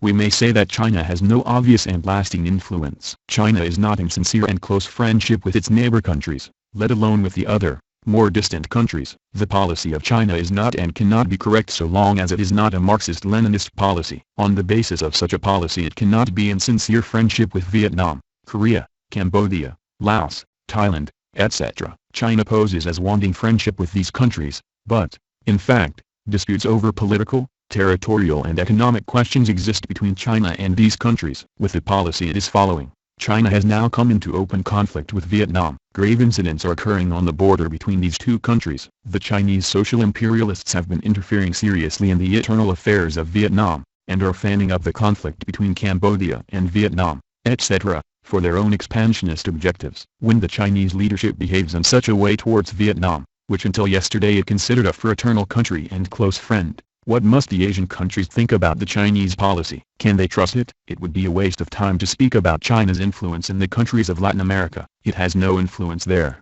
either political, ideological or economic. The sum total of China's influence rests on its friendship with a certain Pinochet, who is a rabid fascist hangman. This stand of China has incensed not only the peoples of Latin America, but the whole of world opinion. They see that the Chinese leadership is pro-oppressive rulers, pro-dictators and generals ruling over the peoples, pro-U.S. imperialism which has gripped the peoples of this continent by the throat. Thus we can say that China's influence in the countries of Latin America is insignificant, without strength or substance. The policy of the Chinese leaders does not enjoy the sympathy and support of the peoples, but on the contrary, will lead China to ever greater isolation from the progressive states and the world proletariat. No people, no proletariat or revolutionaries can support China's policy, when they see former German Nazi generals, former Japanese militarist generals and admirals, Portuguese fascist generals, etc., etc., standing beside the Chinese leaders on the Tiananmen Tribune, as happened on National Day, October 1, 1977. China cannot go ahead with its course of transforming itself into a superpower without intensifying the exploitation of the broad working masses at home. The United States of America and the other capitalist states will seek to secure super profits from the capital they will invest there. They will also press for rapid and radical transformations of the base and superstructure of Chinese society in the capitalist direction. The intensification of the exploitation of the multi-million-strong masses to maintain the Chinese bourgeoisie and its gigantic bureaucratic apparatus and to meet the repayment of the credits and interest to the foreign capitalists, will undoubtedly give rise to deep contradictions between the Chinese proletariat and peasantry, on the one hand, and the bourgeois revisionist rulers, on the other. This will bring the latter into confrontation with the working masses of their own country, a thing which cannot fail to lead to sharp conflicts and revolutionary outbursts in China. 3. Mao Zedong thought, an anti-Marxist theory. The present situation in the Communist Party of China, its many zigzags and wavering, opportunist stands, the frequent changes of its strategy, the policy the Chinese leadership has been and is following to make China a superpower, quite naturally raise the problem of the place and role of Mao Zedong and his ideas, the so-called Mao Zedong thought. In the Chinese Revolution, Mao Zedong thought is a theory devoid of the features of Marxism Leninism. All the Chinese leaders, both those who were in power before and those who have seized power today, have always made great play with the Mao Zedong thought in their forms of organization and ways of action, their strategic and tactical aims, in order to put their counter-revolutionary plans into practice. Seeing the dubious activity, wavering and contradictory stands, the lack of principles and the pragmatism of Chinese internal and external policy, its deviation from Marxism-Leninism and the use of left phrases to disguise it, we Albanian communists have gradually formed our opinions and conviction about the danger presented by Mao Zedong thought. When our party was founded, during the National Liberation War, as well as after liberation, our people had very little knowledge about China, but, like all the revolutionaries of the world, we, too, had formed an opinion that it was progressive. China is a vast continent. China is fighting the revolution against foreign imperialism, against concessions seething in China, etc., etc. We had some general knowledge about the activity of Sun Yat-sen, about his connections and friendship with the Soviet Union and with Lenin. We knew something about the Kuomintang, about the Chinese People's War against the Japanese and about the existence of the Communist Party of China, which was considered a great party, with a Marxist-Leninist, Mao Zedong, at the head. And that was all. Our party had closer contacts with the Chinese only after 1956. The contacts steadily increased due to the struggle our party was waging against Khrushchevite modern revisionism. At that time our contacts with the Communist Party of China, or more accurately, with its leading cadres, became more frequent and closer, especially when the Communist Party of China, too, entered into open conflict with the Khrushchevite revisionists. But we have to admit that in the meetings we had with the Chinese leaders, although they were good, comrading meetings, in some ways, China, Mao Zedong and the Communist Party of China, remained a great enigma to us. But why were China, its Communist Party and Mao Zedong an enigma? They were an enigma because many attitudes, whether general ones or the personal attitudes of Chinese leaders, towards a series of major political, ideological, military, and organizational problems vacillated, at times to the right, at times to the left. Sometimes they were resolute and at times irresolute. There were times, too, when they maintained correct stands, but more often it was their opportunist stands that caught the eye. During the entire period that Mao was alive, the Chinese policy, in general, was a vacillating one, a policy changing with the circumstances, lacking a Marxist-Leninist spinal cord. What they would say about an important political problem today they would contradict tomorrow. In the Chinese policy, one consistent and enduring red thread could not be found. Naturally, all these attitudes attracted our attention and we did not approve them. But nevertheless, from what we knew about the activity of Mao Zedong, we proceeded from the general idea that he was a Marxist-Leninist. On many of Mao Zedong's theses, such as that about the handling of the contradictions between the proletariat and the bourgeoisie as non-antagonistic contradictions, the thesis about the existence of antagonistic classes during the entire period of socialism, the thesis that the countryside should encircle the city which absolutizes the role of the peasantry in the revolution, etc., we had our reservations and our own Marxist-Leninist views, which, whenever we could, we expressed to the Chinese leaders. Meanwhile, certain other political views and stands of Mao Zedong and the Communist Party of China, which were not compatible with the Marxist-Leninist views and stands of our party, we considered as temporary tactics of a big state, dictated by specific situations. But, with the passage of time, it became ever more clear that the stands maintained by the Communist Party of China were not just tactics. By analyzing the facts, our party arrived at some general and specific conclusions, which made it vigilant, but it avoided polemics with the Communist Party of China and Chinese leaders, not because it was afraid to engage in polemics with them, but because the facts,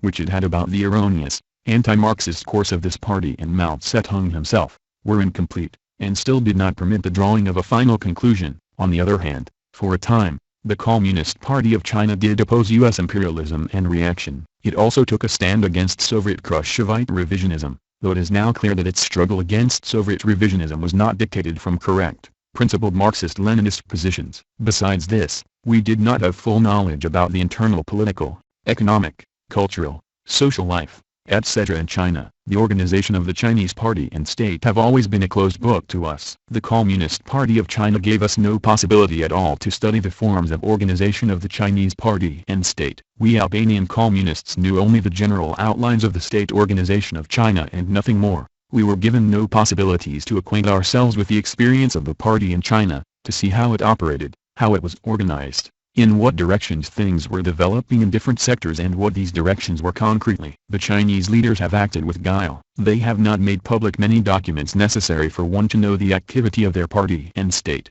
They were and are very wary of publishing their documents. Even those few published documents at our disposal are fragmentary. The 4 volumes of Mao's works, which can be considered official, are comprised of materials written no later than 1949, but besides this, they are carefully arranged in such a way that they do not present an exact picture of the real situations that developed in China. The political and theoretical presentation of problems in the Chinese press, not to speak of literature, which was in utter disarray, had only a propaganda character. The articles were full of typically Chinese stereotyped formulas expressed arithmetically, such as the 3 goods and the 5 evils, the 4 olds and 4 news, the 2 reminders and 5 self-controls, the 3 truths and 7 falses, etc., etc. We found it difficult to work out the theoretical sense of these arithmetical figures, because we are used to thinking, acting and writing according to the traditional Marxist-Leninist theory and culture. The Chinese leaders did not invite any delegation from our party to study their experience, and when some delegation has gone there on our party's request, the Chinese have engaged in propaganda and taken it here and there for visits to communes and factories rather than give it some explanation or experience about the work of the party. And towards whom did they maintain this strange stand?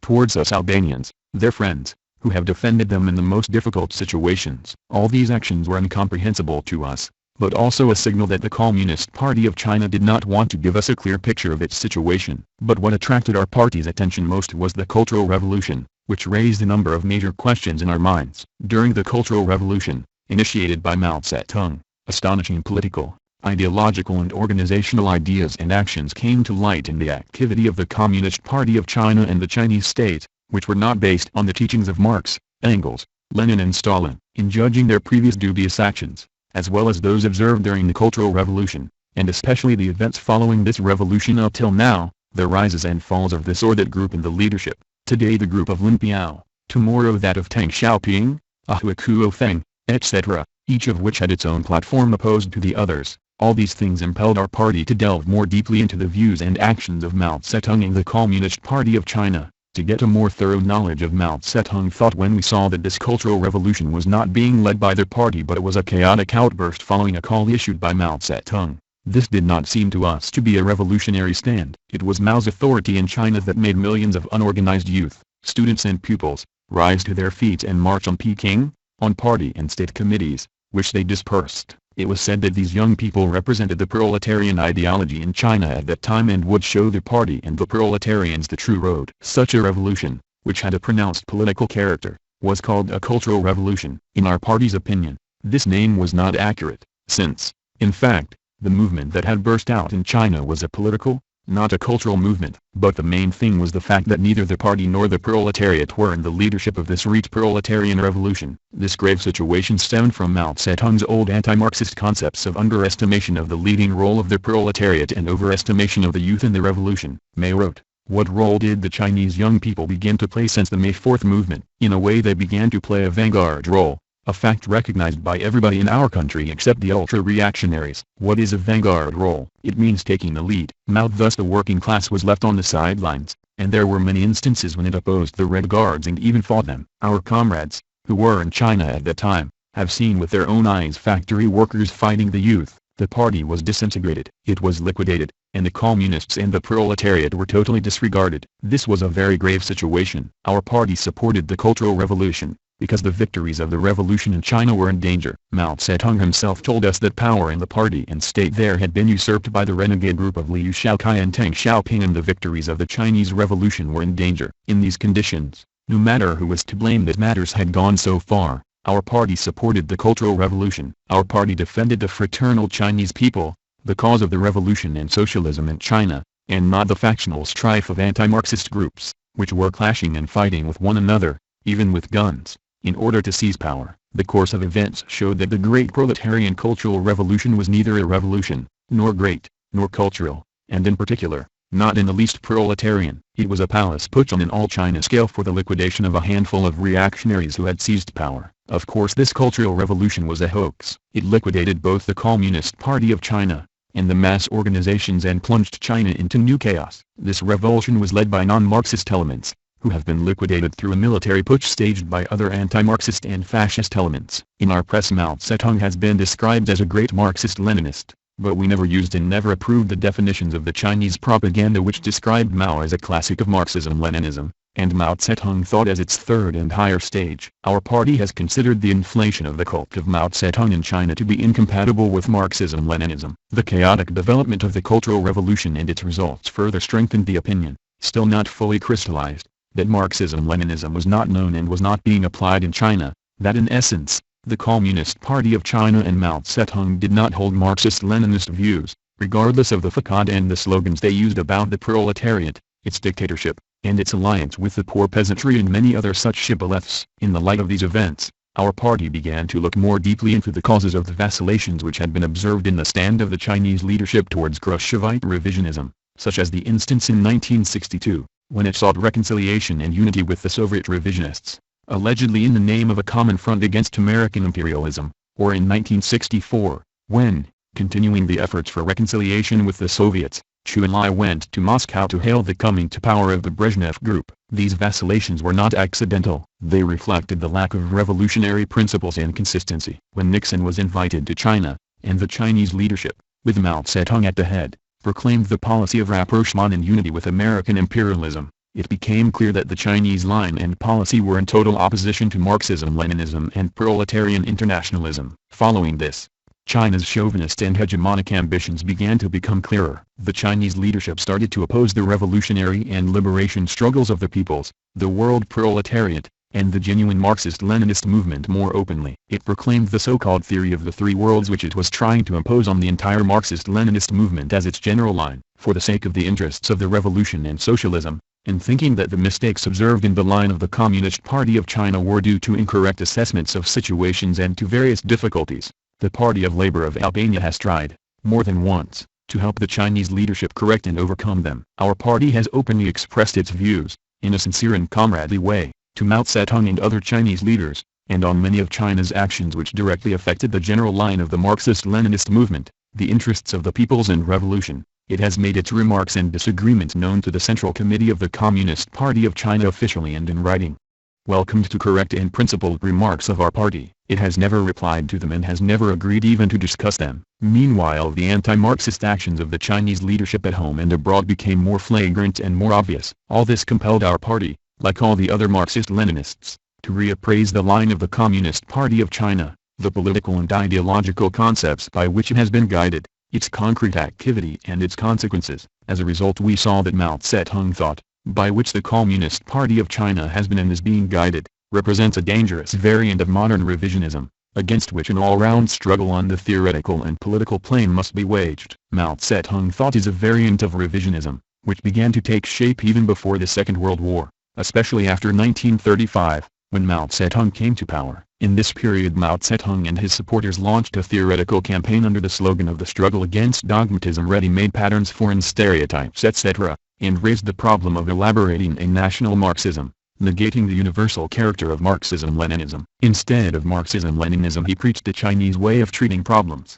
and the Chinese style lively and fresh, pleasant to the ears and eyes of the Chinese people. Mao, in this way propagating the revisionist thesis that in each country Marxism should have its individual, specific content. Mao Zedong thought was proclaimed as the highest stage of Marxism-Leninism in the present era. The Chinese leaders have declared that Mao Zedong has achieved more than Marx, Engels, and Lenin. The Constitution of the Communist Party of China, approved at its 9th Congress, which was held under Mao Zedong's leadership, says that Mao Zedong thought is the Marxism-Leninism of the era. That Mao Zedong has inherited, defended and developed Marxism-Leninism and has raised it to a new higher stage, basing the activity of the party on Mao Zedong thought instead of on the principles and norms of Marxism-Leninism, opened the doors even more widely to opportunism and factional struggle within the ranks of the Communist Party of China. Mao Zedong thought is an amalgam of views in which ideas and theses borrowed from Marxism are mixed up with idealist, pragmatic and revisionist principles from other philosophies. It has its roots in ancient Chinese philosophy,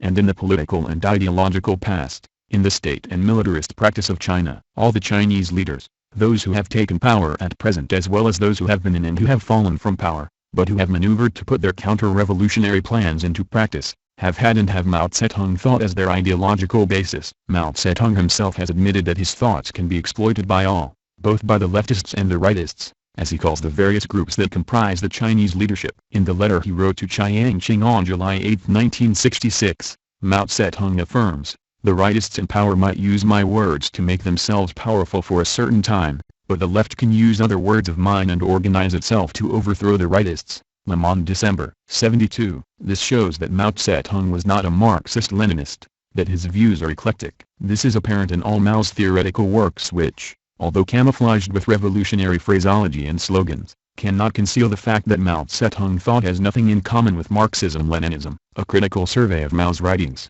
even off part of them, of the way he treats the fundamental problems concerning the role of the Communist Party, the questions of the revolution, the construction of socialism, etc., makes the radical difference between Mao Zedong thought and Marxism-Leninism completely clear. Let us first consider the question of the organization of the party and its leading role. Mao pretended to be for the application of the Leninist principles on the party, but if his ideas on the party and, especially, the practice of the life of the party are analyzed concretely, it becomes evident that he has replaced the Leninist principles and norms with revisionist theses. Mao Zedong has not organized the Communist Party of China on the basis of the principles of Marx, Engels, Lenin and Stalin. He has not worked to make it a party of the Leninist type, a Bolshevik party. Mao Zedong was not for a proletarian class party, but for a party without class restrictions. He has used the slogan of giving the party a mass character in order to wipe out the distinction between the party and the class. As a result, anybody could enter or leave this party whenever he liked. On this question Mao Zedong thought is identical with the views of the Yugoslav revisionists and the Eurocommunists. Besides this, Mao Zedong has always made the building of the party, its principles and norms dependent on his political stance and interests, dependent on his opportunist, sometimes rightist and sometimes leftist, adventurist policy, the struggle among factions, etc. There has been and there is no true Marxist-Leninist unity of thought and action in the Communist Party of China. The strife among factions, which has existed since the founding of the Communist Party of China, has meant that a correct Marxist-Leninist line has not been laid down in this party, and it has not been guided by Marxist-Leninist thought. The various tendencies which manifested themselves among the main leaders of the party were at times leftist, at times right opportunist, sometimes centrist, and going as far as openly anarchist, chauvinist and racist views. During the whole time Mao Zedong and the group around him were at the head of the party, these tendencies were among the distinctive features of the Communist Party of China. Mao Zedong himself has advocated the need for the existence of two lines in the party. According to him, the existence and struggle between two lines is something natural, is a manifestation of the unity of the opposites, is a flexible policy which unites in itself both loyalty to principles and compromise. Thus, he writes, we have two hands to deal with a comrade who has made mistakes, one hand to struggle with him and the other to unite with him. The aim of this struggle is to uphold the principles of Marxism, which means being principled. That is one aspect of the problem. The other aspect is to unite with him. The aim of unity is to offer him a way out, to reach a compromise with him. These views are diametrically opposed to the Leninist teachings on the Communist Party as an organized vanguard detachment which must have a single line and steel unity of thought and action. The class struggle in the ranks of the party, as a reflection of the class struggle going on outside the party, has nothing in common with Mao Zedong's concepts on the two lines in the party. The party is not an arena of classes and the struggle between antagonistic classes. It is not a gathering of people with contradictory aims. The genuine Marxist-Leninist party is the party of the working class only and bases itself on the interests of this class. This is the decisive factor for the triumph of the revolution and the construction of socialism. Defending the Leninist principles on the party, which do not permit the existence of many lines, of opposing trends in the Communist Party, J.V. Stalin emphasized, the Communist Party is the monolithic party of the proletariat, and not a party of a block of elements of different classes.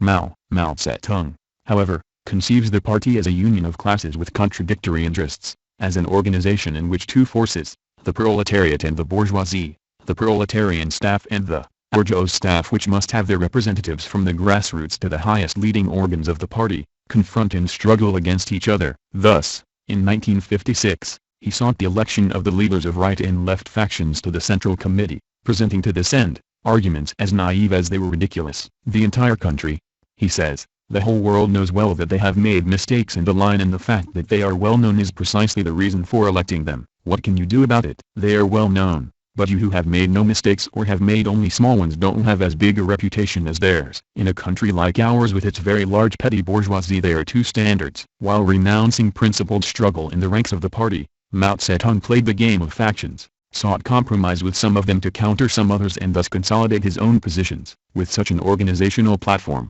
the Communist Party of China has never been and never could be a Marxist-Leninist party. The Leninist principles and norms were not respected in it. The Congress of the party, its highest collective organ, has not been convened regularly. For instance, 11 years went by between the 7th and the 8th Congresses. And after the war, 13 years between the 8th and the 9th Congresses. Besides this, the Congresses which were held were formal, more parades than working meetings. The delegates to the Congresses were not elected in conformity with the Marxist-Leninist principles and norms of the life of the party, but were appointed by the leading organs and acted according to the system of permanent representation. Recently, Renmin Rebao published an article by a so-called theoretical group the General Directory of the Central Committee of the Communist Party of China. Always keep in mind the teachings of Chairman Mao. September 77. This article says that under the name of the General Directory Mao had set up around himself a special apparatus which kept the political bureau, the Central Committee of the party, the cares of the state, the army, the security service, etc., under surveillance and control. Entry to this directory and knowledge of its work was forbidden to all, including the members of the Central Committee and the Political Bureau. Here plans for the bringing down or elevation of this or that factionalist group were worked out. The men of this directory were present everywhere. They eavesdropped, watched, and reported independently, outside the control of the party. Apart from them, this directory had at its disposal entire armed detachments, hidden under the name of the Guard of Chairman Mao. This Praetorian Guard, more than 50,000 strong, went into action whenever the chairman wanted to act with one blow, as has frequently occurred in the history of the Communist Party of China and as occurred recently with the arrest of the four and their supporters by Hu Kuofeng. Under the pretext of maintaining contacts with the masses, Mao Zedong had also created a special network of informers among the population who were charged with the task of keeping the cadres of the base under surveillance and investigating the conditions and state of mind of the masses, without anybody's knowledge. They reported directly to Mao Zedong alone, who had severed all means of communication with the masses and saw the world only through the reports of his agents of the General Directory. Mao said, "For myself, I am a person who does not listen to the radio, either foreign or Chinese, but one only transmit." He also said, "I have stated openly that one shall no longer read the newspaper Renmin Rebao. I told its editor-in-chief I do not read your paper from Mao. Conversation with comrades from our party, February 3, 1967. Central Archives of the Party of Labour of Albania. The article of Renmin Rebao provides new information which enables one to understand even more clearly the anti-Marxist direction and personal power of Mao Zedong in the Chinese party and state. Mao Zedong did not have the slightest respect for either the Central Committee or the Congress of the party, let alone the party as a whole and its committees at the base. The party committees, the leading cadres and the Central Committee itself received orders from the General Directory, this special staff which was responsible to Mao Zedong alone. The party forums, its elected organs, had no authority whatsoever. The article of Renmin Rebao says, no telegram, no letter, no document, no order could be issued by anybody without first going through Mao Zedong's hands and being approved by him. It turns out that as early as 1953, Mao Zedong had issued a clear-cut order. From now on, all documents and telegrams sent out in the name of the Central Committee can be dispatched only after I have gone over them, otherwise they are invalid. Mao, under these conditions there can be no talk of collective leadership, democracy within the party, or Leninist norms. Mao Zedong's unlimited power was so far-reaching that he even appointed his heirs. At one time he had appointed Liu Shaoqai as his successor. Later he declared that his heir to the state and the party after his death would be Lin Piao. This, a thing unprecedented in the practice of Marxist-Leninist parties, was even sanctioned in the constitution of the party. Again it was Mao Zedong who designated Hu Kuofeng to be chairman of the party after his death. Having power in his hands, Mao alone criticized, judged, punished and later rehabilitated top leaders of the party and state. This was the case even with Deng Xiaoping, who, in his so-called self-criticism of October 23, 1966, stated, "Liu Shaoqai and I are real monarchists. The essence of my mistakes lies in the fact that I have no faith in the masses, do not support the revolutionary masses, but am opposed to them. I have followed a reactionary line to suppress the revolution. In the class struggle I have been on the side not of the proletariat, but of the bourgeoisie. All this shows that I am unfit to hold posts of responsibility from the self-criticism of Deng Xiaoping." and despite these crimes which this inveterate revisionist has committed, he was put back in his former seat. The anti-Marxist essence of Mao Zedong thought on the party and its role is also apparent in the way the relations between the party and the army were conceived in theory and applied in practice. Irrespective of the shibboleths of Mao Zedong about the party being above the army, politics above the gun, etc. etc.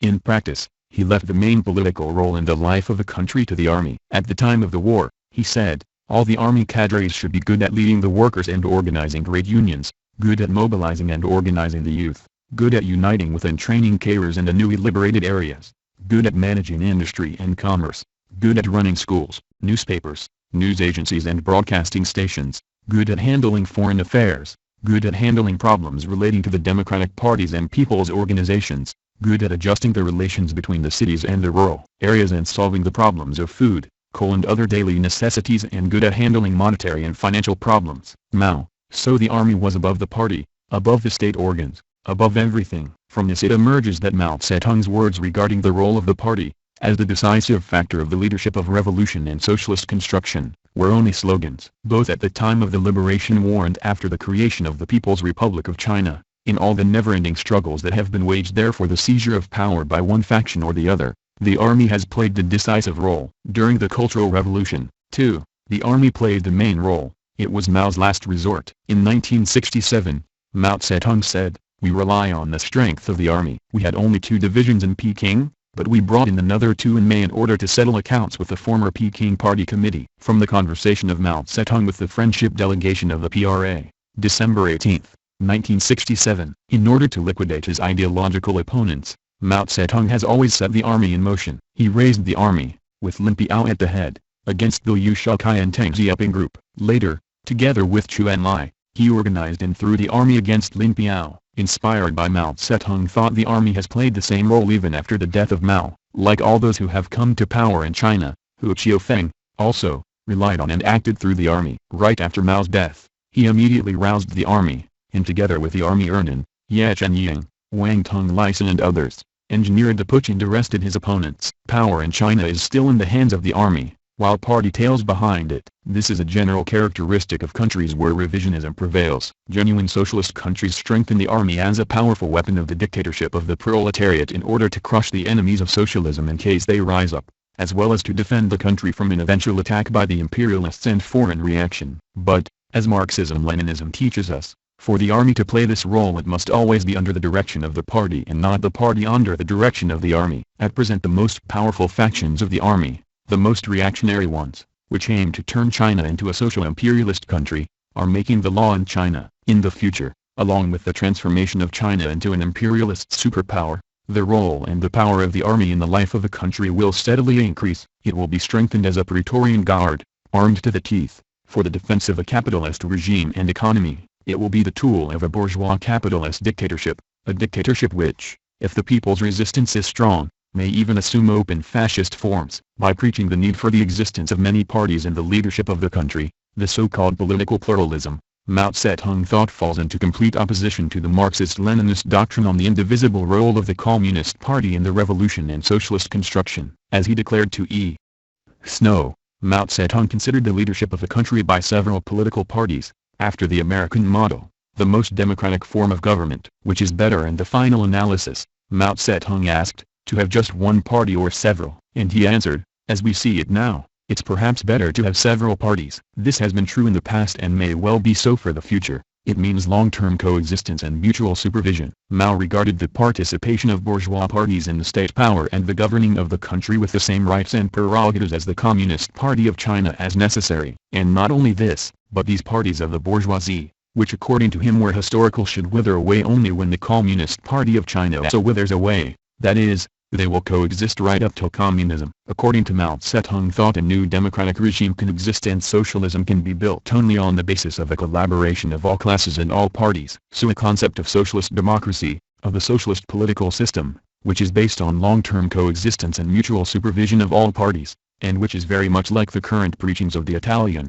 French, Spanish and other revisionists, is an open denial of the leading and indivisible role of the Marxist-Leninist Party in the revolution and the construction of socialism. Historical experience has already proved that the dictatorship of the proletariat cannot exist and socialism cannot be built and defended without the indivisible leading role of the Marxist-Leninist Party. The dictatorship of the proletariat, said Stalin, can be complete only when it is led by a party, the party of the communists, which does not and should not share the leadership with other parties. Stalin. The revisionist concepts of Mao Zedong have their basis in the policy of collaboration and alliance with the bourgeoisie, which the Communist Party of China has always applied. This is also the source of the anti-Marxist and anti-Leninist course of letting 100 flowers blossom and 100 schools contend, which is a direct expression of the coexistence of opposing ideologies. According to Mao Zedong, in socialist society, side by side with the proletarian ideology, materialism and atheism, the existence of bourgeois ideology, idealism and religion, the growth of poisonous weeds along with fragrant flowers etc., must be permitted. Such a course is alleged to be necessary for the development of Marxism, in order to open the way to debate and freedom of thought, while in reality, through this course, he is trying to lay the theoretical basis for the policy of collaboration with the bourgeoisie and coexistence with its ideology. Mao Zedong says, "It is a dangerous policy to prohibit people from coming into contact with the false, the ugly and the hostile to us, with idealism and metaphysics and with the thoughts of Confucius, Lao Tzu and Chiang Kai-shek. It would lead to mental deterioration, one-track minds, and unpreparedness to face the world." From this Mao Zedong draws the conclusion that idealism, metaphysics and the bourgeois ideology will exist eternally, therefore not only must they not be prohibited, but they must be given the possibility to blossom, to come out in the open and contend. This conciliatory stand towards everything reactionary goes so far as to call disturbances in socialist society inevitable and the prohibition of enemy activity mistaken. "In my opinion," says he, "whoever wants to provoke trouble may do so for so long as he pleases, and if 1 month is not enough, he may go on for 2. In short, the matter should not be wound up until he feels he has had enough. If you hastily wind it up, sooner or later trouble will resume again."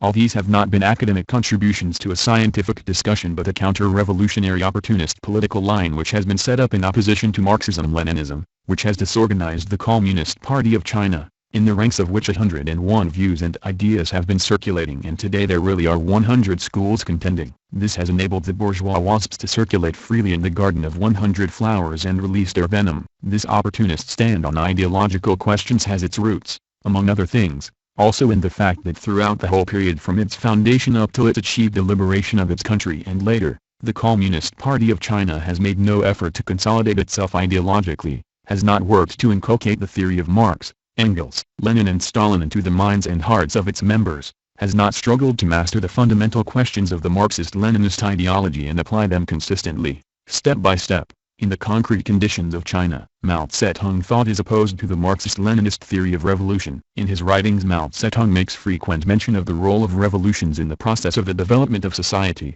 but in essence he adheres to a metaphysical, evolutionist concept. Contrary to materialist dialectics, which envisages progressive development in the form of a spiral, Mao Zedong preaches development in the form of a cycle, going round in a circle, as a process of ebb and flow which goes from equilibrium to disequilibrium and back to equilibrium again, from motion to rest and back to motion again, from rise to fall and from fall to rise, from advance to retreat and to advance again, etc. Thus, upholding the concept of ancient philosophy on the purifying role of fire, Mao Zedong writes, "It is necessary to set a fire going at regular intervals." How often? Once a year or once every 3 years? Which do you prefer? I think we should do it at least twice in the space of every 5 years. In the same way as the intercalary month in a lunar leap year turns up once in 3 years or twice in 5. Mao, thus like the astrologists of old, on the basis of the lunar calendar, he derives the law on the periodical kindling of fire, on the development which goes from great harmony to great disorder and again to great harmony, and thus the cycles repeat themselves periodically. In this manner,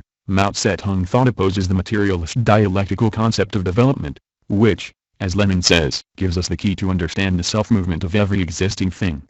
Gives us the key to understand the leaps, the interruption of graduality, the transformation into the opposite, the abolition of the old and the emergence of the new. With the metaphysical concept which is lifeless, pale and dry, this becomes even more obvious in the way Mao Zedong handles the problem of contradictions, to which, according to Chinese propaganda, Mao has allegedly made a special contribution and developed materialist dialectics further in this field. It is true that in many of his writings, Mao Zedong frequently speaks about opposites, contradictions, the unity of the opposites, and even uses Marxist quotations and phrases, but, nevertheless, he is far from the dialectical materialist understanding of these problems. In dealing with contradictions, he does not proceed from the Marxist theses, but from those of ancient Chinese philosophers, sees the opposites in a mechanical way, as external phenomena, and imagines the transformation of the opposites as a simple change of places between them. By operating with some eternal opposites taken from ancient philosophy, such as above and below, backward and forward,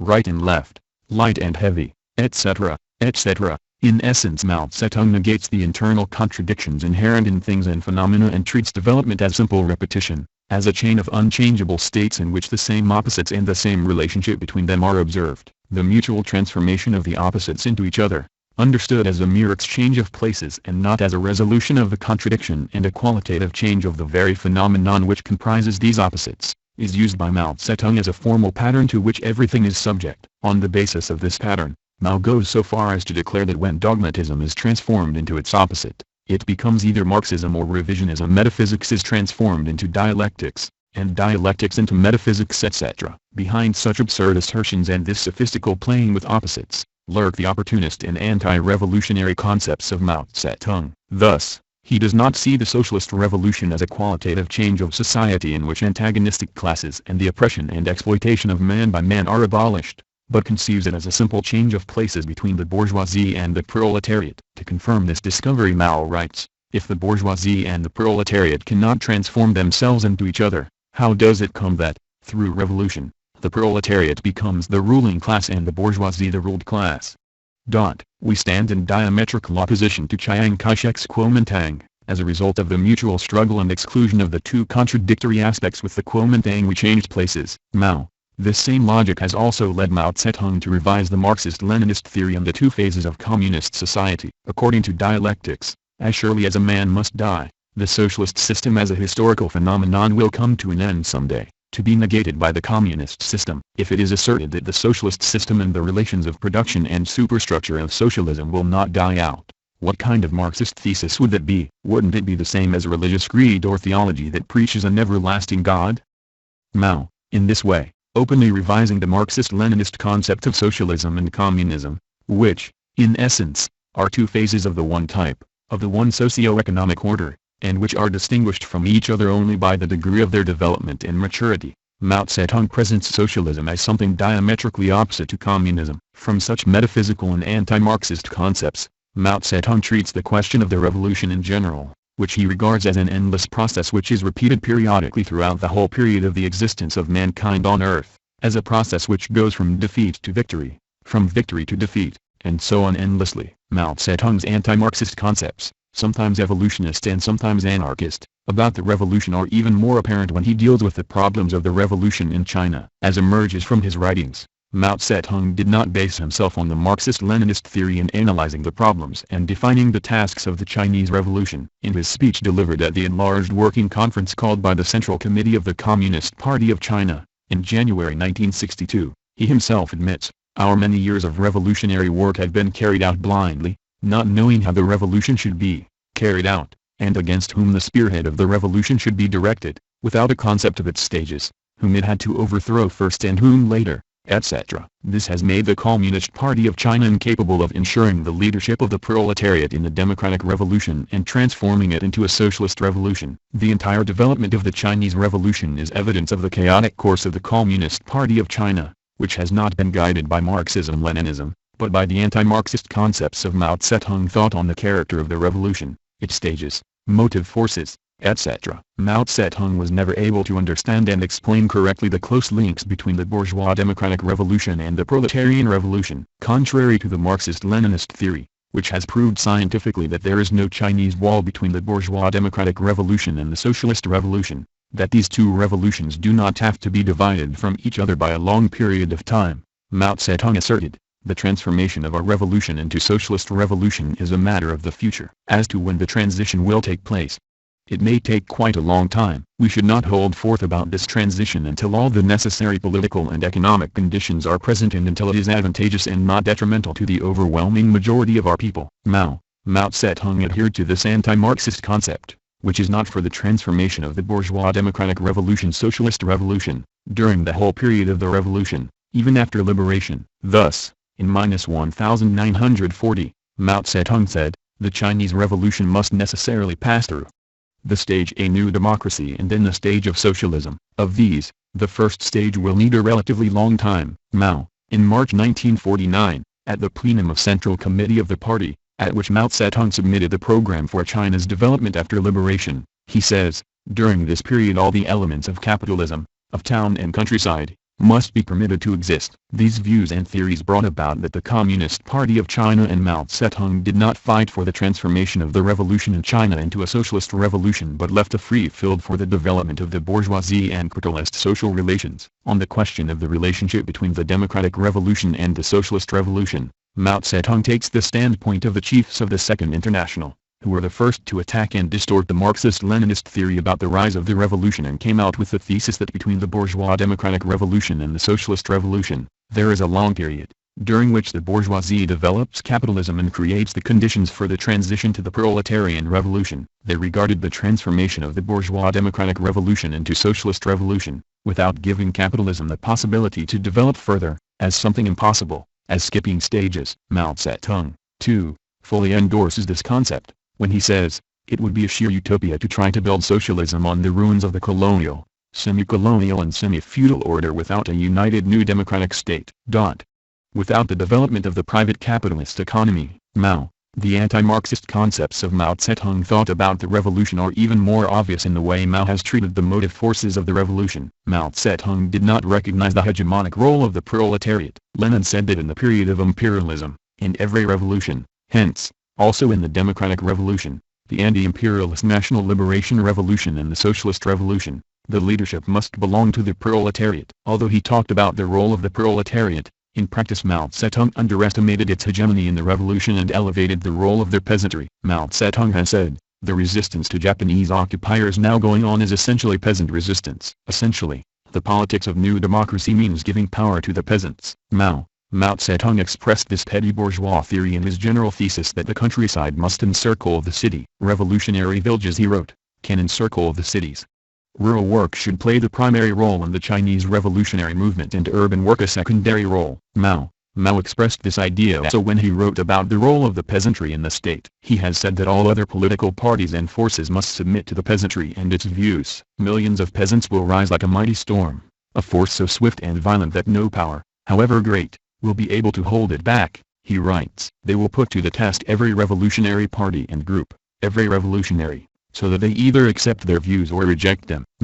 According to Mao, it turns out that the peasantry and not the working class should play the hegemonic role in the revolution. Mao Zedong also preached the thesis on the hegemonic role of the peasantry in the revolution as the road of the world revolution. Herein lies the source of the anti-Marxist concept that considers the so-called Third World, which in Chinese political literature is also called the countryside of the world, as the main motive force for the transformation of present-day society. According to the Chinese views, the proletariat is a secondary social force, which cannot play that role which Marx and Lenin envisaged in the struggle against capitalism and the triumph of the revolution, in alliance with all the forces oppressed by capital. The Chinese revolution has been dominated by the petty and middle bourgeoisie. This broad stratum of the petty bourgeoisie has influenced the whole development of China. Mao Zedong did not base himself on the Marxist-Leninist theory which teaches us that the peasantry, the petty bourgeoisie in general, is vacillating. Of course, the poor and middle peasantry play an important role in the revolution and must become the close ally of the proletariat. But the peasant class, the petty bourgeoisie,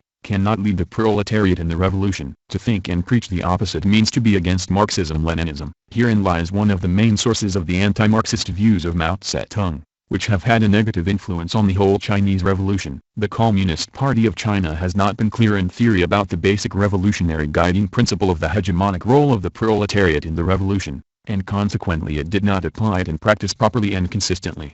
Experience shows that the peasantry can play its revolutionary role only if it acts in alliance with the proletariat and under its leadership. This was proved in our country during the National Liberation War. The Albanian peasantry was the main force of our revolution. However, it was the working class, despite its very small numbers, which led the peasantry, because the Marxist-Leninist ideology, the ideology of the proletariat, embodied in the Communist Party, today the Party of Labor, the vanguard of the working class, was the leadership of the revolution. That is why we triumphed not only in the National Liberation War, but also in the construction of socialism. Despite the innumerable difficulties we encountered on our road, we scored success one after another. We achieved these successes, in the first place, because the party thoroughly mastered the essence of the theory of Marx and Lenin, understood what the revolution was, who was making it and who had to lead it, understood that at the head of the working class, in alliance with the peasantry, there had to be a party of the Leninist type. The communists understood that this party must not be communist only in name but had to be a party which would apply the Marxist-Leninist theory of the revolution and party building in the concrete conditions of our country,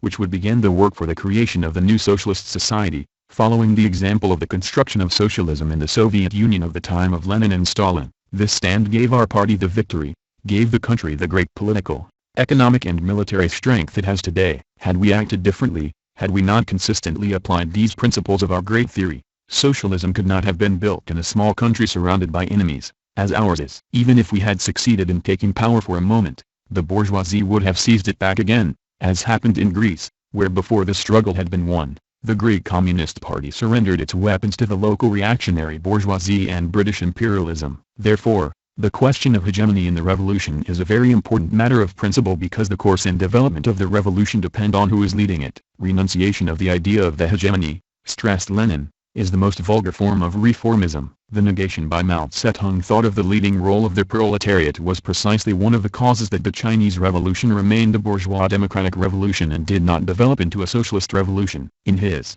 Artel New Democracy, Mao Zedong preached that after the triumph of the revolution in China a regime would be established which would be based on the alliance of the democratic classes in which, besides the peasantry and the proletariat, he also included the urban petty bourgeoisie and the national bourgeoisie. Just as everyone should share what food there is, he writes, so there should be no monopoly of power by a single party, group or class. This idea has also been reflected in the national flag of the People's Republic of China, with 4 stars which represent 4 classes, the working class, the peasantry, the urban petty bourgeoisie and the national bourgeoisie. The revolution in China, which brought about the liberation of the country, the creation of the independent Chinese state, was a great victory for the Chinese people, and for the world anti-imperialist and democratic forces. After the liberation, many positive changes were made in China. The domination by foreign imperialism and big landowners was liquidated, poverty and unemployment were combated, a series of socio-economic reforms in favor of the working masses were carried out, the educational and cultural backwardness was fought against, a series of measures were taken for the reconstruction of the country ravaged by the war, and some transformations of a socialist character were made. In China, where people died by millions in the past, starvation no longer existed, etc. These are undeniable facts, and are important victories for the Chinese people. From the adoption of these measures and the fact that the Communist Party came to power, it appeared as if China was going to socialism. But things did not turn out that way. Having Mao Zedong thought as the basis of its activity, the Communist Party of China, which after the triumph of the bourgeois democratic revolution ought to have proceeded cautiously without being leftist and without skipping the stages, proved to be democratic liberal, opportunist, and did not lead the country consistently on the correct road to socialism. The non-Marxist, eclectic, bourgeois political, and ideological views of Mao Zedong gave liberated China an unstable superstructure, a chaotic organization of the state and the economy which never achieved stability. China was in continuous disorder, even anarchic disorder, which was encouraged by Mao Zedong himself with the slogan "Things must first be stirred up in order to clarify them." In the new Chinese state Chu Enlai played a special role. He was an able economist and organizer, but was never a Marxist-Leninist politician. As the typical pragmatist, he knew how to implement his non-Marxist views and adapt them perfectly to each group that took power in China. He was a pausa,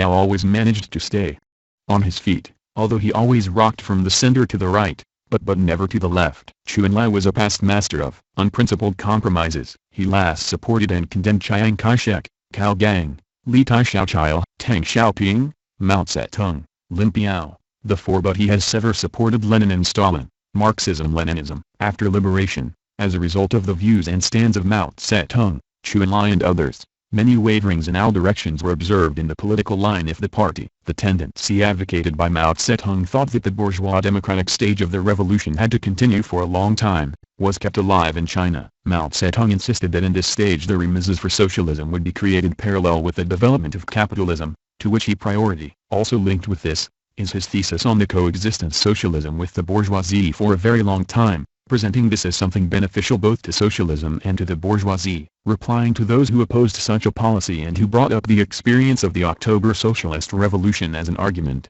Mao Zedong says, the bourgeoisie in Russia was a counter-revolutionary class. It rejected state capitalism at that time, organized slowdowns and sabotage and even resorted to the gun. The Russian proletariat had no choice but to finish it off. This infuriated the bourgeoisie in other countries, and they became abusive. Here in China we have been relatively moderate with our national bourgeoisie who feel a little more comfortable and believe they can also find some advantage.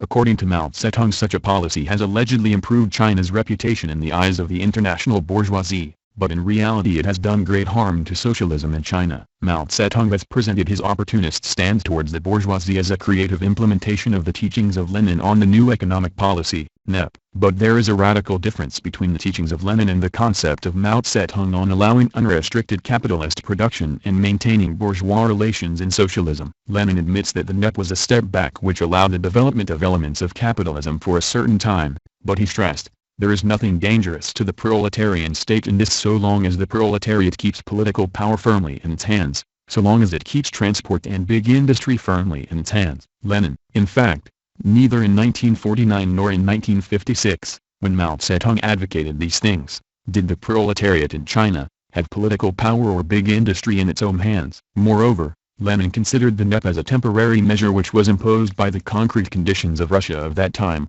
devastated by the long civil war, and not as a universal law of a socialist construction. And the fact is that 1 year after the proclamation of the NEP, Lenin stressed that the retreat was over, and launched the slogan to prepare for the offensive against private capital in the economy, whereas in China, the period of the preservation of capitalist production was envisaged to last almost eternally. According to Mao Zedong's view, the order established after liberation in China had to be a bourgeois democratic order, while the Communist Party of China had to appear to be in power. Such is Mao Zedong thought. The transition from the bourgeois democratic revolution to the socialist revolution can be realized only when the proletariat resolutely removes the bourgeoisie from power and expropriates it. As long as the working class in China shared power with the bourgeoisie, as long as the bourgeoisie preserved its privileges, the state power that was established in China could not be the state power of the proletariat, and consequently, the Chinese Revolution could not grow into a socialist revolution. The Communist Party of China has maintained a benevolent opportunist stand towards the exploiting classes,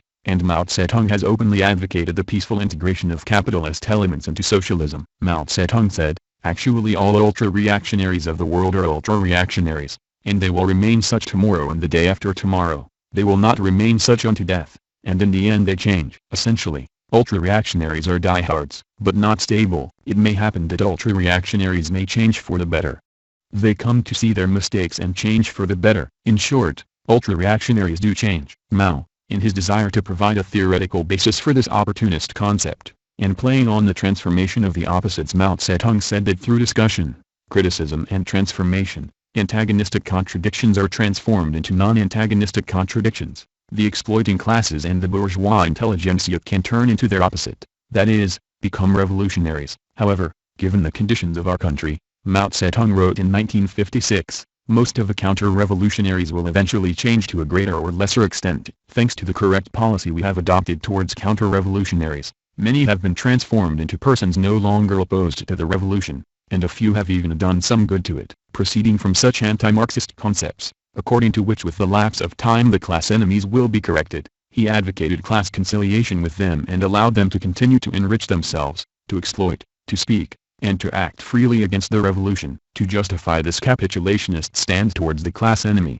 Mao Zedong wrote, "We have a lot to do now. It is impossible to keep on hitting out at them day in day out for the next 50 years. There are people who refuse to correct their mistakes. They can take them into their coffins when they go to see the king of hell." Mao, acting in practice according to these views of conciliation with the enemies, the state administration in China was left in the hands of the old officials. Chiang Kai-shek's generals even became ministers. Indeed, even Puyi, the emperor of Manchukuo, the puppet emperor of the Japanese occupiers, was protected very carefully and turned into a museum piece so that delegations could go to meet and talk with him and see how such people were re-educated in socialist China. Besides other things, the aim of the publicity given to this former puppet emperor was to dispel even the fears of kings, chieftains, and puppets of reaction in other countries, so that they would think that Mao's socialism is fine and have no reason to fear it. Stands which do not smack of class struggle have been adopted in China also towards those feudal lords and capitalists, who have committed innumerable crimes against the Chinese people. Elevating such stands to theory and openly taking counter-revolutionaries under his protection,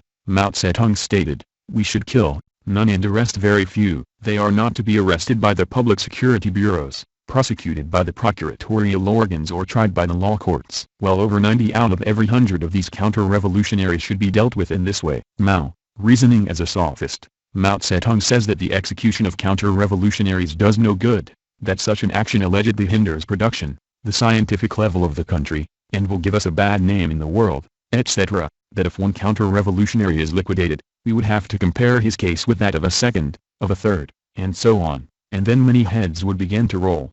Once a head is chopped off it can't be restored, nor can it grow again as chives do, after being cut. Mao, as a result of these anti-Marxist concepts about contradictions, about classes, and their role in revolution that Mao Zedong thought advocates, China never proceeded on the correct road of socialist construction. It is not just the economic, political, ideological and social remnants of the past that have survived and continue to exist in Chinese society, but the exploiting classes continue to exist there as classes, and still remain in power. Not only does the bourgeoisie still exist, but it also continues to gain income from the property it has had. Capitalist trend has not been abolished by law in China, because the Chinese leadership has adhered to the strategy of the bourgeois democratic revolution formulated in 1935 by Mao Zedong, who said at that time, "The labor laws of the People's Republic will not prevent the national bourgeoisie from making profits." Mao, in conformity with the policy of the equal right to land, a kulak stratum, in the forms which have existed in China, has retained great advantages and profits. Mao Zedong himself gave orders that the kulaks must not be touched,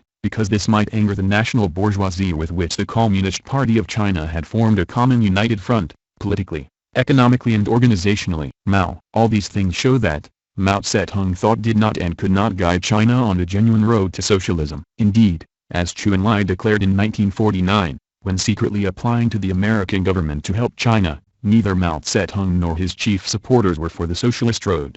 China, wrote Chu Enlai, is not yet a communist country, and if the policy of Mao Zedong is implemented properly, it will not become a communist country for a long time. International Herald Tribune, August 14, 1978. In a demagogic way, Mao Zedong and the Communist Party of China have subordinated all their declarations about the construction of the socialist and communist society to their pragmatic policy. Thus, in the years of the so-called Great Leap Forward, with the aim of throwing dust in the eyes of the masses, who, emerging from the revolution, aspired to socialism, they declared that within 2-3-5-year periods, they would pass directly over to communism. Later, however, in order to cover up their failures, they began to theorize that the construction and triumph of socialism would require 10,000 years. True, the Communist Party of China called itself communist, but it developed in another direction, on a chaotic liberal course, an opportunist course, and could not be a force capable of leading the country towards socialism. The road it followed, and which was concretized even more clearly after Mao's death,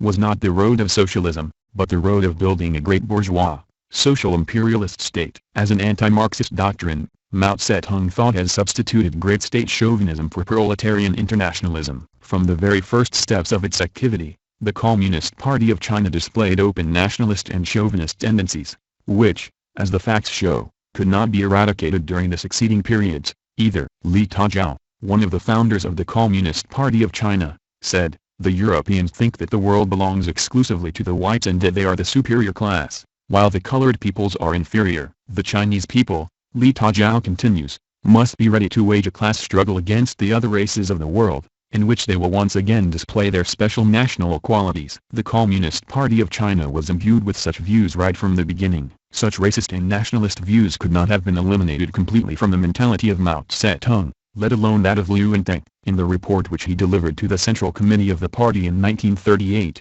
Mao Zedong said, "Contemporary China has grown out of the development of the China of the past.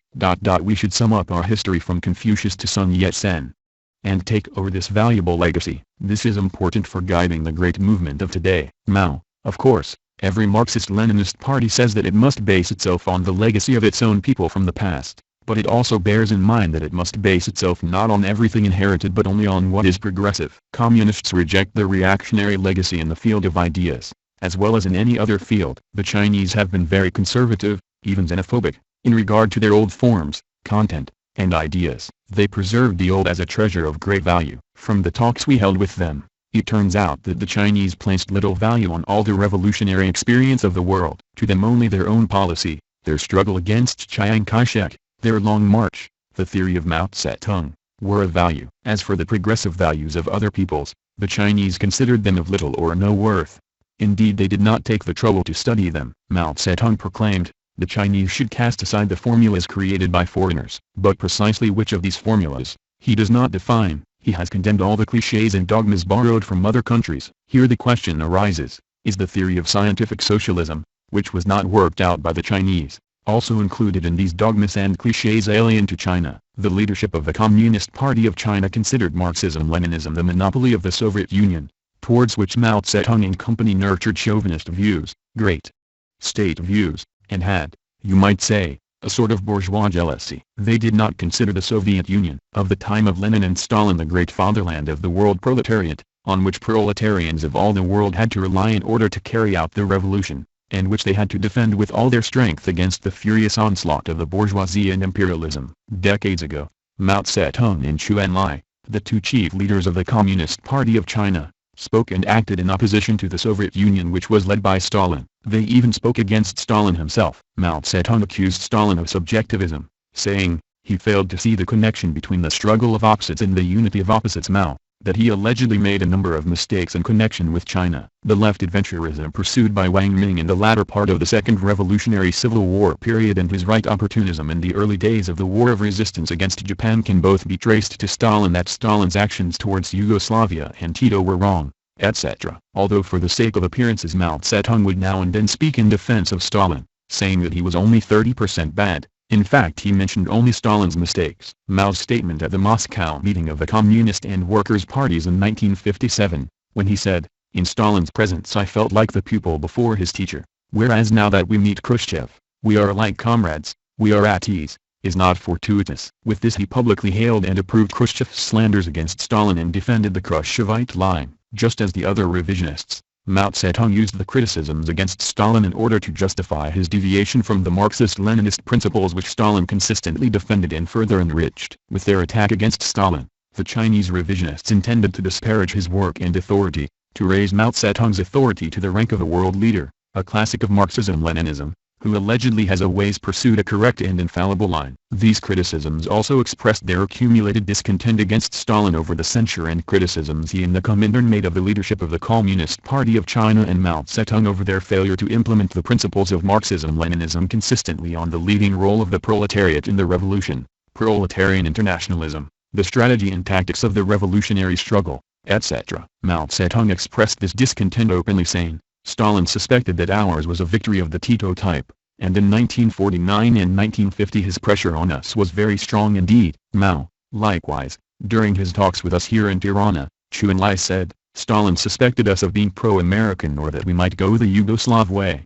Time has proved that Stalin was completely right. His forebodings about the Chinese Revolution and the ideas guiding it turned out to be accurate. The contradictions between the Communist Party of China, led by Mao Zedong, and the Communist Party of the Soviet Union, led by Stalin, as well as those between the Communist Party of China and the Comintern, were contradictions over principles, over fundamental questions of revolutionary Marxist-Leninist strategy and tactics. For instance, the Central Committee of the Communist Party of China ignored the thesis of the Comintern on the correct and consistent development of the revolution in China, its orientation about joint action of the working class in the city and the Liberation Army, the theses of the Comintern on the character and stages of the Chinese Revolution, etc. Mao Zedong and the other leaders of the Communist Party of China have always spoken disparagingly of the delegates from the Comintern to China, calling them stupid ignorant people, who did not know the Chinese reality, etc. Regarding each country as an objective reality in itself closed to others, Mao Zedong considered the assistance of the delegates from the Comintern unnecessary,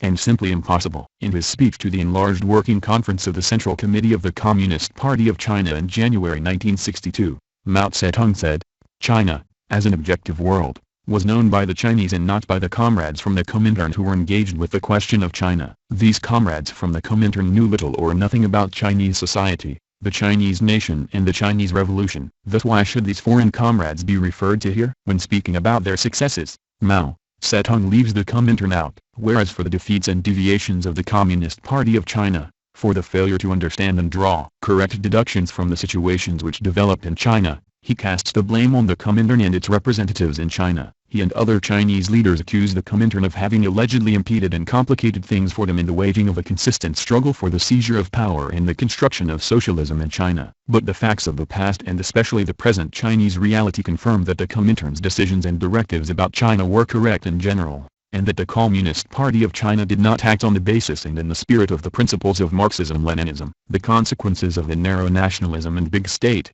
chauvinism which characterize Mao Zedong, though that have been and are at the basis of the activity of the Communist Party of China, are also reflected in the stance towards, and activity of that party in, the international communist movement. This is apparent concretely in the stand of the Communist Party of China towards the new Marxist-Leninist parties which were created after the Khrushchevites' betrayal. From the very start the Chinese leadership had not the least confidence in them. This view was expressed openly by Keng Piao, the person in the Central Committee of the Communist Party of China, who makes the decisions on relations with the international communist movement. He has said, China does not approve the creation of Marxist-Leninist parties and does not want the representatives of these parties to come to China. Their coming is a nuisance to us, but, he stressed, we can do nothing about them, for we cannot send them away. We accept them just as we accept the representatives of bourgeois parties. From Keng Piao's conversation with comrades from our party in Peking, April 16, 1973, such a policy, which had nothing in common with proletarian internationalism, was followed at the time Mao Zedong was alive, when he was fully capable of thinking and directing, hence it had his full approval. When, contrary to the desires of the Chinese leaders, these new Marxist-Leninist parties began to grow strong, then they pursued another tactic, the recognition of all new parties and every group without exception and without any distinction, provided only that they called themselves Marxist parties, revolutionary parties, Red Guards, etc. The Party of Labor of Albania has criticized this stand and tactic of the Communist Party of China. The other genuine Marxist-Leninist parties have done the same thing. Nevertheless, the revisionist Chinese readership has continued on the same course. Later, in conformity with their pragmatic policy towards the newly formed parties and groups, the Chinese leaders adopted differentiated attitudes. They called the genuine Marxist-Leninist parties their enemies, whereas rim groups and parties which opposed these parties came to be very dear to them. At present, the Chinese revisionists not only maintain ties with these anti-Marxist parties and groups, which laud Mao Zedong thought to the skies, but also invite their representatives one by one to Peking, where they work on them, give them financial assistance and political and ideological instructions and brief them on how to act against the Party of Labor of Albania and the genuine Marxist-Leninist parties. They require them to propagate Mao Zedong thought, the theory of three worlds and, in general, the foreign policy of China, to create the cult of Huikuo-Feng and Teng Xiaoping and condemn the four. To the Chinese revisionists, that party which meets these demands is Marxist-Leninist, while those parties which oppose them are declared anti-Marxist, adventurist, etc. All this shows that in their relations with the Marxist-Leninist parties, the Chinese revisionist leaders have not implemented the Leninist principles and norms which regulate relations between genuine communist parties. Like the Khrushchevite revisionists, proceeding from the anti-Marxist concept of the mother party, they have resorted to dictate, pressure and interference in the internal affairs of the other parties, and have never accepted comradely advice and suggestions from sister parties. They have opposed the multilateral meetings of Marxist-Leninist parties, meetings to discuss the great problems of the preparation and triumph of the revolution,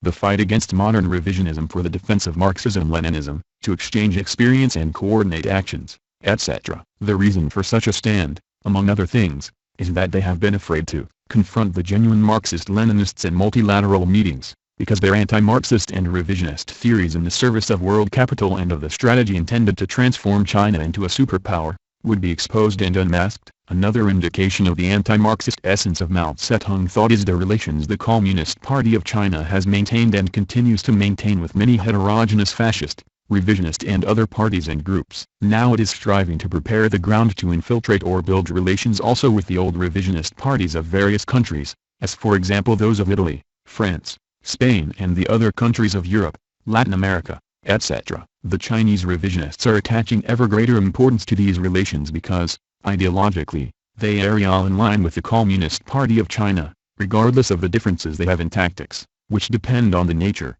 strength and power of capitalism in each country. The ties of the Communist Party of China with these traditionally revisionist parties will gradually be expanded, their actions will be concerted while it will continue to use the small groups, which call themselves Marxist-Leninist and follow the Chinese line, to fight and disrupt the existing genuine Marxist-Leninist parties, which remain unwavering in their stand, as well as the other parties which are being born or will be born. With these actions the Chinese revisionists are openly assisting capitalism, the social democratic and revisionist parties, sabotaging the outbreak and triumph of the revolution and, especially, the preparation of the subjective factor, the strengthening of the genuine Marxist-Leninist parties which will lead this revolution. The Communist Party of China applied this same tactic in its relations with the so-called League of Communists of Yugoslavia, which has worked with all its might to split the international communist movement and has fought socialism and Marxism-Leninism relentlessly. The present Chinese leaders want to march together with the Yugoslav revisionists and coordinate their actions with them in the struggle against Marxism-Leninism and all the Marxist-Leninist parties,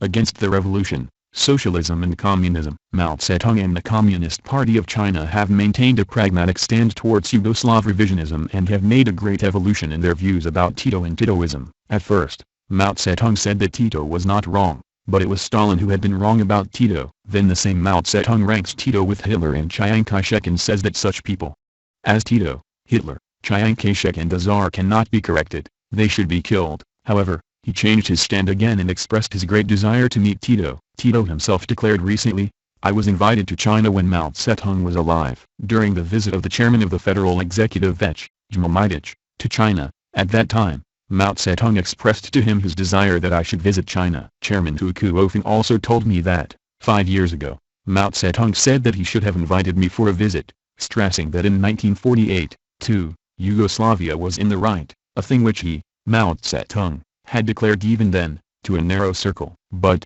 taking into consideration the relations between China and the Soviet Union at that time, this was not said publicly. From Tito's speech at the meeting of activists of the Senior of Slovenia, September 8, 1978, the revisionist leadership of China is loyally carrying out this will of Mao Zedong. Hu Kuofeng seized the opportunity of Tito's visit to China, and especially of his own visit to Yugoslavia, to eulogize Tito, to present him as a distinguished Marxist-Leninist, a great leader not only of Yugoslavia but also of the international communist movement. In this way the Chinese leadership also openly endorsed all the attacks of Titoites on Stalin and the Bolshevik Party, on the Party of Labour of Albania, the international communist movement and Marxism-Leninism. The close political and ideological relations of the Chinese revisionists with the Titoites, Euro-communists like Kirillo and company, the backing they give the anti-Marxist, Trotskyite, anarchist and social democratic parties and groups, show that the Chinese leaders, inspired and guided by Mao Zedong thought, are setting up a common ideological front with the renegades from Marxism-Leninism, against the revolution, against the interests of the people's liberation struggle. That is why all the enemies of communism are rejoicing over the Chinese theories, because they see that Mao Zedong thought the Chinese policy are directed against the revolution and socialism. These questions which we have analyzed do not cover all the anti-Marxist and anti-Leninist content of Mao Zedong thought. However, they are sufficient to permit the conclusion that Mao Zedong was not a Marxist-Leninist, but a progressive revolutionary democrat, who remained for a long time at the head of the Chinese Communist Party and played an important role in the triumph of the Chinese Democratic and the Imperialist Revolution. Within China, in the ranks of the party, among the people and outside China, he built up his reputation as a great Marxist-Leninist. And he himself posed as a communist, as a Marxist-Leninist dialectician. But this was not so. He was an eclectic who combined some elements of Marxist dialectics with idealism, with bourgeois and revisionist philosophy, indeed, even with ancient Chinese philosophy. Therefore, the views of Mao Zedong must be studied not only in the arranged phrases of some of his published works, but in their entirety, in their practical application, while also considering the practical consequences they have brought about. In appraising Mao Zedong thought, it is also important to bear in mind the concrete historical conditions under which it was formed. Mao Zedong's ideas were developed at the time of the decay of capitalism, that is, at the time when proletarian revolutions are on the agenda and when the example of the Great October Socialist Revolution, the great teachings of Marx, Engels, Lenin and Stalin have become an unerring guide for the proletariat and the revolutionary peoples of the world. The theory of Mao Zedong thought, which was born in these new conditions, had to try to deck itself out, as it did, in the garb of the most revolutionary and scientific theory of the time,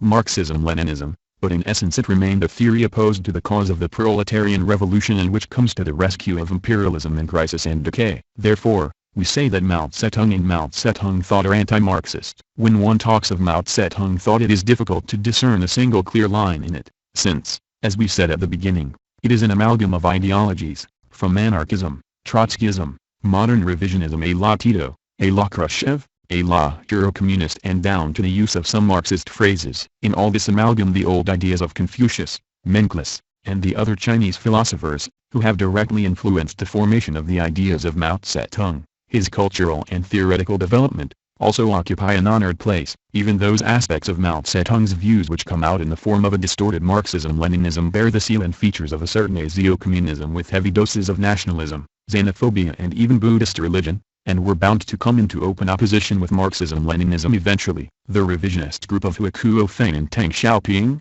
which is ruling in China today, has Mao Zedong thought as the theoretical basis and ideological platform for its reactionary policy and activity. In order to strengthen its shaky positions, the group around Huo Feng and Ye Zhenyi, which came to power, unfurled the banner of Mao Zedong. Under this banner it condemned the Tiananmen demonstration and liquidated Deng Xiaoping, to whom they attached the label of the revisionist, which he deserved. Under this banner this group seized power in a putsch and smashed the four. However, the chaos which has always characterized China, continued at an even greater intensity. This troubled situation brought Deng Xiaoping to the fore and imposed his return to power, and he set out again on his course of right extremism with fascist methods. Deng's objective was to strengthen the positions of his own group, to follow his undisguised course of alliance with American imperialism and the reactionary world bourgeoisie. Deng Xiaoping brought out the program of the four modernizations, put an end to the Cultural Revolution, liquidated all that mass of cadres promoted to the organs of state power, the party and the army by this revolution, and replaced them with the men of the blackest reaction,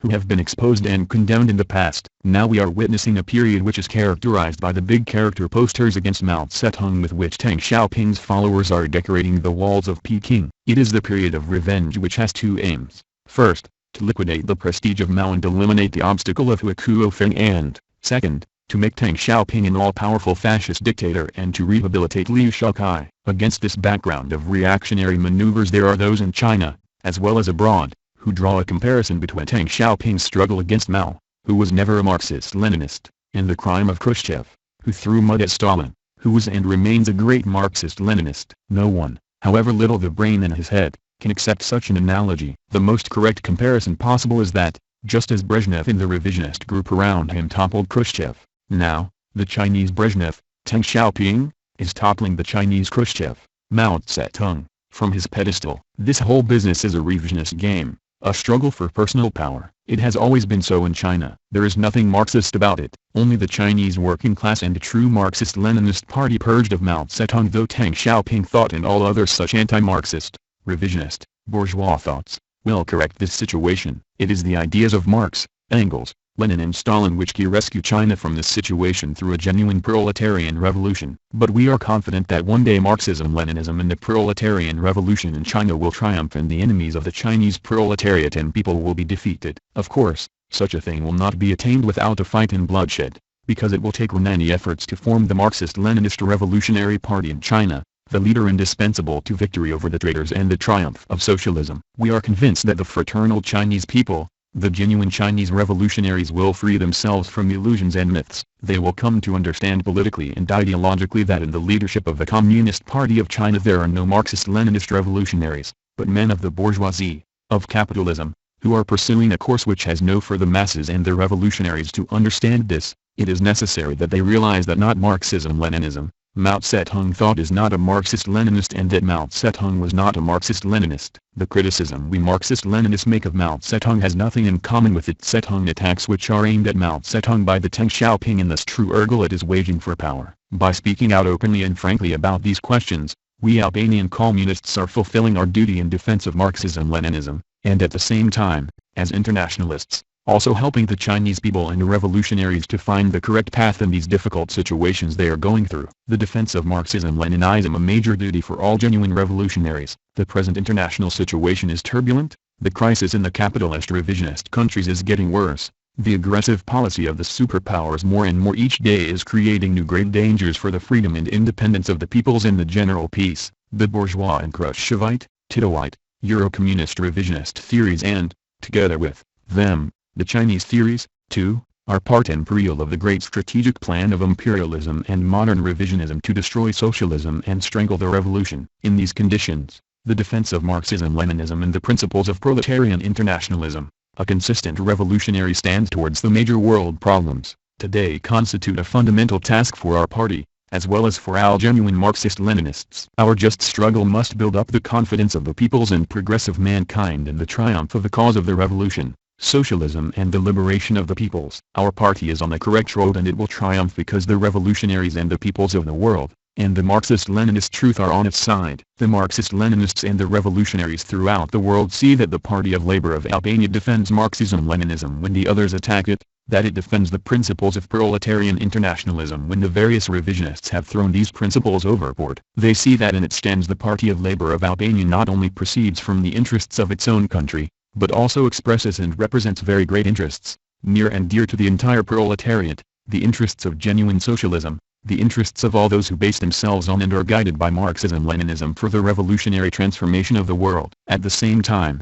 we notice that the policy China is following in its relations with U.S. imperialism as well as with Soviet social imperialism, is arousing doubts, discontent and constant criticism everywhere, especially in the countries of the so-called Third World. This is natural, because the honest people in these countries see that the Chinese policy is not correct, that it is a policy which supports an imperialism which is oppressing them, that much of what the Chinese leaders preach does not conform to their deeds and the concrete reality. The people see that China is following a social imperialist policy which threatens their interests. In this direction, too, our party is also making its modest contribution. The peoples trust it because it speaks the truth, and the truth has its source in the Marxist-Leninist theory which has been concretely applied in Albania. The development of our country, its liberation wars, its social, economic, political and spiritual situation in the past, have much in common with many countries of the world which have suffered or are suffering the savage oppression of internal rulers and foreign imperialist rulers. The experience accumulated by our party in the seizure of power by the people,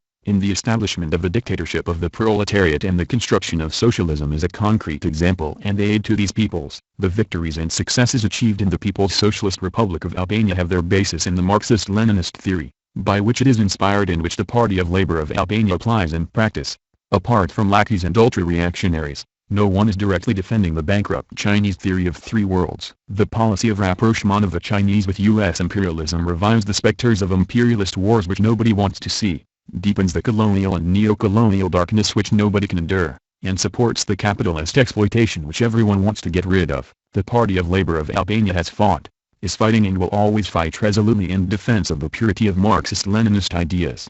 It is and will always be against all those who strive to distort them and replace them with bourgeois, revisionist, counter-revolutionary ideas. Our party is a proletarian party, a Marxist-Leninist party, an active participant in the world revolution, for which it is determined to make any sacrifice, just as it has done up till now. There is no force that can make our party deviate from this fully internationalist, glorious and honorable course. There is no force which can intimidate or conquer it. Our party cannot reconcile itself to any kind of opportunism, to any kind of deviation from Marxism-Leninism, to any distortion of it. It will fight with determination against Chinese revisionism, too, just as against revisionism of any other kind. Ours is a Marxist-Leninist party, and because we are such a party, we must not be afraid to speak the truth openly. Our party is small in regard to the number of members in its ranks, but it is a party toughened in many battles. It has always had the courage to state matters openly in defense of the purity of Marxism-Leninism, the revolution and socialism. The facts show that our fight against Chinese revisionism is correct,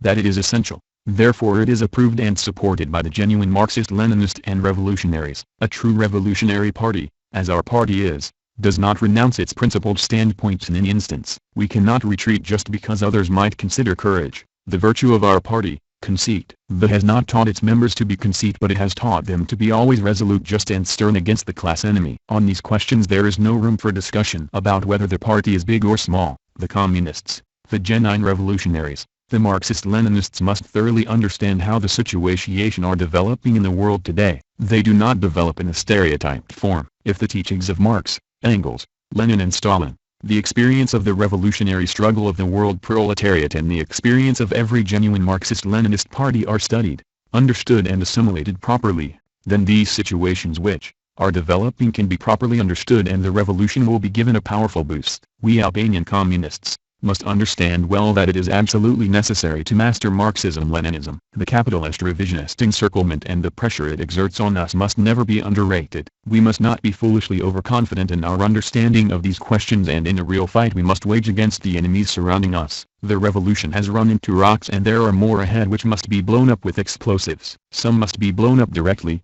some must be broken down piecemeal, while some others must be outflanked and then given the finishing blow. This is what understanding the strategy and tactics of the revolution means. In order to create confidence in the victory of the revolution, it is essential to organize the broad masses of the people, to make the proletariat conscious of the unwavering leadership of its genuine Marxist-Leninist party, because otherwise it may become involved in adventurous actions and compromise the victory of the revolution. The communists and the oppressed masses of the people have to realize that imperialism and world capitalism have great experience in oppressing the masses, in organizing a counter-revolution. Therefore, the tactics and strategy of the enemies, too, must be understood and coped with, because our ideology, our policy, our strategy and tactics are more powerful than any enemy, for they serve a just cause, the cause of communism. Now for our party, as well as for all the Marxist-Leninist parties in the world, the struggle against Chinese revisionism should be given the greatest attention. This is an important question, but this does not mean that while dealing with it, we are permitted to forget Soviet revisionism,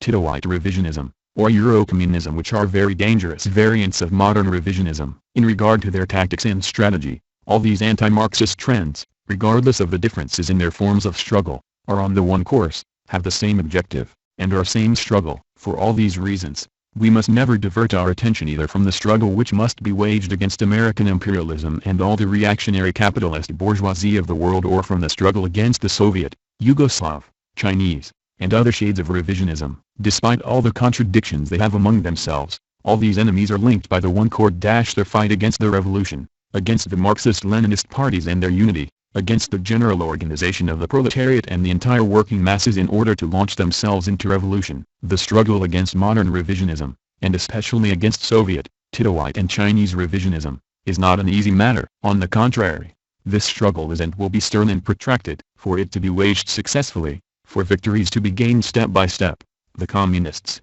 the cadres, the intelligentsia and all the working masses of our country must be imbued with the ideology of Marx, Engels, Lenin and Stalin, and must also study the rich experience of our party in the struggle against modern revisionism. Only in this way will we be able to overcome the obstacles and emerge unscathed from the great hostile forest with all its thorns. As always, our party of labor must maintain clear, resolute, bold stands on the correct Marxist-Leninist line. This line of our party, with its clearly defined objectives, will help to expose American imperialism, Soviet social imperialism, as well as Chinese social imperialism, and to wage the merciless struggle against them successfully. The task of our party, and of all the genuine communists of the world, is to fight with dedication to defend our Marxist-Leninist theory and cleanse it of all the distortions which the bourgeoisie, the modern revisionists and all opportunists and traitors make of it. Marxism-Leninism is the triumphant ideology. He who embraces, defends and develops it, is a member of the glorious army of the revolution, of that great and invincible army of genuine communists, who are leading the proletariat and all the oppressed to transform the world, to destroy capitalism and to build the new world, the socialist world. The 8 Nettory Publishing House, Tirana 1979.